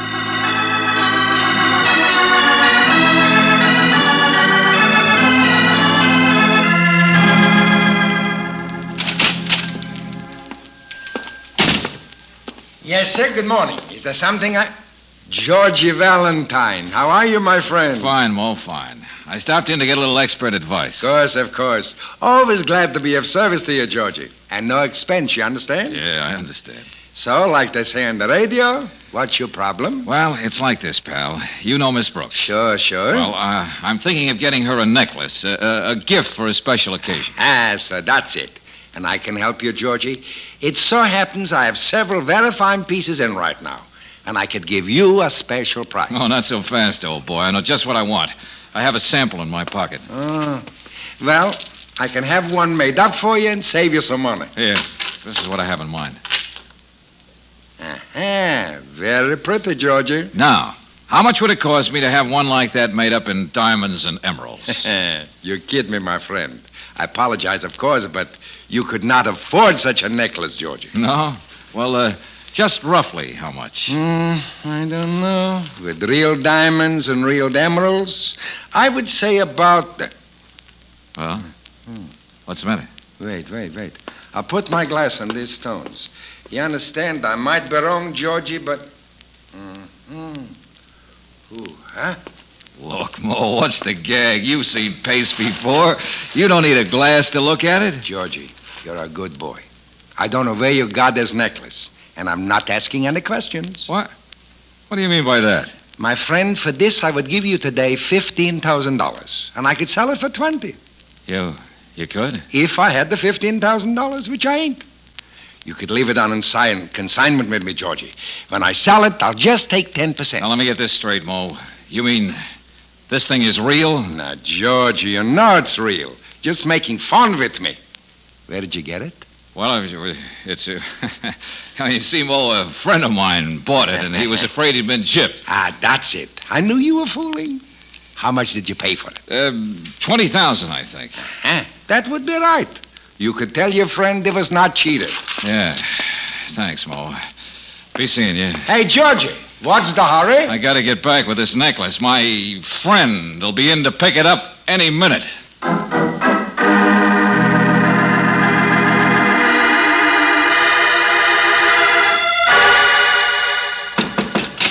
Hey, Brooksy, Mo says that... What in the dickens? Hey, Brooksy! Brooksy! Good Lord.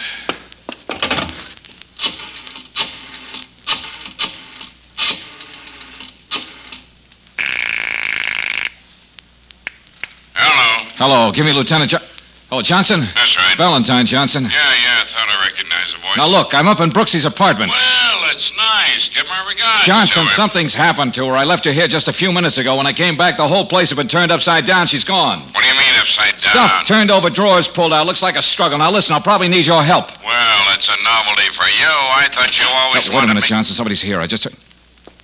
Well, who are you? What's it to you, Bud?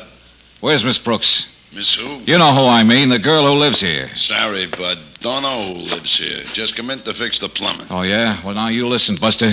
You're no plumber, and you're going to tell me what happened here. Now, don't get excited, mister. I finished my job, and I'm getting out. That's what you think. First, you're going to tell me what went on in this apartment and what you're doing here. I got news for you, bud. I said I'm going, and I am. Oh, no, you're not. Oh, you want to play it the hard way, huh? Okay, you asked. Oh, wait a minute. Valentine? Valentine, what's going on up there? Valentine!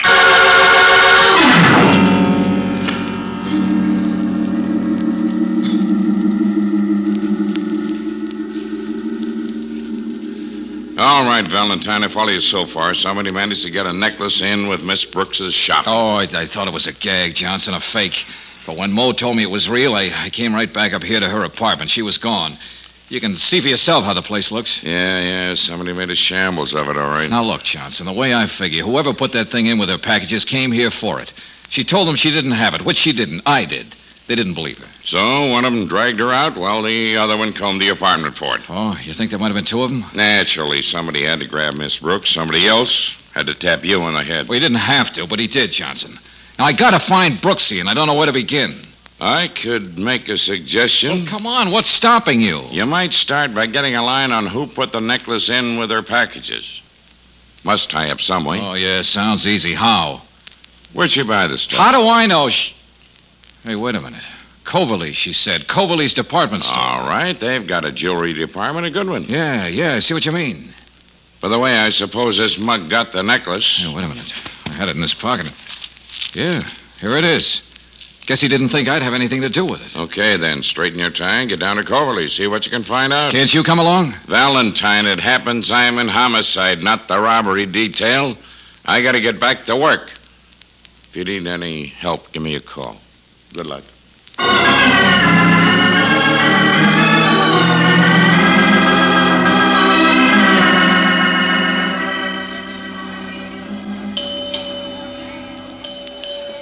Mr. DeSalle?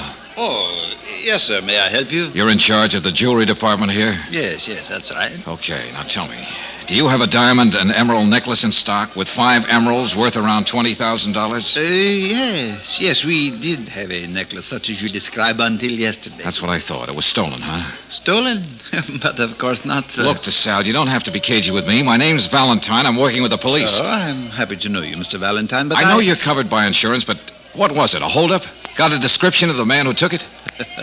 Of course we have a description of the man who took it. You see, the necklace you have in mind was not stolen. It was sold yesterday. Sold? That's right. Oh. Well, is this it? Let me see. Mr. Valentine, where did you get this necklace? It's the same one? It is? But you haven't told me... Where I got it? I found it. Oh?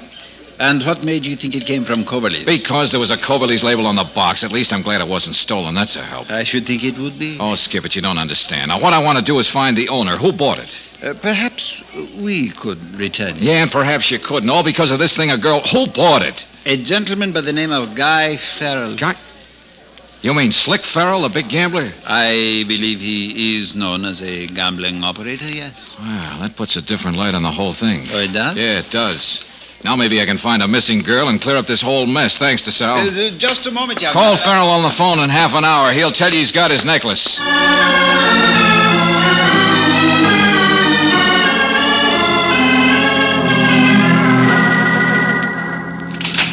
Yes? Oh, hello. This is Mr. Farrell's residence? That's right. I'd like to see him, please. Well, I'm afraid Mr. Farrell's busy. I see. Well, if you don't mind, I'll wait. My name is Valentine. How do you do, Mr. Valentine? I'm Mrs. Farrell. Oh. Your husband is busy, you say? Well, I'm not sure, but I think so. A man came to see him, and they went into his study. I've been upstairs, so I don't know whether he left or not. Mm-hmm. Well, would you mind finding out? Not at all. That is, what was it you wanted to see my husband about? Well, I have something for him, that's all. Something that he lost, I believe. And your name is Valentine? Yeah, that's right. But he wouldn't know the name. I just found this thing and traced it to him. I'm sure he'd like to have it back. Oh. Well, all right, Mr. Valentine. I'll see if his call is still with him. His study's right here. Yeah, thank you very much. Guy? Guy, you still busy, dear? There's a man who has something. Guy. Mrs. Farrell, what's the matter? What's the trouble, Mrs. Farrell? There, look. Is that your husband? Yes, Oh, wait a minute. Easy. I'll see. Mrs. Farrell, Yes. I think you'd better go out for now. Oh, no, you mean it? Yes. I'll have to use the phone. Oh, no.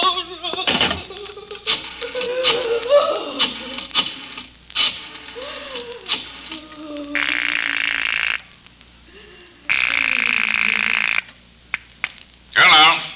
Lieutenant Johnson speaking. Johnson, this is George Valentine. Yeah, Valentine. Any luck? No, but you told me to call you if I needed help. I'm out at Guy Farrell's place. You better get here right away. Guy Farrell's? What's up? I got a job for you now, Johnson. Farrell's been murdered.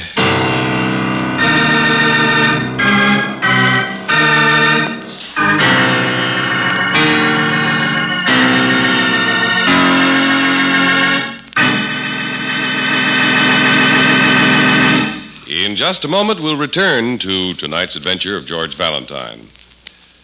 I don't have to tell you that the holidays are almost here. If you're like most of us, you're scurrying around all over the town doing the 101 things that need to be done in getting ready for Christmas and New Year's.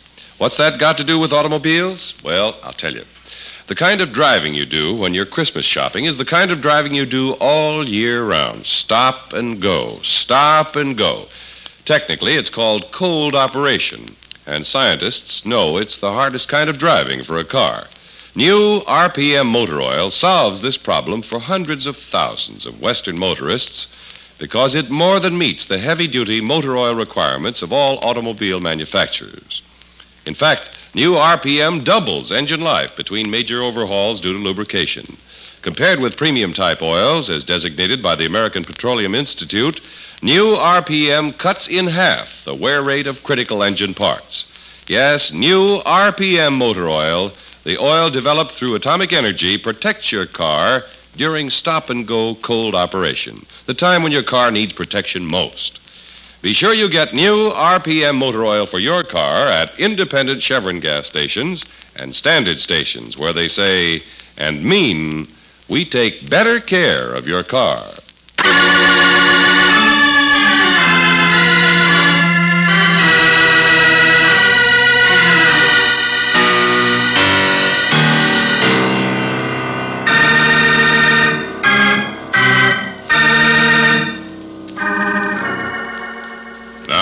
Back to tonight's adventure of George Valentine.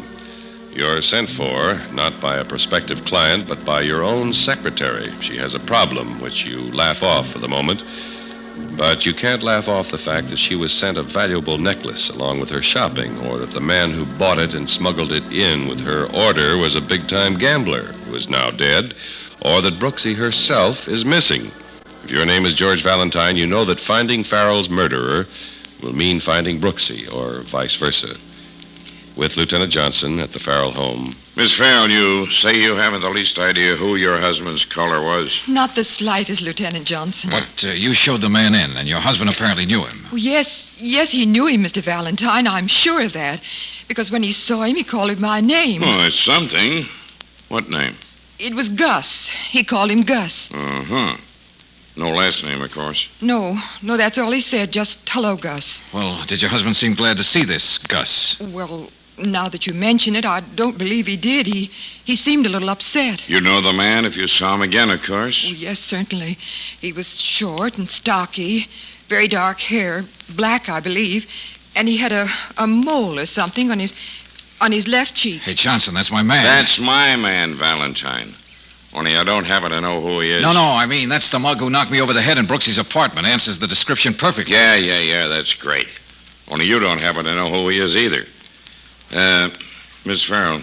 Yes, Lieutenant. Suppose you go on about whatever you have to do, Mr. Valentine, and I'll look around here a bit before we go. Oh, yes, of course. Please call me if I could be of any help. We'll speak to you on the way out, Miss Farrell. Johnson, don't you see this all ties up? Yeah?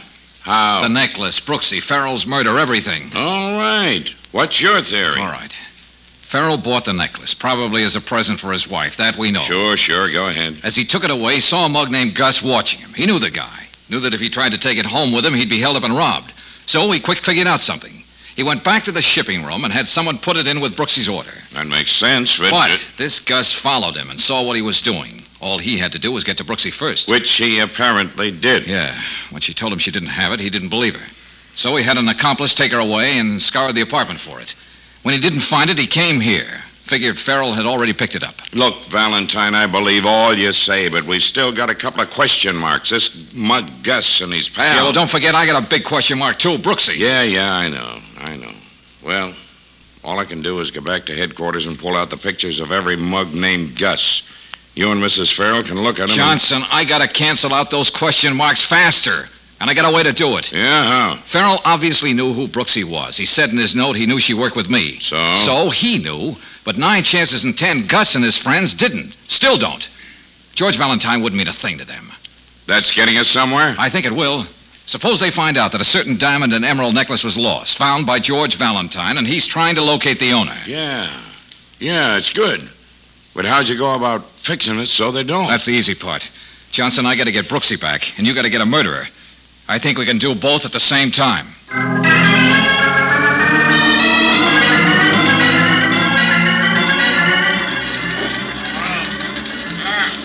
But, Chief, that was just a plain accident. I'm a reporter. I don't miss stuff.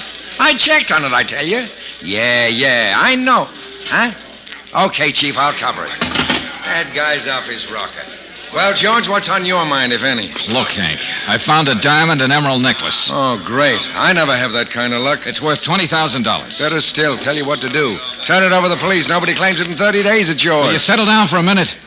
Just because of this necklace, my girl's disappeared and a man has been murdered. Well, that makes quite a...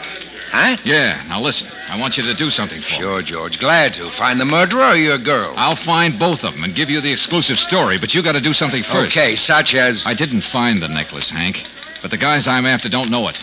I want them to think I did. And how do you do that? Well, that's where you come in. I want you to write a story for your paper about how a George Valentine found a valuable diamond and emerald necklace. Get him to stick it on the front page. You've got influence. Sure, but... I'll give you a description of the necklace and my telephone number. Now, remember, your story says that I want a way to return it to the owner. Now, sit down at that typewriter and get to work.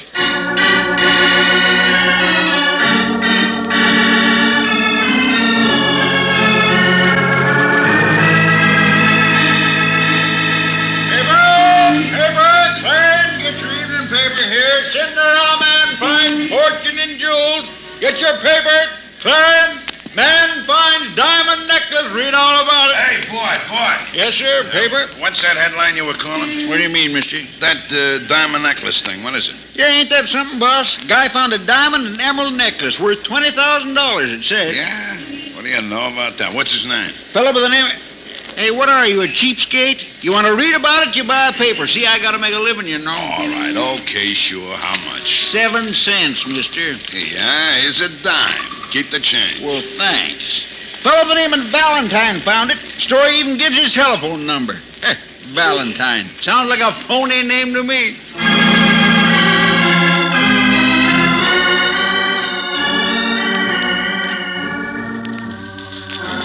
Valentine. Okay, Johnson, you wanted to see me. Why? Well, I see by the paper you found a necklace.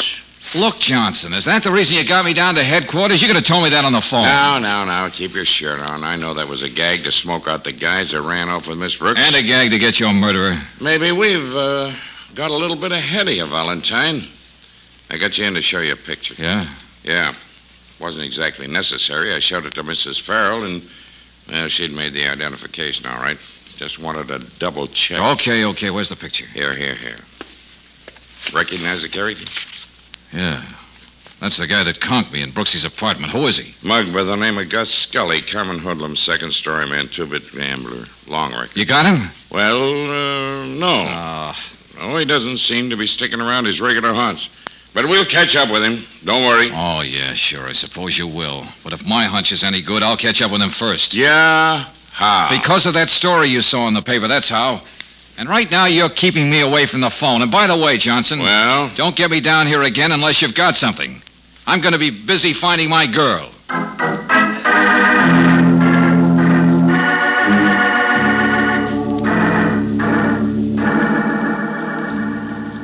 All right, sister. You know what to do. Tell this Valentine just what I said, and you won't get in any trouble. Yes, I know. Okay, go ahead, call the number. Now? Yeah, now. Don't try any funny business, sister. Tell him just what I said and nothing more. Then, will you let me go? When I get the necklace, sure, why not? Oh, hello. Is this Mr. Valentine? The Mr. Valentine who found a necklace? That's right. Brooksy. Brooksy, where are you? Are you all right? Is that the right guy? Yes, he's the one. Oh, thank heaven I got you, Mr. Valentine. I'm the one who lost the necklace. I bought it at Coverley's. Their label was on the box. Brooksy, tell me, can't you talk? Is somebody with you? Oh, yes, sir. That's right. Can't you tell me something, Angel? Yes. A diamond necklace with emeralds. That's right. Do you have it with you now? Sure, right here in my pocket. Now look, Brooksy, I'll give anybody the necklace to get you back. Oh, that's very thoughtful of you. I appreciate it. Look, what does he say? Just a minute, Mr. Valentine. He says he didn't want to leave it around his house, so he put it in a safety deposit box. You did say it's in your safety deposit box, didn't you, Mr. Valentine? I get it, sure. But Brooksy, watch your step. That guy with you isn't just a mug, he's a murderer, too. Oh. Well, where can I come and get it, and when? I got a paper. I'll put down the address. Right now, Angel. Any time, just so I get you back, that's all. Oh, I see. Just a moment, Mr. Valentine. He says he absolutely won't let me come and get it. He insists on bringing it to me. He likes my voice, and he wants to meet me. Oh, nuts. Well, all right. Tell him to meet you, wait a minute, let's see, in Grinnell Park, a quarter of a mile inside the Durand Street entrance at 10 o'clock tonight. If I do, will you let me go? Sure. Tell him. Mr. Valentine. Yeah, Brooksy. You sound very nice to me, too. I'll meet you in Grinnell Park at 10 tonight. I'll park my car about a quarter of a mile inside the Durand Street entrance. Good. Will they bring you? Oh, yes. I'm sure of it. And you can't miss my car. It's a light blue convertible. Light blue convertible. I'll be there, Angel. Oh, thank you very much, Mr. Valentine. Well, I'd be glad to see you.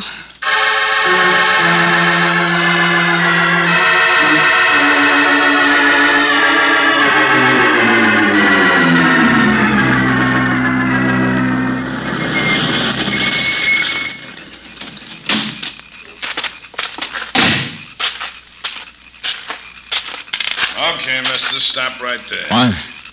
Who's that? Me, Bud. Give me that necklace. Well, what necklace? You know what I'm talking about, Bud. Your name's Valentine, ain't it? Why, yes, that's my name, Okay, hand over the necklace. But it's so dark here, I can't see you. Who are you? None of your business. Give me that necklace. Oh, no, indeed. No, I won't. I'm delivering the necklace to a very nice young lady who called me on the phone. Where is she? Up there in that car. She didn't want to get out on such a dark night, see? So she asked me to get it for her. Then I'll go to her. She had a very nice voice. She was a lady, I'm sure. And I'm also sure that you're no gentleman. Oh, you think so, huh? Well, suppose I ain't. You got a necklace on you, and I want it, see? Well, you're not going to get it. No, indeed. The lady said... Give it to me. Huh? What are you doing? What's that? That jerker was a gun right in your ribs, a gun that shoots bullets. Now get it. A gun? Oh, well, good heavens. I wouldn't want you to shoot me. Hey, let go, my arm. Let go. Drop that gun. What's the idea? Stop twisting I my said arm. drop that gun. That's better, friend. Yeah, that's what you think. Oh, yeah. Oh. Stay where you are, Angel. Did it double cross her? Oh, yeah, that's right. That dame was crooked. She kicked me. You're going to be crooked, too, as soon as I find your feet. George, are you all right? Yeah, Brooksy.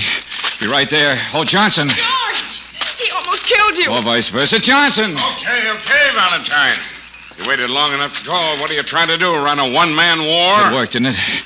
There's your killer, Johnson. He'll tell you about his accomplice. Yeah. And you better pick up his gun, too. The boys might need it to hang that murder on him. George, how did you ever know he was a murderer? I'll explain the whole thing in a few minutes, Brooksy. Oh, let's get out of here and have a cup of coffee.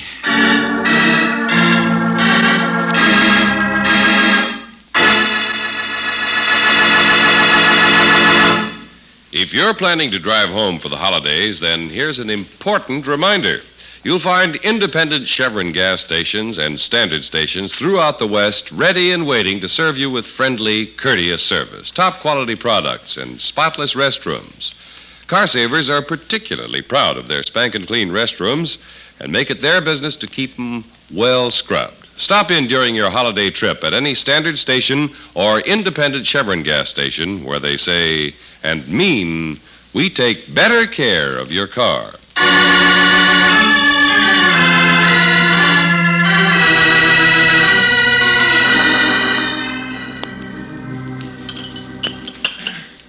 George, Angel. I think you're terrific. Good coffee. You do? Why? Well, because you caught a murderer all by yourself with no help at all from Lieutenant Johnson. No, that was nothing. Nothing. No, it just happened that way. I wasn't really interested in catching a murderer. All I wanted to do was to get you back. Oh, darling, you did? Naturally.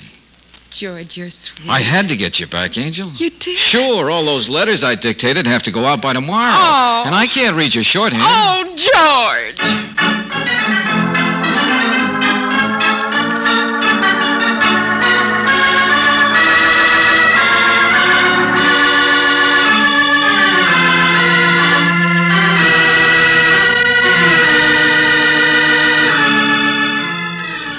Tonight's adventure of George Valentine has been brought to you by Standard Oil Company of California on behalf of independent Chevron gas stations and standard stations throughout the West.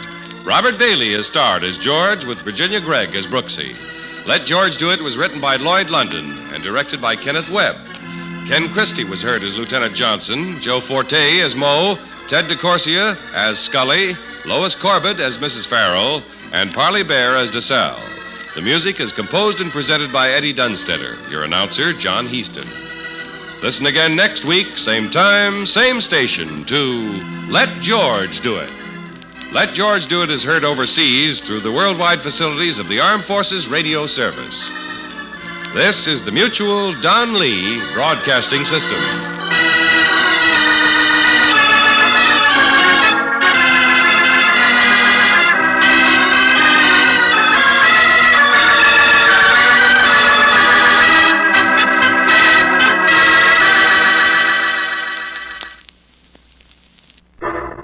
Personal notice. Danger's my stock and trade. If the job's too tough for you to handle, you've got a job for me, George Valentine. Write full details. Let George do it.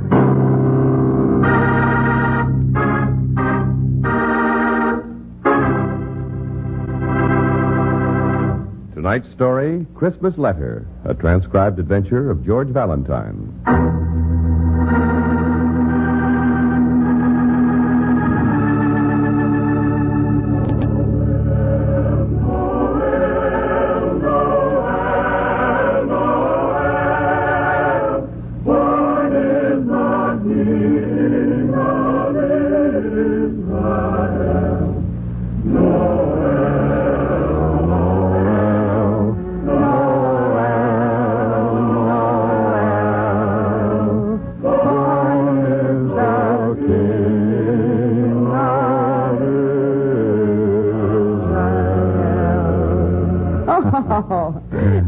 You know, darling, we're much better than we were last year. Yep, someday we may actually become mediocre.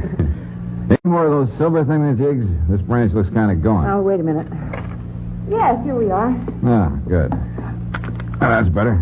Anytime you're ready for the big star, let me know. Uh-huh. Hey, those letters you picked up in the office this afternoon. Now, George. Well, I was just wondering if there could have been anything important in them, that's We all. decided not to open any mail until after Christmas, and so I'm I not... was just wondering. Of course, I did wonder about the one from Japan. What? The return address reads Private First Class Dan Ferris, and his number was... Oh, Angel, surely someone writing to me all the way from Japan can't possibly get me out of your apartment on Christmas Eve. Well... And a letter from a soldier. All right. Here it is.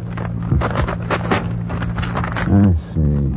Dear Mr. Valentine, I remember reading your ad in the paper when I was still back home and knowing you're an ex-GI. I think you might want to help me because I sure do have a job that's too tough to handle. In fact, from this distance, it's impossible. So here's something I would like you to do for me on Christmas Eve. Oh, no. Don't read any farther, George. Enclosed, fine $20. It's to cover the expenses of taking out the most beautiful girl in the world. What's that? Buying her an eggnog or two, listening to some Christmas carols, you get the idea. Anyway, her name is Lucy Rand, and she lives Darling, at please don't read any the farther. enclosed address.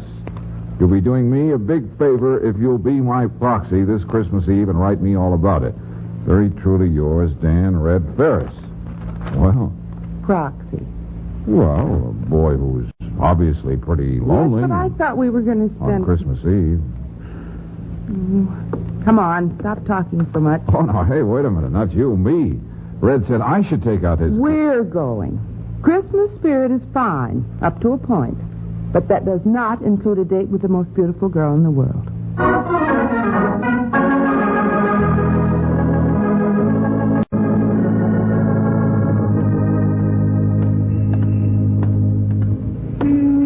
The apartment house is down the block. You know, George, about that letter, I have a notion our friend Red is really slightly suspicious about his girlfriend's, well, boyfriend. Yeah, such an idea has been known to occur to guys who are 6,000 miles away from home. Well, the girl is probably set to spend this evening with her family, and all we'll really do is dismiss... Excuse me, folks. Yeah? I'm sorry to bother you, but that is, we, the missus and I, have had it pretty tough this year. And she's a wonderful cook. Like right here, you see? What's that? It's a Christmas pudding, yes. The missus makes the best in the world. Well, look, I'm afraid we're on a diet. But if this'll help... Oh, no, sir. This is a very fine pudding, and for only $2. George, I guess at dinner tomorrow we could. Yeah, well, I suppose so. Just a minute. Here. Oh, thanks.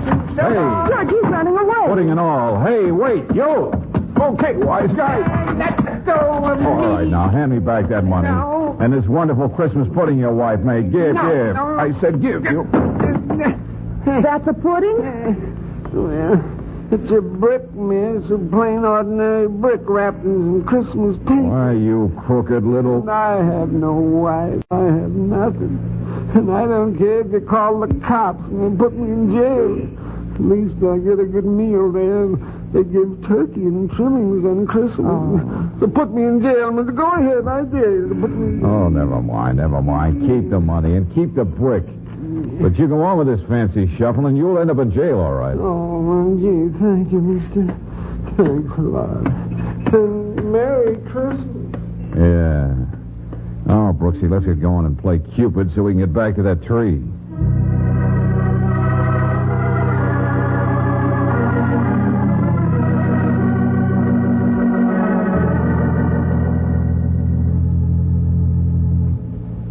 Well, thanks very much, Mr. Valentine, but I already have a date for this evening.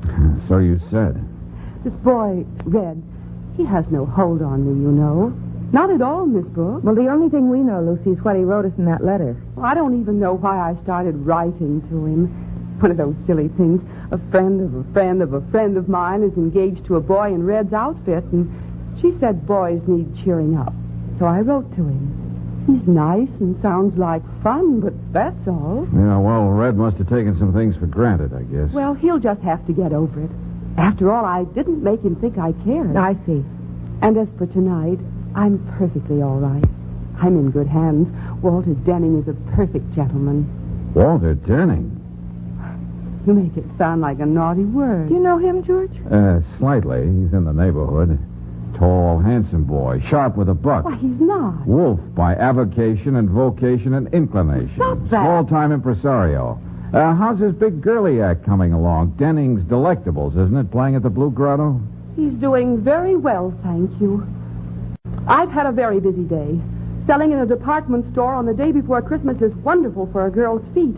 So if you don't mind... See this record here on the Victrola. It's nothing. The label says made at the YMCA Tokyo, Japan. Something Red sent you? But yes, it came today. A Christmas card, sort of. You can hear it if you want. There's nothing too personal in it. I'll do it, George. Hello, Lucy.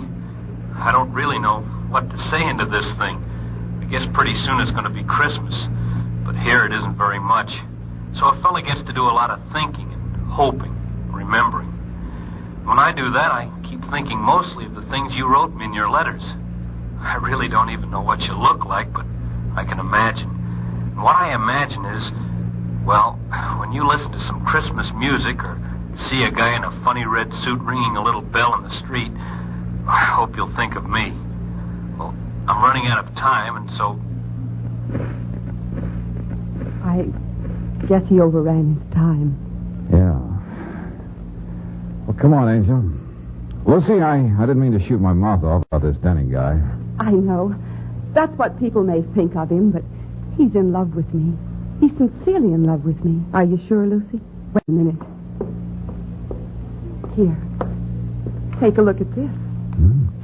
Engagement ring. Walter gave it to me a week ago. I notice you're not wearing it. Well, I told him I wasn't quite sure of how I felt. He wanted me to take the ring and wait, so I'm to give him my answer tonight. And? Well, he's waiting for a divorce, so he isn't free to marry me yet, but he will be in a month or so. He's taking his troupe on a road tour the day after tomorrow, and he wants to give me a job and let me go along. He says he can make a dancer out of me, and then we can be together in the meantime. Yeah. Oh, it's a beautiful diamond. Yes, isn't it? Walter really has been sweet to me, honest with me. Do you understand? Sure. Thanks a lot for taking the trouble to come here on Christmas Eve, but really I'm quite all right, and there's nothing to be done about Red. Good luck, Lucy. Thanks. And goodbye.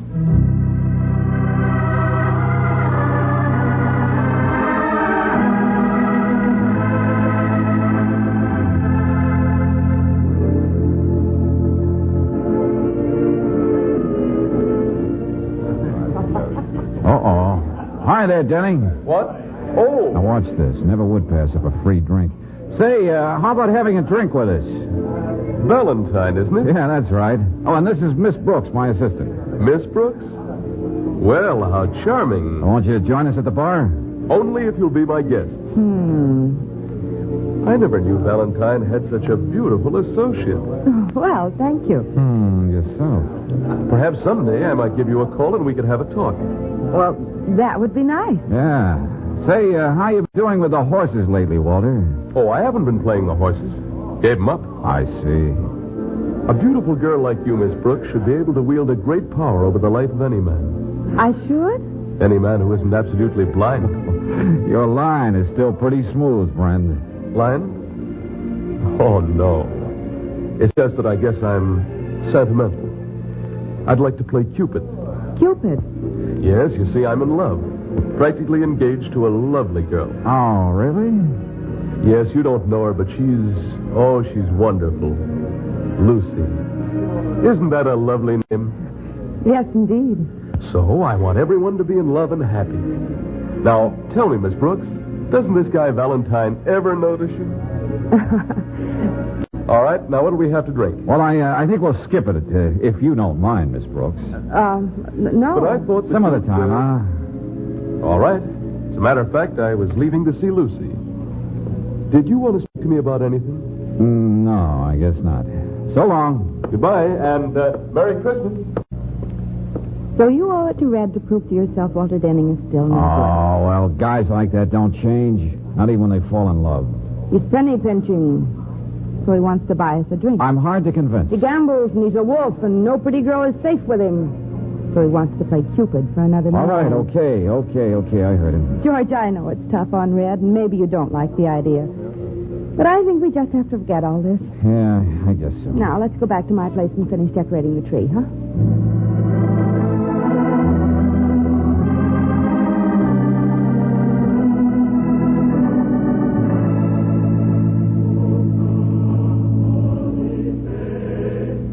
Well, the lights are all set. Wait a minute, I'll turn them on. Oh, aren't they beautiful? Yeah. The whole room is so peaceful. Darling. Christmas Eve. Frankly, I'm glad all the excitement is over. Yes, so am I. Did I speak too soon? Let's just keep quiet and they'll go away. Oh, no. We'd better do something about this. Oh. Yes, officer? Valentine? Your name's George Valentine? Yeah, that's right. Won't you come in? What is it, George? Just a minute, Brooks. I hate to do this on Christmas Eve. street. Looks real pretty in there, too. But there's a warrant out for your arrest, Mr. Valentine. Arrest? There must be some mistake. What for? Now, take it easy. How should I know what for? There's a warrant, all right. Sworn out by somebody named Lucy Rand.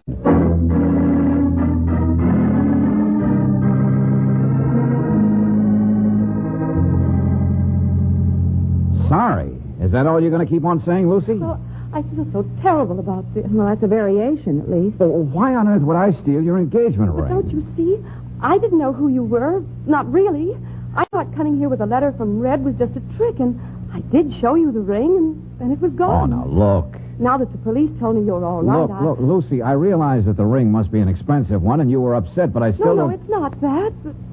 But you see, I'm supposed to give my answer to Walter tonight, and I don't want to be influenced because I don't have his ring. You mean you have some doubt about what you should say to Walter?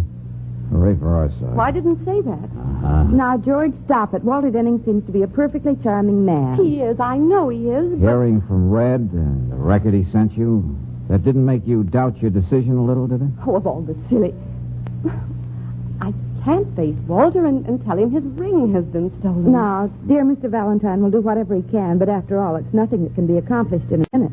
You sure it isn't just mislaid, Lucy? No, it isn't. After I showed you the ring, I put it down a minute, and then the phone rang. It's out in the hall, you know, and I went to answer it. Oh, the ironic part of it is it was a wrong number. And then when I came back, the ring was gone. Uh-huh. From where you were at the phone, you couldn't see who went into your room. No. So it might have been anyone here in the apartment house. Yes, but, well, they're my neighbors. Good, respectable people, and it's Christmas Eve. And why? Okay. I'll see what I can do. Take it easy. Oh, dear. This is probably Walter. Well, there's nothing you can do but let him in. I suppose so. Will our friend Mr. Denning be surprised to see us here? Lucy is not really sure of her feelings toward that guy. Maybe if he finds out about the ring and acts the way I think he will. Now, George, playing Cupid for Red is one thing, but trying... Walter, these are some friends of mine. Miss Brooks and Mr. Valentine. Why, hello again. Yeah. I didn't realize you knew each other. Say, let's all of us get dressed up and go out and celebrate Christmas in real style. A good idea? Well, Walter... that sounds fine, but I'm afraid I won't be able to join. After all, if I'm to look for that ring of yours, Mr. Lucy... Valentine. Ring? What's he talking about, Lucy? George, I could wring your neck. Well, I'm sorry, Lucy, but I don't think you can keep that a secret from Walter anyway. After all, it'll take days, weeks, if the ring will ever be found. Well, I'm so terribly sorry, Walter. The ring, that beautiful ring you gave me, it must have been stolen. I don't know what to say. Don't say anything, darling. But the ring, I know how much it must have cost you, and I... Do you think it's really important to either of us? Well, I don't want anything in the world to make you unhappy for 1 minute. Oh, Walter. You're more important to me than all the rings in the world. So, come on, snap out of it, honey. You mean that, don't you? Of course I do. Oh, go home and dress up, darling, and pick me up later. We're going right out and celebrate our engagement, with or without a ring. What? Darling. Oh, I still wish you folks had joined the party. No, thanks. Come on, Brooksy. Coming, Cupid.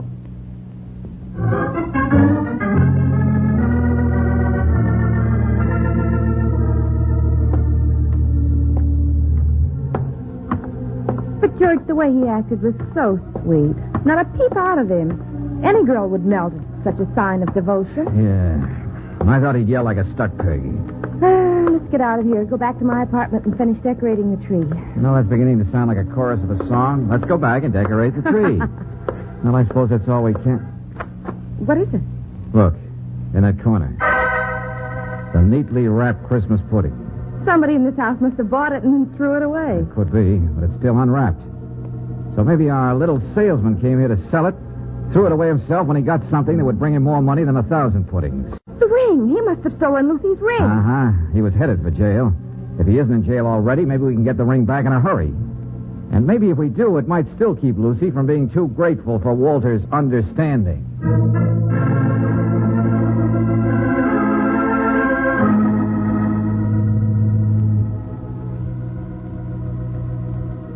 George, he isn't in jail. Are you sure, Angel? I asked Lieutenant Johnson to help, and he checked. So it looks more and more like Shorty, huh? No luck with the neighborhood pawn shop? Now they're closed. But a bartender tells me there's one on Vesey Street that's not only open all the time, but isn't careful of what it buys. See you later.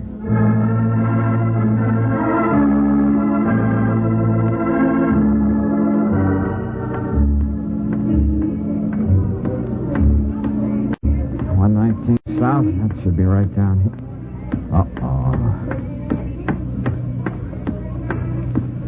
Gonna sell a Christmas pudding in that pawn shop, friend? Yeah, but... Remember me, Shorty? Yes, I think so. Excuse me, I'm in a hurry. You wouldn't want to be impolite and leave me, would you, Buster? Let me go, man. You want to turn something over to me, friend? Something that you don't want to weigh on your conscience? I don't know what you're talking about. I said wait. Now, let's get into the store. No. I said move. You. Come on now. Well, my goodness. What kind of goings on are these? Oh, it's all right, madam. My friend here had an eggnog too many. I don't have anything now. Honest, please let me go. Hold still while I make sure for myself. Give me that. No, you don't. Well, no doubt Santa Claus gave you this ring because you've been a good boy all year. What are you going to do with me, mister? We're going to take a walk together. Oh, no, please. Come on. Will you have it back now? You can just let me go, huh? You wanted to go to jail, and you're going to get your wish. But they'll throw the book at me with this. I just saw the door open and the ring was on the table. I'm no criminal, mister.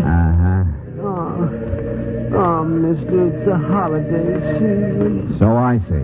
People still out buying Christmas trees over there. Oh, you can be nice to a fellow. I can't move. I'm sorry, mister. Hey, you, stop!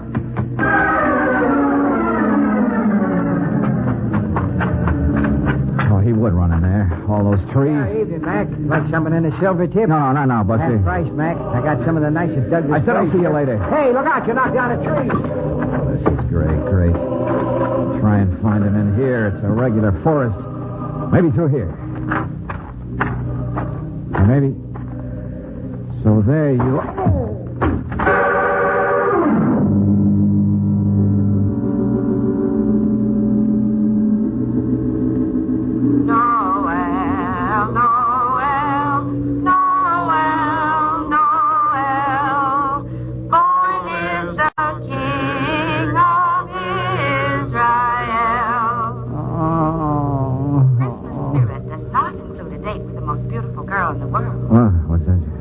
Hey, mister. Mister, please. Can't somebody turn that thing off? Oh, gosh, Mac. I thought you'd never come out of it. Oh, it's you. Yeah, that fella must have been hiding in the trees, and he stole my wrench. Wrench? Yeah, I was fixing my truck when all this started. Had a wrench laying on the top of the cab. Let me sit up. There. Now, wait. Huh? All right. Guess I didn't really expect to find it. What are you talking about? Oh, a charmed circle, a lover's vow, a maiden's dream. Hey, you ought to find yourself a doc right away. Oh, no, thanks. I got to give the police a description of a pudding salesman.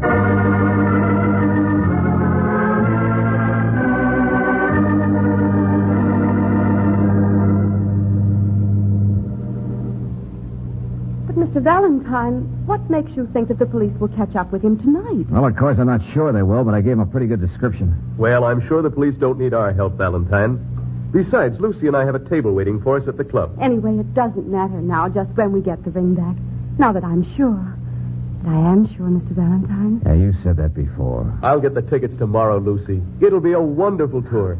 And you'll be wonderful in the show, darling. Yeah. Everything will be wonderful.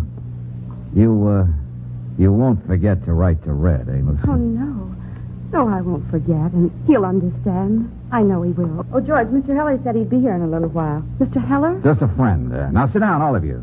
We're going to wait for this. Just get up and I'll stop arguing before I lose my temper. Christmas Eve or no Christmas Eve. And I tell you, officer, I didn't slug that guy. Shorty. Well, it seems to me we're in luck. Well.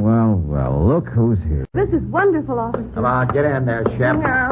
He says his name's Shep Gilson. Now, welcome home, Shep. I didn't hit you, Mr. Valentine. I just kept on running. And I haven't got that ring. You searched the officer, didn't you? Yeah. The ring wasn't on him, Mr. Valentine. But he had plenty of time to stash it away somewhere. That's what probably happened. Yeah, we'll have a little talk with him down at the station house. And we'll let you know, Miss Rand. Oh, yes, of course. Oh, just a minute, officer. Huh? I'd like to talk to you and Mr. Denning a moment, if I could, out in the hall. Oh, sure. Oh, we'll leave the door open. The ladies will be all right with Shorty.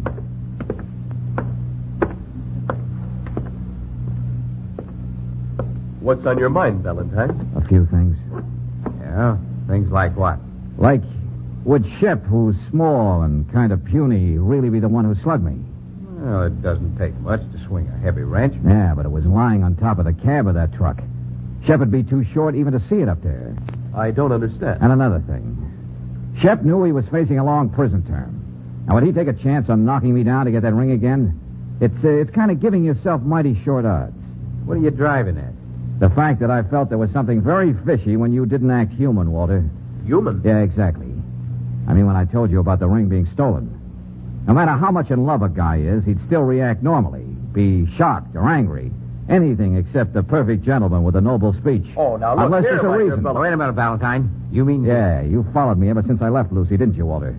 This may be taking another long shot, but you don't mind if we look through your pockets, do you, handsome? I certainly do, and I'd like to see you... Oh, this is just my night for not taking care, Buster. Wait a minute, Valentine. Wait a minute, or I'll run you in for assault and You battery. keep out of this, will you? Okay, Walter, okay. Shall we play some more? No, let go. Stop that. The ring. Yeah. Walter, what's been going on out here? I'm afraid you ladies are in time just for the finish. Are you leaving us, Walter? What? Or do you want to stick around? Well, Valentine... What does he mean? You don't mind if I keep the ring, do you? Just as a souvenir? Well, yes. Yes, of course. Walter, will somebody tell me what this is all about? That's what I want to know. Walter, please. Where are you going? I'm sorry, Lucy. Goodbye. Goodbye, everybody. But Walter? Okay, Lucy. Now, look, Mr. Heller is a jeweler, a friend of mine, an expert. I was hoping we'd have this ring to show him. Why would Walter do all that just to get his ring back? Why was he so embarrassed? Why would he... Oh, Get the idea? phony.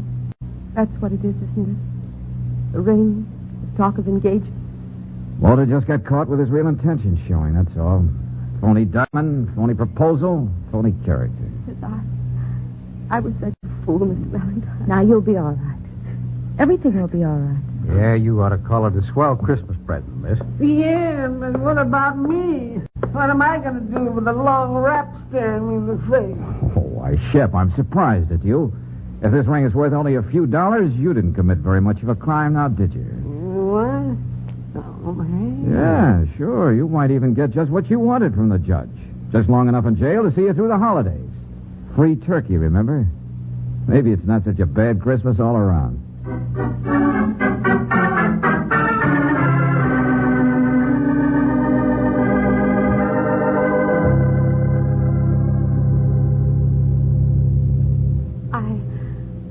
I never made one of those records before. Oh, it's very simple. Here, you just go in one of those booths. Then you draw the curtains, and you're alone with the one who's going to hear what you have to say. No, I want you and Miss Brooks to hear this. Well, I really do. Okay. Anytime you want to start. Dear Red, I don't really know what to say into this thing, but, well, maybe this was kind of a sudden idea. It's almost midnight.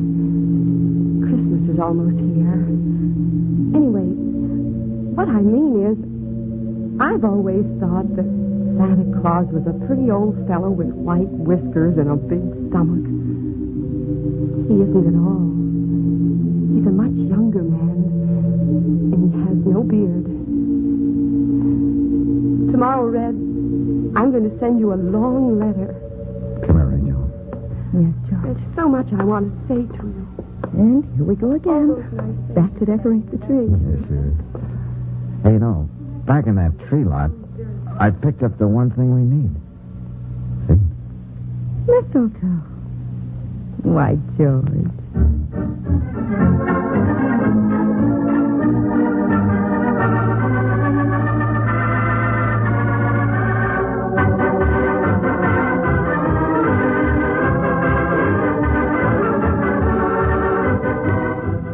Merry Christmas, everybody. This is John Heaston, and right now I'd like to introduce a friend of yours, George Valentine, but by his real name, Bob Bailey.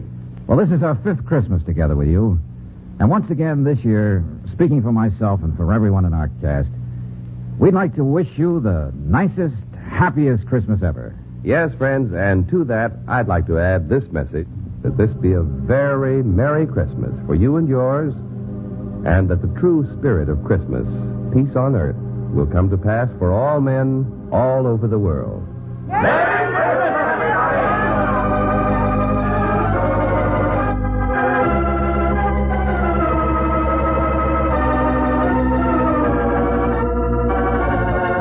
This is the United States Armed Forces Radio and Television Service.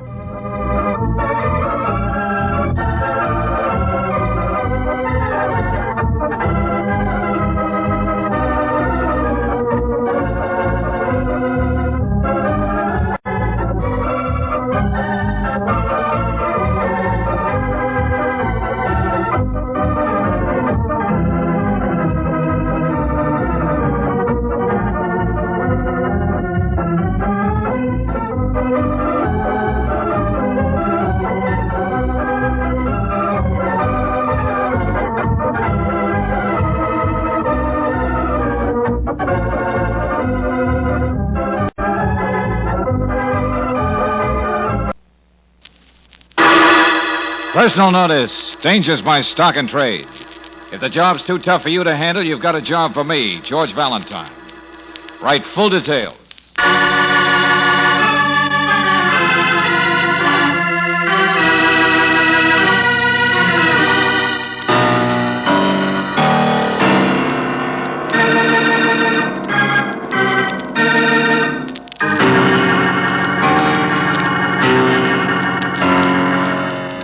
Standard Oil Company of California invites you to Let George Do It.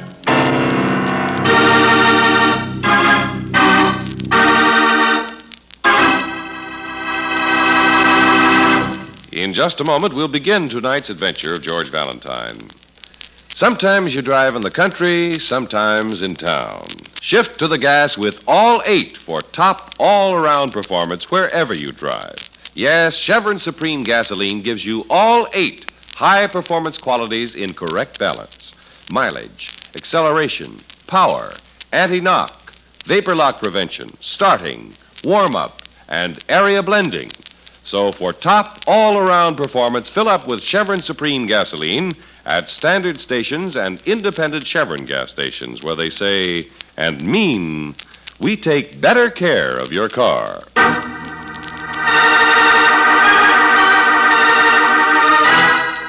And now, tonight's story, A School of Sharks, another adventure of George Valentine.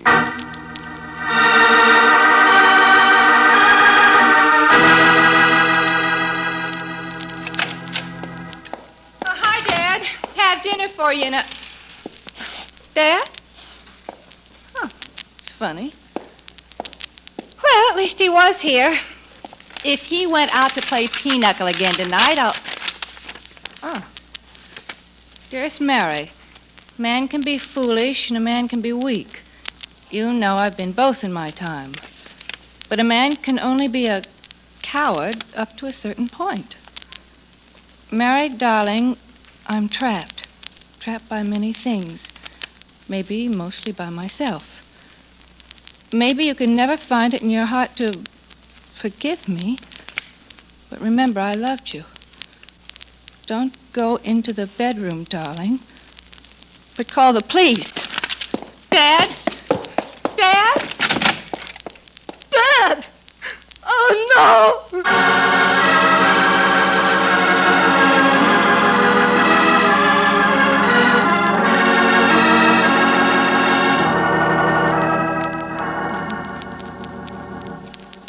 Yes, the funeral was yesterday, Mr. Valentine.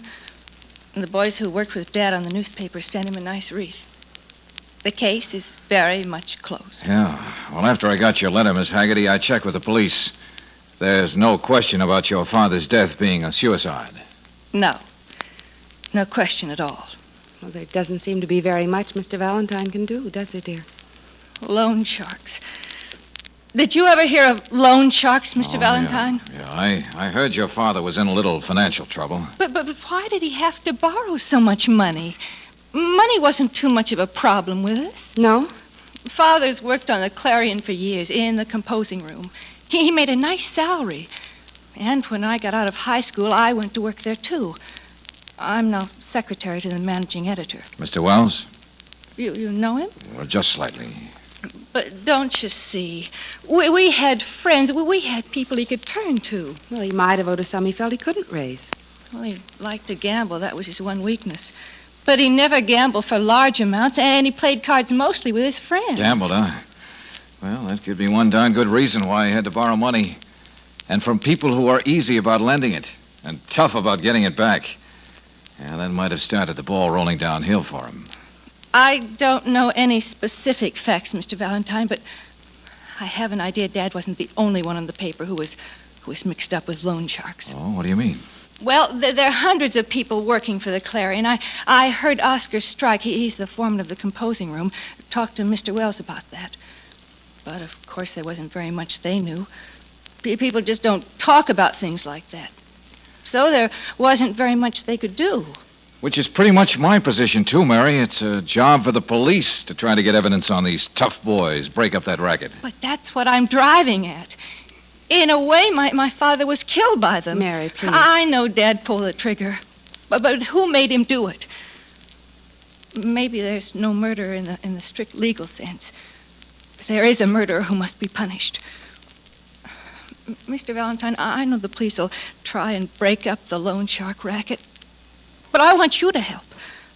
I want you to find my father's murderer. I'll do what I can, Mary.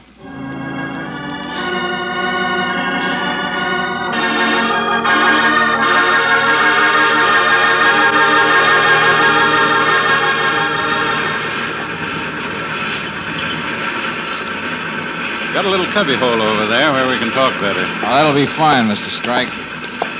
They sure turn out a lot of papers.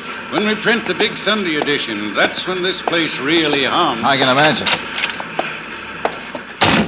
About the boys here, Mr. Strike. Oh, they're human. Some of them get into a mess and then they grab at anything. Borrow money from anybody to get out of it. Well, they get good pay. Any reason this loan shark business should be more of a problem here than any place else? Maybe. Why? I keep my eyes open. I sort of have an idea somebody makes things easier for the boys to get into trouble. In what way? Easier to get involved in gambling in the back room of some saloon around here. You lose a good chunk of dough, mister, and you can't take it out of your paycheck. Your wife expects that to keep the family going. So you grab at a chance to borrow some. No matter what interest you have to pay. No matter. You figure maybe you can win next time, and then maybe you don't. And in any case, there's a gorilla boy to make sure you don't fall behind in your payments. Well, you think something like that happened to Mr. Haggerty? Joe was a friend of mine, a good man to work with. You find out who got him on the road to where he killed himself, and you'll have lots of friends down here. You know who some of the boys are who got themselves in trouble with these loans? Oh, I could make a few guesses, but that wouldn't do anybody any good. They'd be too scared to talk. Everybody's always too scared to talk. In fact, I just as soon you forgot that I shut my mouth off, Mr. Valentine.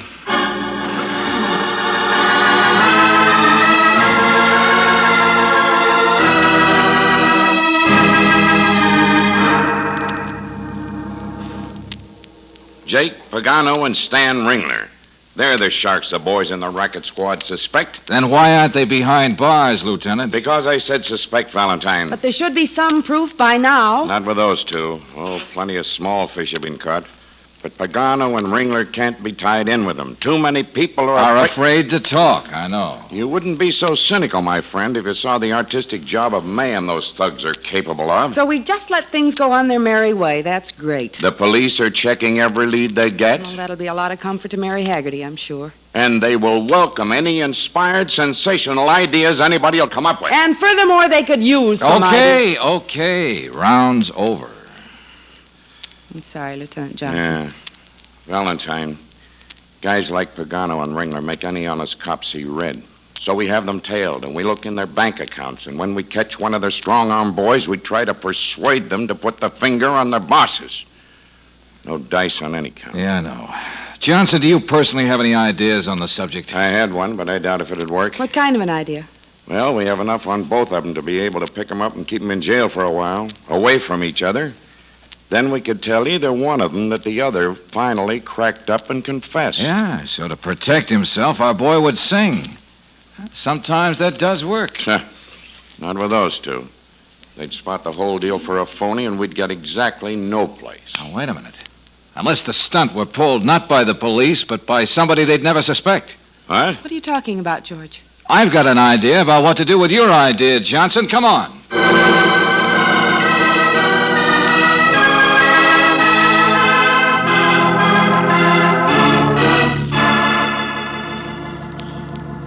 Mr. Wells, the Clarion's got to help. But, Mr. Valentine, you don't realize what you're asking us to do. Dad always called it his paper, with pride in his voice. He'd do anything for it. The Clarion owes him this. Do you think such a stunt would even work, Lieutenant Johnson? It might. It's cockeyed enough. It isn't cockeyed at all. It makes perfect sense. Now, look, just a couple of special issues of the Clarion with a front-page story about something that never happened. Well... Fine, good. I knew you'd do it. Now, I don't know how long it's been since you personally wrote a story, Mr. Wells, but you're going to write one now. Get your boss a typewriter and plenty of paper, Mary. Yes, sir. You have a lot of work to do, Johnson, and very little time. You bet your sweet And life. you, Brooksy. Yeah. I need the shabbiest-looking suit you can find. Yep, everybody get to work, except me. I'll be very busy keeping my fingers crossed.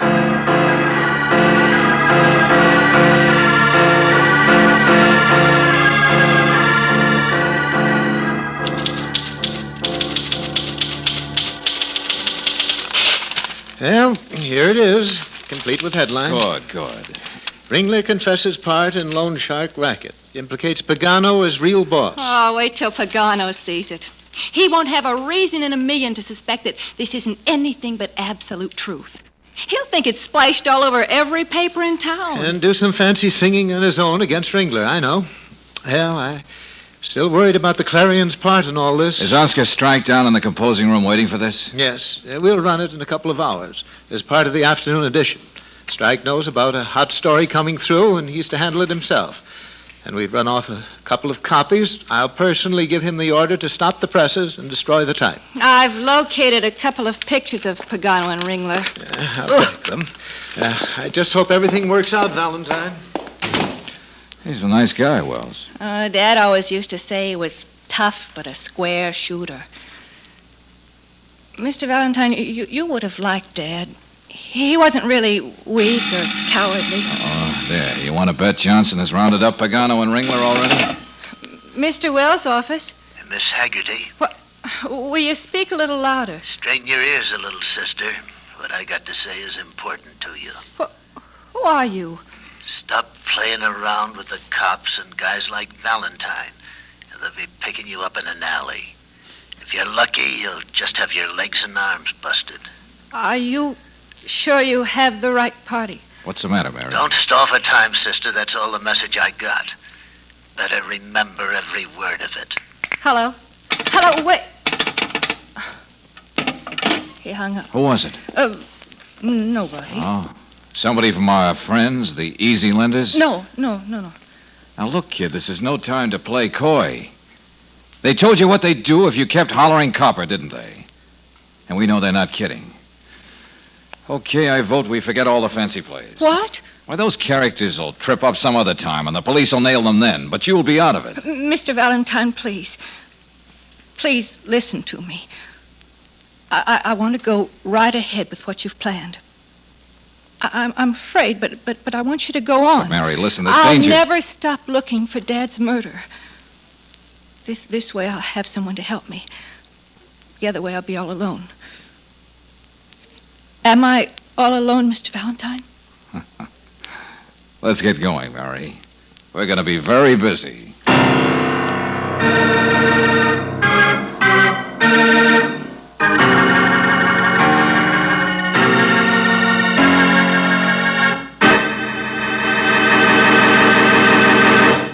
We'll return to tonight's adventure of George Valentine in just a moment.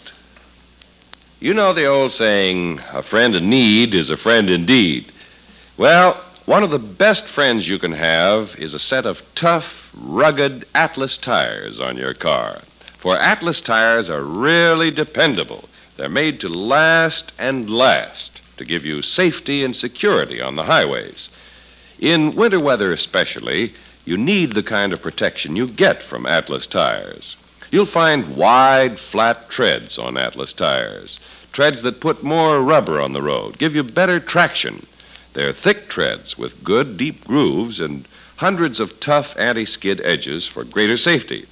And here's another important point. When you buy Atlas tires, you get a written warranty, 12 months protection against tire damage from any road hazard, a warranty that is honored by more than 38,000 Atlas dealers from coast to coast in the United States and in Canada, too. Convenient monthly budget terms are available. Whenever and wherever you're driving, remember that you get top performance from Atlas tires. No wonder folks say you're money ahead and miles ahead when you buy Atlas. Stop in tomorrow and get the facts about safe, sure Atlas tires at any independent Chevron gas station or standard station where they say and mean we take better care of your car.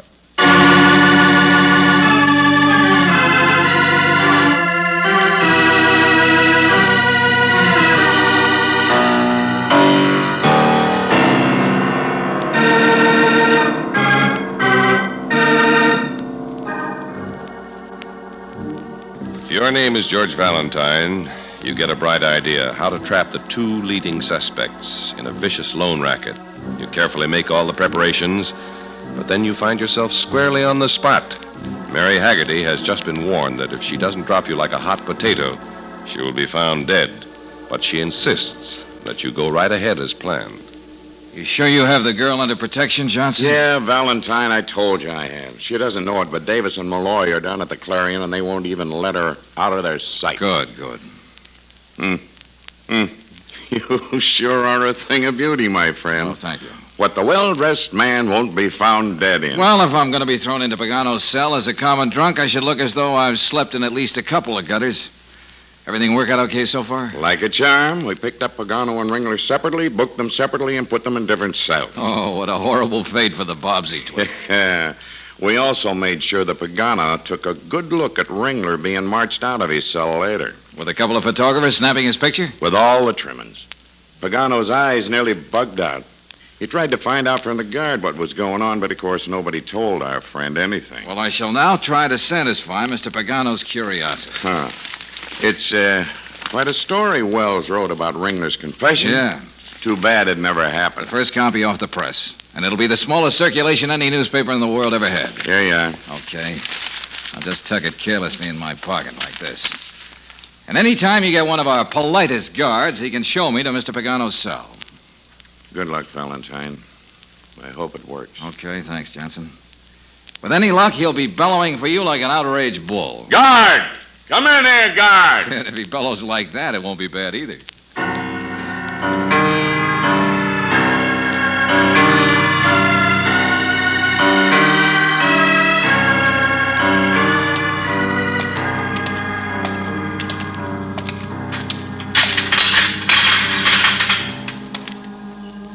And don't make too much noise in there. Happy, boy? Oh, thanks for the hospitality, officer. Every officer in our penal institute, jail is a perfect gentleman. And every guest in our penal jail is a perfect gentleman. In fact, the whole world is a perfect gentleman. Oh, what a beautiful morning. Oh, what a beautiful... Oh, I'm so sorry. I didn't realize I wasn't alone, sir. I do hope I have not disturbed you. Just shut up, Mac, and everybody will be happy. Happy? You're happy, too, huh? Oh, that's nice. That's real nice. It's like I always tell an old woman, if I ever take a teeny-weeny drop, it's to celebrate my being the happiest man in the world. I'm happy when you're happy. I said pass out quietly, Mac, or I'll do the passing for you. Yeah, but I was just... Oh, yes, sir. Yes, sir. I'll just fix the cot so I don't dirty it with my shoes, and I'll be as quiet as old mouse. Wait a minute. Give me that. Hey, no, wait, that's my paper. Hey. Shut up. Let me see something here. Well, what do you know? Hey, now, look, monsieur, I just bought that paper and I haven't read it. I really think... So that's what happened. Sure, that's exactly what happened. Nobody's talking to you, lunkhead. I'm talking about a friend of mine. A friend of mine who got out of here because he's smart. A very smart boy. Smarter than me? Smarter than you? No, pal, not smarter than me. Oh, guard! Guard! I'm here with you. I want to talk to you. Oh, that's it, baby. Tell him you want out so you can talk to the district attorney, too. All right, all right. What's on your mind, Pagano? Nothing. Just throw this screwball out of my cell, will you? I want to take a nap.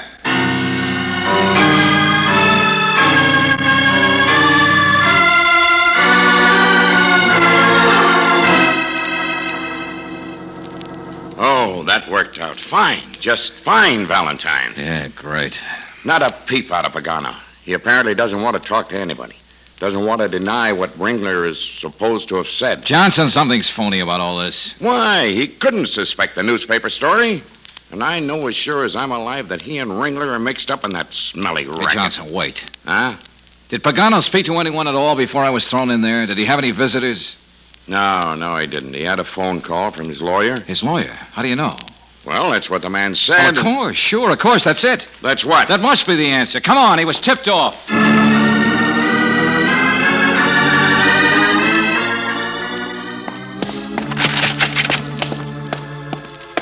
Mr. Wells! Hey, Mary, where are you? Mr. Wells. All right. We called the doctor, Mr. Valentine. He should be here any minute. George, they found Mr. Wells down on the back stairway. He was slugged from behind. Who found him and when? I did. About 10 minutes ago. Anybody know how long he was laying there? I was going to the composing room. To the composing room? Yes. To make sure that the type for the phony front page was destroyed? That's right. Mr. Valentine, that means the newspaper's on the street by now. Oh, no. I'm afraid it's so, yes. I only hope we're not too late.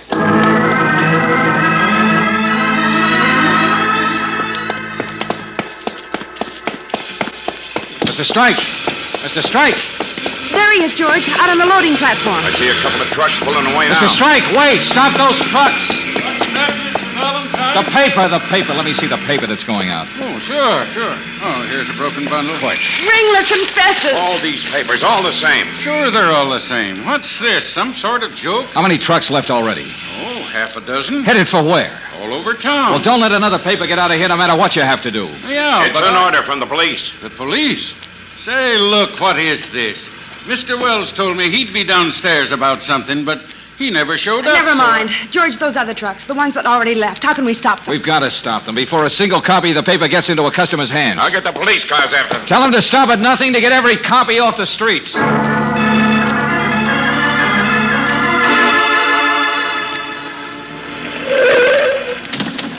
Good work, Sergeant. Okay, boys. Turn the truck around and get back. But don't be like me. You drive 25 miles an hour and no more.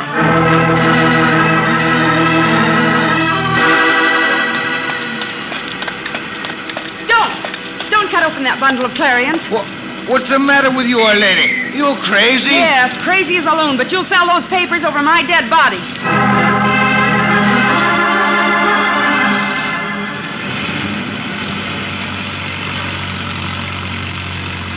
Pretty good hunting, eh, Oscar? You can say that again, young fella. Does that account for all the trucks that went out to this side of town? Yeah, all of them. What? Aren't we going back to the Clarion? No, I remembered something. I'm not a newspaper man, but doesn't the truck that delivers the papers to the railroad station leave as soon as it's ready? Sure, that's right. Well, the station's down this way. We better keep going as fast as we can.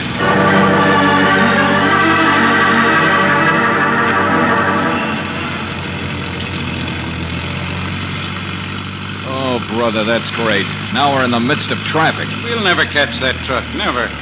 Ride a couple of 100 feet and stop. Oh, this is fine. It's Sandy Krause on that truck, a good man. Can you still see it? Yeah, way up ahead there, but it might as well be miles away. When Sandy gets the truck to the station, they'll have papers selling over the counters in a matter of seconds. Oh, sure. And the Clarion will really be in a mess. Yeah, one of Pagano and Ringler's boys must have knocked Mr. Wells out to keep him from stopping the phony paper, huh? Sure. It'd be worth a lot to the loan sharks to get the Clarion way behind the 8-ball. And, brother, they're so near to it with that truck just out of our reach. Yeah. Of course, there's one chance I could still take. What's that? Up there, where the other street joins this one. I could turn off, go back half a mile, then pick up Dempster Street to the station. Oh, you'd never make it in time. I think I could, just in time, just by a matter of minutes. No. Oh, wouldn't it really be something if the racket boys missed out, so near and yet so far? Hold on, Oscar. Here's where we turn off. No. I said no. What? Oh, nice heavy wrench. Is that the one you slugged Mr. Wells with, Oscar? I'll bet the police could prove that it is. Keep driving, Valentine, and straight ahead. Sorry, I can't. I had an idea you were in on this, Oscar, when you conveniently forgot about this truck still being out. But I had to have some proof. Those papers are going to be sold. You're not going to spoil it. What are you going to do, Oscar? If you drive anywhere near that truck, I'll kill you. Be smart and don't stop. All right. Don't wave that thing. You asked for it, Oscar. Give me that wrench. What's the matter? Dashboard hurt your face? Sorry, I'm such a bad driver, Oscar, but I got to catch that truck.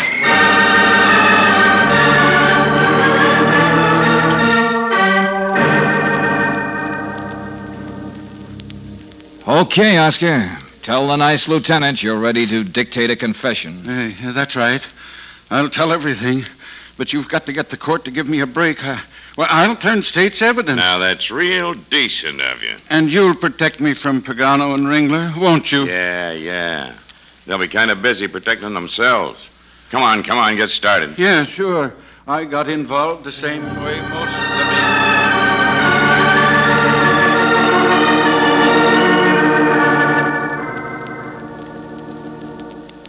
They put the last batch of those Clarions into the furnace a few minutes ago. Beautiful sight, beautiful. Not a single copy got out on the street. And Mr. Wells is downstairs personally destroying the type.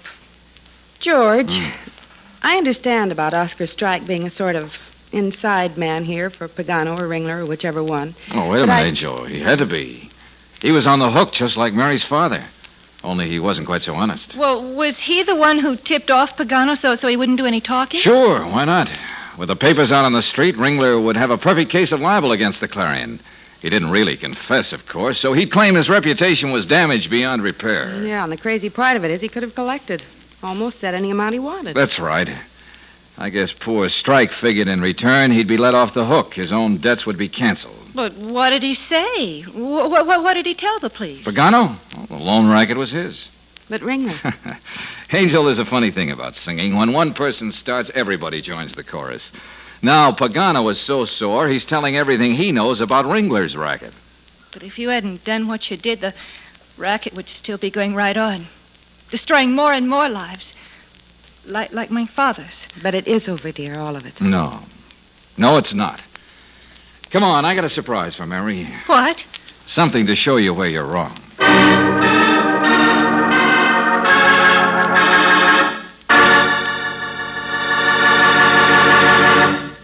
Many car manufacturers now recommend a heavy-duty motor oil to give modern engines maximum protection under all driving conditions. New RPM motor oil exceeds the requirements of all manufacturers for this type of oil. Whichever weight you use, 10, 20, 30, or 40, remember that new RPM doubles engine life, the time between major overhauls due to lubrication. Be sure you get new RPM motor oil for your car at independent Chevron gas stations or standard stations where they say and mean, we take better care of your car.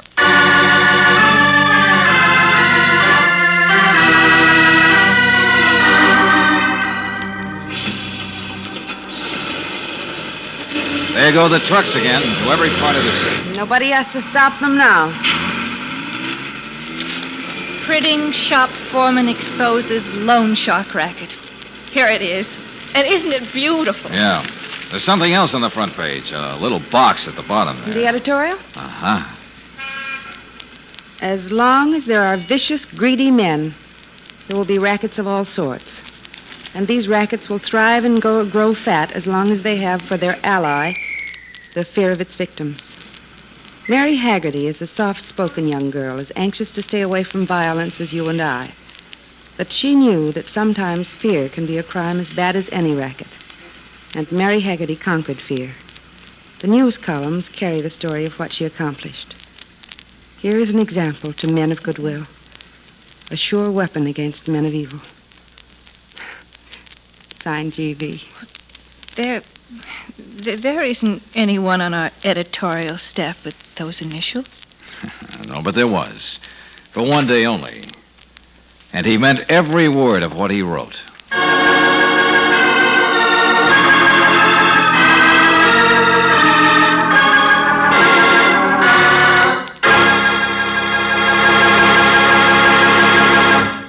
Tonight's adventure of George Valentine has been brought to you by Standard Oil Company of California on behalf of independent Chevron gas stations and Standard stations throughout the West. Robert Daly is starred as George with Virginia Gregg as Brooksy. Let George Do It was written by David Victor and Jackson Gillis and directed by Kenneth Webb. Ken Christie was heard as Lieutenant Johnson, Virginia Eiler as Mary, Griff Barnett as Strike, Joe Vitale as Pagano, Stephen Chase as Wells, and James Nusser as the guard. The music is composed and presented by Eddie Dunstetter. Your announcer, John Heaston.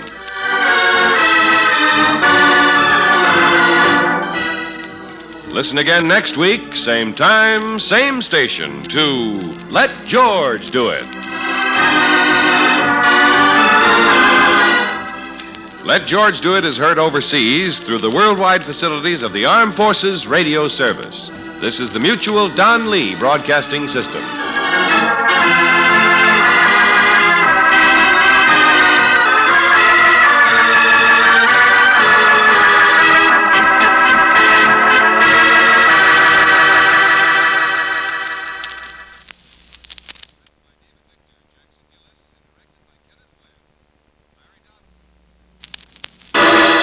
Personal notice. Danger's my stock and trade.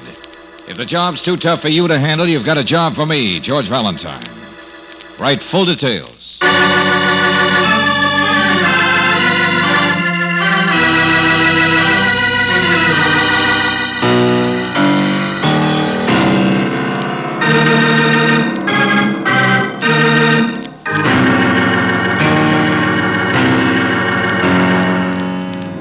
Standard Oil Company of California invites you to Let George Do It.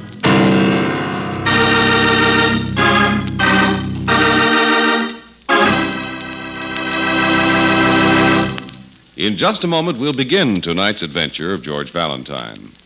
You know you are right with new RPM motor oil in your car because new RPM doubles engine life, the time between major overhauls due to lubrication. Yes, compared with premium-type motor oils, as designated by the American Petroleum Institute, new RPM motor oil doubles engine life. So get new RPM for your car at independent Chevron gas stations or Standard stations where they say and mean we take better care of your car.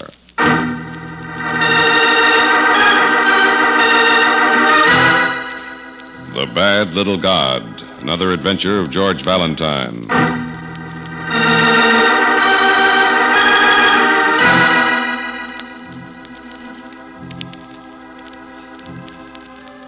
Dear Mr. Valentine, last week I acquired from my Oriental art collection an object of quite some value.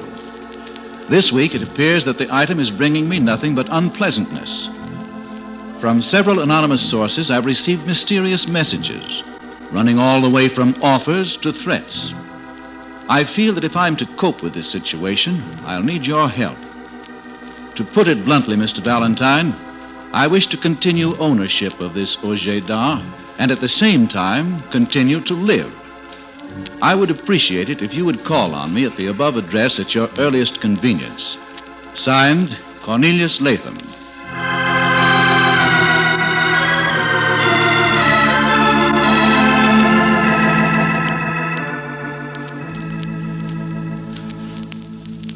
Sorry we couldn't get here until evening, Mr. Latham. Hope we're not too late. Not at all. I never retire early. Drink, either of you? No, thanks. I'd rather hear more about this art object that seems to be causing the trouble. What sort of thing is it, Mr. Latham? I'll get to that in a minute, Miss Brooks. To start at the beginning, last week, a young ex-GI came to me, lad who spent a good many months in Korea. Brought the item along. Wanted to sell it to me. Oh, it's something from Korea, then. From North Korea or North China. It's hard to say until I give it more study. One thing I do know, It's a valuable piece. And the price the young man asked was extremely low. Naturally, I bought it. And that's when your bad luck began, huh? Well, not at once. Not until I made the mistake of announcing to the world that I had it. Announcing to the world? Well, practically that. I have a good friend who is art editor of one of the newspapers. Whenever I get an interesting new item, I send for him, and he runs a story and pictures on it in his column. And that's what happened with this, whatever it is. Exactly. You may have seen it in last Sunday's editions. Well, no, I'm afraid I don't follow the art department. Mm-hmm. Well, in that case, I'd better show you the object in question. I've been keeping it in this strong teakwood box.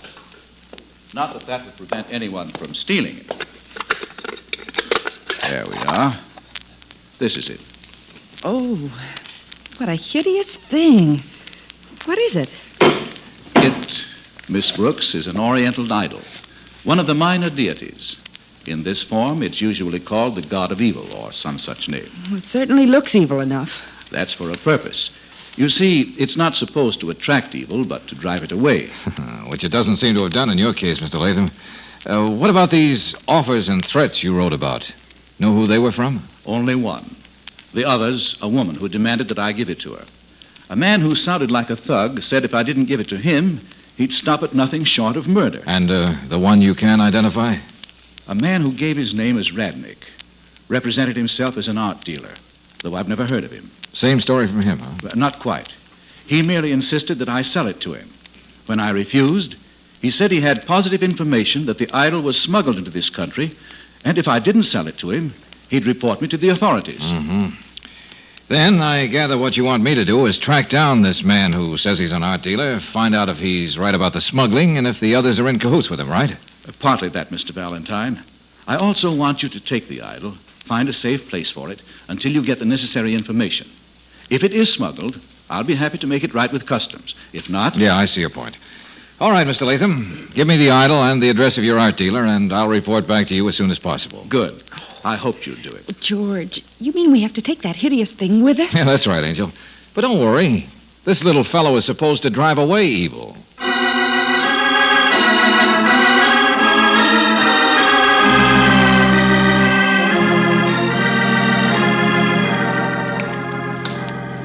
George. Yeah, Angel. This whole thing absolutely gives me the creeps. It does? Why? Well, carrying that ghastly thing around with us, and it's so dark out here on the street. If anybody wanted to do anything to us... Car's right here. Nothing's going to happen. Say, you're not superstitious, are you, Brooksy? I'm beginning to think I am. Well, don't let it get you, Angel. I'll just put his nibs in the back seat. There we are. Climb in and we'll get going. Yes, all right. Phew. He's a heavy little guy. Must be made of solid lead. I'll come around... Just a minute there, Valentine. What's that? George, what's the matter? It's all right, Brooksy. Okay, what do you want? That box you just brought out of the house. Pass it over. Oh, no, Buster. Afraid I can't accommodate you. Now, just clear out, because that's what I'm going to do. Not yet. Or maybe you need a little persuasion. Get away from that car. You'll get nothing. That's what you think. You dirty George! George, be careful! Shut up, you. Get away from that door. You big enough to make me get away? Why, you punk. You're playing with dynamite. Yeah? Yeah, like this. You had enough? No, I haven't. Oh, you gotta be convinced, huh? That's right. Okay. We'll kill you, George! You...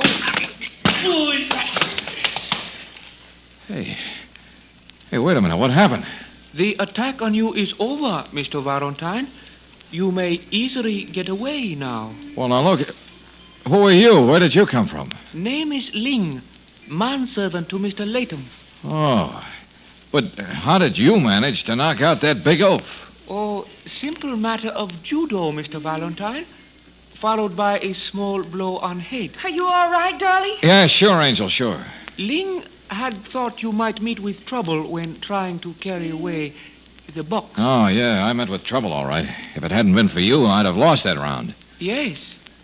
Now, suggest you drive away on mission before large men on sidewalk wake up and start more trouble. Yeah, Ling, that's a good idea. And, thanks. Will advise employer you are quite safe now, Mr. Valentine. Good night. Yeah, good night.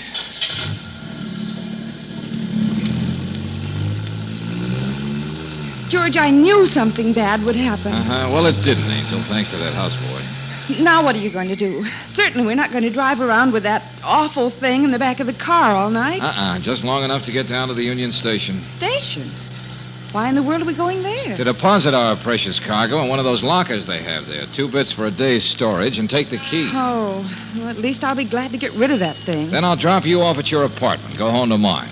And we'll take up where we left off later.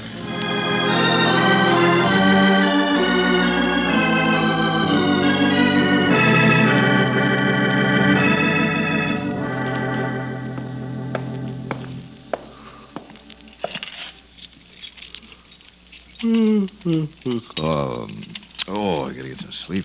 Mr. Valentine, Oh, go away. Well, where did you pop from? I have to talk to you, Mr. Valentine. It's very important. Now, that would be very pleasant, but I have an office, you know. Keep pretty regular May I hours, come too. in, please? I don't want to talk here in the hallway. Well, I guess we can skip the proprieties for once. Just a second, I'll get the light. Here we are. Step in, Miss... Bartlett. Joan Bartlett. Mm-hmm. Nice knowing you. What's on your mind? Mr. Valentine, I know you took an idol from Mr. Latham's apartment. Idol? What idol? Don't be funny. You know what I mean. Suppose I do. I want it. I have to have it, Mr. Valentine. My, for a wry-faced little god, he seems to be getting a lot of attention tonight. Just, why do you want it? I can't tell you. Not that that makes much difference. You wouldn't get it anyway, because you see, I don't have it. You're lying. No, it happens to be the truth. I don't believe you. You have the idol. And you're going to give it to me. The lady even has a gun, huh? Very interesting. I wouldn't be afraid to use it either, Mr. Valentine. Oh, yes, you would, Miss Bartlett. Except I don't like that nervous trigger finger. Tell me, do you happen to know an art dealer by the name of Radnick? A what? You heard me. Radnick, a friend of yours? I never heard of him. Why? Oh, he seems very interested in a certain Oriental idol, too. And then there's a big fellow who shall be nameless. He'd also like to have You're it. trying to waste time, Mr. Valentine. I'll give you just 10 seconds. Saved by the bell. What's that? Just somebody at the door. Who is it? Your guess is as good as mine. Hello, who is it? Open up, Valentine. It's Johnson. A midnight visit from the police. Police? Yeah, a friend of mine, Lieutenant Johnson of Homicide. Better see what he wants. Huh? Wait a minute. Don't get excited. He probably just wants a little advice on one of his cases. Come on in, Johnson. You're just in time to join the party. I'll come in all right, Valentine, but... Party? What party? Well, a little rude of you to bust right in when I'm entertaining this young lady. She was just saying that... Huh? Yeah. What young lady? Listen, are you nuts? But she was right here a minute ago. Wait a minute. Hey, that window to the fire escape, it's open. She must have gone out that way. Yeah, come on. Oh, you'll come on, Valentine, but not after some young lady you dreamed up. You're going down to headquarters with me. I am. Why? Because a rich guy by the name of Latham's been murdered. Stabbed to death with an Oriental dagger from his own collection, that's why. You happen to be the last person who paid him a visit.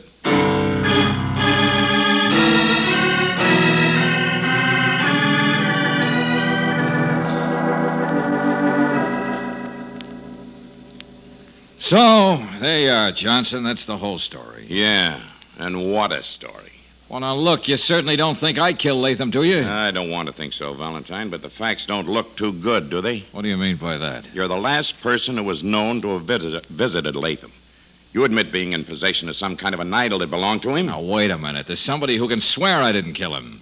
Yeah, who? Latham's houseboy, an Oriental by the name of Ling. I told you he saved me from that thug. I know. They're questioning Ling down the hall right now. Well, don't you see, Johnson? Ling knew I was taking the idol with me. Now, he wouldn't have killed his master for it. He followed me down to the street and fought off the guy who was trying to get it. Well? Well, he knows that Latham was all right when we left him. He came outside to protect his master's property and when... Wait a minute. Hello, Johnson. Oh, yes, Sergeant. Get anything out? Oh, he does, huh? Yeah, okay, thanks. Let him go and come on in here. Well, Valentine, that takes care of you, all right. Takes care of me? What do you mean? The Oriental Ling checks your story. He's given you an alibi. Oh, yeah, that's good. Hey, Johnson, you didn't really think I had anything to do with it, did you? Of course not. Now, go on home and get some sleep while I spend the rest of the night trying to start on a new tack.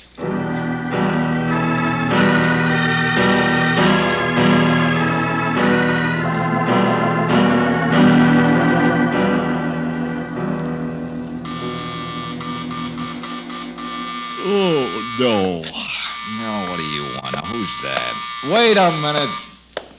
Yeah, what do you... Mr. Valentine. Ling, what in the devil are you doing up at this time of night? You will ask me to come in, please? Huh? Oh, well, yeah, sure. I just got home. I know. I was waiting for you. Oh, brother, I'm beginning to think I'd better transact all my business from my apartment here. What's on your mind? It is about the idol. Oh, yeah? Say, I forgot to thank you for giving me an alibi in Mr. Latham's murder. I did not come for thanks, Mr. Valentine. Only for the idol. The idol? But, I don't have it here, Ling. There is no need to hide the fact from Ling, sir. I must have the idol. You too, huh? Why? I cannot say. Well, look, Buster, you'd better say, or I'll begin to think you killed Latham yourself. I did not kill him, no. Where is the idol, Mr. Oh, Valentine? now look, it isn't here, I tell you. Now, come on, get out of my apartment before I call the police and have you thrown out. Thrown out? Oh, I do not think so. You remember the big man who attacked you? Yeah, sure. Now, will you please... He was much larger than you. So what must happen to you will be quite easy. Hey, what's the idea? One should always know how to defend himself against judo.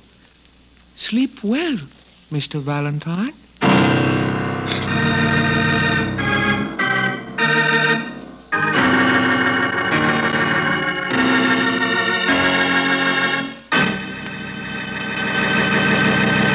In just a moment, we'll return to tonight's adventure of George Valentine. Cold weather makes most car owners battery conscious. That's why I'd like to pass along a few tips on battery care at this time. Battery terminal cables should be kept clean and tight, and worn, defective cables replaced. Be sure the battery is bolted securely in its carrier. Water should be added as required. It stands to reason that good care means better service from your battery, old or new. So why not let the car saver at your standard station or independent Chevron gas station take over? He'll give your battery a cell-by-cell checkup, add water if needed, clean the terminals, and coat them with a corrosion resistant. And he'll test your battery to be sure it's capable of delivering dependable starting. And say, if a new battery is what you need, be sure to ask your car saver about the many exclusive features of the Atlas battery. Atlas batteries are built for rugged power, and they're backed by a written warranty that's honored by more than 38,000 Atlas dealers in the United States and Canada. So for complete car saver battery care or a new dependable Atlas battery, be sure to stop in soon at your independent Chevron gas station or standard station, where they say and mean, we take better care of your car.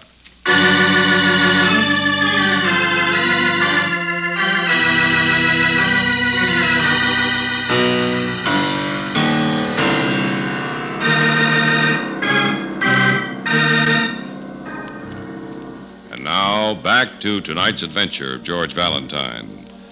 You're hired by a wealthy art collector whose recent purchase of a gruesome Oriental idol has brought him a series of mysterious and threatening messages. You agree to keep the idol and track the threats back to their source. So far, you've found at least 3 people who are trying to get possession of it, and you've wound up a hard night unconscious on the floor of your own apartment. So if your name is George Valentine, you're still sleeping off the experience at 9:30 in the morning when... George! George! George! That's me. George Valentine, why are you sleeping on the floor with all your clothes on? I guess I like it that way. Easier to get to the office in the morning. George, something's happened. You were going right home after you left me last night, but you didn't do it, did you? Oh, yeah, sure I did. But you see, after that, I met a lady with a gun and Lieutenant Johnson with a suspicion and a little Oriental judo. Hey, that's why I'm sleeping on the floor with my clothes on. Oh, darling, you've been dreaming. Yeah, but it all happened, Brooksy.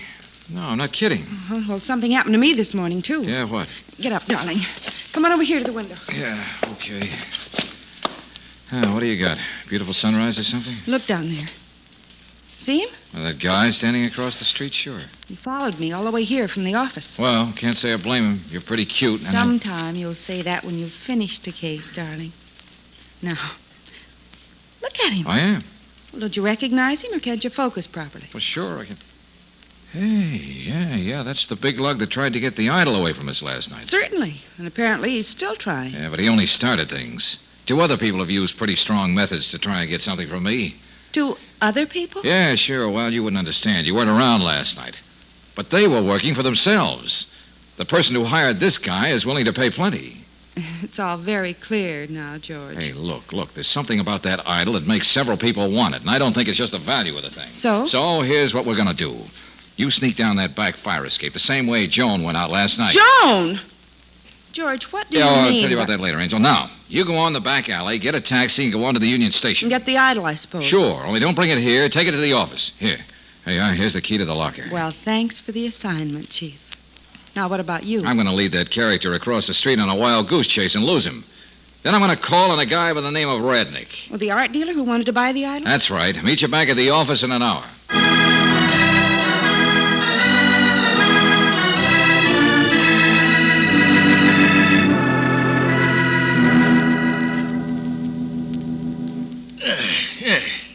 Now, Mr. Valentine, that is your name? Valentine, that's right. So, sit down, sir. What can I do for you? Well, you understand Oriental art, I suppose. Yes. Very well. Very well. Mm-hmm. Well, I have something I'd like to sell. It's a sort of an idol. North Korean, Mongolian, I don't quite know. Yes. I am interested in that type of thing. Please, may I see it? Well, I don't have it with me, naturally. It's pretty heavy to carry around, you see. Yes. And where is it? Well, Mr. Radnick, I'd better tell you the truth. You see, I don't really own this piece. I'm the middleman, shall we say. Yeah, I'm representing a Mr. Cornelius Latham. Cornelius Latham? That's right. Mr. Valentine, you are an imposter. I am? Certainly. You read the papers, I hope. Oh, occasionally. Then you must know that Mr. Cornelius Latham was killed, murdered in his own home last night. Oh, really? Then I guess I don't have any client.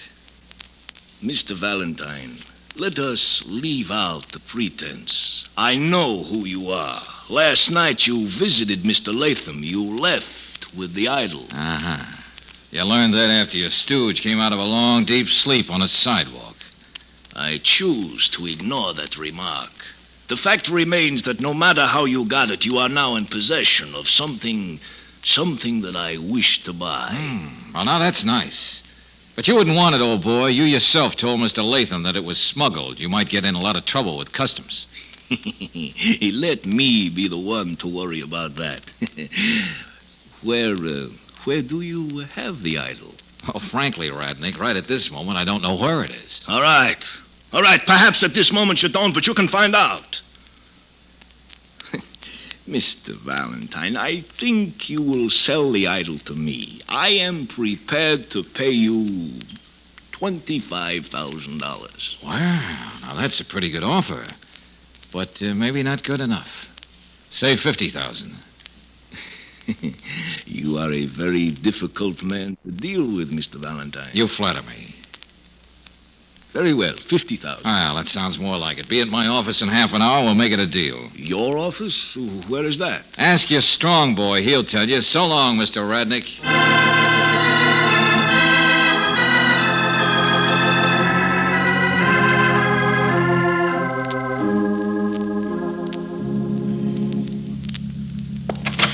Brooksy. Hey, Brooksy, did you get... Oh. Hello, Mr. Valentine. Oh, yeah. Let me see now. Miss Joan Bartlett, that right? That's right. Uh-huh. Where's Miss Brooks? Who's Miss Brooks? Oh, that's right. She wasn't around when you paid me a little call last night, was she? I'm sorry about the way I acted, Mr. Valentine. Mm-hmm. But not sorry enough to leave your gun home this time, I suppose. I did. I'm not carrying it. Oh? Well, listen, Miss Bartlett, are you quite sure there wasn't anyone here in the office when you came in? Nobody. The door was unlocked, so I decided I'd sit down and wait for you. Oh, that's real sociable. Well, I'm glad you came anyway. Might liven up the bidding a little. Bidding? What do you mean by that? Well, obviously you're still trying to get the idol. Obviously. I'm expecting another person who wants it. He ought to be here in a few minutes now. Mr. Valentine, you can't let anyone else get that idol. As a matter of fact, this gentleman has already offered $50,000 for it. It isn't a matter of money. Oh, no? Matter of sentiment, I suppose. A matter of human life. Mr. Valentine, my brother was with the OSS in Korea and Red China. Go on. His job was to track down Red War secrets and supply dispositions. He knew he'd be taken prisoner himself eventually, so he found a way to keep his documents safe and get them back here. Inside the idol, sure. But how do you know it's the same idol? He arranged to have it brought back and delivered to Mr. Latham. He even described it to me. George! Yeah, Brooksy. Oh, this thing's so heavy, That's all right, Angel. This is the Joan I told you about. Oh, it is? Yeah. Now let's have a look at this thing fast before my friend Radney gets here. But that's the one, Mr. Valentine. That's the way my brother described the idol exactly. Okay, must be some way to get into the bottom of this thing. If I had a knife or something. Here, George, try this letter opener. Oh, yeah, that ought to do it. Good. I'll give it a try. I still don't see what this is all about, George. Neither do I yet. There, that's got it. It is hollow, you see? Uh-huh. But just how your brother could get enough information into it to... just one piece of paper. Just one? Yeah, and it says, the former chief of Red Activities has gone to the United States as an enemy agent. He will stop at nothing to get the enclosed documents. He is a man of Slavic extraction who may use the name Kinov, short and dark, with a large brown birthmark on his right wrist. See that he does not get these documents at any cost. But George, where are the documents? Nothing else inside this thing. Oh, that's strange. Maybe somebody else beat us to it. Let's see. But if somebody got it first, why would they leave that note? Well, Mr. Valentine, I see you have the idol all ready to deliver. That is very good. Well, not quite, Radnick. There are a few little details to settle first. I think not. Yes, indeed. This is just the piece I have been wanting. Like to look at it a little more closely, Radnick? Well, certainly. Let me have it. There you are. Thank you. Hey, what are you doing? Why are you holding my wrist? Yeah, I might have guessed it. George. Yeah, look at that, Brooksy. Large brown birthmark on right wrist. That makes pretty good identification, doesn't it, Kinov? You stupid peach. And I don't think you'll argue the point when you're looking at a gun, will you, Kinov? Perhaps I will. You are not very smart, Valentine. George, stop it! You leave her alone. Oh, no, my friend. The young lady makes a very fine shield. In order to shoot me, you would have to shoot her, too. Now, just drop the gun on the floor. All right, Kinov, you win. Mr. Valentine, he'll get the idol. You can't let Of him... course I will get the idol, and all that is in it. I am quite capable of using your gun, Valentine. Ling! You will not reach for that gun, please. Hey, Ling, Why, what are you gonna... You foolish little Oriental, what are you... He's gonna get it, George! No, he is Hey, not. That should calm the gentleman for a while. Yeah, I'll say. And it should get us right out of the frying pan into the fire. Ling, it was wonderful you came just in time. He's the man. Hey, wait a minute, will you please? You know this Ling character? Of course. It was his family that owned the idol. He was helping me to get it. Well, I'll be darned. Well, that sort of washes up the whole thing, doesn't it? No, except one thing, George. Yeah, what's that, Angel? You still haven't got the documents that were supposed to be in that thing. I think we have, Brooksy. Well, then where are they? Give me a few seconds and a good strong magnifying glass, and I'll show you.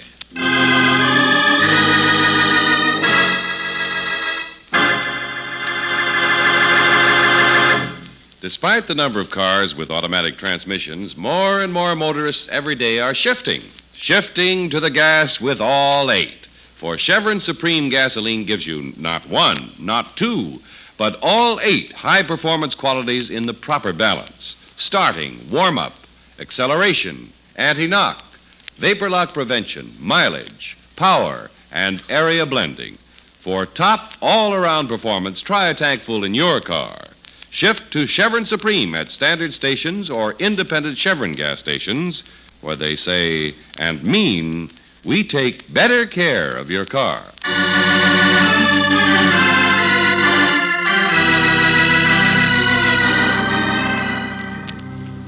George, you mean all the information Jones' brother sent back is on that little roll of film? Yeah, sure, Angel. Microfilm. They'll enlarge the stuff and have the complete story. But how did you ever find it inside the idol? We all saw there was nothing else there, just the note. It was rolled very tightly and stuffed way up at the top. It fell out when I banged the thing on the desk. I really should have let Kinov take the idol after that. Oh, yeah, except that he would have been able to get away. Yeah. The FBI boys seemed quite happy to have him in custody. Say, Brooksy. Yes, George? You know, I think we ought to keep this idol as a souvenir. It doesn't look nearly as ugly as I thought. Oh, that would be nice, darling. I think we should. I think so. It looked very nice. Mm-hmm. In a little house. And we'll put it over a big fireplace. Yeah, Angel, I think I see what you mean.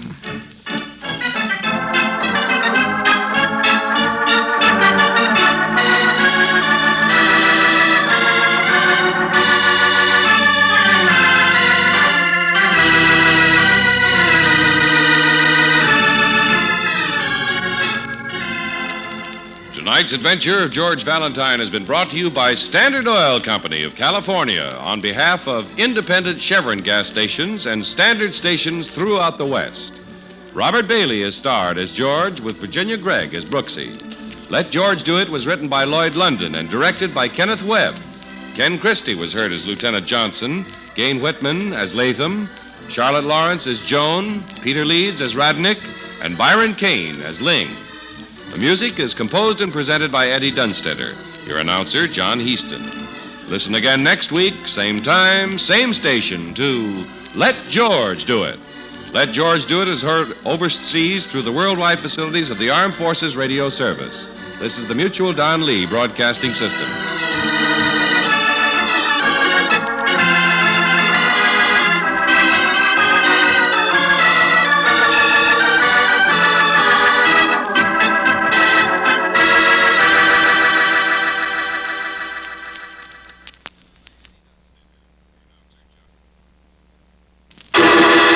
Personal notice. Danger's my stock and trade. If the job's too tough for you to handle, you got a job for me, George Valentine. Write full details.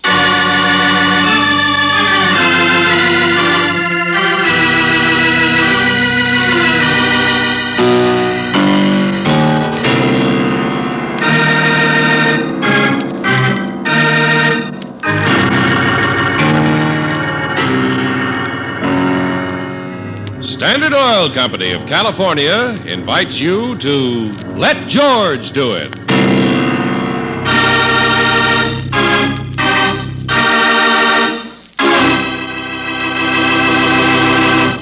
Before we begin tonight's adventure of George Valentine, here's an important safety reminder. Driving in wet, rainy weather can be dangerous if your windshield wipers aren't doing their job right. So don't wait until the rains. Play safe now. Car Savers will inspect your windshield wiper blades and arms and make replacements if necessary. Drive in now and ask Car Savers for a windshield wiper checkup at any Standard station or independent Chevron gas station where they say and mean, we take better care of your car.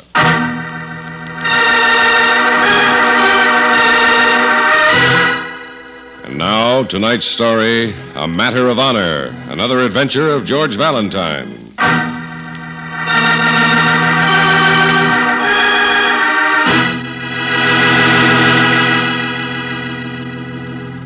Mr. Medford, please calm down. I can't even make out what you're trying to say. I'm trying to say that I need help right away, please. Well, that much I got, but listen on the extension, will you, Brooksy? Yes, George. My head, it's so painful. Somebody hit me from behind, and my room, it's practically torn apart. Well, it's a matter for the police, I'd say. No, it isn't only that. There's more to it than robbery. There's something mysterious going on, sinister. Such as? Something awful is going to happen, and on the last day, too. Last day of what? The annual convention of the Magicians Club at the Beach Plaza. The Magicians Club? Oh, look, Mr. Medford, I'm sure this looks very momentous to you, At but... the banquet tonight, we're going to present a new illusion, Mr. Valentine. And at the last moment, Princess Elsa, who invented it, has asked us to change its name. Well, women have been known to change their minds about more important things. Change it from the usual way these things are known, the Elsa illusion, to the Deadly Avenger.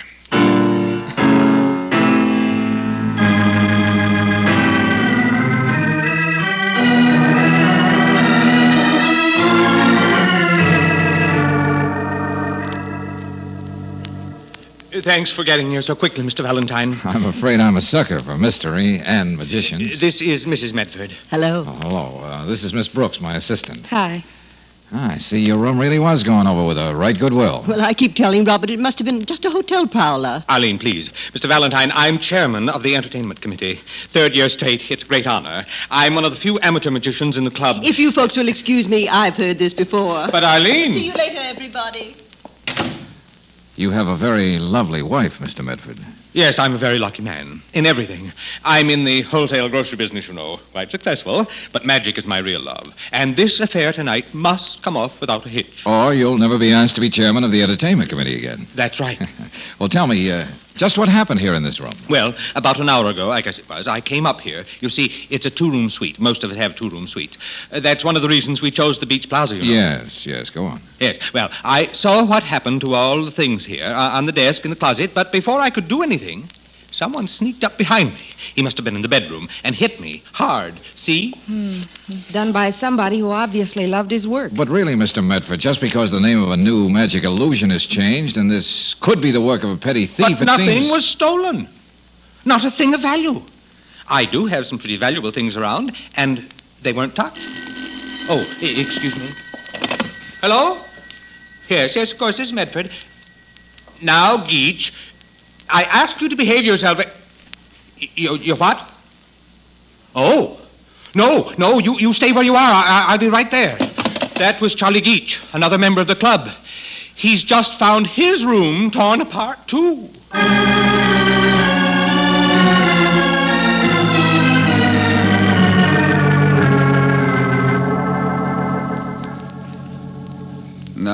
No, nothing of value has been taken. That's not what they were looking for. No, sir. Have you any idea what they were looking for, Mr. Geach? That's not going to help them. No, sir. You'll see tonight.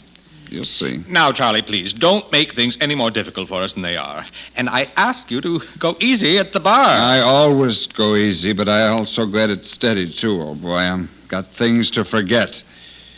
I'm still a pretty good magician. Nothing in my hands. Right, my dear young lady? Right. With my sincere admiration for your loveliness, a bouquet of roses. Why, thank you. That's very good, Mr. Geach. But to come back again to the mysterious they you're talking about. Talking? Talk too much. I won't talk anymore. Mr. Geach, I looked for you. Oh. Oh, what has happened here? Come in, Princess. We have company. Charming company. This is Princess Elsa. Mr. Valentine. How do you do? Miss Brooks. How do you do? Very good friends of mine. Hello. Well, everything ready for the big moment tonight, Princess? The deadly avenger? Yes, and I'm very nervous, too. But this room, all the things on the floor. Oh, I'm just a very untidy person, Princess. And a very tired one. You will take care of yourself, won't you, Mr. Geach? Yes, I will. I think perhaps we must better leave. I want you to come and help me, Mr. Geach. Well, it'll be my pleasure and an honor. Excuse us, everybody. Goodbye. A whole hotel full of magicians, and she picks one who can hardly stand up straight. Why is he babbling of honor, and why does she insist on changing that confounded name for the night, the Deadly Avenger? I tell you, Valentine, that... Mr. Medford, where are you? Oh, no. Mr. Plimmer. That's Langford Plimmer, our president. Langford Plimmer. Sounds like something out of Dickens. We're in here, Mr. Plimmer. Mr. Medford, what is going on in this hotel? Well, Mr. Plimmer, I just walked into my room, and you'll never guess what I saw.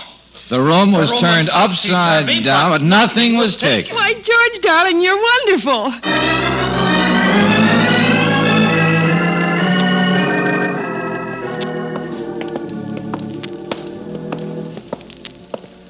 Well, Brooksy, we're rid of Medford for a while anyway. He was beginning to give me the jitters with his fluttering around. Let me see that list. Suite 618, Dennis the Amazing. Joe the Great. Mo the Incomparable. Oh, so many modest people. Just in the great tradition, Angel. Anyway, that seemed to be as far as the mysterious prowler went. All the other rooms were undisturbed. The rum pot of the convention, the chairman of the entertainment committee, and the president of this whole mystic crew. Now, why were those particular rooms gone over with a fine-tooth comb? Room 624 around the corner. That's the one Princess Elsa has. Shall I check there? Yeah, fine. I'll take Dennis the Amazing, and then we'll be through. Check. I'll see you. Okay.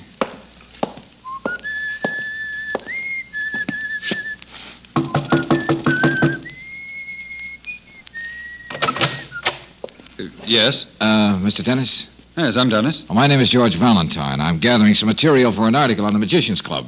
And I was wondering if I couldn't go inside with you and we might be able to discuss some... Stick out or I'll bash your head in. Look, friend, all I wanted to do I was... told you to beat it, didn't I? So you're looking for a game of ping pong, eh, Jungle Jim? That's right. Okay, I serve first. I'll kill you. What do I have to do to make you sit down? Well, now I know. Well, what was all that fireworks about? Just let me move you away from the door, Buster. No one here. Not a thing touched. I'd swear he was trying to tip off someone in here. So that's it. A cigarette, and still burning. A cigarette with lipstick on it.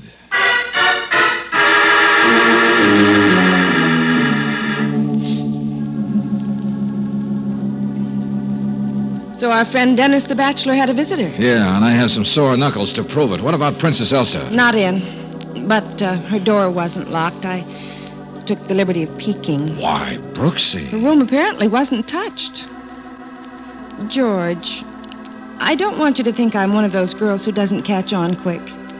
But I don't catch on at all. Oh, you and me both. I guess we'll just have to be a couple of curious guests at the banquet tonight.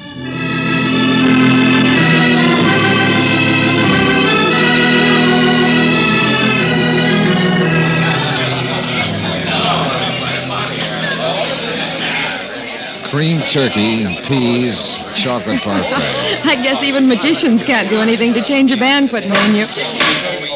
Ladies and gentlemen, your attention, please. Here, the president. I thank you. Fellow magicians, I want to welcome you to the final session of this highly successful convention. And I want to welcome you in the name of our honored profession, which is as old as man itself. And in the names of those immortal masters who during their lives have mystified and beguiled millions upon millions of people all over the world. Comus and Torini, Robert Houdin and Alexander Herman, Harry Keller, the Great Thurston. This is a proud moment. And the right moment for me to address the club. Please, Mr. Geach. On a matter of honor. We're all interested in honor. Now, Mr. Geach. Charlie, just sit down, like a good fellow. Aren't we interested in honor? There's a good fellow, Geach. You just sit You right should listen to down me. there. Now we can go right on, everybody. Now, as I was saying, this is a proud moment, ladies and gentlemen, because one of our members, a charming and talented young lady, is going to introduce a new illusion. And an illusion, my friends, is the proudest achievement of our craft, a triumph of perseverance and genius. Thurston sawing a girl in half. Keller's The Vanishing Horse. Flimmer's Fantasia.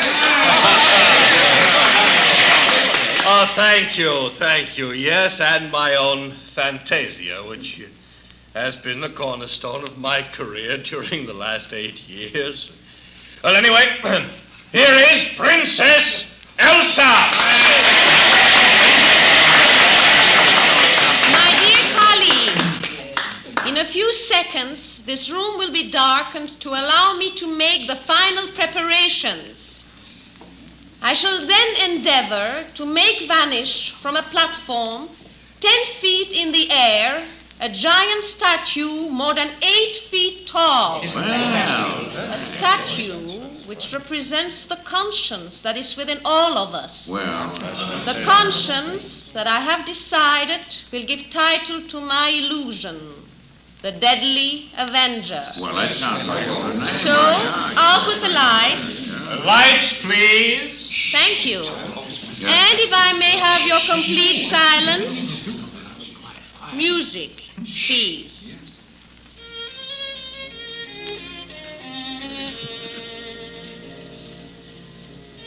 The Deadly Avenger. The princess must be all right to try and stump the experts.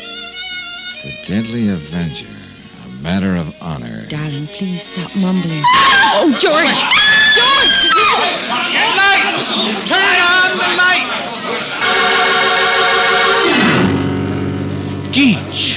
Charlie Geach. He slumped from his chair right at my feet. Now, please, everybody, don't crowd around. I thought he just passed out. But then, the blood. George.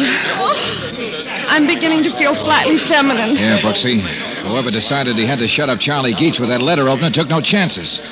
No chances at all. Charlie is dead.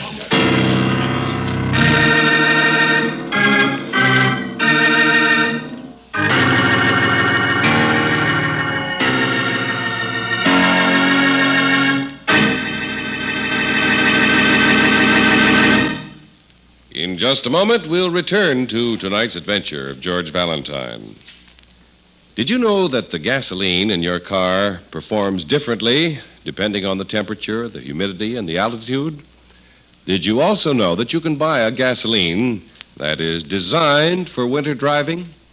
One of Chevron Supreme's all 8 high-performance qualities is area blending, which means that Chevron Supreme is specially blended for every climate and area. The Chevron Supreme you buy in Los Angeles, for instance, is refined differently from that which you buy in the Salt Lake area or the San Francisco Bay region. For Chevron Supreme gasoline is always right for the kind of driving you do where you do it. And that's just one of the all 8 necessary high-performance qualities in every gallon. In addition, you get mileage, power, anti-knock, vapor lock prevention, starting, warm-up, and acceleration. So for top all-round driving pleasure wherever you drive in the West, just remember to fill her up with the gasoline that gives you all 8 Chevron Supreme gasoline at standard stations or independent Chevron gas stations where they say and mean we take better care of your car.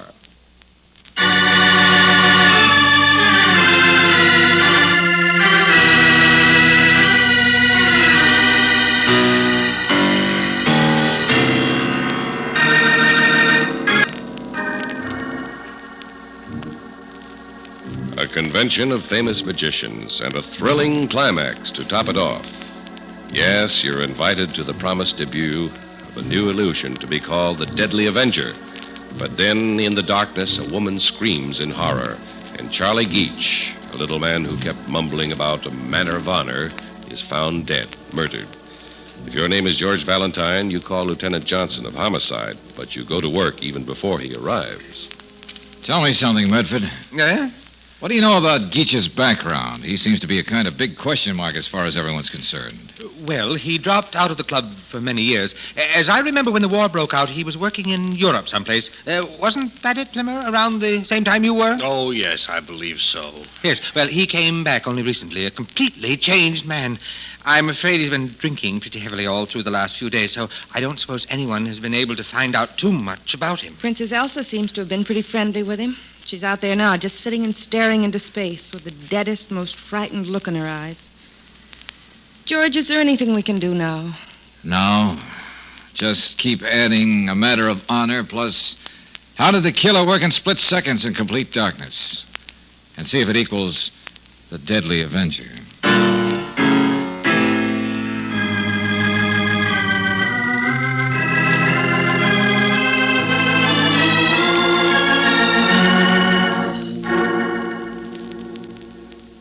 Valentine, I envy you. On the color of a sham. Okay, Johnson, hurry up. Let's have the punchline. All I ever get to do is walk in on murders, cut people down from chandeliers, hang around the morgue. Dull, routine stuff. Oh, Johnson, you know you love every minute of it. No one ever asked me to come down and see a whole slew of magicians do all sorts of things, including homicide. Now, Johnson, will you stop being cute and tell me what kind of tattoo the doc found on Geach's arm? That makes about as little sense as anything in this cockeyed case. 81-42-W. That's all? Yeah, that's all, Miss Brooks. Uh-huh. Now, about these rooms being broken into. I must... Sergeant, I told you I didn't want to be disturbed. Oh, it's you, Medford. Be with you in a minute. I must see you, Lieutenant. In a minute. As I was saying, Valentine, those ramsacked rooms. But that's why I'm here. I know what was stolen. You know? Yes. Well, why didn't you say so? What are you talking about, Medford? Well, Valentine, it's what you said before. How could the killer work so quickly in the dark in a matter of seconds? Well, He could if he knew the seating plan. Memorized in advance where Geach would be sitting. You mean someone stole such a seating plan? From you? Not the original. But I remembered I left the carbon up in my room, and that's where I was now, and it's missing. Must have been missing ever since this afternoon. Oh, now you tell us about a seating plan. Well, they never occurred to Oh, me. this is a great help. Now we know that someone in this whole mob of magicians sold the seating plans. But who?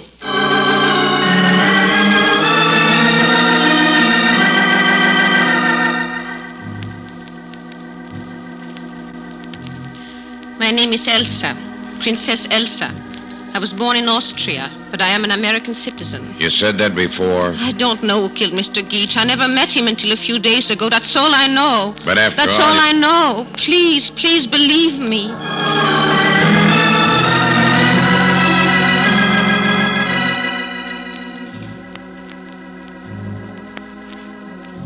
Mr. Medford isn't here, Mr. Valentine? I know. That's why I came up. Really? Well, I hope you'll pardon the negligee. I wasn't expecting company. Oh, it's nothing at all. I mean, practically. Well, you made quite an impression on me, Mrs. Medford. Arlene. Arlene? Oh, your cigarette. Oh, the ashtray's right there. Oh, here we are. Uh-huh. Thank you very much. Same cigarette, same lipstick. What are you doing? Comparing it with a cigarette I found in Dennis's room. Give it back to me, you... But I'll make you a little promise. I'll keep this a secret just between us as long as I can.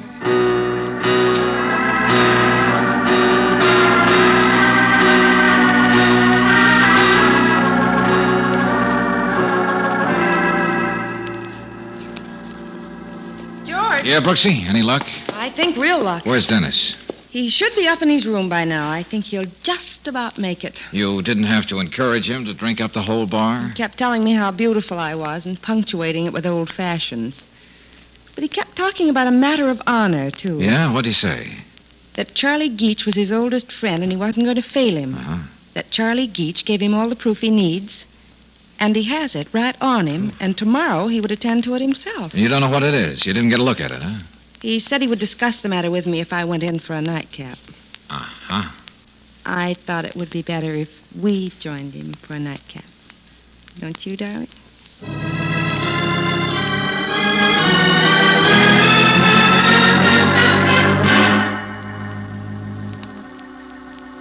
Dennis. Dennis is dead. Another letter opener, just like before. With all his pockets turned inside out like that, there's no use looking for any proof he might have had. Oh, let's get out of here, Brooksy. There's somebody else I want to have see this.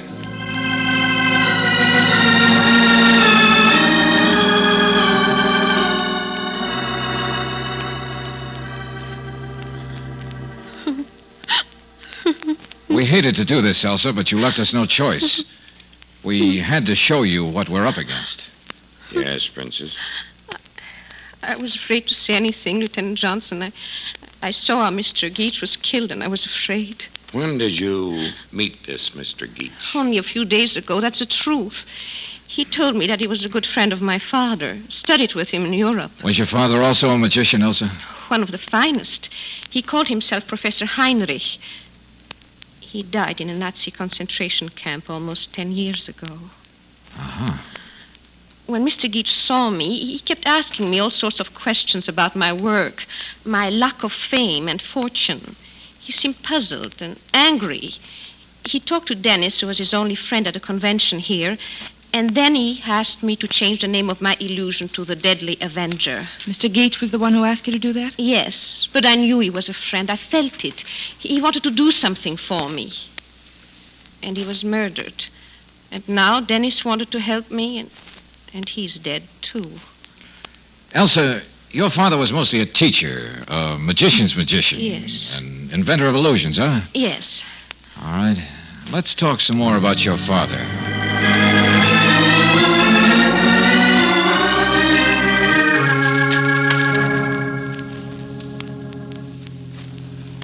I hate to bother you at this time of the night, Mr. Plimmer, but I have to clear up a point. Oh, it's quite all right. Excuse my shaving. I always do it at night. Habit of years. Then you get a good early start in the morning. Yeah, that's right. The convention is over, isn't it? Yes. And all the magicians go back to their jobs of mystifying and beguiling people. Isn't that the way you put it? Oh, I'm afraid I am a little pompous when it comes to magic, young man. Nothing wrong with being enthusiastic about your work. Oh. Oh, here, you're getting your fancy bathrobe wet. Oh, clumsy. Mr. Plimmer, what do you know about a magician named Professor Heinrich? Oh, he's a fine man. Fine magician. Austrian, I believe. No, not a showman, I understand, as much as an inventor. Almost a genius. Yes. Oh, yes, he is. He was. He died in a German concentration camp years ago. Professor Heinrich? Dead? Are you sure, Valentine? Of course, I lost track of him, but I never thought... He was famous for creating those things you call illusions, wasn't he? Well, and many people in the yes. magic business studied with him before the war, including you. Well, yes, but a long, long time ago, long before the war. Mr. Plimmer, I'm going to ask you a question, and I want you to tell me the truth, no matter whom it hurts. Stealing an illusion from another magician would certainly be considered a breach of honor, wouldn't it? Stealing? I've done some checking around, Mr. Plimmer. You've never invented anything before Plimmer's Fantasia or since, have you? Well, no. Professor Heinrich worked with many young men. He loved to encourage them. Now, one of those young men stole his greatest illusion, and after the professor died, he kept it for himself, instead of giving it to the professor's daughter, Elsa. Now, please, Mr. Valentine, you don't understand. That's the matter of honor that Charlie Geach was talking about. That he was going to expose before he was killed. I didn't steal the illusion. That would be kind of difficult to prove with Professor Heinrich dead. But I bought it from the real thief. From whom? Remember, there have been 2 murders. Oh, but you can't understand why I did it. With it, Valentine, I could have power, fame. When I got it, I felt like a kid with a chemistry set who suddenly found out he discovered the atom bomb. Who sold you Professor Heinrich's illusion? Yes. Medford, Robert Medford. And I don't know how he got hold of it. I think in his youth he was in Europe, too. But you see, he had to kill Geach. And then he was glad to kill Dennis, because he found out that Mrs. Nice Medford try, was... Plimmer, nice try, but it won't work. You're the thief and the murderer. What? What's I had to play on your fear to get a confession that you didn't invent Plimmer's Fantasia. But it never could be Medford. He'd rather sell his right arm than miss a chance of being a magician. Even being chairman of the entertainment committee is a big deal for him. Man, you're wrong. You're wrong. Besides, Medford already had the seating plan, so he wouldn't have to search for one. But you needed it and couldn't just ask for it. But proof? You had no proof. Your room was ransacked. Why? There's only one possible reason. You had to try and cover up your tracks. Oh, no. You thought Geach would keep whatever evidence he had in his room. But he'd already given it to Dennis, so you had to kill Dennis, too. You'll never even connect me with Professor Heinrich. I was wondering why you're getting your fancy satin robe all wet. You, a methodical, careful little man. Why don't you take it off while you're shaving? Stay away from me. Yes. Because you were studying with Professor Heinrich and Geach just before the war. And you ended up in the same concentration camp, see? 8142W. You'll never live to tell that to anybody else. Now, wait a minute. She'll put that razor down. Cut my way right through you. You never could shave like this before. You never got anything like this before. And I'll take this before you hurt yourself.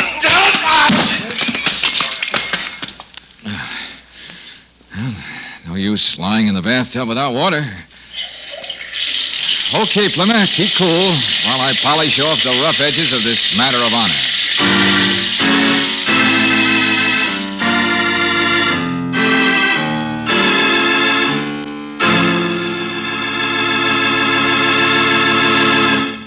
Over a year ago, on this same program, we announced new RPM motor oil, the oil for which we promised doubles engine life, the time between major overhauls due to lubrication.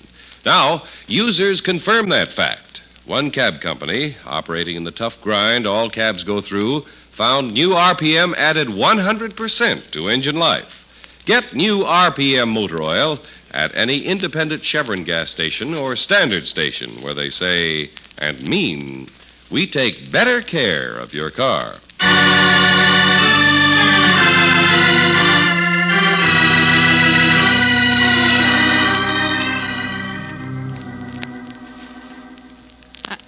I'll never be able to get poor Mr. Geach and Dennis out of my nightmares. You will, Elsa. Time is the greatest magician of all. Look at the changes it can make in all of us. See you later. Goodbye, Elsa. Goodbye. I hope she never does forget what those two men did for her. I know she won't, and I'm glad. Brooksy, you're a dyed-in-the-wool sentimentalist. I bet you still have your first doll and your first dance program stashed away somewhere. Yes, along with some other sentimental relics I've collected since I met you. Oh? For instance? Oh, for instance, a blackjack, an old faded poison pen letter, and one sawed-off shotgun. Touche, Angel, touche.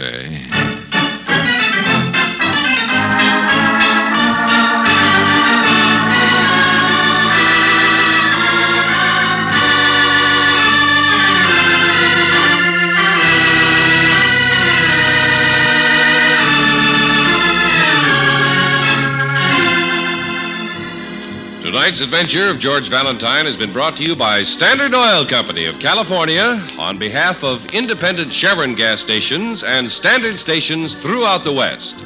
Robert Daly is starred as George with Virginia Gregg as Brooksy. Let George Do It was written by David Victor and Jackson Gillis and directed by Kenneth Webb. Ken Christie was heard as Lieutenant Johnson, Ted Osborne as Medford, Larry Dobkin as Plimmer, George Neese as Geach, Gladys Holland as the Princess, and Lee Patrick as Arlene. The music is composed and presented by Eddie Dunstetter. Your announcer, John Heaston. Listen again next week, same time, same station, to Let George Do It.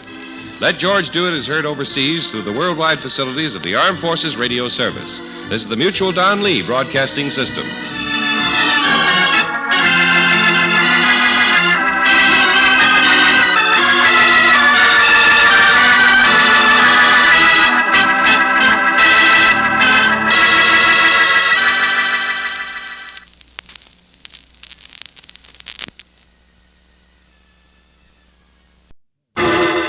Personal notice. Danger's my stock and trade. If the job's too tough for you to handle, you got a job for me, George Valentine. Write full details.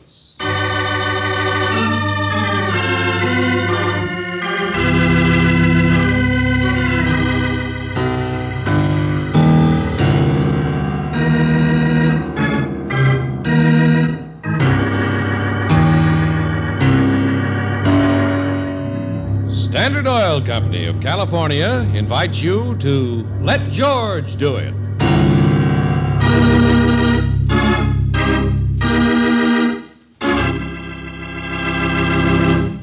In just a moment, we'll begin tonight's adventure of George Valentine. Before you buy another gallon of gasoline, consider these facts. Gasolines can be made to stress one feature at the expense of others, but Chevron Supreme gives you the correct balance of all 8 high-performance qualities, starting warm-up, acceleration, mileage, anti-knock, vapor lock prevention, power, and area blending.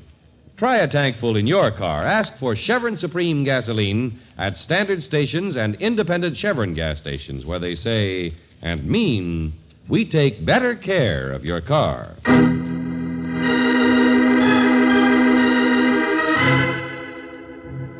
The Common Denominator, another adventure of George Valentine.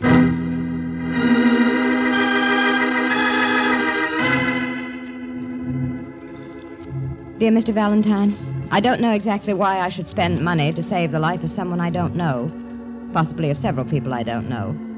I imagine it's because I'd like a little peace of mind. Call it conscience or whatever you wish. At any rate, I need your help. I believe that together we may be able to prevent another murder. If the idea appeals to you, please call on me at the above address some evening this week. Come after 9 o'clock when I can be sure we'll be alone. I suggest you make it as soon as possible before the next tragedy. Signed, Laura Trask.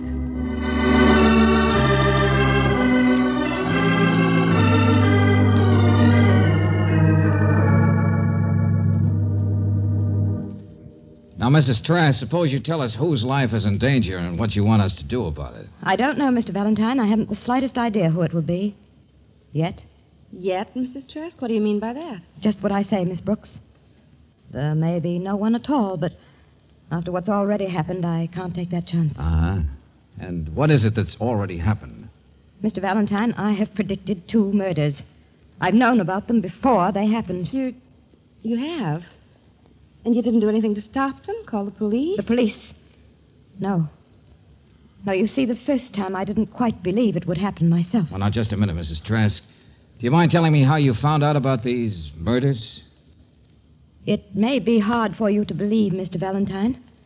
In both cases, I've had a sudden premonition. A very strong premonition that these people would be killed. And when. And where. Uh-huh. And they were both people you knew? I'd never heard of either of them. Both times a name came to me very clearly. A name, and a time, and a place. It was insistent. I couldn't get it out of my mind. So, what did you do? I remembered there was a crime reporter on the Clarion, a man named Henry Ellis. Oh, sure, Hank Ellis, friend of mine. You told him about your impression? Yes, I didn't give him my name, of course. The first time I told him that a man named Arthur Prindle would be shot, killed in front of his rooming house on Elm Street that night. Mm-hmm. What did Hank do? Probably what you'd have done. Laughed at me and hung up. The next morning it was in the paper. It had happened just as I told him. But how do you think this vision came to you, Mrs. Trask? I have no idea. The name and place simply came to me very vividly. I see. And there was a second murder, you say? Several weeks later, yes, a man named Walter Ransom. Oh, yes, I read about that one. Successful businessman, shot and killed in his own study. I knew about it an hour before. Again, I called your reporter friend. When he got there with the police, it had already happened. If it happens to me again, I want to call you. Yeah. Yeah, all right, Mrs. Trask, you do that. But first, tell me, have you said anything about this to anyone else, outside of Hank Ellis, that is? Yes, I've told my husband. I'm afraid he thinks I have hallucinations, dream up things after they've happened. He isn't here now. No, my husband is busy until very late every night. He owns a club. Oh, would he be Tommy Trask, Club 52? That's right. Swanky place, complete with gambling casino. It's one of the better clubs in town, Mr. Valentine. Yes, I know. You've told anyone else? Only one other person, Dr. Schroeder, Dr. Klaus Schroeder, my psychiatrist. Oh? Well, you don't seem like the sort of person who would need a psychiatrist, Mrs. Trask. Some time ago, I had a little mental upset, Miss Brooks. Nothing serious. Dr. Schroeder has helped me a great deal in orienting myself. Well, what does he say about these visitations of yours? He can't understand it any more than I. He's trying to isolate my thoughts, learn more about them. It's all a little frightening, isn't it, Mrs. Trask? A little, yes. But it wouldn't be so much so if I could stop the next one. I feel responsible. Perhaps we can stop it. Just remember one thing. If you get another of these premonitions, call me right away. I'll take it from there.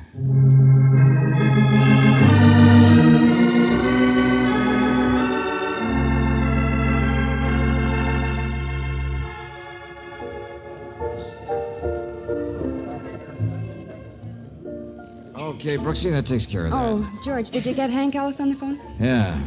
Did Mrs. Trask actually call him both times before the murder took place? Sure. First time, Hank thought she was balmy and hung up on her. Second time, he got there too late, just as she said. Well, then that proves she didn't just dream all those things after she'd read about them, doesn't it? Naturally. Also proves that she's either psychic... Which you don't believe, I'm sure. Or that she'd had advance information from some source or other.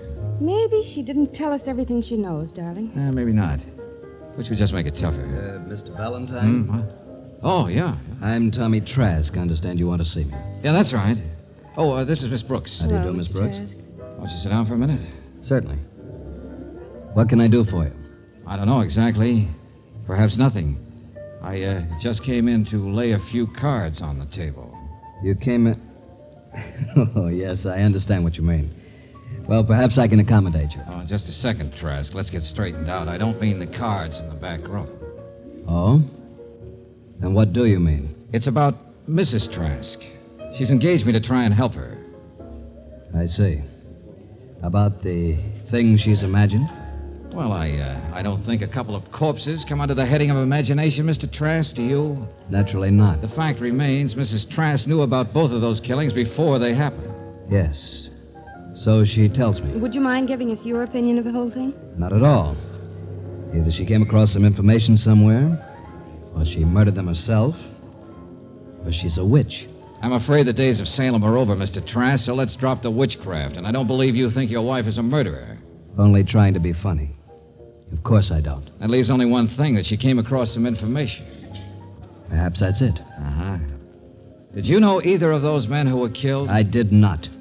One of them was a bum killed in front of his boarding house. The other was a businessman of some means. And if you're trying to insinuate that I Did you talk in your sleep, Mr. Trask? No, of course not. I just wanted to get your angle before we try to help prevent another murder, that's all. There won't be another murder, Mr. Valentine. At least none that my wife will know about beforehand. What makes you so sure of that, Mr. Trask? Because I believe my wife will be cured of this strange thing that's been happening to her. I'm sure Dr. Schroeder, her psychiatrist, will straighten the whole thing out. Yeah. Yeah, I suppose a good psychiatrist can. Well, thanks for your time, Mr. Trask. Tomorrow morning, I'm going to call on this Dr. Schroeder, and then we'll just sit tight and see what happens.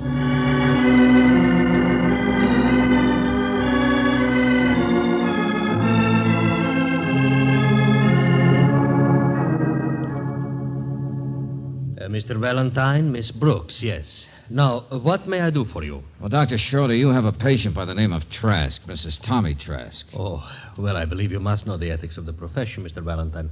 Whether I have or have not a patient of any particular name is not the business of an outsider. Oh, yeah, that's quite right, Doctor. I understand, except, you see, Mrs. Trask is my client, too.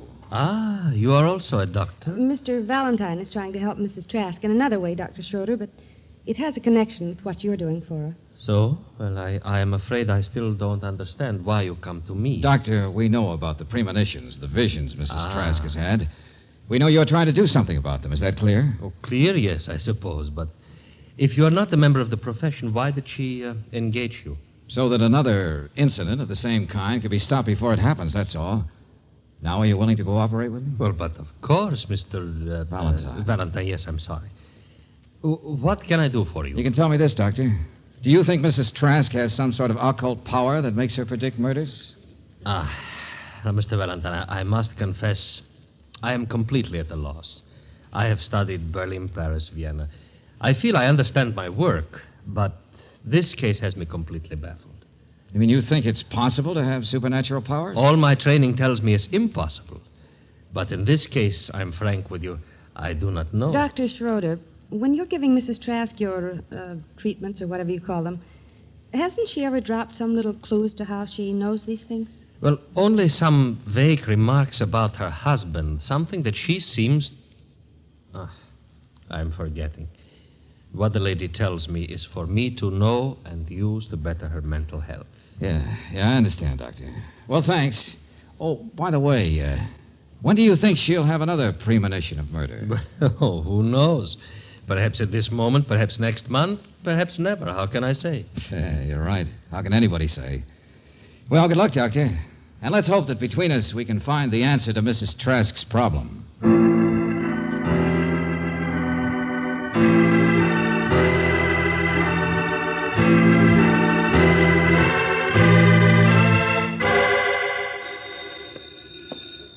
Yeah. Hello. Hello, Mr. Valentine. That's right. This is Mrs. Trask. I called your office and there wasn't any answer, so I tried your home. Yeah, well, it's a little late for office hours. Mr. Valentine, it's happened again just a few minutes ago. All right, let's have it. His name is Glenn Diggers. He runs a carnival on West Krenner Street. You know him? What? Of course I don't know him. It came to me. All right, go ahead. What else came to you? He sleeps in a tent on the carnival grounds, Mr. Valentine. At midnight, someone will be there to murder him. That's all you have? Isn't that enough?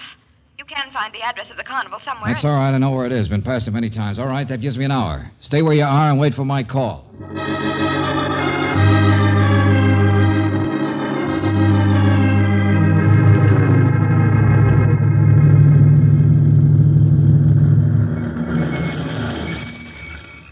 Okay, Brooksy, here we are. That must be Digger's tent right over there. Yes, but it's also dark around here.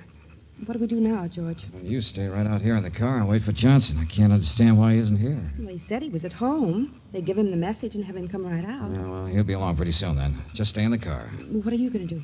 Go over to that tent and find Diggers. Still got a few minutes before the job's supposed to come off.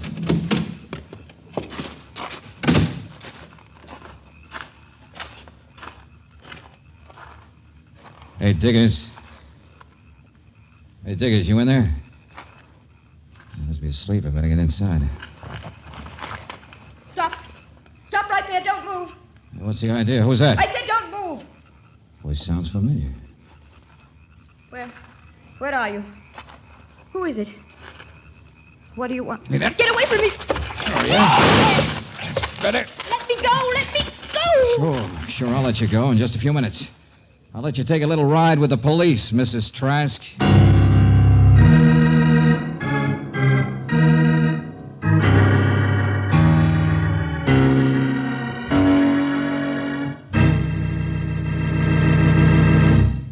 We'll return to tonight's adventure of George Valentine in just a moment.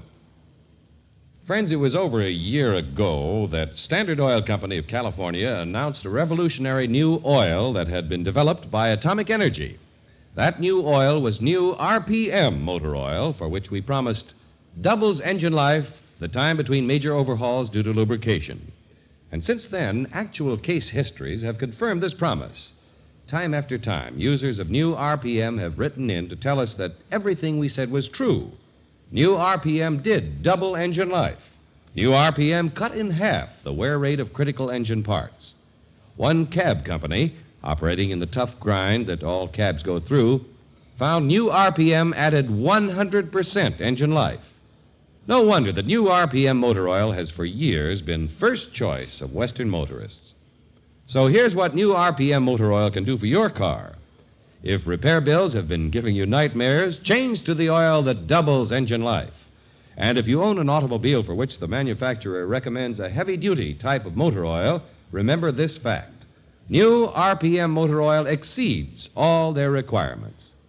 So for top protection under all driving conditions, be sure you're getting new RPM when you buy motor oil. To be sure, stop in at any independent Chevron gas station or Standard station where they say and mean, we take better care of your car.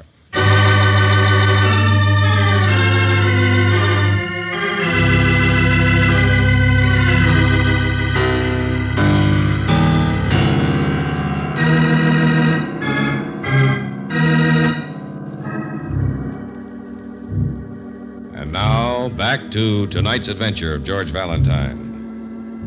You find yourself with an apparently normal client who has an equally abnormal talent, the ability to predict murders before they happen. The first two come off according to the precise schedule of her premonitions. The third, about which she has called you, doesn't come off quite the same way, because you surprised the lady herself, gun in hand, at the scene of the predicted crime.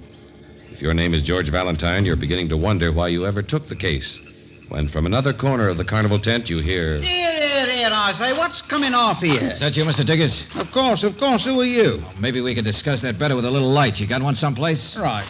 An electric torch. Here we are. Better? There. Now, what's all this fuss out here? I heard a shot and... Well, a lady, too. What is all this? Oh, now, let's not put on an act. You two know each other, of course. Hey, know this lady? I never laid eyes on her before in all my life. Huh? But I'm sure the lady knows you, don't you, Mrs. Trask? What are you trying to do to me, Mr. Valentine? I don't know this man. Coo, what are you two doing here in the middle of the night anyway? Good question. Mrs. Trask, ladies first. Mr. Valentine, I know what you must be thinking, but it's not true. You think I came here to kill this man myself. Well, now, what else is there to think? Kill me? I say, lad, what are you talking about? Let's have Mrs. Trask explain that. I can. I know you told me to stay home after I called you on the phone, but I was afraid you wouldn't come. I had to be sure there wasn't another murder. You had a pretty good idea who was going to commit the murder, right? No, of course not. I just realized that if I could stop this one some way, maybe I could get the whole horrible thing out of my mind forever. You've got to believe me, Mr. Valentine. Now, see here. I don't understand all this. I'm a peaceable man. I run a carnival and I run it honest. Now, who'd want to murder me? I don't know yet, Diggers. Maybe nobody. This your own gun, Mrs. Trask? Yes, of course it is. 22, huh? Very pretty. What do you mean by that? Ladies' type gun, you know. Valentine, you in there? Oh, yeah, Johnson. Brooksy with you? I'm here, George. You all right? Sure. Come on in and join the party. I'll just keep the gun for you, Mrs. Trask. Much safer for everybody then. Yeah, well, I got here as fast as I could, Valentine. Got me out of bed. Took a little time. Yeah. Well, guess I needn't have bothered you, Johnson. Looks like we're not going to have a murder here tonight after all. What? But, George, I heard a shot. It came from this way. Oh, yeah. Somebody did a little shooting, all right, but it was dark and they missed. Yeah, but who are these people? Oh, I'm sorry. I forgot my manners. Mrs. Trask, Mr. Diggers, Lieutenant Johnson, Miss Brooks. How do you do? You already know Mrs. Trask, Brooksy. Yes, hello. Now, let's get this straight, Valentine. You're routing me out in the middle of the night because you think somebody's going to be murdered. Who? This gentleman, as I understand it, Johnson. Yeah? And who gave you to understand it? Well, now, somebody had a hunch, that's all, and it didn't pay off. Oh, by the way, maybe you can give me a little information. You remember the Arthur Prindle murder? Yeah, sure. What kind of a gun killed Prindle? Caliber, I mean. It was 38. Bullet was still in him. Uh-huh. And the Walter Ransom killing? The same, 38.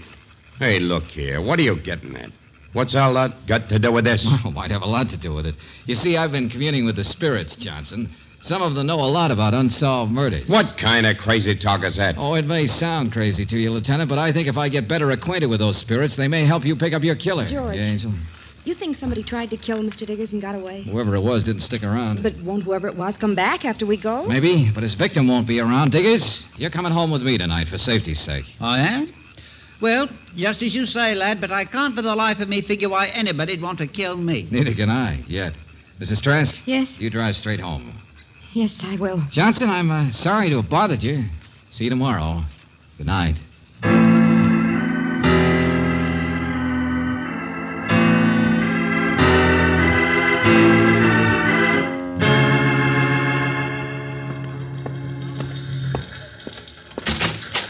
Oh, Valentine, come in. Good morning, Johnson. Well, what do you want? Need some information. You need some information. But in order to get it, I'll have to give you some. Not a bad idea if it's any good. Oh, it is. Though I don't know if you'll believe it. Okay, shoot. All right, the Mrs. Trask you met out at the carnival last night is my client. She has a little quirk of being able to predict murders. Valentine, don't you think you've been working too hard? Oh, it's a fact. She knew about the Prindle killing before it happened. Same with the Ransom murder. Same with the one that was supposed to come off last night. Mm-hmm. I suppose this Mrs. Trask just goes into a trance, looks in a crystal ball, gets a message. Well, now, Johnson, it isn't quite as fancy as that. She gets a strong Valentine, feeling. I'm in no mood to talk nonsense. Well, now, you don't have to take my word for it. In both of those murders, she called Hank Ellis on the Clarion, before they happened, of course. Yeah? Say, I remember in that Ransom case, Ellis was on the scene when we got there. All right, then. Now, Prindle and Ransom and the little Englishman Diggers are apparently as far apart as the poles. But somewhere there's got to be a common denominator, something they all had in common. That's easy. Your client is a common denominator. I don't mean that way. She didn't know any of them. Diggers didn't know her. Say, who is this Mrs. Trask, anyway? Her husband's Tommy Trask. What do you mean? Club 52? That's right. Well, then there's your common denominator. Yeah? How do you figure? Well, he hasn't always been in the chips, you know. And he made a lot of enemies. Maybe some of them had something on him. He had to get rid of them. Yeah, go on. So his wife heard him planning these things or talked him in his sleep. No. Boy, I came up with that little cutie myself, only I didn't play it that seriously. No, our common denominator is the men who were killed. Yeah, they can't help us much. Now, I'd like you to do something for me. Yeah, what? I want good pictures of both Prindle and Ransom. Get them sent up from the files, and I'll pick them up in a few minutes. Pictures, huh? That's right, good ones. While you're doing that, I'm going to pick up Brooksy.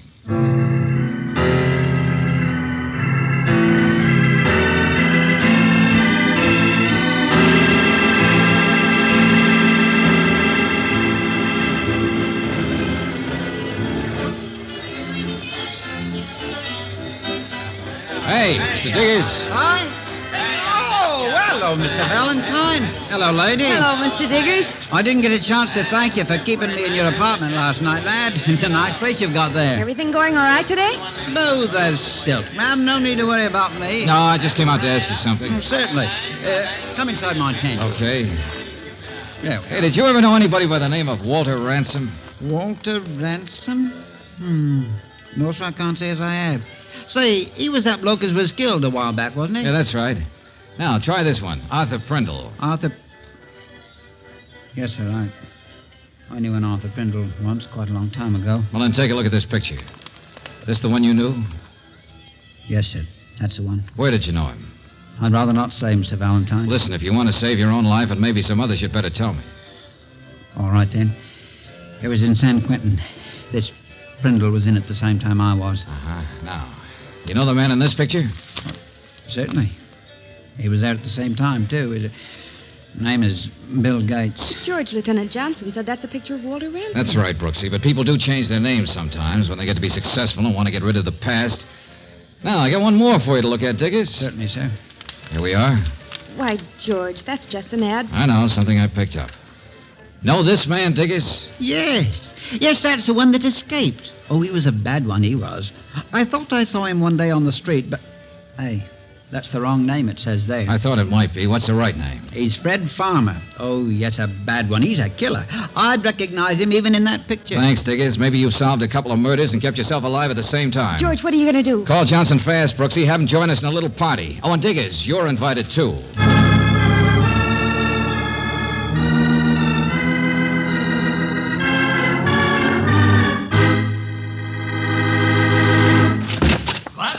What right have you to come into...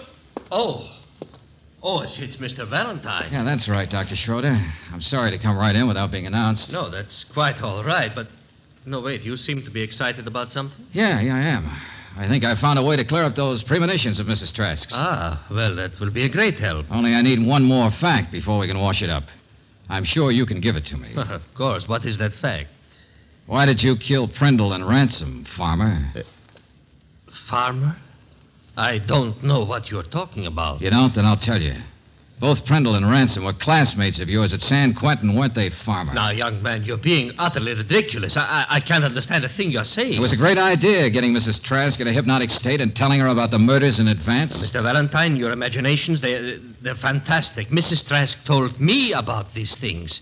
No, I'm afraid you have the wrong man. Yeah? How about those traveling bags? Getting ready to go somewhere? I have a case out of town. You certainly have. Missed on the Diggers deal, didn't you? Knew you'd have to get out. Now, please, my patience has limits. Sure, so does mine. Okay, Farmer. Let's not waste any time.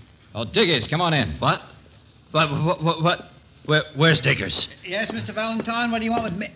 Where? Recognize this man, Diggers? Recognize him? I most certainly do, if it ain't Fred Farmer. All right, you fools, you bungling amateurs. I suppose you think you can get away with this. Well, the man's got a gun. A .38, no doubt. And he's already proved it works, too. Yes, and it'll work again. Neither one of you is going to leave this office. I've killed 2 people for my freedom. I won't stop at 2 more. Hey, Mr. Valentine, I don't think you would, Farmer. Only I forgot to tell you there's another guest at our little party. Okay, Johnson, you heard the confession. Come on in and take him. I won't go. You'll never get me. Oh, yes, we will, Farmer. This place is surrounded. You'd never get away. Now drop the gun. George, is everything... Oh, yeah. Everything's under control, Brooksy. Come on. Let's get out and give our client a little peace of mind. Tell you about it on the way.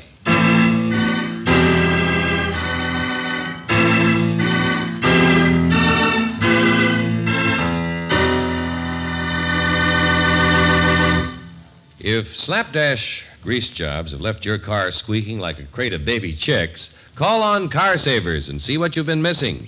Car Saver Lubrication Service gets rid of squeaks, cuts the wear rate of vital parts.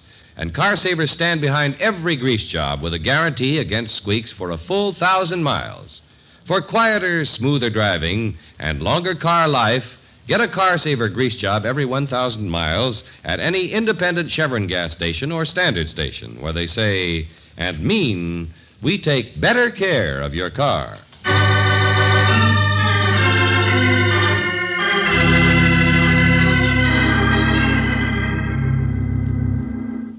But, George, how did you even suspect Dr. Schroeder? Well, it made sense after I got the common denominator. The other 3 had spotted him, recognized him as Farmer, even with the beard and the phony accent, so he had to get rid of him. Well, yes, but Mrs. Trask, you think he actually told her about these people who were going to be killed? Sure, but only when he had her under a hypnotic spell during those treatments of hers. Well, I still don't see why he'd tell her. Well, not so strange.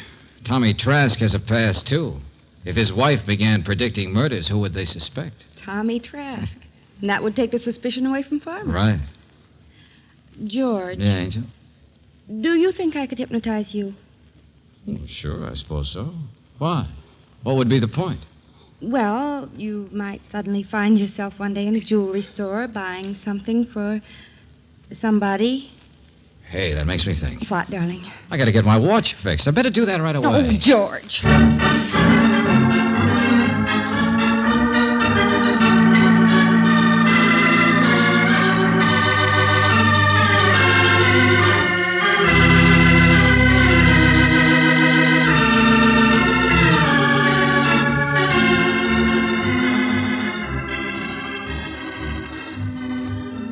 Tonight's adventure of George Valentine has been brought to you by Standard Oil Company of California on behalf of independent Chevron gas stations and Standard stations throughout the West. Robert Bailey is starred as George, with Virginia Gregg as Brooksy. Let George Do It was written by Lloyd London and directed by Kenneth Webb. Ken Christie was heard as Lieutenant Johnson, Alice Reinhardt as Laura, Harry Bartell as Trask, Larry Dobkin as Klaus, and Parley Bear as Glenn. The music is composed and presented by Eddie Dunstetter. Your announcer, John Heaston.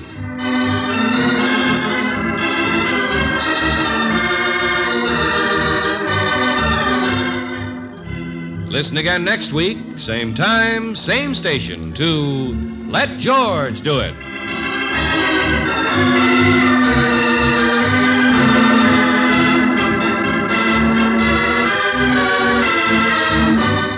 Let George Do It is heard overseas through the worldwide facilities of the Armed Forces Radio Service. This is the Mutual Don Lee Broadcasting System.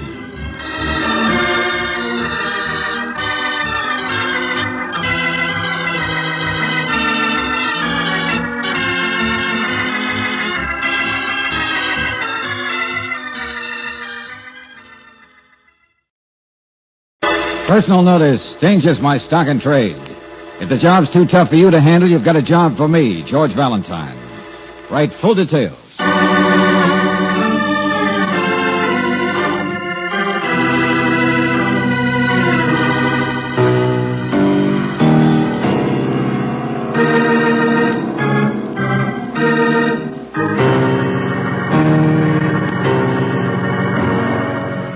Standard Oil Company of California invites you to Let George Do It.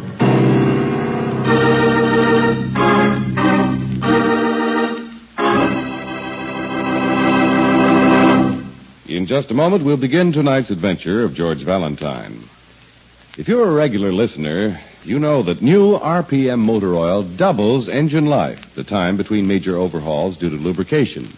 Now, actual case histories prove this fact. Even a cab company operating in the tough grind all cabs go through found new RPM reduced engine wear 71%. So for top protection, get new RPM motor oil for your car at any Standard station or independent Chevron gas station where they say and mean we take better care of your car.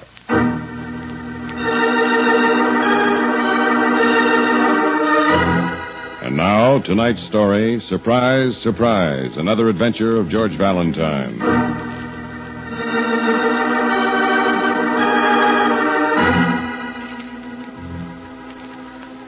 Dear Mr. Valentine, surprise, surprise. Come to me and you're in for a lovely surprise. If you receive this note from a member of your family, your uncle, you'd probably look forward to the surprise. To me, these words are frightening. They make me shudder. And yet I have to find out what's behind them. So you must help me. You must come along with me. Please, please do not fail me. Sincerely, Lenore Matson.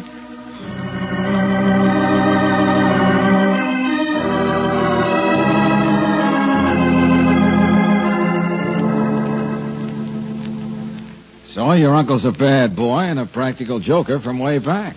There are many like him. That's right, Lenore. You may want to strangle some of them, but they're usually pretty harmless. Uncle Glenn's always been vicious, cruel.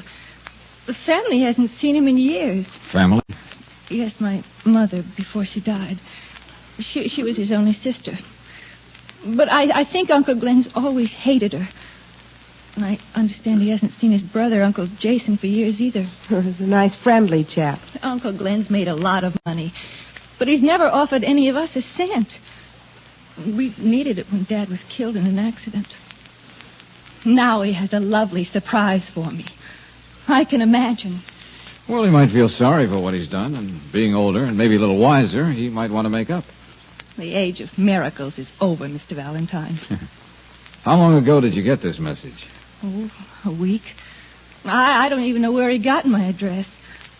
I couldn't make up my mind what to do. Oh, did you get in touch with your other uncle, Uncle Jason?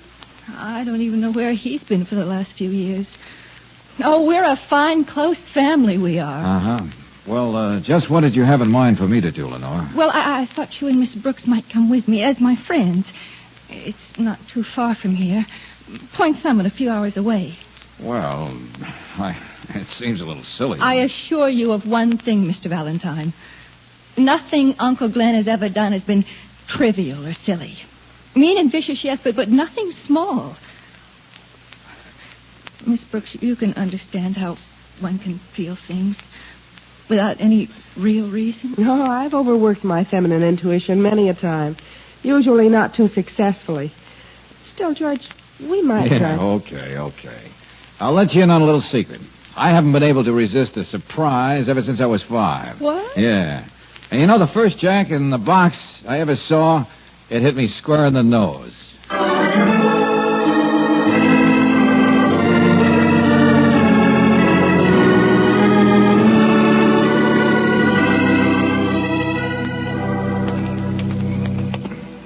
Mr. Jester sure has an impressive-looking house. Brooksy, anything this size has earned the name mansion. Whatever your Uncle Glenn has made his money in, Lenore, he's made lots of it. I don't see any lights. George? Yeah, he's in the garden there somewhere. Oh, it's such a sad sound. Wonder if anybody's at home. Down the street, see? There's a man out on the porch. He might know. Oh, yeah. Dog probably just can't get out because of the high fence. Uncle Glenn wrote that he's always home. I should come any time for my lovely surprise. Well, we'll find out. Oh, excuse me, sir. Huh? What's that? Oh, Mr. Jester over there. Do you happen to know if he's away for any length of time? Dog is howling, and we thought That's that... Biff. With Jester all the time. Real love. Well, there are no lights, so... The lights in the back. Gotta be. In the bedrooms. What do you mean, gotta be? Mr. Jester's just got to be home, young man. He had an awful accident 2 days ago. What? Got his car smacked up. He's expected to pass away any hour. Oh, no. Oh, that's horrible. Yeah. Surprise, surprise.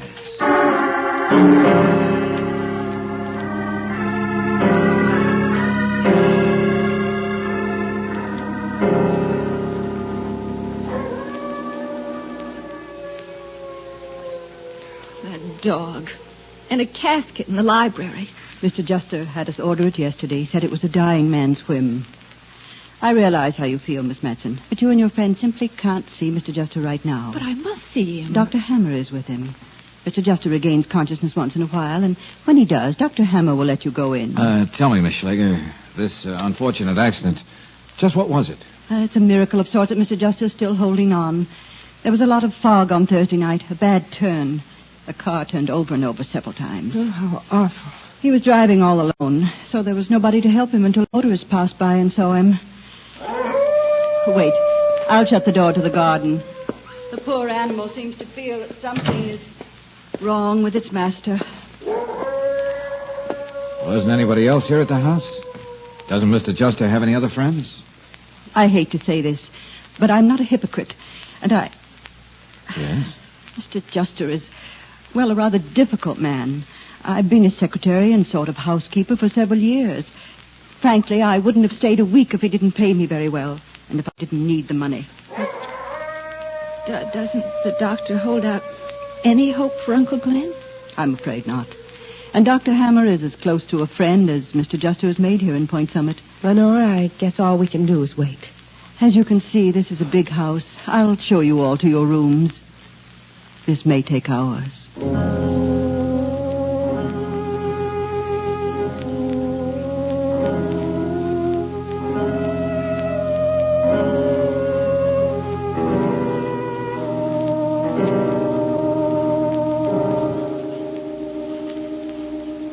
Before we go in there, Miss Madsen, I just want to warn you that your uncle is very weak.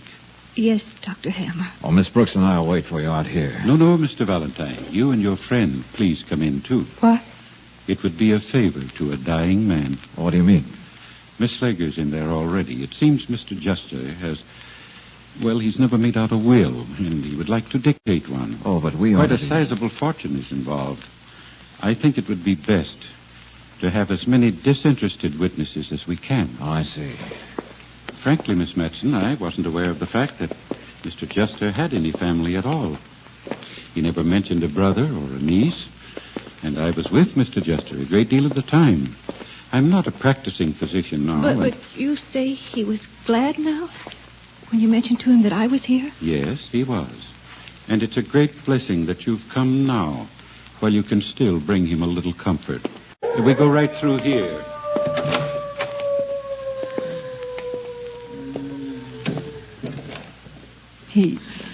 He's closed his eyes again, Doctor. Uncle Glenn? Come here, my dear, where he can see you when he opens his eyes. Oh, he looks so tired. I remember him when I was a young girl. He asked me to get my notebook, Doctor. Yes, I know. Glenn? Glenn, she's here. Your niece. Oh, hello, Lenore. Oh, Uncle. Let's have no fake emotions. I mean nothing to you. But I don't know how you happen to be here. But you wrote to me and... What? What did Doctor. That's the way it is. Will.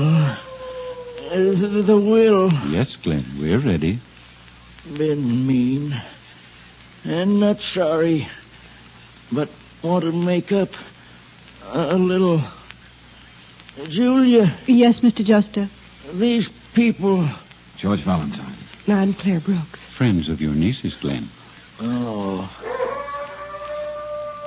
I can't. No, don't try to sit up. Just tell us what you want. To you, Lenore, I want to leave $5,000. I never knew you, really. But I've hurt you less than the others. So you'll get the smallest share. I didn't expect anything, Uncle. Have you got that, Julia? Yes, Mr. Juster. The rest of my estate I want to divide between the people I have hurt. You, Fred. I want to leave you $25,000. That's very generous of you, Glenn. The same amount to you, Julie. Yes, Mr. Juster. And my brother, Jason, whom I hurt most of all. Have him located, and let him have the rest of my money, and this house with all that's in it, and everything in my safe deposit box. What? Any objections, Doctor? But... Am I going too fast for you, Julia? No, sir. I'll buy my way into heaven. Sign. I want to sign. Mr. Valentine, please help me with him. Sure. Heaven. Here. Can't. Just lay down, Glenn. It's all right. These people will sign as witnesses, and it'll be all right. Just as good. That's right, Mr. Juster. Just let him alone. Please. Please. Heaven, let them sign. And then when I go, don't prolong the farce, Fred. Mr. Valentine, Miss Brooks. Yeah, sure. Yes, certainly. There. Thank you. Tired. So very tired. I think all of you would better wait outside. Yes, I think you're right. Would be the best way. Casket. My beautiful casket. Joke.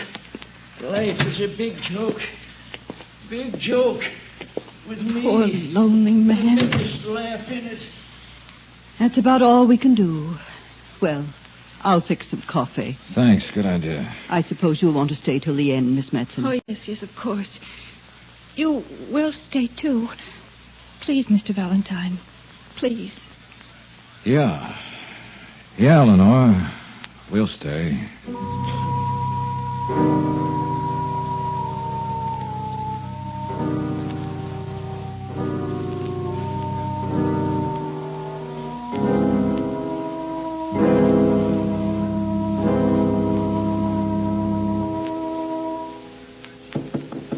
Brooksy. Brooksy. You aren't asleep yet, are you? No, George, wait a minute.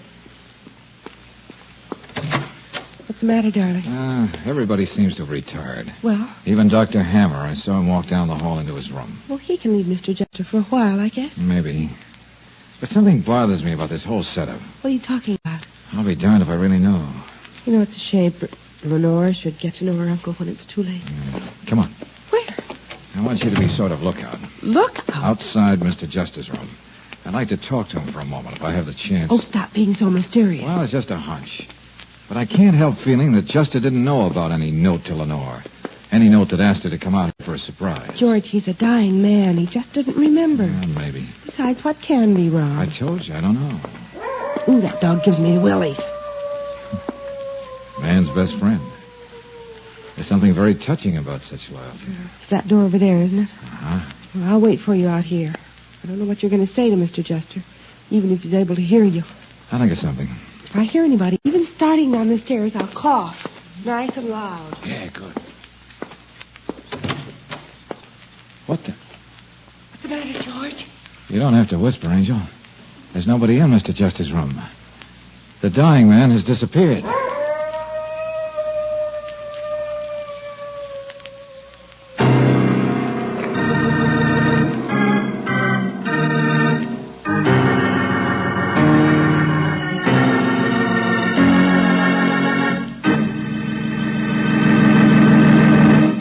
In just a moment, we'll return to tonight's adventure of George Valentine. At a party the other evening, someone asked a friend of mine why he bought a particular brand of gasoline. My friend didn't have any real reasons to offer, and it started me thinking that maybe there are other motorists like him. The facts are, there are plenty of good reasons for buying Chevron Supreme gasoline. To begin with, it's a balanced gasoline that combines all 8 high-performance qualities.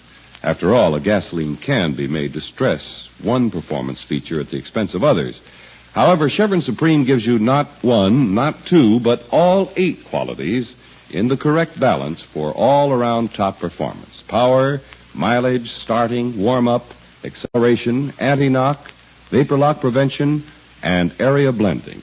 And for the kind of driving you do, your engine needs each and every one of these qualities. You'll feel the difference from the very first tankful of Chevron Supreme. So shift to the gas with all 8 for top performance all around. Drive in soon and fill your tank with all 8 qualities you get in every gallon of Chevron Supreme gasoline at standard stations and independent Chevron gas stations, where they say and mean, we take better care of your car.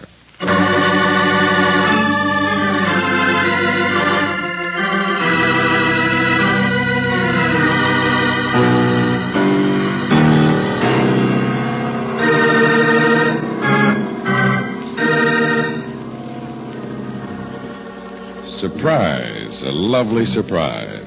That's what a badly upset young girl keeps babbling to you, because that's what her uncle has promised her. An uncle who has never done anything good for her in his entire life.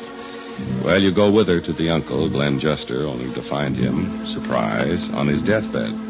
And, surprise, a changed man of goodwill who has made out a very generous will. And surprise again, missing from his deathbed right after that.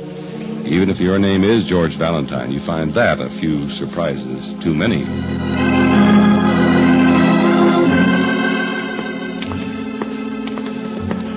I want to talk to the good doctor. You bet.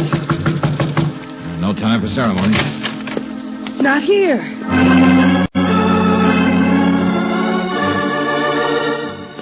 Julia Slager's room is down here. Yeah. Wait. No need to bother opening that door. It's open. And she's gone.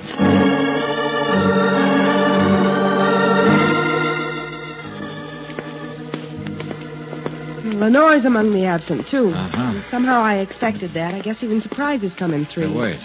Yeah, what is it? Down there, the other wing, I see lights. That's right. The living room and library, they're this way. Yeah. George, listen. Hey, come on. Well, surprise. No, I won't say it. All who are missing shall be found. Come in, please. Oh, the coffin. Yeah. Mr. Jester has passed away. Oh, we're sorry. Dr. Hammer just called me.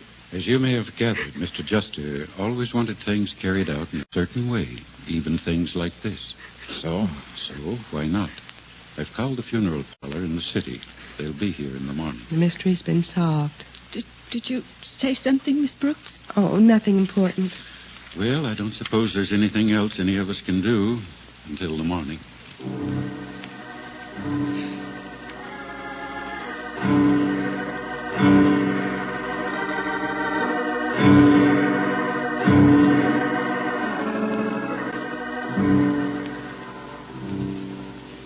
I don't mind staying up with you all night, George, but I don't even know what you're trying to think through. Any more cigarettes, Angel? Here, take mine. That's the last. I'll tell you one thing. I'll be glad to get out of here in the morning. Yeah. Lenore can come down here for the funeral later. Yes. I don't know what smells phony about this whole case, but something sure does. Maybe you're just being stubborn, darling. Maybe. Oh, good. Here it is.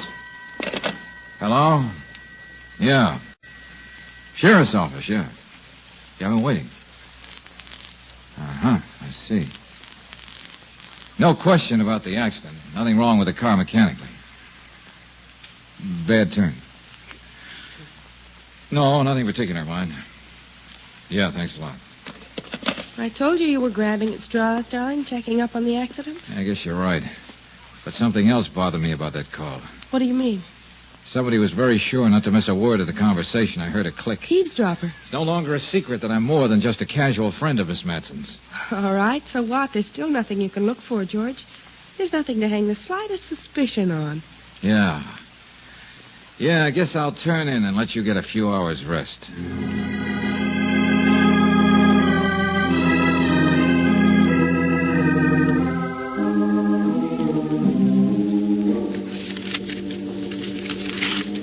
Maybe this comes under the head of snooping. But I'm sure the late Mr. Juster wouldn't mind. What do we hear? Active Investigations Incorporated. Dear Mr. Juster, we are happy to report that our operatives have been successful in completing your assignment by locating your niece, Miss Lenore Matson. Her residence is 2463 Ridgeway Avenue. Get away from me! Get away from me! Something is breaking at last.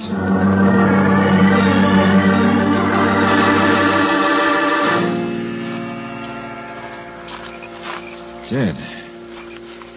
The dog is dead. He jumped at me. Like a mad dog, he jumped at me. I had to do it. All right, Dr. Hammer, please calm down. Uncle Glenn and the only living thing he really loved. Yes, it's been quite a night. I'm sorry, so sorry. I only meant to drive him off. I grabbed the nearest thing to me, the shovel. Tell me, Doctor, what were you doing out in the garden at this hour of the night? What? Oh, I reminded myself that I left something in my car, the blanks for death certificates. I wanted to have it ready where I could fill it out. I couldn't sleep very well anyway. I make a motion we all go inside. We'll catch our deaths of cold. Oh, yeah, that's a good idea. Take Lenore in, will you, Angel? And make a pot of coffee for everybody, too. Huh? Sure will. Come on, Leonard. Tomorrow I'll bury the poor creature somewhere here in the garden. Glenn would want it that way. Glenn. The man left us some money, all right. I'm grateful. And I know we should speak kindly of the dead, but I can't be that two-faced. Why, Julia. Oh, look, Dr. Hammer. There's some scratches on your hand. Yeah. You better go inside. Put something on it. Yes, Julie. Maybe I should. Coming in, Valentine? In a few minutes. I'd like to have a few words with Julia, if I may. Why, certainly. Well, I'll see you later. Yeah. Julia, you seem to be a sensible, practical gal, and I need help. Help? What kind of help? Oh, well, I'm afraid I've been masquerading in this house under, well, let's say, slightly false pretenses. What? I'm not just a friend of Lenore Matson's. She hired me as a sort of private investigator because she feared what her uncle might consider a surprise. I knew as much. You did? Yes, I listened in on your conversation with the sheriff's office. You did? I'm a snoop at heart, Mr. Valentine. Still, for the life of me, I can't imagine why you think there's anything wrong about what happened here tonight. Well, a few questions in my mind don't seem to have answers. You think I have them? Maybe. All right. All right. I realize that Mr. Juster was pretty far gone tonight. But still, Still, I can't quite make myself believe he couldn't summon enough strength to sign his signature to that will. Well, he tried. I saw him try, really try. But what difference does anything like that make anyway? The will is just as valid without his signature, as long as we had 2 reliable witnesses like you and Miss Brooks. Well, I told you I just had some questions. The answers aren't anywhere as clear. I think you're trying a little too hard, Mr. Valentine. I honestly do. The dog. The poor murdered dog. Well, surely the doctor had the right to defend himself. The snoopy neighbor down the road said the dog was always with Mr. Juster. Always. Well... The door to the house was open. The dog wasn't chained. Why wasn't Biff with Mr. Juster? Why didn't Mr. Juster ask for it? The thought never occurred to me. And more interesting, why did the devoted dog stay in the garden all the time? Never moved out of the garden. Mr. Valentine, your flashlight, my eyes, it bothers me. Oh, sorry. You like the darkness better? Much better. Uh-huh. Could it be that the dog was already near its master because he was buried somewhere here in the garden? Dead for a day or 2 as a result of a perfectly legitimate automobile accident? You're crazy. Could it be that the man upstairs wasn't Glenn Juster at all, but an imposter? No, I know you're crazy. The only man who could look enough like him to his niece who hasn't seen him in years? His brother, Jason? Mr. Valentine, people tell me I'm an attractive woman. I'm going to be a very rich woman. I could be very grateful. Very. You could? I could make a deal. Any kind of a deal. Like the deal you made with Jason? He's in that nice, expensive coffin now, remember? No, I'm afraid I'm not interested, Julia. You fool! Fool! We don't need any more partners, Julia. What? I wouldn't move an inch if I were you, young man. I wouldn't like to use this gun, but I will if I have to. Fred, he knows. So I heard. I really did have only a bunch of questions with no answers until you killed that dog, Doctor. Killed it deliberately in cold blood. Keep your voice down and stand still. After Julia eavesdropped on the phone, you knew I'd be snooping around. And you had to have a legitimate excuse for some newly dug earth in the garden. Make him stop talking, Fred. There's where Glenn Juster is buried now, isn't it? Please make him stop, Fred. That's where you'll put his brother Jason's body instead when you're ready to send the coffin to the mortuary with Glenn Juster in it. Shut up. When Glenn died, we found out he didn't leave us a cent. Not me and not Julie. After all, we had to take from him, too. He loved his ironic joke, so we got in touch with his brother. A detective agency had already located him for Glenn. Stop it. Why are you telling him all this? Stop it. Why? He has to die anyway. Let him have some of those precious answers. But Jason saw the wonderful opportunity. And he really made the most of it, didn't he? Took the lion's share for himself in the will. So you killed him. With him never found, we'll strip the house and the deposit box and everything. The perfect crime. Because the body in the coffin will be that of Glenn Juster, who died a perfectly innocent death. And we have a perfectly legal will. While Jason's body will lie under that of the dog in the garden. There'll be 2 bodies in that grave, Valentine. Start walking. Now, you listen, Hammer. I said start walking. But first I need some light, don't I? Full in your eyes, Buster. Julie, where is he? I can't see. Here I am, Buster. This gun is safer with me. I'll kill you. You're going to help me find another surprise for my client.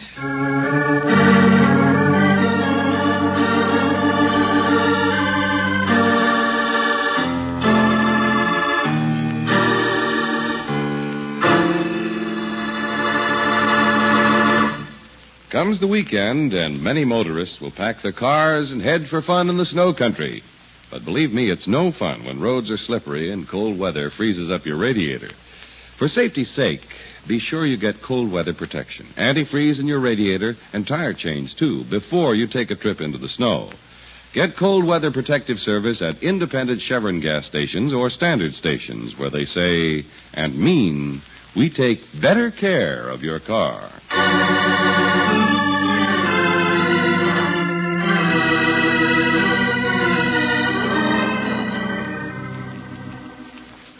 So Uncle Glenn did have a surprise for me.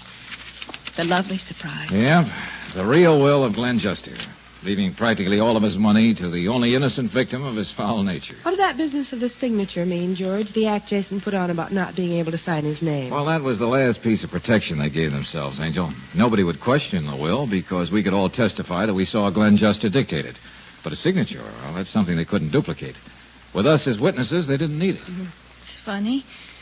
I always thought of Uncle Jason as the poor, imposed-upon man. And Uncle Glenn is the greatest villain that was ever born. Now, strangely enough, they've almost reversed themselves. Yes. Glenn Juster promised you a surprise. He didn't realize how much of a surprise it was going to be. George? Easy, Brooksy. It's just some neighbor's dog. Let's get out of here.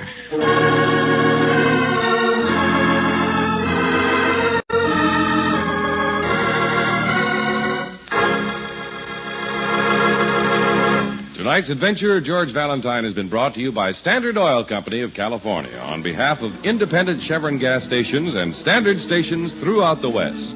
Robert Bailey is starred as George, with Virginia Gregg as Brooksy. Let George Do It was written by David Victor and Jackson Gillis and directed by Kenneth Webb. Virginia Eiler was heard as Lenore, Griff Barnett as Hammer, Lee Patrick as Julia, Fred Howard as Juster, and Earl Keane as Biff. The music was composed and presented by Eddie Dunstetter, your announcer, John Heaston. Listen again next week, same time, same station, to Let George Do It. Let George Do It is heard overseas through the worldwide facilities of the Armed Forces Radio Service. This is the Mutual Don Lee Broadcasting System.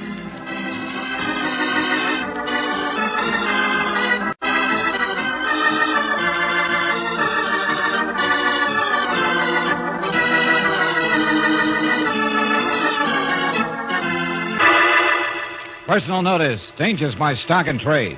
If the job's too tough for you to handle, you got a job for me, George Valentine. Write full details.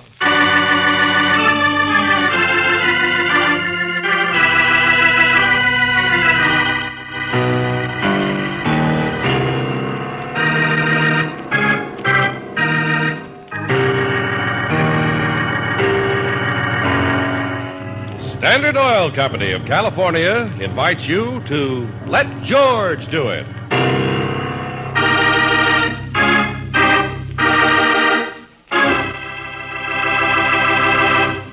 Before we begin tonight's adventure of George Valentine, here's a reminder about gasoline. If you've been putting off buying your first tank full of Chevron Supreme, how about making a date soon with the gas that gives you all 8 high-performance qualities? After all, engines love Chevron Supreme's all-around balance in starting, warm-up, anti-knock, vapor lock prevention, mileage, power, acceleration, and area blending. For Valentine's Day or any day, say it with Chevron Supreme gasoline at Standard stations and independent Chevron gas stations where they say and mean, we take better care of your car.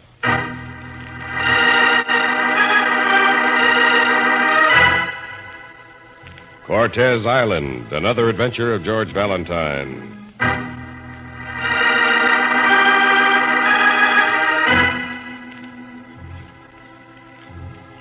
Dear Mr. Valentine, if conditions were normal, I doubt if I would be writing to you for help. Ordinarily, I can handle the situation quite well. In this case, however, I am powerless to do anything. As a matter of fact, I cannot even leave my own house. And this matter involves a certain amount of action. Please forgive me if I seem vague, and please call on me as soon as possible. It may already be too late. Signed, Mrs. Alice Jensen.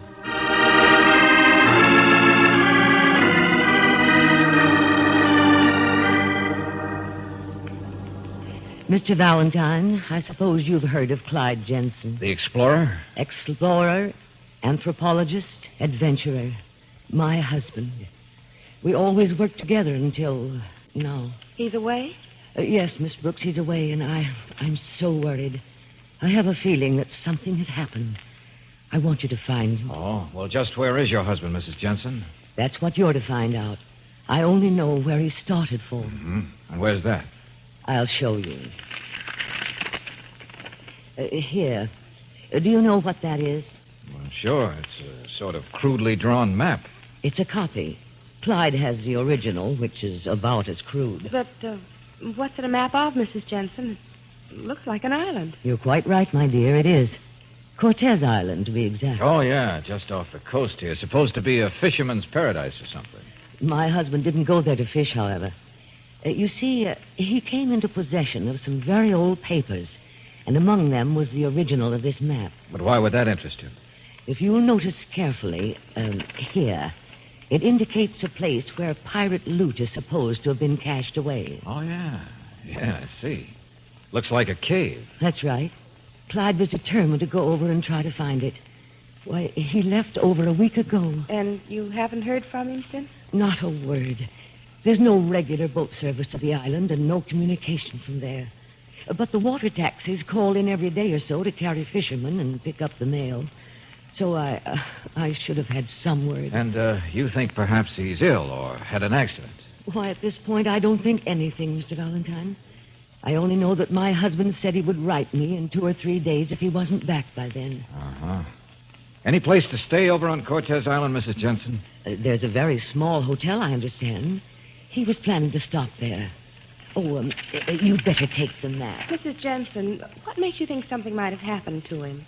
Maybe he's been busy. I only know, Miss Brooks, when people are looking for buried treasure, anything can happen.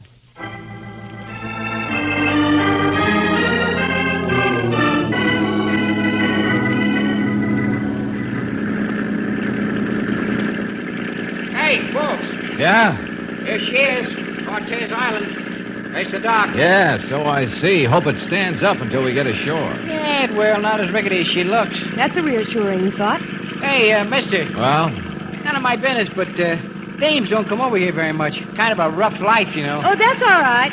My brother and I have roughed it a lot together. Why, Brooksy. I would have said my husband, but that might lead to complications. I'll say. Well, there have been funny things going on around here lately. Yeah? What kind of funny things? I don't know. Nothing you can put your finger on.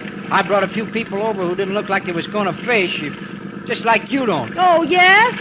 The best fishermen don't wear hats with flies stuck in the brim, you know. Yeah, that's right. And people who come here don't fish with flies anyway, lady.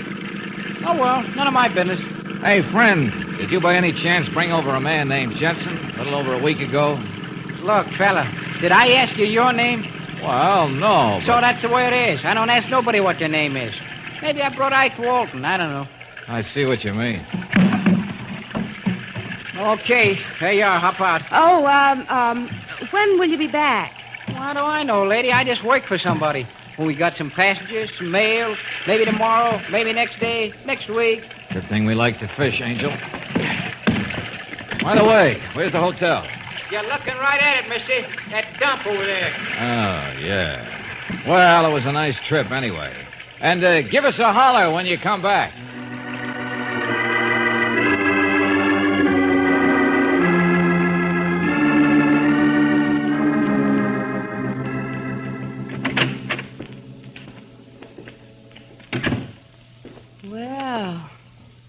Doesn't look much like the Biltmore. But charming. Yeah, and deserted. Hey, anybody here? I guess they've all gone fishing. Yeah. Okay, I'm coming. What do you want? Oh, hello. You the manager here? Yeah, you might call it that. I'm the owner. Why? Well, we came over for some fishing. You got a couple of rooms for us? Huh? You and the lady, eh? Yeah, that's right. We'll need 2 rooms. You ain't married? Not yet. Yeah, I guess I can dig up a couple of rooms for you. But I don't see your boat out there. How you figure to fish? Why? Isn't the shore fishing any good here? Matter of fact, I understood Oh, sure. Get a few sea bass, halibut, sharks. Motorboat's broke down, so you can't use it. A little rowboat tied up at a pier. Could use that. Oh, that's all right. We'll have fun just fishing off the rocks. Hey, by the way... Yeah? You have somebody here by the name of Clyde Jensen? Jensen? Jensen? Nope. Never heard of a man by that name. We understood he came over here to fish. I said I never heard of him. I know all the people that come over here. Oh, sure, naturally. Well, we don't know the gentleman anyway. Just heard through some people that he'd come here. Yeah, I see. Well, I'll have the old lady get your rooms ready. Sit down. I'll be right back. George. Yeah, Brooksy? This is very strange. I can't understand why Pardon me. Oh, hello. I didn't see you. I know. I just came in. Happened to overhear what you were saying to Cork. Cork? Yeah, Cork Roman, the owner of this place. Old Pigleg. Oh, yeah. Heard you talking about Clyde Jensen. Well, yeah, that's right.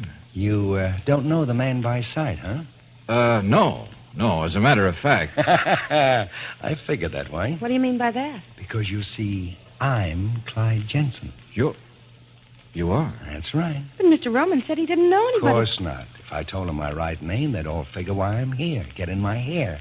They know me as Harry Fraser. Oh, sure, I get it. Guess you must have come over because somebody wanted to know about me, huh? Well, yes, Mr. Jensen. Your wife, she was worried.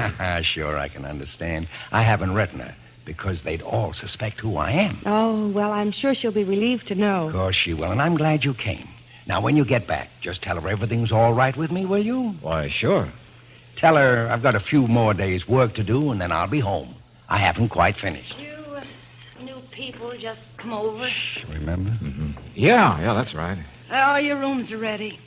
Hello, Mr. Fraser. Oh, thanks. We'd better register. My name's Valentine, and this is Miss Brooks. I ain't got no register. Names don't mean much around here. I'm Mary Roman, Cork's wife. Oh, how do you do? Not so good. I'm tired. I'm always tired. Oh, it's the first and second rooms back down the hall when you're ready to go, Tom. Okay, thanks. Well, Brooksy, looks like our mission over here is accomplished. Now all we have to do is get back to the mainland. That's right, and please tell my wife not to worry. Ought to be a boat back tomorrow. Now, if you'll pardon me, I've got some writing to do in my room. Yeah, okay. And we'd better make use of our fishing equipment, Angel. Have a look around the island. By the way, have any luck yet, Mr. Fraser? Within a few days, I'll really get something big.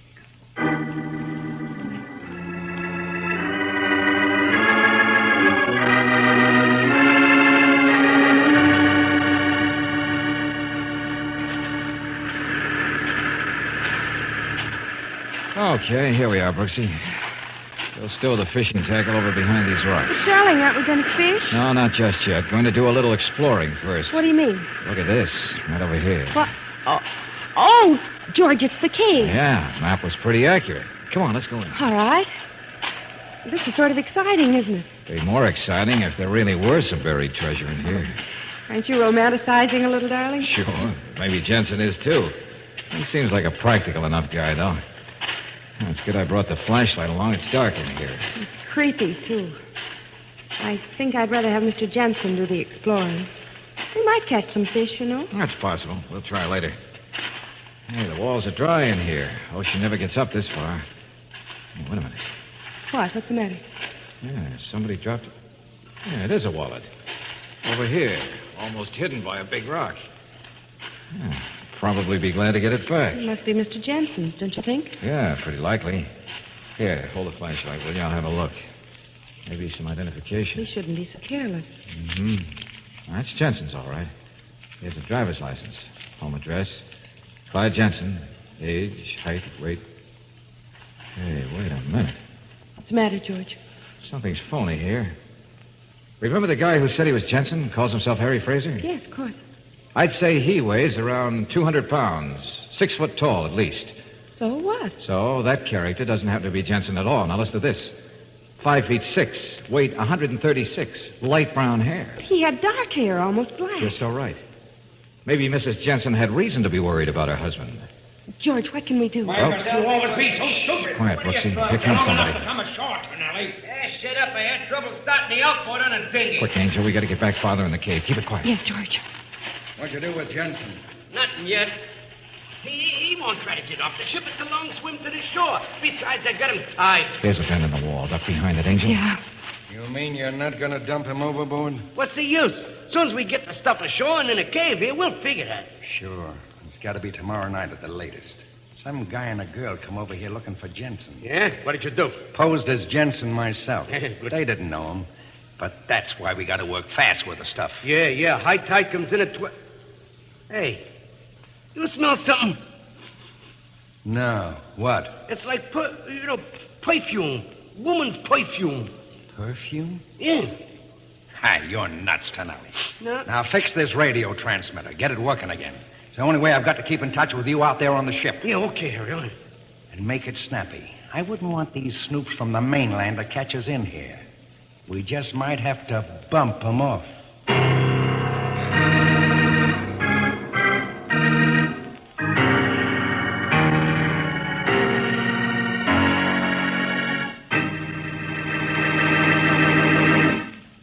return to tonight's adventure of George Valentine in just a moment. American motorists have to call for emergency service because of battery failures 10 million times a year. Yet most of these failures need never happen. You can escape any part of this annoying trouble by having your battery serviced regularly by the car savers at independent Chevron gas stations and standard stations. Car savers make it their business to take regular care of your battery. They give it a periodic cell-by-cell check and see that it's kept filled with water. Car savers clean the terminals and coat them with a corrosion resistant. And, of course, they test your battery to be sure it's capable of dependable starting. And say, that's another part of Car Savers' all-round battery service. If your battery should need recharging, Car Savers are equipped to handle the job. They'll do their darndest to keep your battery young and full of pep. So don't forget, friends, over 10 million car failures a year are due to battery trouble, which means that the difference between comfort and discomfort depends on getting your car to start. If you'd rather be safe than sorry, then stop in soon for complete battery service at any standard station or independent Chevron gas station where they say and mean, we take better care of your car.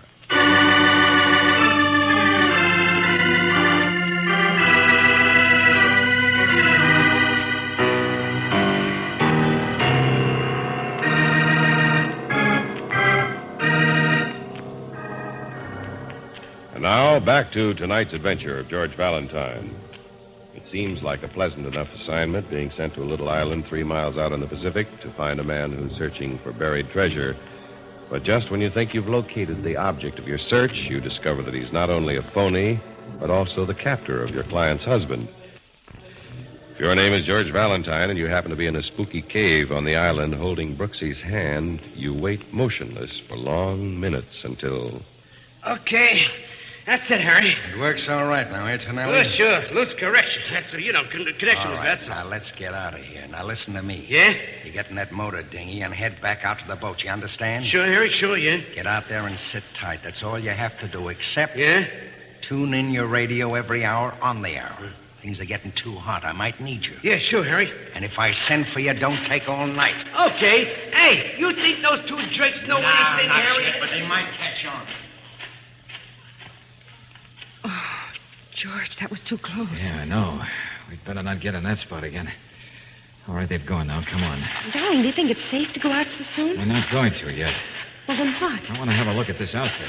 Didn't see it when we came in. What, the radio thing? Yeah, sure. Neat little transmitter and receiver. But that can't do us any good, can it? Might. One thing's certain. We need help. Maybe this'll get it for us. You mean you know something about those gadgets? Sure. I had to learn about them in the Army. You see, there's no communication between here and the mainland. Oh. You think you might call somebody on this? Why not? After all, a transmitter is... What's the matter? Won't help. Sealed wavelength. Whatever that means. Well, it means, Angel, that this radio outfit can send and receive on only one frequency, which would be the one used by that boat they were talking about. Where they have Mr. Jensen? Right. Well, that's a washout. For now, at least. So, let's get out of here. George, Yeah? suppose they haven't gone away yet. My guess is they have. Yeah, sure. Look out there. What, that boat? Dinghy with an outboard motor heading straight out. That'd be Tonelli following orders. Well, at least he's out of the way. Yeah, and look beyond, the direction he's heading. What do you see? Where? There. Oh, there's a bigger boat out there. Sure. Loaded with something they want to get into this country illegally. Also Clyde Jensen, whom they don't want to get in. But where's the other one? That Harry. Right up there on the path to the hotel. Yeah. You can recognize him from the back. Well, that tells us what to do. It does? What? We're going fishing. Fishing? That's right. Now's the time we need an alibi. Let's get that tackle out from behind the rocks and go to work.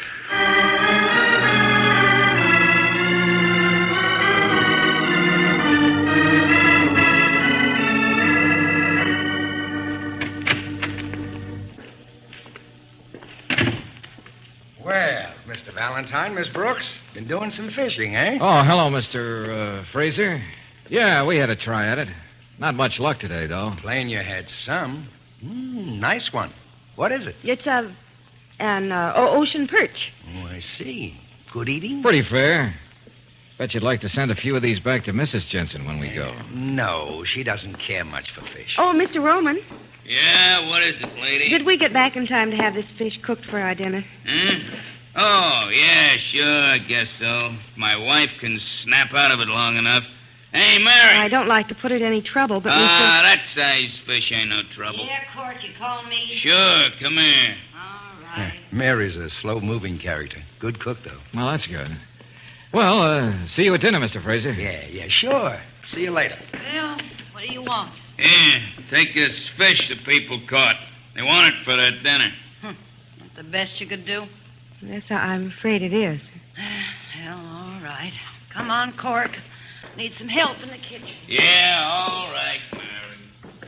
Hey, see, as far as these people are concerned, we've just been fishing. Is that a help?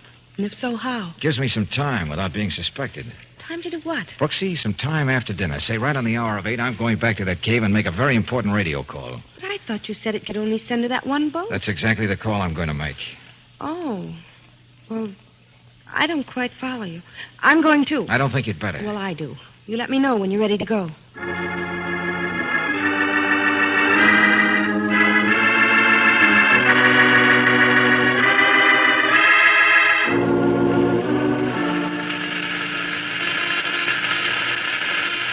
That's got it. You got the set turned on? Yeah, everything seems to be okay. Now, what time have we got? Oh, well, wait till I get my watch in the light of the flash. It's just, almost exactly 8 o'clock. Good. I'll turn on the mic and give it a try. George, you'll get that Tonelli person. That's what I intend to do. All right, quiet. Hello, Tonelli. Hello, Tonelli. Come in. Yeah, hello. What is... Harry, Tonelli. Now listen to me. I need your help. Things are getting hot over here. Yeah? What happened? Don't be dumb. You know I can't tell you on this thing. Yeah, you could... Hey, you sure this is Harry? Certainly. Who else could it be? Now, get over to the island as fast as you can. Yeah, okay, Harry. Bring your boat in by the cave and meet me in here, understand? Sure. Need anything? Just you. And make it snappy. Be right there. Well, Angel, that worked all right. Yes, but why do you want Tonelli to come ashore? And what are you going to do? Tonelli will land the dinghy right out here by the cave. When he does, I'll be way back there by the pier in that little rowboat Cork told us about. Oh, where are we going in it? We're not going anywhere. After he comes ashore, you're going to do one more thing, then go back to your room. I'm going to row out to the big boat and find Jensen. But as soon as he gets here, Tonelli will find out that call was a fake. Sure, and he and Fraser will come tearing back to the boat. But in the meantime, I think I can get things pretty well under control. Well, I hope so. All right, no time to lose. I got to be ready to take off in that rowboat.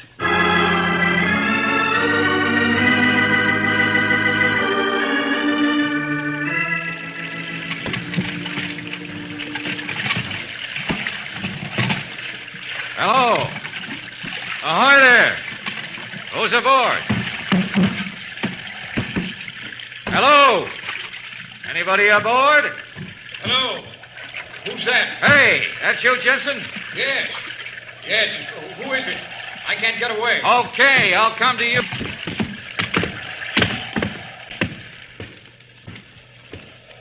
Where are you, Jensen? Call out. Right here. In the cabin. Okay. Well, got you tied up, huh? They're taking no chances, are they?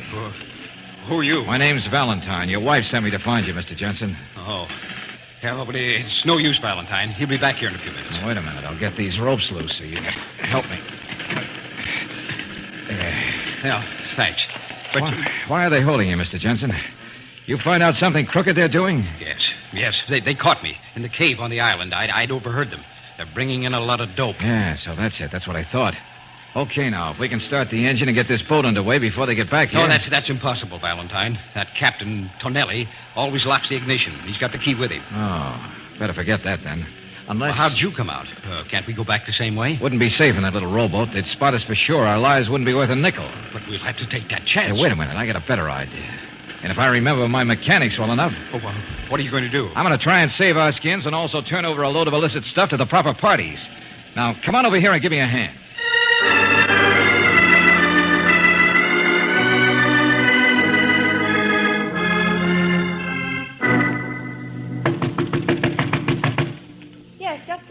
Okay, she's in there. Now, I'll do the talking. Yeah, all right, Harry. George, you... Oh. Yeah, hello, Miss Brooks. What do you want? I just knocked on your boyfriend's door. Didn't get an answer. He isn't in. Oh, but he must be. I said he isn't. Now, where is he? Well, I don't know. He said he might take a little walk outside, get some air. Oh, yeah? You know anything about a radio message that was sent out a while ago? Radio message? No. How would anybody on this island... She's lying here. Sure she is, so we'll have to find Valentine ourselves. But I don't understand. You will. Tonelli. Yeah? Get the key from inside the door. Lock her in from the outside. Okay. And tell Cork and Mary to keep an eye on her. We'll finish it later. I got a pretty good idea where Valentine is. And I don't think he'll be very glad to see us.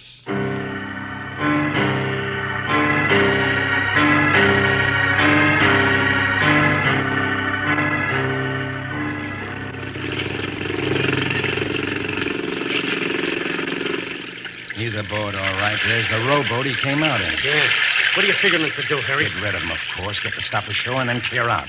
The boss will have it picked up. What about the girl? We'll take care of her when the time comes. Okay, get aboard.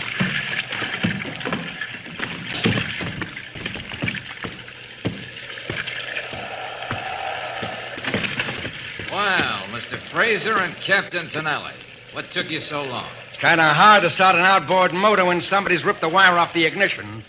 I don't suppose you know anything about that. Me? How could I? I've been out here talking to the man you said you were. Look, Harry, we're wasting time. Let's do it and get going. Yeah, that's a good idea. Now, let's have your ignition keys, Tonelli. Harry's got a gun. Yeah, I know. So have I. Grab the old guy, Tonelli. You killed me. Hold on. Take it easy, Fraser. No need to settle it this way. Okay. Nice shooting, friend. He didn't hit you? No, Mr. Jensen. Just knocked the gun out of my hand, which makes him the boss. Yeah, that's right. Tonelli. Yeah, Harry? I'll keep these guys covered. You go aft and get those 2 extra anchors. The heavy ones. What are you going to do? Put them on outside on the deck, Tonelli, along with plenty of rope. Okay, Harry. I'll go get him. Now, look here, Fraser. I know you got us where you want us, but we can make a deal. Yeah, that's what you think. You don't want a couple of murders on your conscience, do you? I'm not particular. Look, wait a minute. Let's just say Mr. Jensen here and I don't know a thing. Come on now, put us ashore. Let us get the next boat back to the mainland. We'll forget we ever heard of Cortez You Island. think I'm a sap? You think I trust you? Why not? Save you a lot of trouble. It won't be much trouble. All I have to do is tie you to a couple of anchors, give you a little shove. That's all there is to it. No trouble. I know it sounds easy. I still think we can make a deal. Oh, quit trying to solve. Tonelli, hurry up. Harry, it's a big boat pulling alongside. What? Yes, right, people. Ahoy there! Valentine? Hello. Come on out on deck. Can't make it, I'm afraid. Man in here has a gun on me. You better come aboard. Bring some men with you. Okay, come on, man. Who's that? Just somebody dropping in for a social call. I was afraid for a few minutes they wouldn't get here for the party. Harry, who are they? What do we do now? Shut up, we'll see. All right, you drop the gun. Coast Guard. I said drop the gun. Now, which one of you is Valentine? That'd be the one without the gun, Lieutenant. Me. Okay, where's the stuff you told us about? My friend Fraser here will tell you about that with a little coaxing. He and Captain Tonelli there. Oh, and don't forget a little charge of kidnapping, too. Yeah, nice work, Valentine. All right, you two, let's hear you start to talk. You win, Valentine, but I don't see how you got him here. I'll explain the whole thing on the way back, Fraser. And now, like the lieutenant says, let's talk.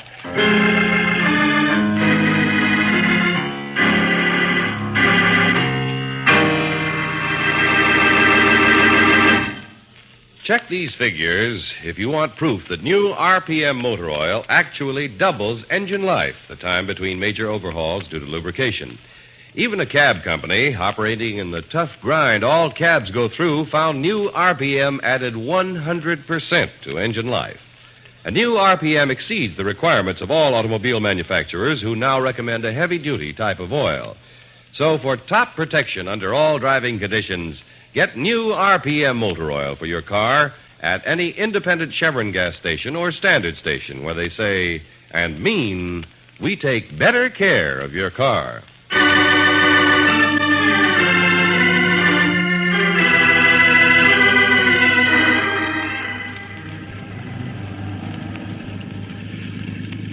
George, Yeah, Angel? I hate to think what would have happened if this Coast Guard boat hadn't come along to save you. Oh, I knew they'd come all right. Just hoped they'd get there in time. But how did you know they'd come? Remember I told you that radio set in the cave would only send on one frequency? Yes. Well, the one in the boat was a standard job. I found the call book out on the Coast Guard wavelength. You told them where you were. That's right. That's why I had you rip that wire off the outboard motor. Hold them up just long enough. No. But it was too close for comfort. George, why don't you give all this up and we'll settle down? Hey, that's a good idea. Let's go aft and settle down for a little fishing. I noticed some tackle back there. George!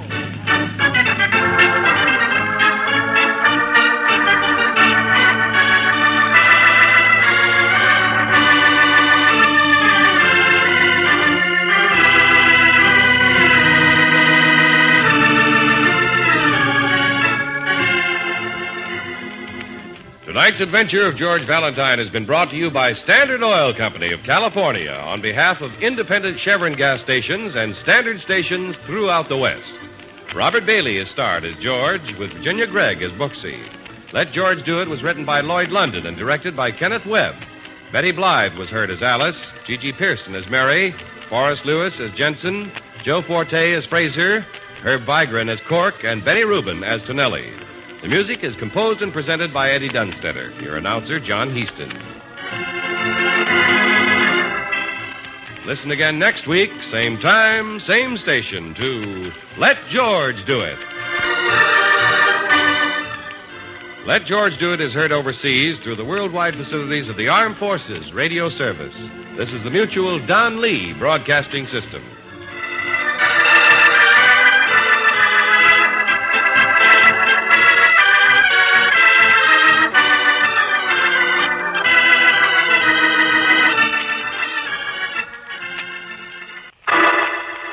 Personal notice. Danger's my stock and trade.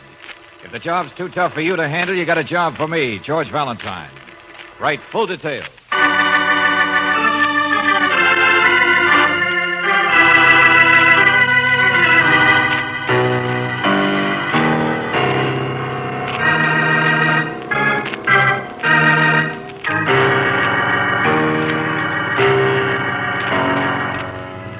Standard Oil Company of California invites you to Let George Do It.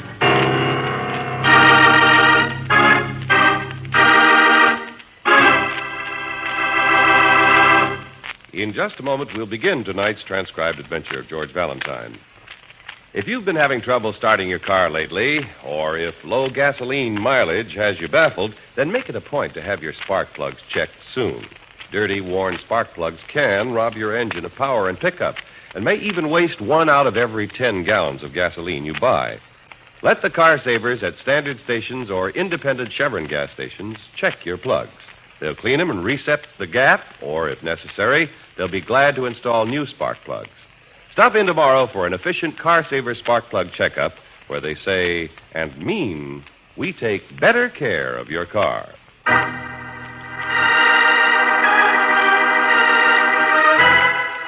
And now, tonight's story, The Symbol 3, another adventure of George Valentine.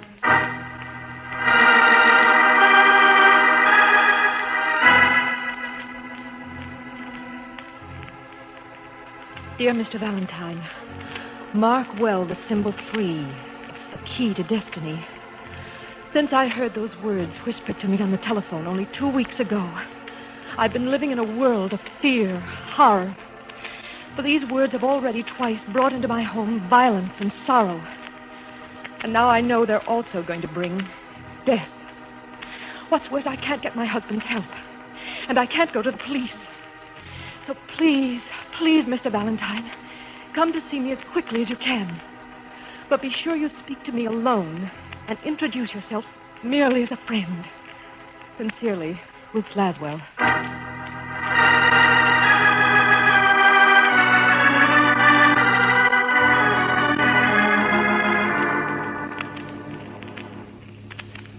Unavoidable accidents. That horrible voice on the phone predicted them each time.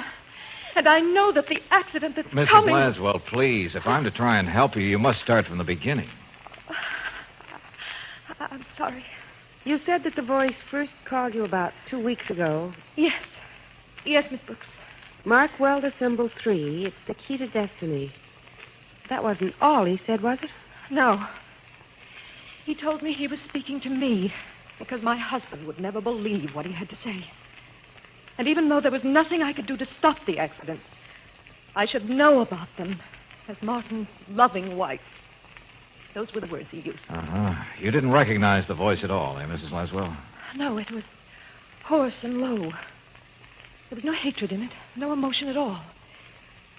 I know it sounds crazy, but it sounded the way people usually imagine the voice of doom to sound. Uh-huh. Did he say what sort of accident would take place, Mrs. Laswell? No. Just said there would be 3 accidents to teach my husband humility. Humility? You don't know my husband. do you, Mr. Valentine? No, except by reputation. Yes, we see the signs all over. Another construction job by Martin Laswell. He's big and self-assured. The driving force of a bulldozer. He forbade me even to speak about these accidents, let alone ask anyone for help. I see. Just what was the first of these accidents like, Mrs. Laswell? My husband's pride and joy was his Great Dane. 3 days after the voice telephoned, the dog died. Died? How? In a freak accident. Somehow he got tangled in his own leash and choked to death. But that doesn't sound possible. I know, but it happened. The dog was powerful and big. There were no signs of a struggle. Apparently no one, certainly no stranger, came near him. But there it was. A few hours later, the voice called again. It said the first accident took place. And I'd hear from him again soon. And I gather he didn't disappoint you, Mrs. Laswell. No. No, he didn't disappoint me. He called last week on a Wednesday. And he again said, mark well the symbol 3. It's the key to destiny. And he hung up. What happened this time? That Saturday, our chauffeur, Johnny Gibbons, had an accident. He ran the car into a wall. He said he couldn't possibly explain why. There was nothing at all wrong with the car, no possible reason for the accident. He says it just happened. Luckily, he wasn't hurt badly, but he might have been killed. And the voice called you again? Just as before, and took credit for the accident. And he said he'd call once more. When did he call this time? The day before yesterday. I'm afraid Mr. Valentine's scared to death. For Martin and for me. I know the third accident will happen to someone closer to Martin. And not knowing how and when it can happen, just knowing it will happen. Ruth, I was looking for you and I... Oh, I didn't know there was anyone with you, Mrs. Laswell. It's all right, Mr. Dunn. Miss Brooks, Mr. Valentine, this is my husband's junior partner. And our good friend, Edwin Dunn. How do you do? Mr. Valentine, I know why you're here. And I still don't think it's a good idea. I thought getting me in the middle of this thing was supposed to be strictly between us, Mrs. Laswell. I told you Mr. Dunn is a good friend. I just didn't want Mr. Laswell to know. Oh, I see. Mr. Laswell is a fine man. But he has a violent temper, and he's almost obsessed with the idea that he doesn't need anyone's help, that he's too big for anyone to help him. And he isn't. No one is. Yeah, you're right on that score. Besides, I don't know exactly what you can do, Mr. Valentine. You can't be bodyguard for all of us.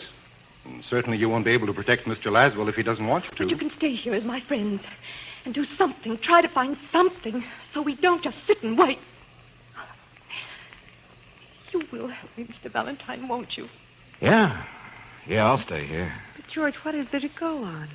Where can you start? The chauffeur, Mrs. Laswell. Is he well enough to be back on the job? Oh, yes. And Mr. Laswell isn't using him this afternoon.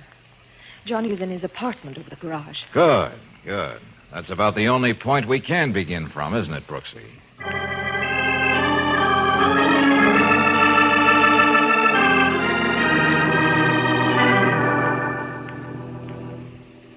And you don't have any explanation at all for your accident, eh, Johnny?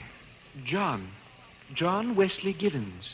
Oh, I'm sorry. The road, was it slippery? No, Miss Brooks, not at all. Or perhaps you took the curve too sharply, Mr. Gibbons. There was no curve to take.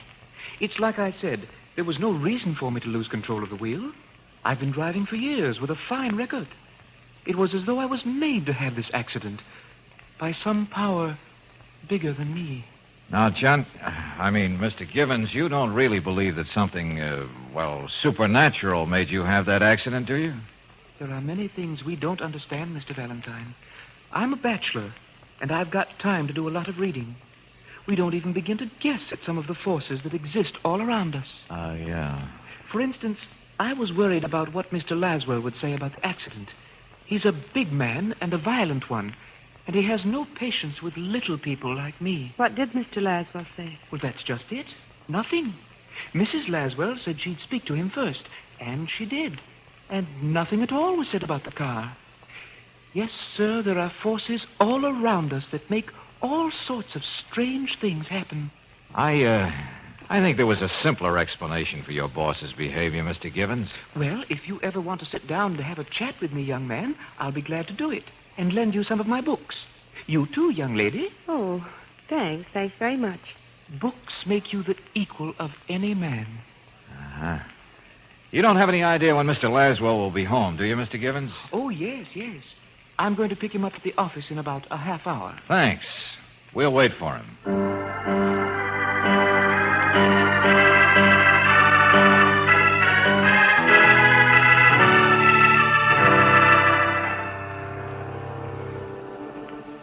Ah, you must be rather recent friends of Mrs. Laswell's. Mr. Valentine, is it? Uh-huh, that's right, Mr. Laswell. And if Ruth had a friend as pretty as you, Miss Brooks, I'm sure she'd have mentioned it to me before. Well, that is thank you. Well, she always talked enough about other things. Well, you see, Mr. Laswell... Look, Valentine, let's not be childish about this. Ruth hired you as a sort of bodyguard to the Laswell household. When Johnny mentioned your name to me, I looked you up. It seems this whole thing has been the worst-kept secret in the world. I need no help. I need no protection. I need no nursemaid. But surely with those 2 accidents and the threat of a third... But I didn't say I wouldn't welcome some company, just to relieve the tension. That was certainly an elaborate build-up to a sudden letdown. Valentine, I'm a realist. I see what's going on in my house. Hmm? I don't believe in a voice of doom. On the other hand, I don't close my eyes to what has happened. Well, then. So, by all means, welcome until the deadline has come and passed. Have a drink? Let's get ready for dinner. Well, yes, of course. No need to worry my loving wife. Whatever we can do to put her mind at rest... Martin! Yes, Ruth. Yes, what is it? What is it, Mrs. Laswell? What happened? Ruth, cut it out. Come on, what's the matter? The accident. The third accident. It just happened. Mark well the symbol 3. What happened? What are you trying to say? The watchman on your new construction job, Martin. He fell to his death with no one around him.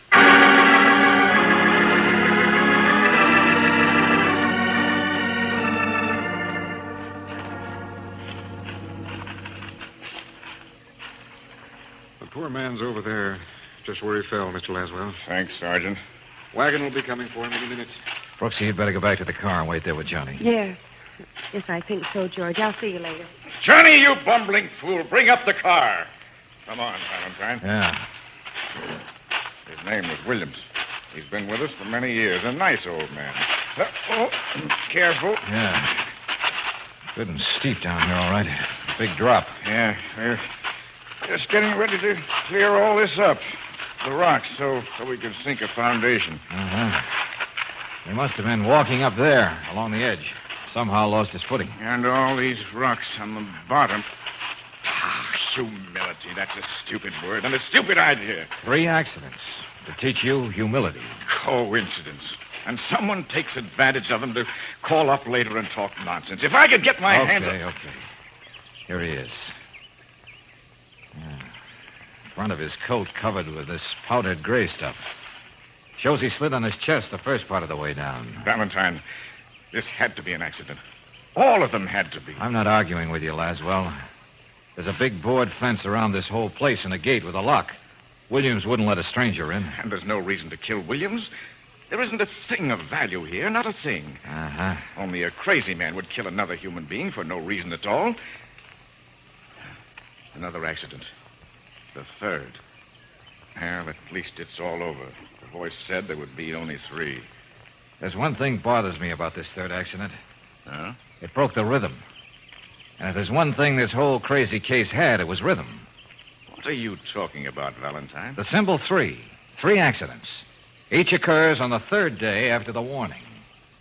When was Mrs. Laswell warned about this one? The day before yesterday. Yeah. But Williams here died on the 2nd day. Why?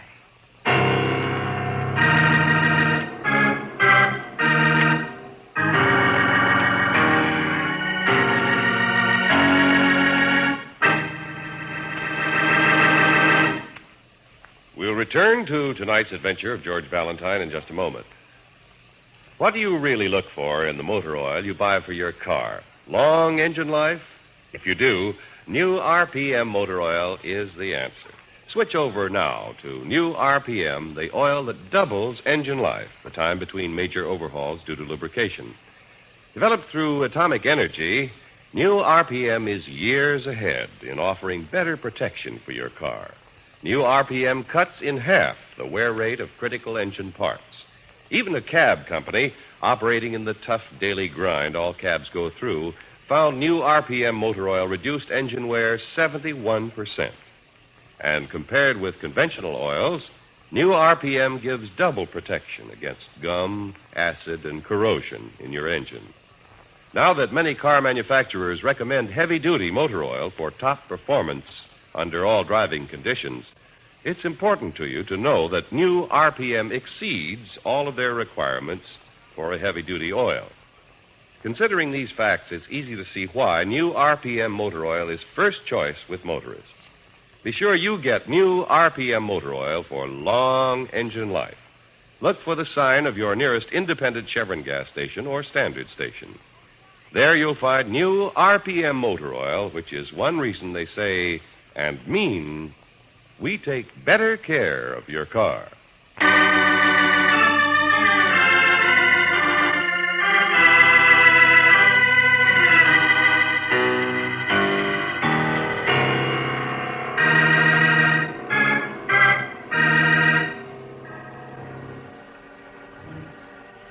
You're hired to save the wealthy Mr. and Mrs. Laswell from an accident which was promised by a mysterious voice over the telephone.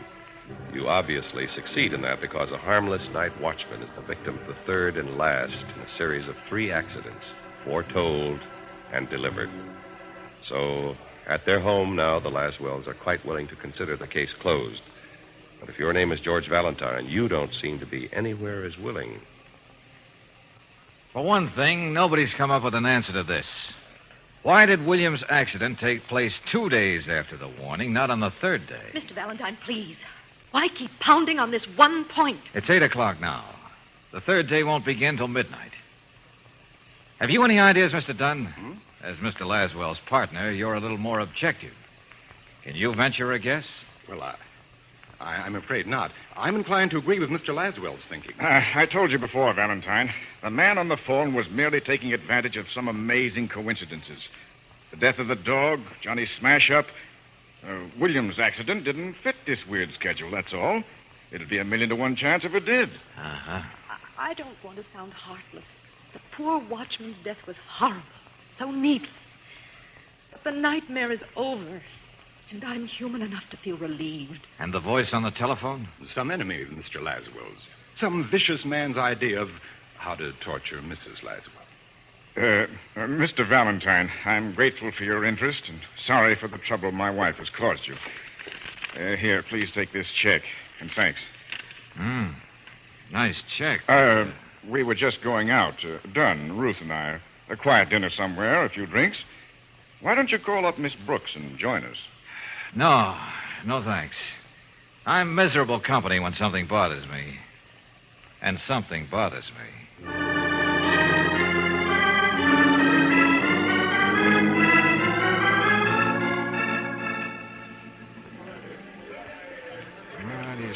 George, will you stop mumbling to yourself and eat something? It's 9:30. Yeah, Angel. 9:30 of the 2nd day. Mark well, the symbol 3. It's the key to destiny. Darling, maybe you are just being stubborn about this whole thing. Oh, but something is wrong, Angel. The partner who calls her Ruth when he thinks they're alone, but is so careful to call her Mrs. Laswell when he sees us. And the original Mr. Big himself who blows hot and cold. So much combustible material, Brooksy, and none of the 3 principals are involved in any of the accidents. Come on, let's get out of here.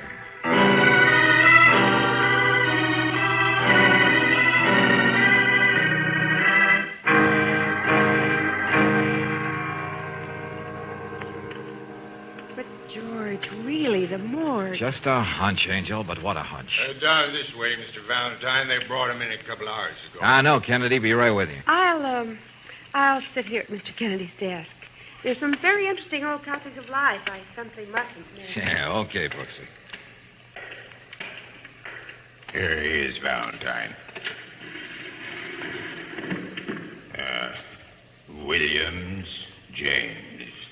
Cause of death, accidental fall. Dates. That's it. His nails, his hands. That's it.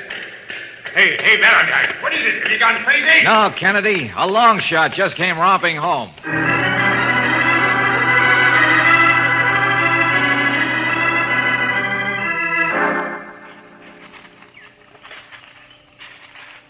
But, George, what makes you so sure Williams was murdered? Just take my word for it right now. The important thing is to find out why the poor guy was killed. There's got to be an answer to that. Here? The big empty place where something is going to be built is about the last place to find anything. Couldn't be a question of money. No, not very well. He didn't particularly mean anything to Martin Laswell, so his death couldn't be expected to shock the big man or hurt him. George, this little shack where the watchman stays. Yeah, it's open. No, there's never anything much in one, see?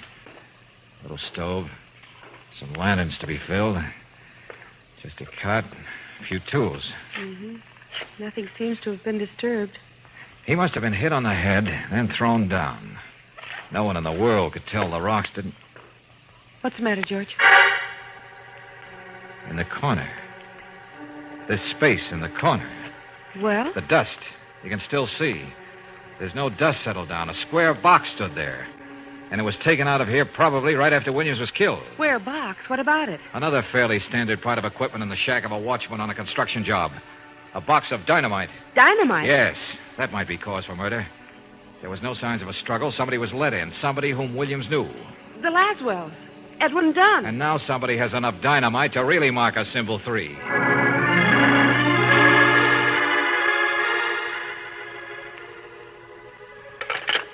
Nobody answers to the Laswells. They're still out somewhere. But where? 11:25. Any time after midnight, the payoff to this whole weird buildup will really come.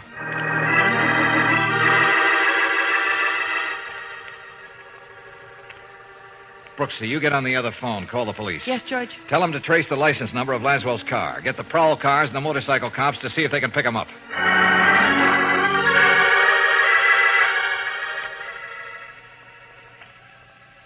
Okay, thanks.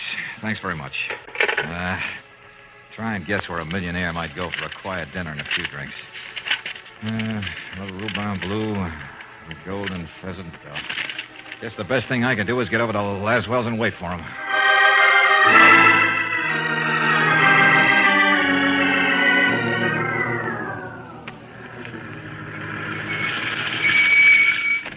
What do you know? The house is all lit up.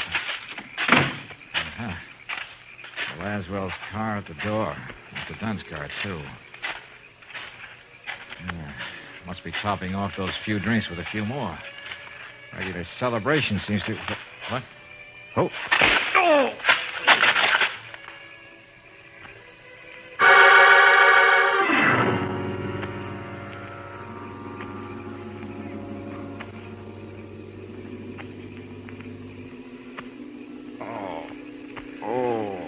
Just stay there quietly, Mr. Valentine. Oh, what? Huh? That's so dark.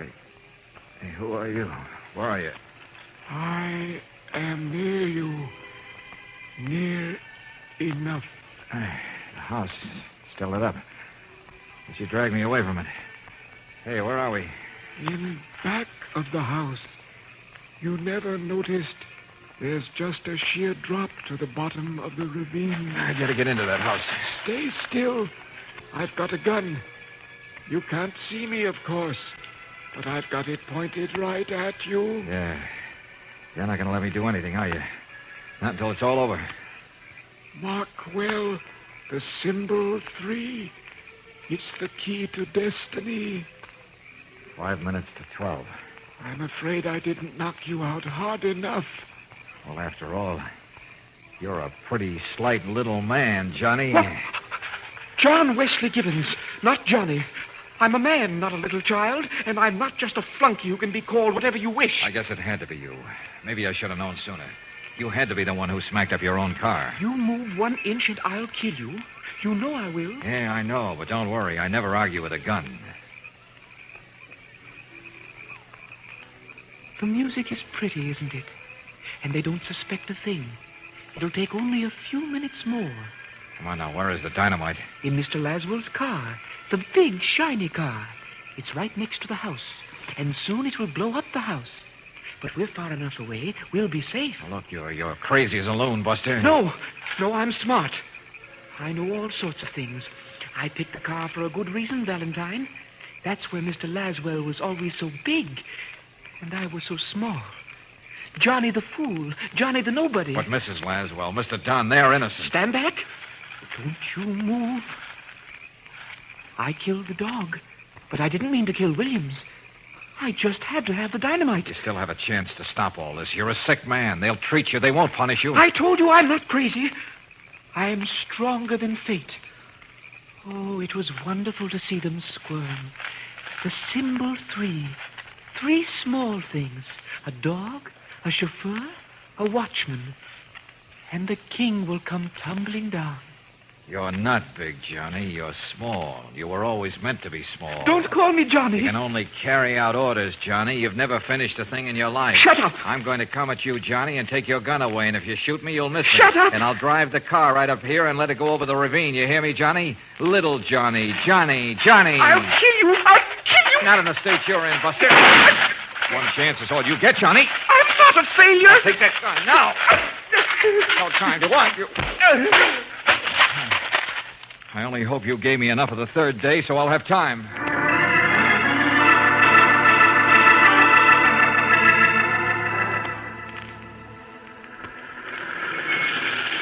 Release the brake. Oh, tick a few seconds more, baby. Go on ticking. Go on. And one good shove over the side.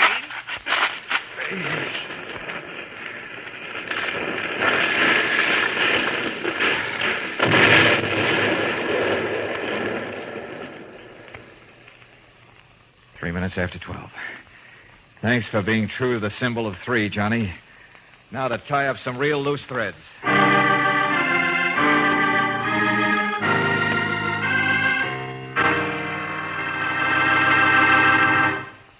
It takes more than one feature in a gasoline to give you all-around dependable performance. That's why Chevron Supreme gasoline is designed to give you not 1, not 2, but all 8 high-performance qualities. Count them. Area blending, mileage, power, anti-knock, vapor lock prevention, starting, warm-up, and acceleration. For top all-around performance in your car, shift to the gas with all 8. Fill up with Chevron Supreme gasoline at standard stations and independent Chevron gas stations where they say and mean we take better care of your car.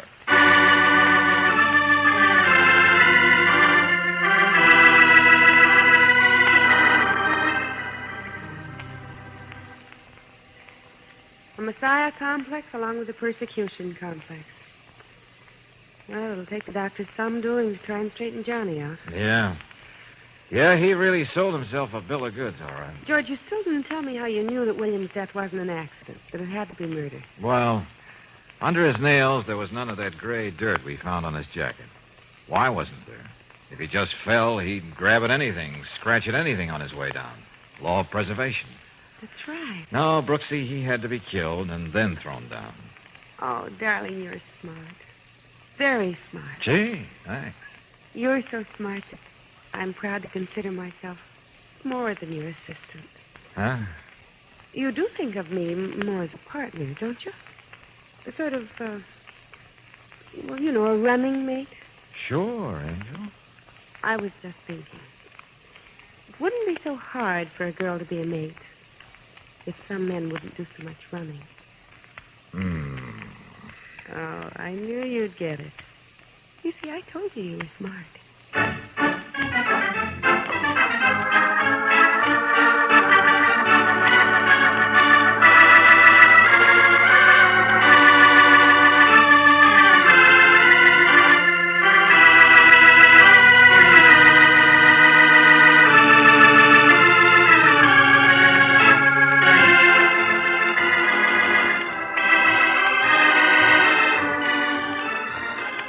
Tonight's adventure of George Valentine has been brought to you, transcribed by Standard Oil Company of California on behalf of independent Chevron gas stations and standard stations throughout the West.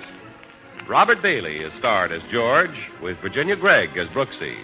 Let George Do It was written by David Victor and Jackson Gillis and directed by Kenneth Webb.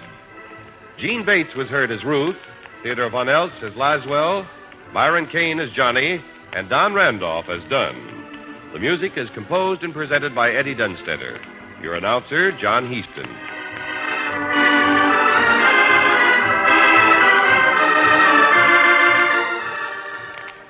Listen again next week, same time, same station, to Let George Do It. Let George Do It is heard overseas through the worldwide facilities of the Armed Forces Radio Service. This is the Mutual Don Lee Broadcasting System.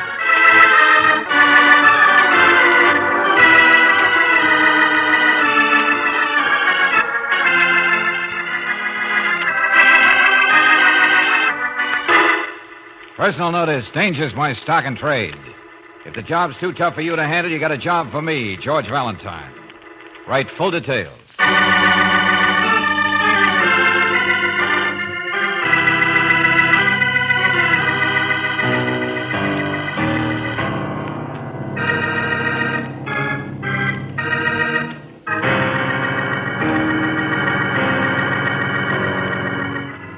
Standard Oil Company of California invites you to Let George Do It.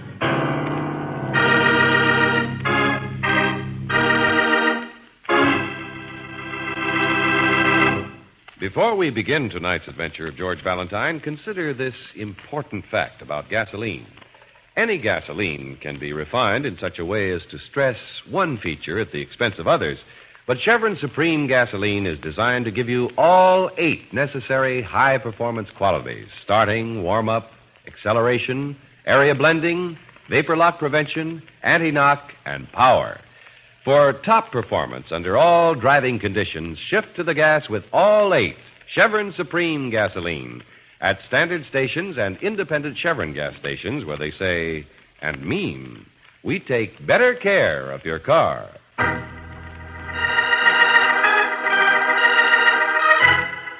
Starlight Pier, another adventure of George Valentine.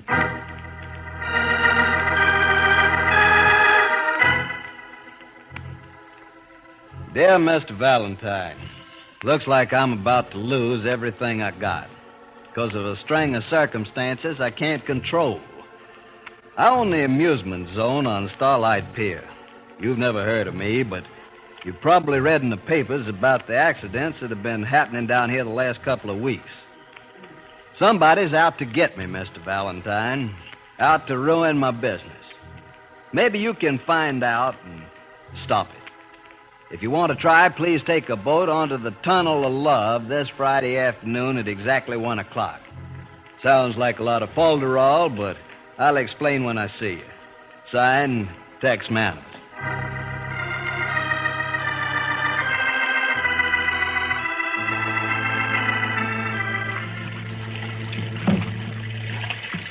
George, Yeah, Brooksy? I don't like this.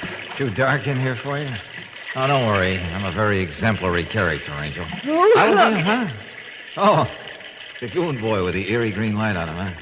Ah, you've seen him before. Never used to scare you. I know it. Guess I'm just silly. Why the owner of an amusement park should want to meet you in this Tunnel of Love place instead of his office? Well, maybe just another way of drumming up trade. Business does seem pretty slim today out there. There isn't another boat going through here, darling. Maybe it's some kind of a plot. Valentine. George. Yeah, I'm Valentine. You Tex Manners? That's right. Waiting for your boat. I can't see it, but I can stop it when it... yeah, I got it. Hey, you in the front seat? Yeah, that's right. Okay, I'll get in the back. If I can find it in the dark. There. Say, I thought I heard a woman's voice. You did. Miss Brooks, my assistant. Oh. Well, okay. Wait, I'll let the boat drift along again. Mr. Manners, why did you want us to meet you here? Didn't want anybody to know I've hired Mr. Valentine. Figure you can work better if nobody knows who you are. Yeah. Well, just what do you want me to do? Find out who's trying to sabotage my business, like I told you in my letter. You read about what's been going on. Well, yeah, I saw where your Ferris wheel broke down. Car came off when it was up high, mighty close to killing somebody. And didn't something happen to your roller coaster? Sure did. train was almost at the top of the pull. Broke loose, raced all the way back down. One lady broke her arm. What makes you think it's sabotage, Mr. Manners? Those things do happen, don't they? Not with my equipment. Never have any accidents. And they both happened on a Friday. Last 2 weeks. Well, still, it might be a coincidence. Couldn't be. I examined the gear both times myself. It had been tampered with by somebody who knows carnival machinery. Well, I'll have to take your word for that. You think it's somebody right here on your own pier, huh? Looks that way. Except I can't understand it. All the people who run my concessions are all right. No enemies among them, huh? Not that I know of. Both of these accidents have happened on Friday? Yes, ma'am. Not that I'm superstitious about Fridays, you understand, but nobody wants to ride the wheel or the rolly anymore. Another one or two of these things, and nobody will come to the pier. Uh-huh. Got any idea where I ought to start on this job, Mr. Manners? Valentine, I haven't got a thing to help you. George, there's another one of those horrible things. Oh, now, look, watch your nerves, Brooksy, just because it's Friday. George! Where are you, Brooksy? Right here. Take it easy. The water's shallow. You can stand in it. Yeah, I got you, Angel. Come on, now, stand up. That's right. I am. All right. That big monstrosity fell right over on our boat. It almost hit us. All right, I know now. Easy. Hey, how do we get out of here, Manners? Wade over this way. There's the ledge. Yeah, it better be. I'll help you, Angel. Keep coming. This way. Follow my voice. Okay, we're with you. Feel the ledge? Yeah, got it. All right, up with you, Brooksy. Yeah, George. Okay, there you are. Oh. Well, nice experience you're giving us, Manners. Friday again. But I didn't think they'd do anything to the tunnel of love. Yeah, well, they did, all right. Now, where do we go from here? That thing's wrecked the boat. Hello! Hold on, I'm coming. That's Ned Parker. He runs the tunnel. He'll get you out back. Wait for him. Well, what about you? There's a trap door just down here. I'm getting out. Don't tell Ned you saw me in here. You think he's mixed up in this? I don't know. That's for you to find out, Valentine. Make some excuse to come to the office when you want to see me, but stick with it. I'll see you later. Where are you people? Call out. We're here, all right, and we ought to sue you. What do you mean you ought to sue me? I waited for your boat to come out of the tunnel and... Where did I turn on my flashlight? Well... Is that all you have to say? What are you doing sitting up there on the ledge, dripping wet? Maybe you can tell us. Look at our boat. What? Why, what happened? One of your big dummies fell over on us. Darn near killed us. I think we will sue you. Oh, no, don't sue me. I don't own this concession. Just run it. If you're going to sue anybody, it's the owner, Tex Manners. Oh? Tex Manners. He might settle with you if he can afford it. Now, I'll get you out of here.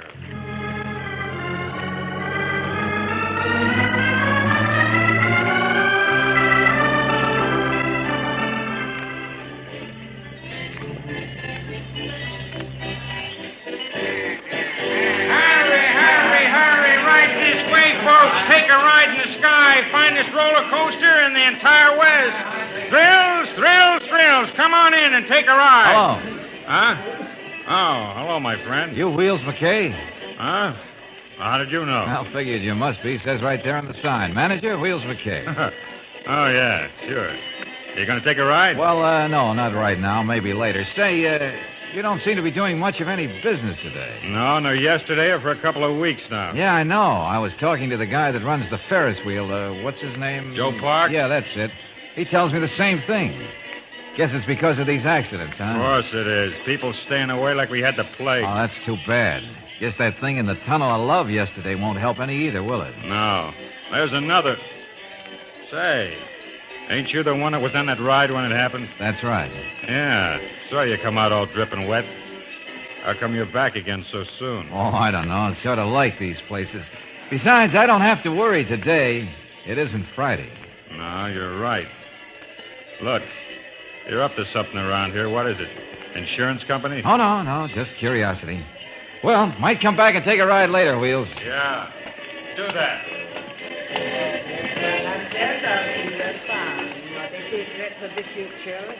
Madame Zelda knows all, tells all. Your future is an open book. You, sir. Tell your fortune. Oh, well, sure, that's a good idea. How much? For you, 25 cents. That's a deal. There you are. Let's hear the worst. Ah, yes. You said the worst. Well, that's just a figure of speech. Perhaps not. No? What do you mean by that? I see for you danger. danger in the near future in this place, on Starlight Pier. Yeah? But you may avoid the danger. Do not come here again, or evil will befall you. Uh-huh. Does it have anything to do with these accidents out here? Perhaps. Perhaps not. Look, Madam Zelda, if you can read the future so well, why can't you predict what's going to happen next and tell the boss? It is not given to me to tell this yet. My warning is to you. Do not come here again.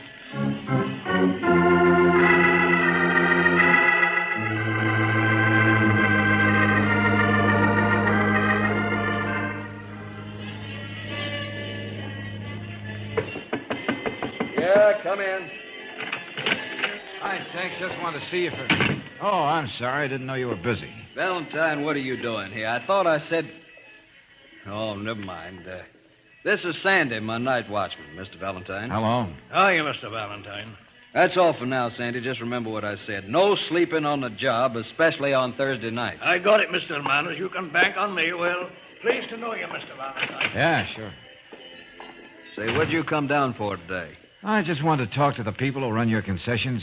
Oh, who'd you see? Ned Parker, Tunnel of Love, Joe Parks, the Ferris wheel. Then I saw Wheels McKay. Yeah? Best bet so far. Why do you say that? Oh, acted pretty suspicious. Tried to find out what I was doing around here. Well, sure, that makes sense.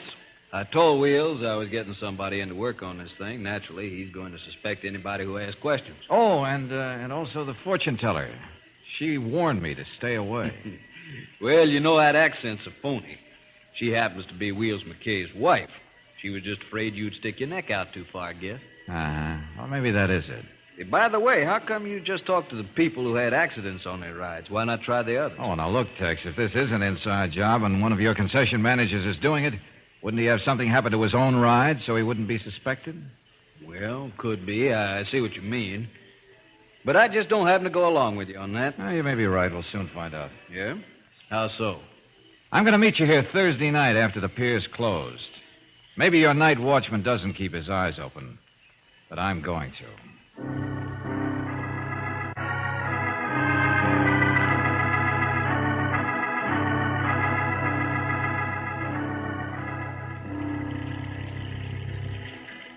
Afraid you're off on a wild goose chase, Valentine. Maybe.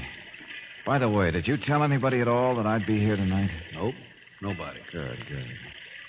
Hey, where's the watchman? What's his name? Sandy? Yeah, he's probably making his rounds somewhere. I haven't seen him since we started down the pier. No. Or anybody else, for that matter. Well, I told you, probably they're not going to Wait a minute. Hold it, will you? Listen to that.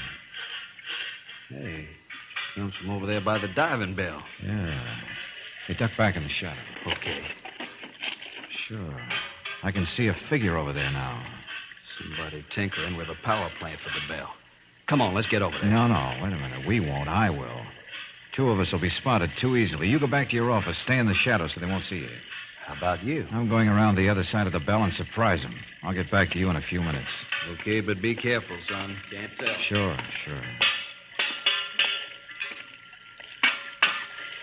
Okay, Buster, what's the idea? That's better, friend. Just stay where you are. This is one Thursday night party that didn't come off, huh? Now stand up. Oh, wait a minute now. You look out.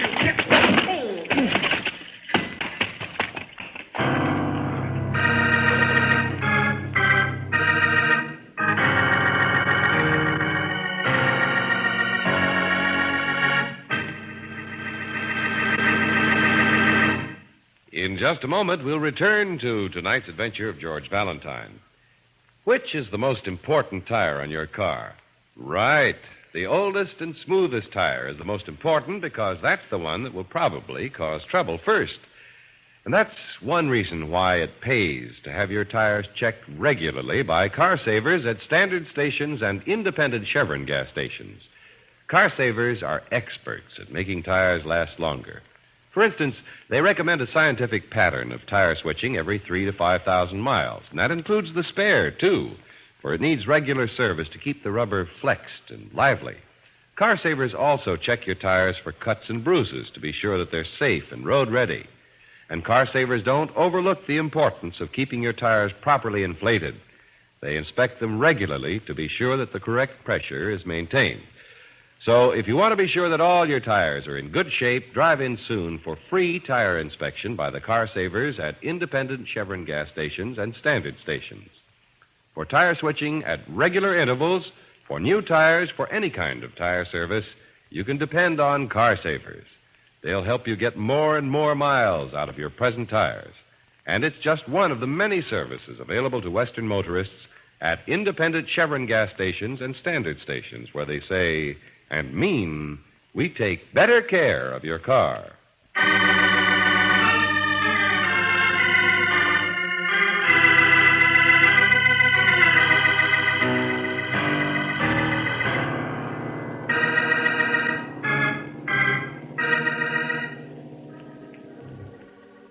And now back to tonight's adventure of George Valentine. You're hired by Tex Manners, the owner of an amusement zone called Starlight Pier, to try and discover the reason behind accidents that have been happening on his concessions. As a matter of fact, you've been involved in one of them yourself, as usual on a Friday. But on Thursday night, when you think you've finally caught up with the saboteur, you find yourself not thinking at all. If your name is George Valentine, you suddenly come back to consciousness, flat on your back beside the diving bell machinery, with a voice coming closer and closer. Hello. I say hello. What's going on? Oh. You better not try any funny business. I've got you... Oh, you're that young fellow that was in Mr. Manners' office the other day. I am. Aye, name of Valentine.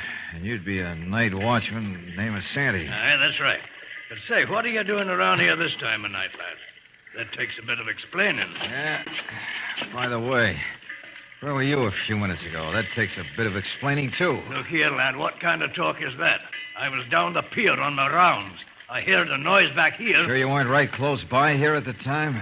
What are you trying to say by that? I'd better turn you over to Mr. Manners. Or the other way around. Give me that flashlight. I will not. Yes, you will. Something I want to look at. Now, look here. That's better. Yeah, just what I thought I saw.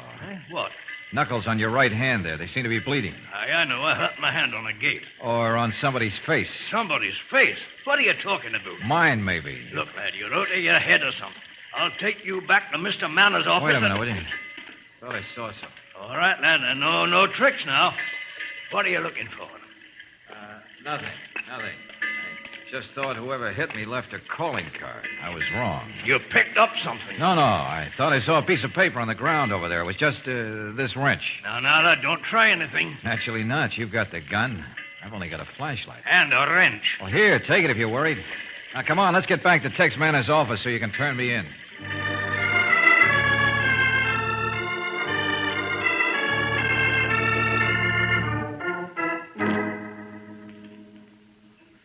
So that's the way it was, Mr. Manners. I found this lad flat on his back beside the diving bell, and he even tried to accuse me. All right, Sandy, all right. Mr. Valentine's okay. You don't have to worry about it. That's all. Aye, sir. Very well. But if you need any help, just call out, sir. Yeah, all right, Sandy. But I won't. Well, Valentine, whoever it was saw you tinkering with the diving bell got to you first, huh? Quite neatly, yes. Left me for a little nap. You couldn't see who it was? No, it was too dark. He must have heard the voice. Didn't he say anything? Not a word. Jumped me, laid in one good sock to the button, and I was out. Yeah, it's too bad. That's an understatement. Incidentally, do you know a cafe up the street called the Tropicana? Tropicana? Yeah. No, can't say I do. Just might help us to clean up this case. How? That's what I got to find out. By the way, a week from tomorrow morning, in case we haven't got to the bottom of this thing, watch out for the shoot-the-shoots. Might be bad. Now, hey, son, how do you know all this? Well, maybe I had a vision while I was knocked out. Take it easy, Tex. See you tomorrow.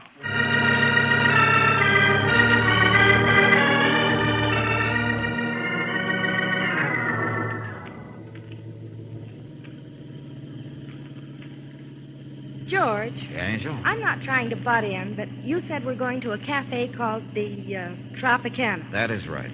Well, would you mind telling me what that has to do with Mr. Manners and the Starlight Pier? Not at all. Matter of fact, I'll show you. Here. What, this paper? That's right. But it's only a list. George. What's that? This is a list of the rides at Starlight Pier. Sure. In the order of their fate. I picked that up beside the diving bell after I came to last night. Roller coaster, Ferris wheel, tunnel of love, diving bell, shoot the chute. Darling. Well? But those are the rides that have had accidents. Sure. Oh, but the shoots in Virginia Reel. Turn it over, Brooksy. What? Oh. Well, it's torn off the top of a menu. Menu from the Tropicana Cafe. Right, and here we are. You think they'd know who made that list? No, probably not. But they'd know who comes here from Starlight Pier. Come on, let's go.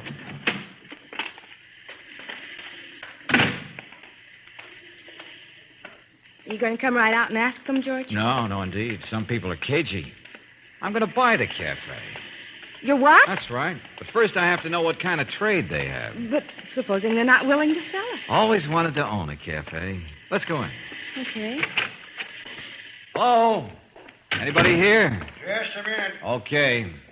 Sorry, folks, we're not open yet. We open at 11. Oh, that's all right. I just wanted to see the owner. Well, I'm the owner. Good. How do you do? My name is Valentine, and this is my friend, Miss Brooks. How do you do? And you're... Fowler, Matt Fowler. Matt What Fowler. can I do for you? Well, I'll tell you, Mr. Fowler, I'm in the market to buy a cafe just like this one.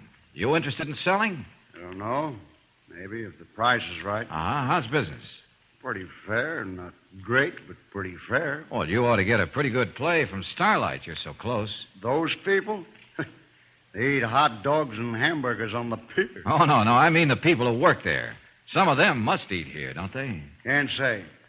All I know about my customers is they eat and pay for it. Don't know who they are. You haven't owned the place very long yourself, have you, Mr. Fowler? What do you mean? Well, I just noticed the car outside. It's yours, isn't it? Yes, that's With right. Arkansas license plate, so I thought naturally... Yeah, that's right. I came from Arkansas just a few months ago. Oh, figure the restaurant business is better here? I wasn't running a cafe there. I had a carny. Carnival, huh? Say, that's interesting. It wasn't. Business dropped off and I lost it. Had to start all over again. Oh, well, that's too bad. Well, I'm not interested in carnivals anyway. I got a little Frank stand in town called the Barking Dog, but I want to branch out. I see. Drove up here last night. Was going to stop in, but it was after midnight. Didn't think the owner'd be in. I was right here all night until 2 in the morning. Oh.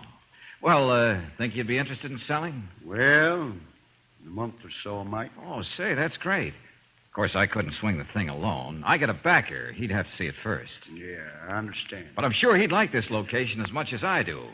Say, where's that door in the back go to? That's my office. Oh, I see. Hey, look, I got an idea. What is it, George? Well, while we're here, I'd like to take a picture of the place to show Larry. That's my backer. Oh, that's a good idea. Yeah, you don't mind, Mr. Fowler? No, go right ahead. Good, okay. I got a flash camera out in the car. You and Miss Brooks sit over there at that table. Kind of dress up the picture a little, huh? All right, yeah. Well, now you two get all set, and I'll bring in the camera. Believe me, this ought to sell a bill of goods.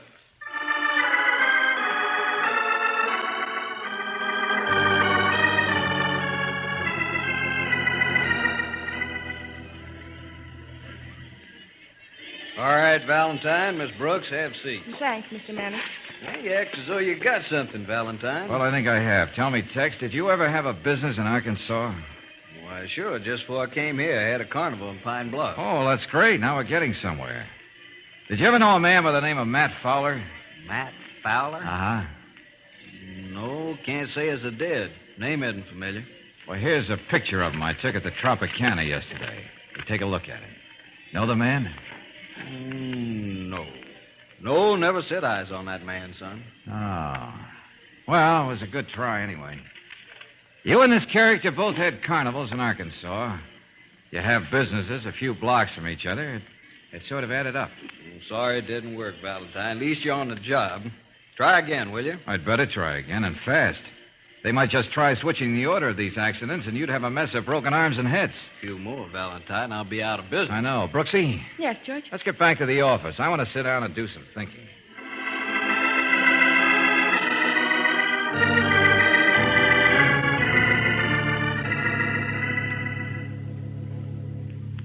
George, you're not getting anywhere, and you know it. Let's close up the office for the day. It's gonna add up.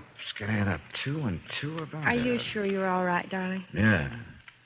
Yeah, and I think I'm getting better and better. You are? How? Hey, look, Brooksy, it's a long shot, but long shots do come in and pay off. Riddles again. Tell you when I get it worked out. Hey, first call Tex Matthews. Yes, master. Tell him to meet us behind the Tropicana Cafe at exactly 7:45 tomorrow night. Uh-huh. Suppose he wants to know why. Well, he doesn't have to yet. Tell him to bring along a cop, plainclothes man if he can get one, and be sure they're not seen. I suppose detectives play long shots, too. Now, you go on home. Tonight I got to pay a short visit to Starlight Pier after the lights are out.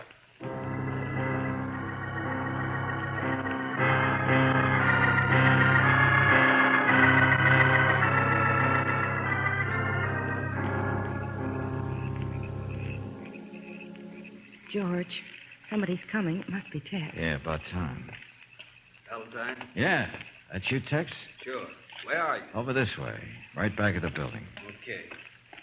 I don't know what kind of tomfoolishness you're up to, Valentine. Oh, this is Sergeant Laird. Hello, Valentine. What's up? Well, you'll see for yourself in just a minute, Sarge. And if I am right, you better be ready to make a quick pinch. Just one thing to do first. Yeah, what, Jimmy? You gotta pry up the window to this office so we can hear what goes on inside. I told you I don't know the man that owns this place. That's right. But maybe he knows you. There. That ought to be enough. Hey, you got any idea what time it is? Must be just about 8. We were delayed. Doesn't matter, Sarge. You didn't miss anything. Well, now we'll just have to wait. You're sure you know how to play detective, Valentine? If that was a nasty crack, I'll disregard it, Sergeant. George, somebody's coming in the door. Oh, yeah. Okay, get your ears close to the window and listen. Don't make any noise. Come on in. I'll shut the door. Yeah, okay. Okay, now, what's on your mind, Wheels? Don't like you coming here, you know. Ah?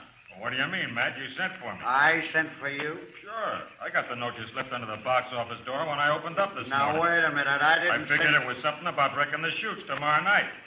I've got it all set up, Matt, just like you wanted. Ought to be easy. Wheels. Yeah? I'm trying to tell you I didn't leave no note for you. What? And who did? How do I know? One thing for sure, there's Valentine's catching on, and we got to play it fast and safe from now on. Switch the days you wreck the chutes and the reels. Yeah, sure, man. And don't get caught. 2 more accidents on the pier, and we'll have Tex Manners out of business. I still get half interest when you take over. Sure, right on, Welch. Now, they're playing games, only we got to play it smart. Now, come on outside. Guess that explains it, Tex. Well, I'll be. Sure does, Valentine. You got enough on him to make the arrest, Sergeant? Yeah. Come on, Tex. We'll go around and take him at the front door. We sure will. Come on around, Valentine. Yeah, be right with you. George, you left that note for Wheels McKay yourself. That's right. But how did you know he was the one? I didn't. Tell you about it when we get those boys in custody, Brooksy.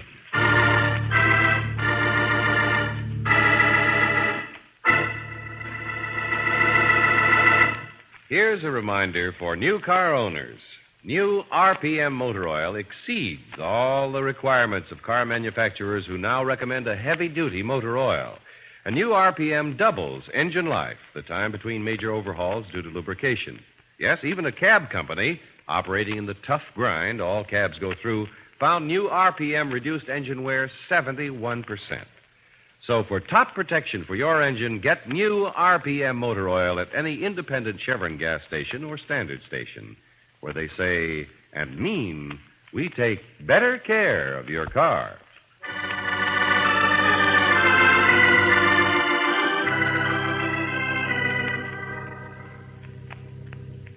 But, George, if you didn't know it was Wheels McKay who was wrecking the rides, what made you so sure he'd show up? I didn't know who'd show up. I didn't take a chance. What do you mean? I left the same note at every concession. Oh. Yeah, I just added up Arkansas and Arkansas and an accomplice on the pier. Then all I had to do was wait for someone to show his hand. It just happened to be Wheels. Then this Matt Fowler just wanted to put Tex out of business so he could take over the pier? Well, it was a little more than that. Tex didn't know it, but he'd put Fowler's carnival out of business when he set up back in Arkansas. Wheels told the sergeant. Oh, well. Anyway, they're both off for jail, and we've still got a whole evening ahead of us. No, that's right, Angel. I sort of figured we'd go back to Starlight Pier. Oh, that would be fun. And ride in the tunnel of love? The Ferris wheel. Oh, George.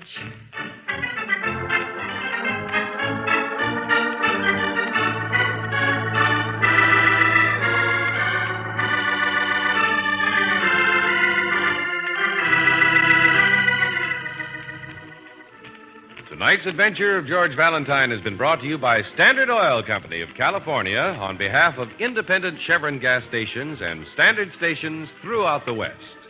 Robert Bailey is starred as George, with Virginia Gregg as Brooksy. Let George Do It was written by Lloyd London and directed by Kenneth Webb. Harry Bartell was heard as Tex, Frank Gerstle as Wheels, Jerome Sheldon as Ned, Hal Gerard as Matt, and Eric Snowden as Sandy. The music was composed and presented by Eddie Dunstetter. Your announcer, John Heaston.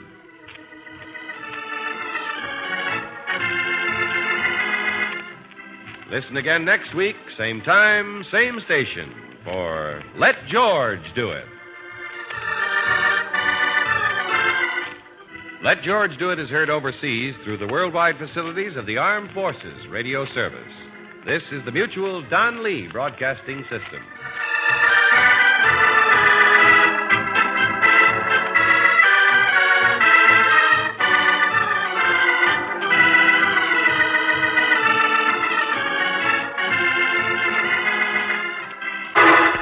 Personal notice. Danger's my stock and trade. If the job's too tough for you to handle, you got a job for me, George Valentine. Write full details.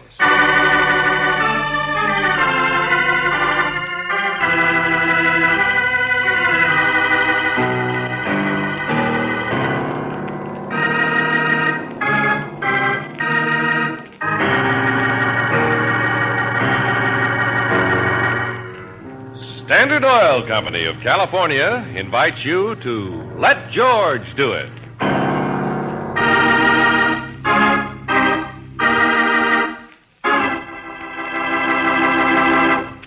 Before we begin tonight's adventure, here's a performance report on heavy-duty RPM motor oil. As you know, scientists tested hundreds of motor oils in laboratories and in crankcases before discovering heavy-duty RPM.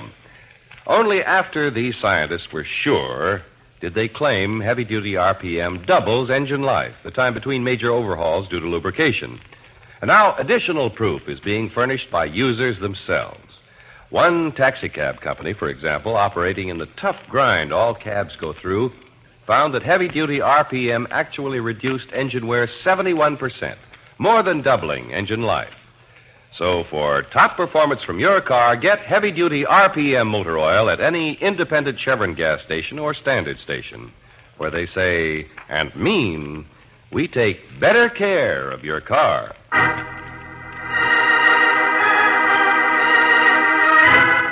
And now, tonight's story, The Deadly Pines, another adventure of George Valentine.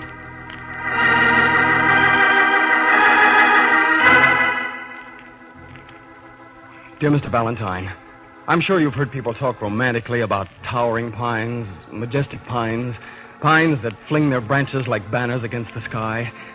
Well, I come from a lumbering family. I love trees, love them, and now I fear them with all my heart. And I'm not the only one. Everybody in this little town of High Timber is afraid, because in the last few weeks, no less than 4 forest fires have been deliberately set by someone in our midst. So far, we've been able to put them out. But there's always the next time. And the pines all around us, the deadly pines, can become a flaming coffin. I need help, Mr. Valentine, and right away. Sincerely, Dave Heron.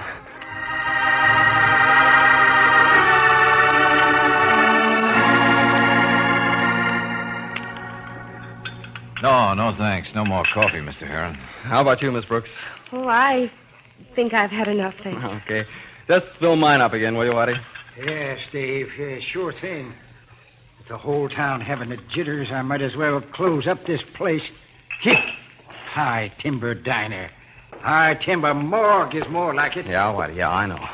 Now, Mr. Heron, as I'm beginning to get it, you have a personal reason for wanting me to find out who sets those forest fires.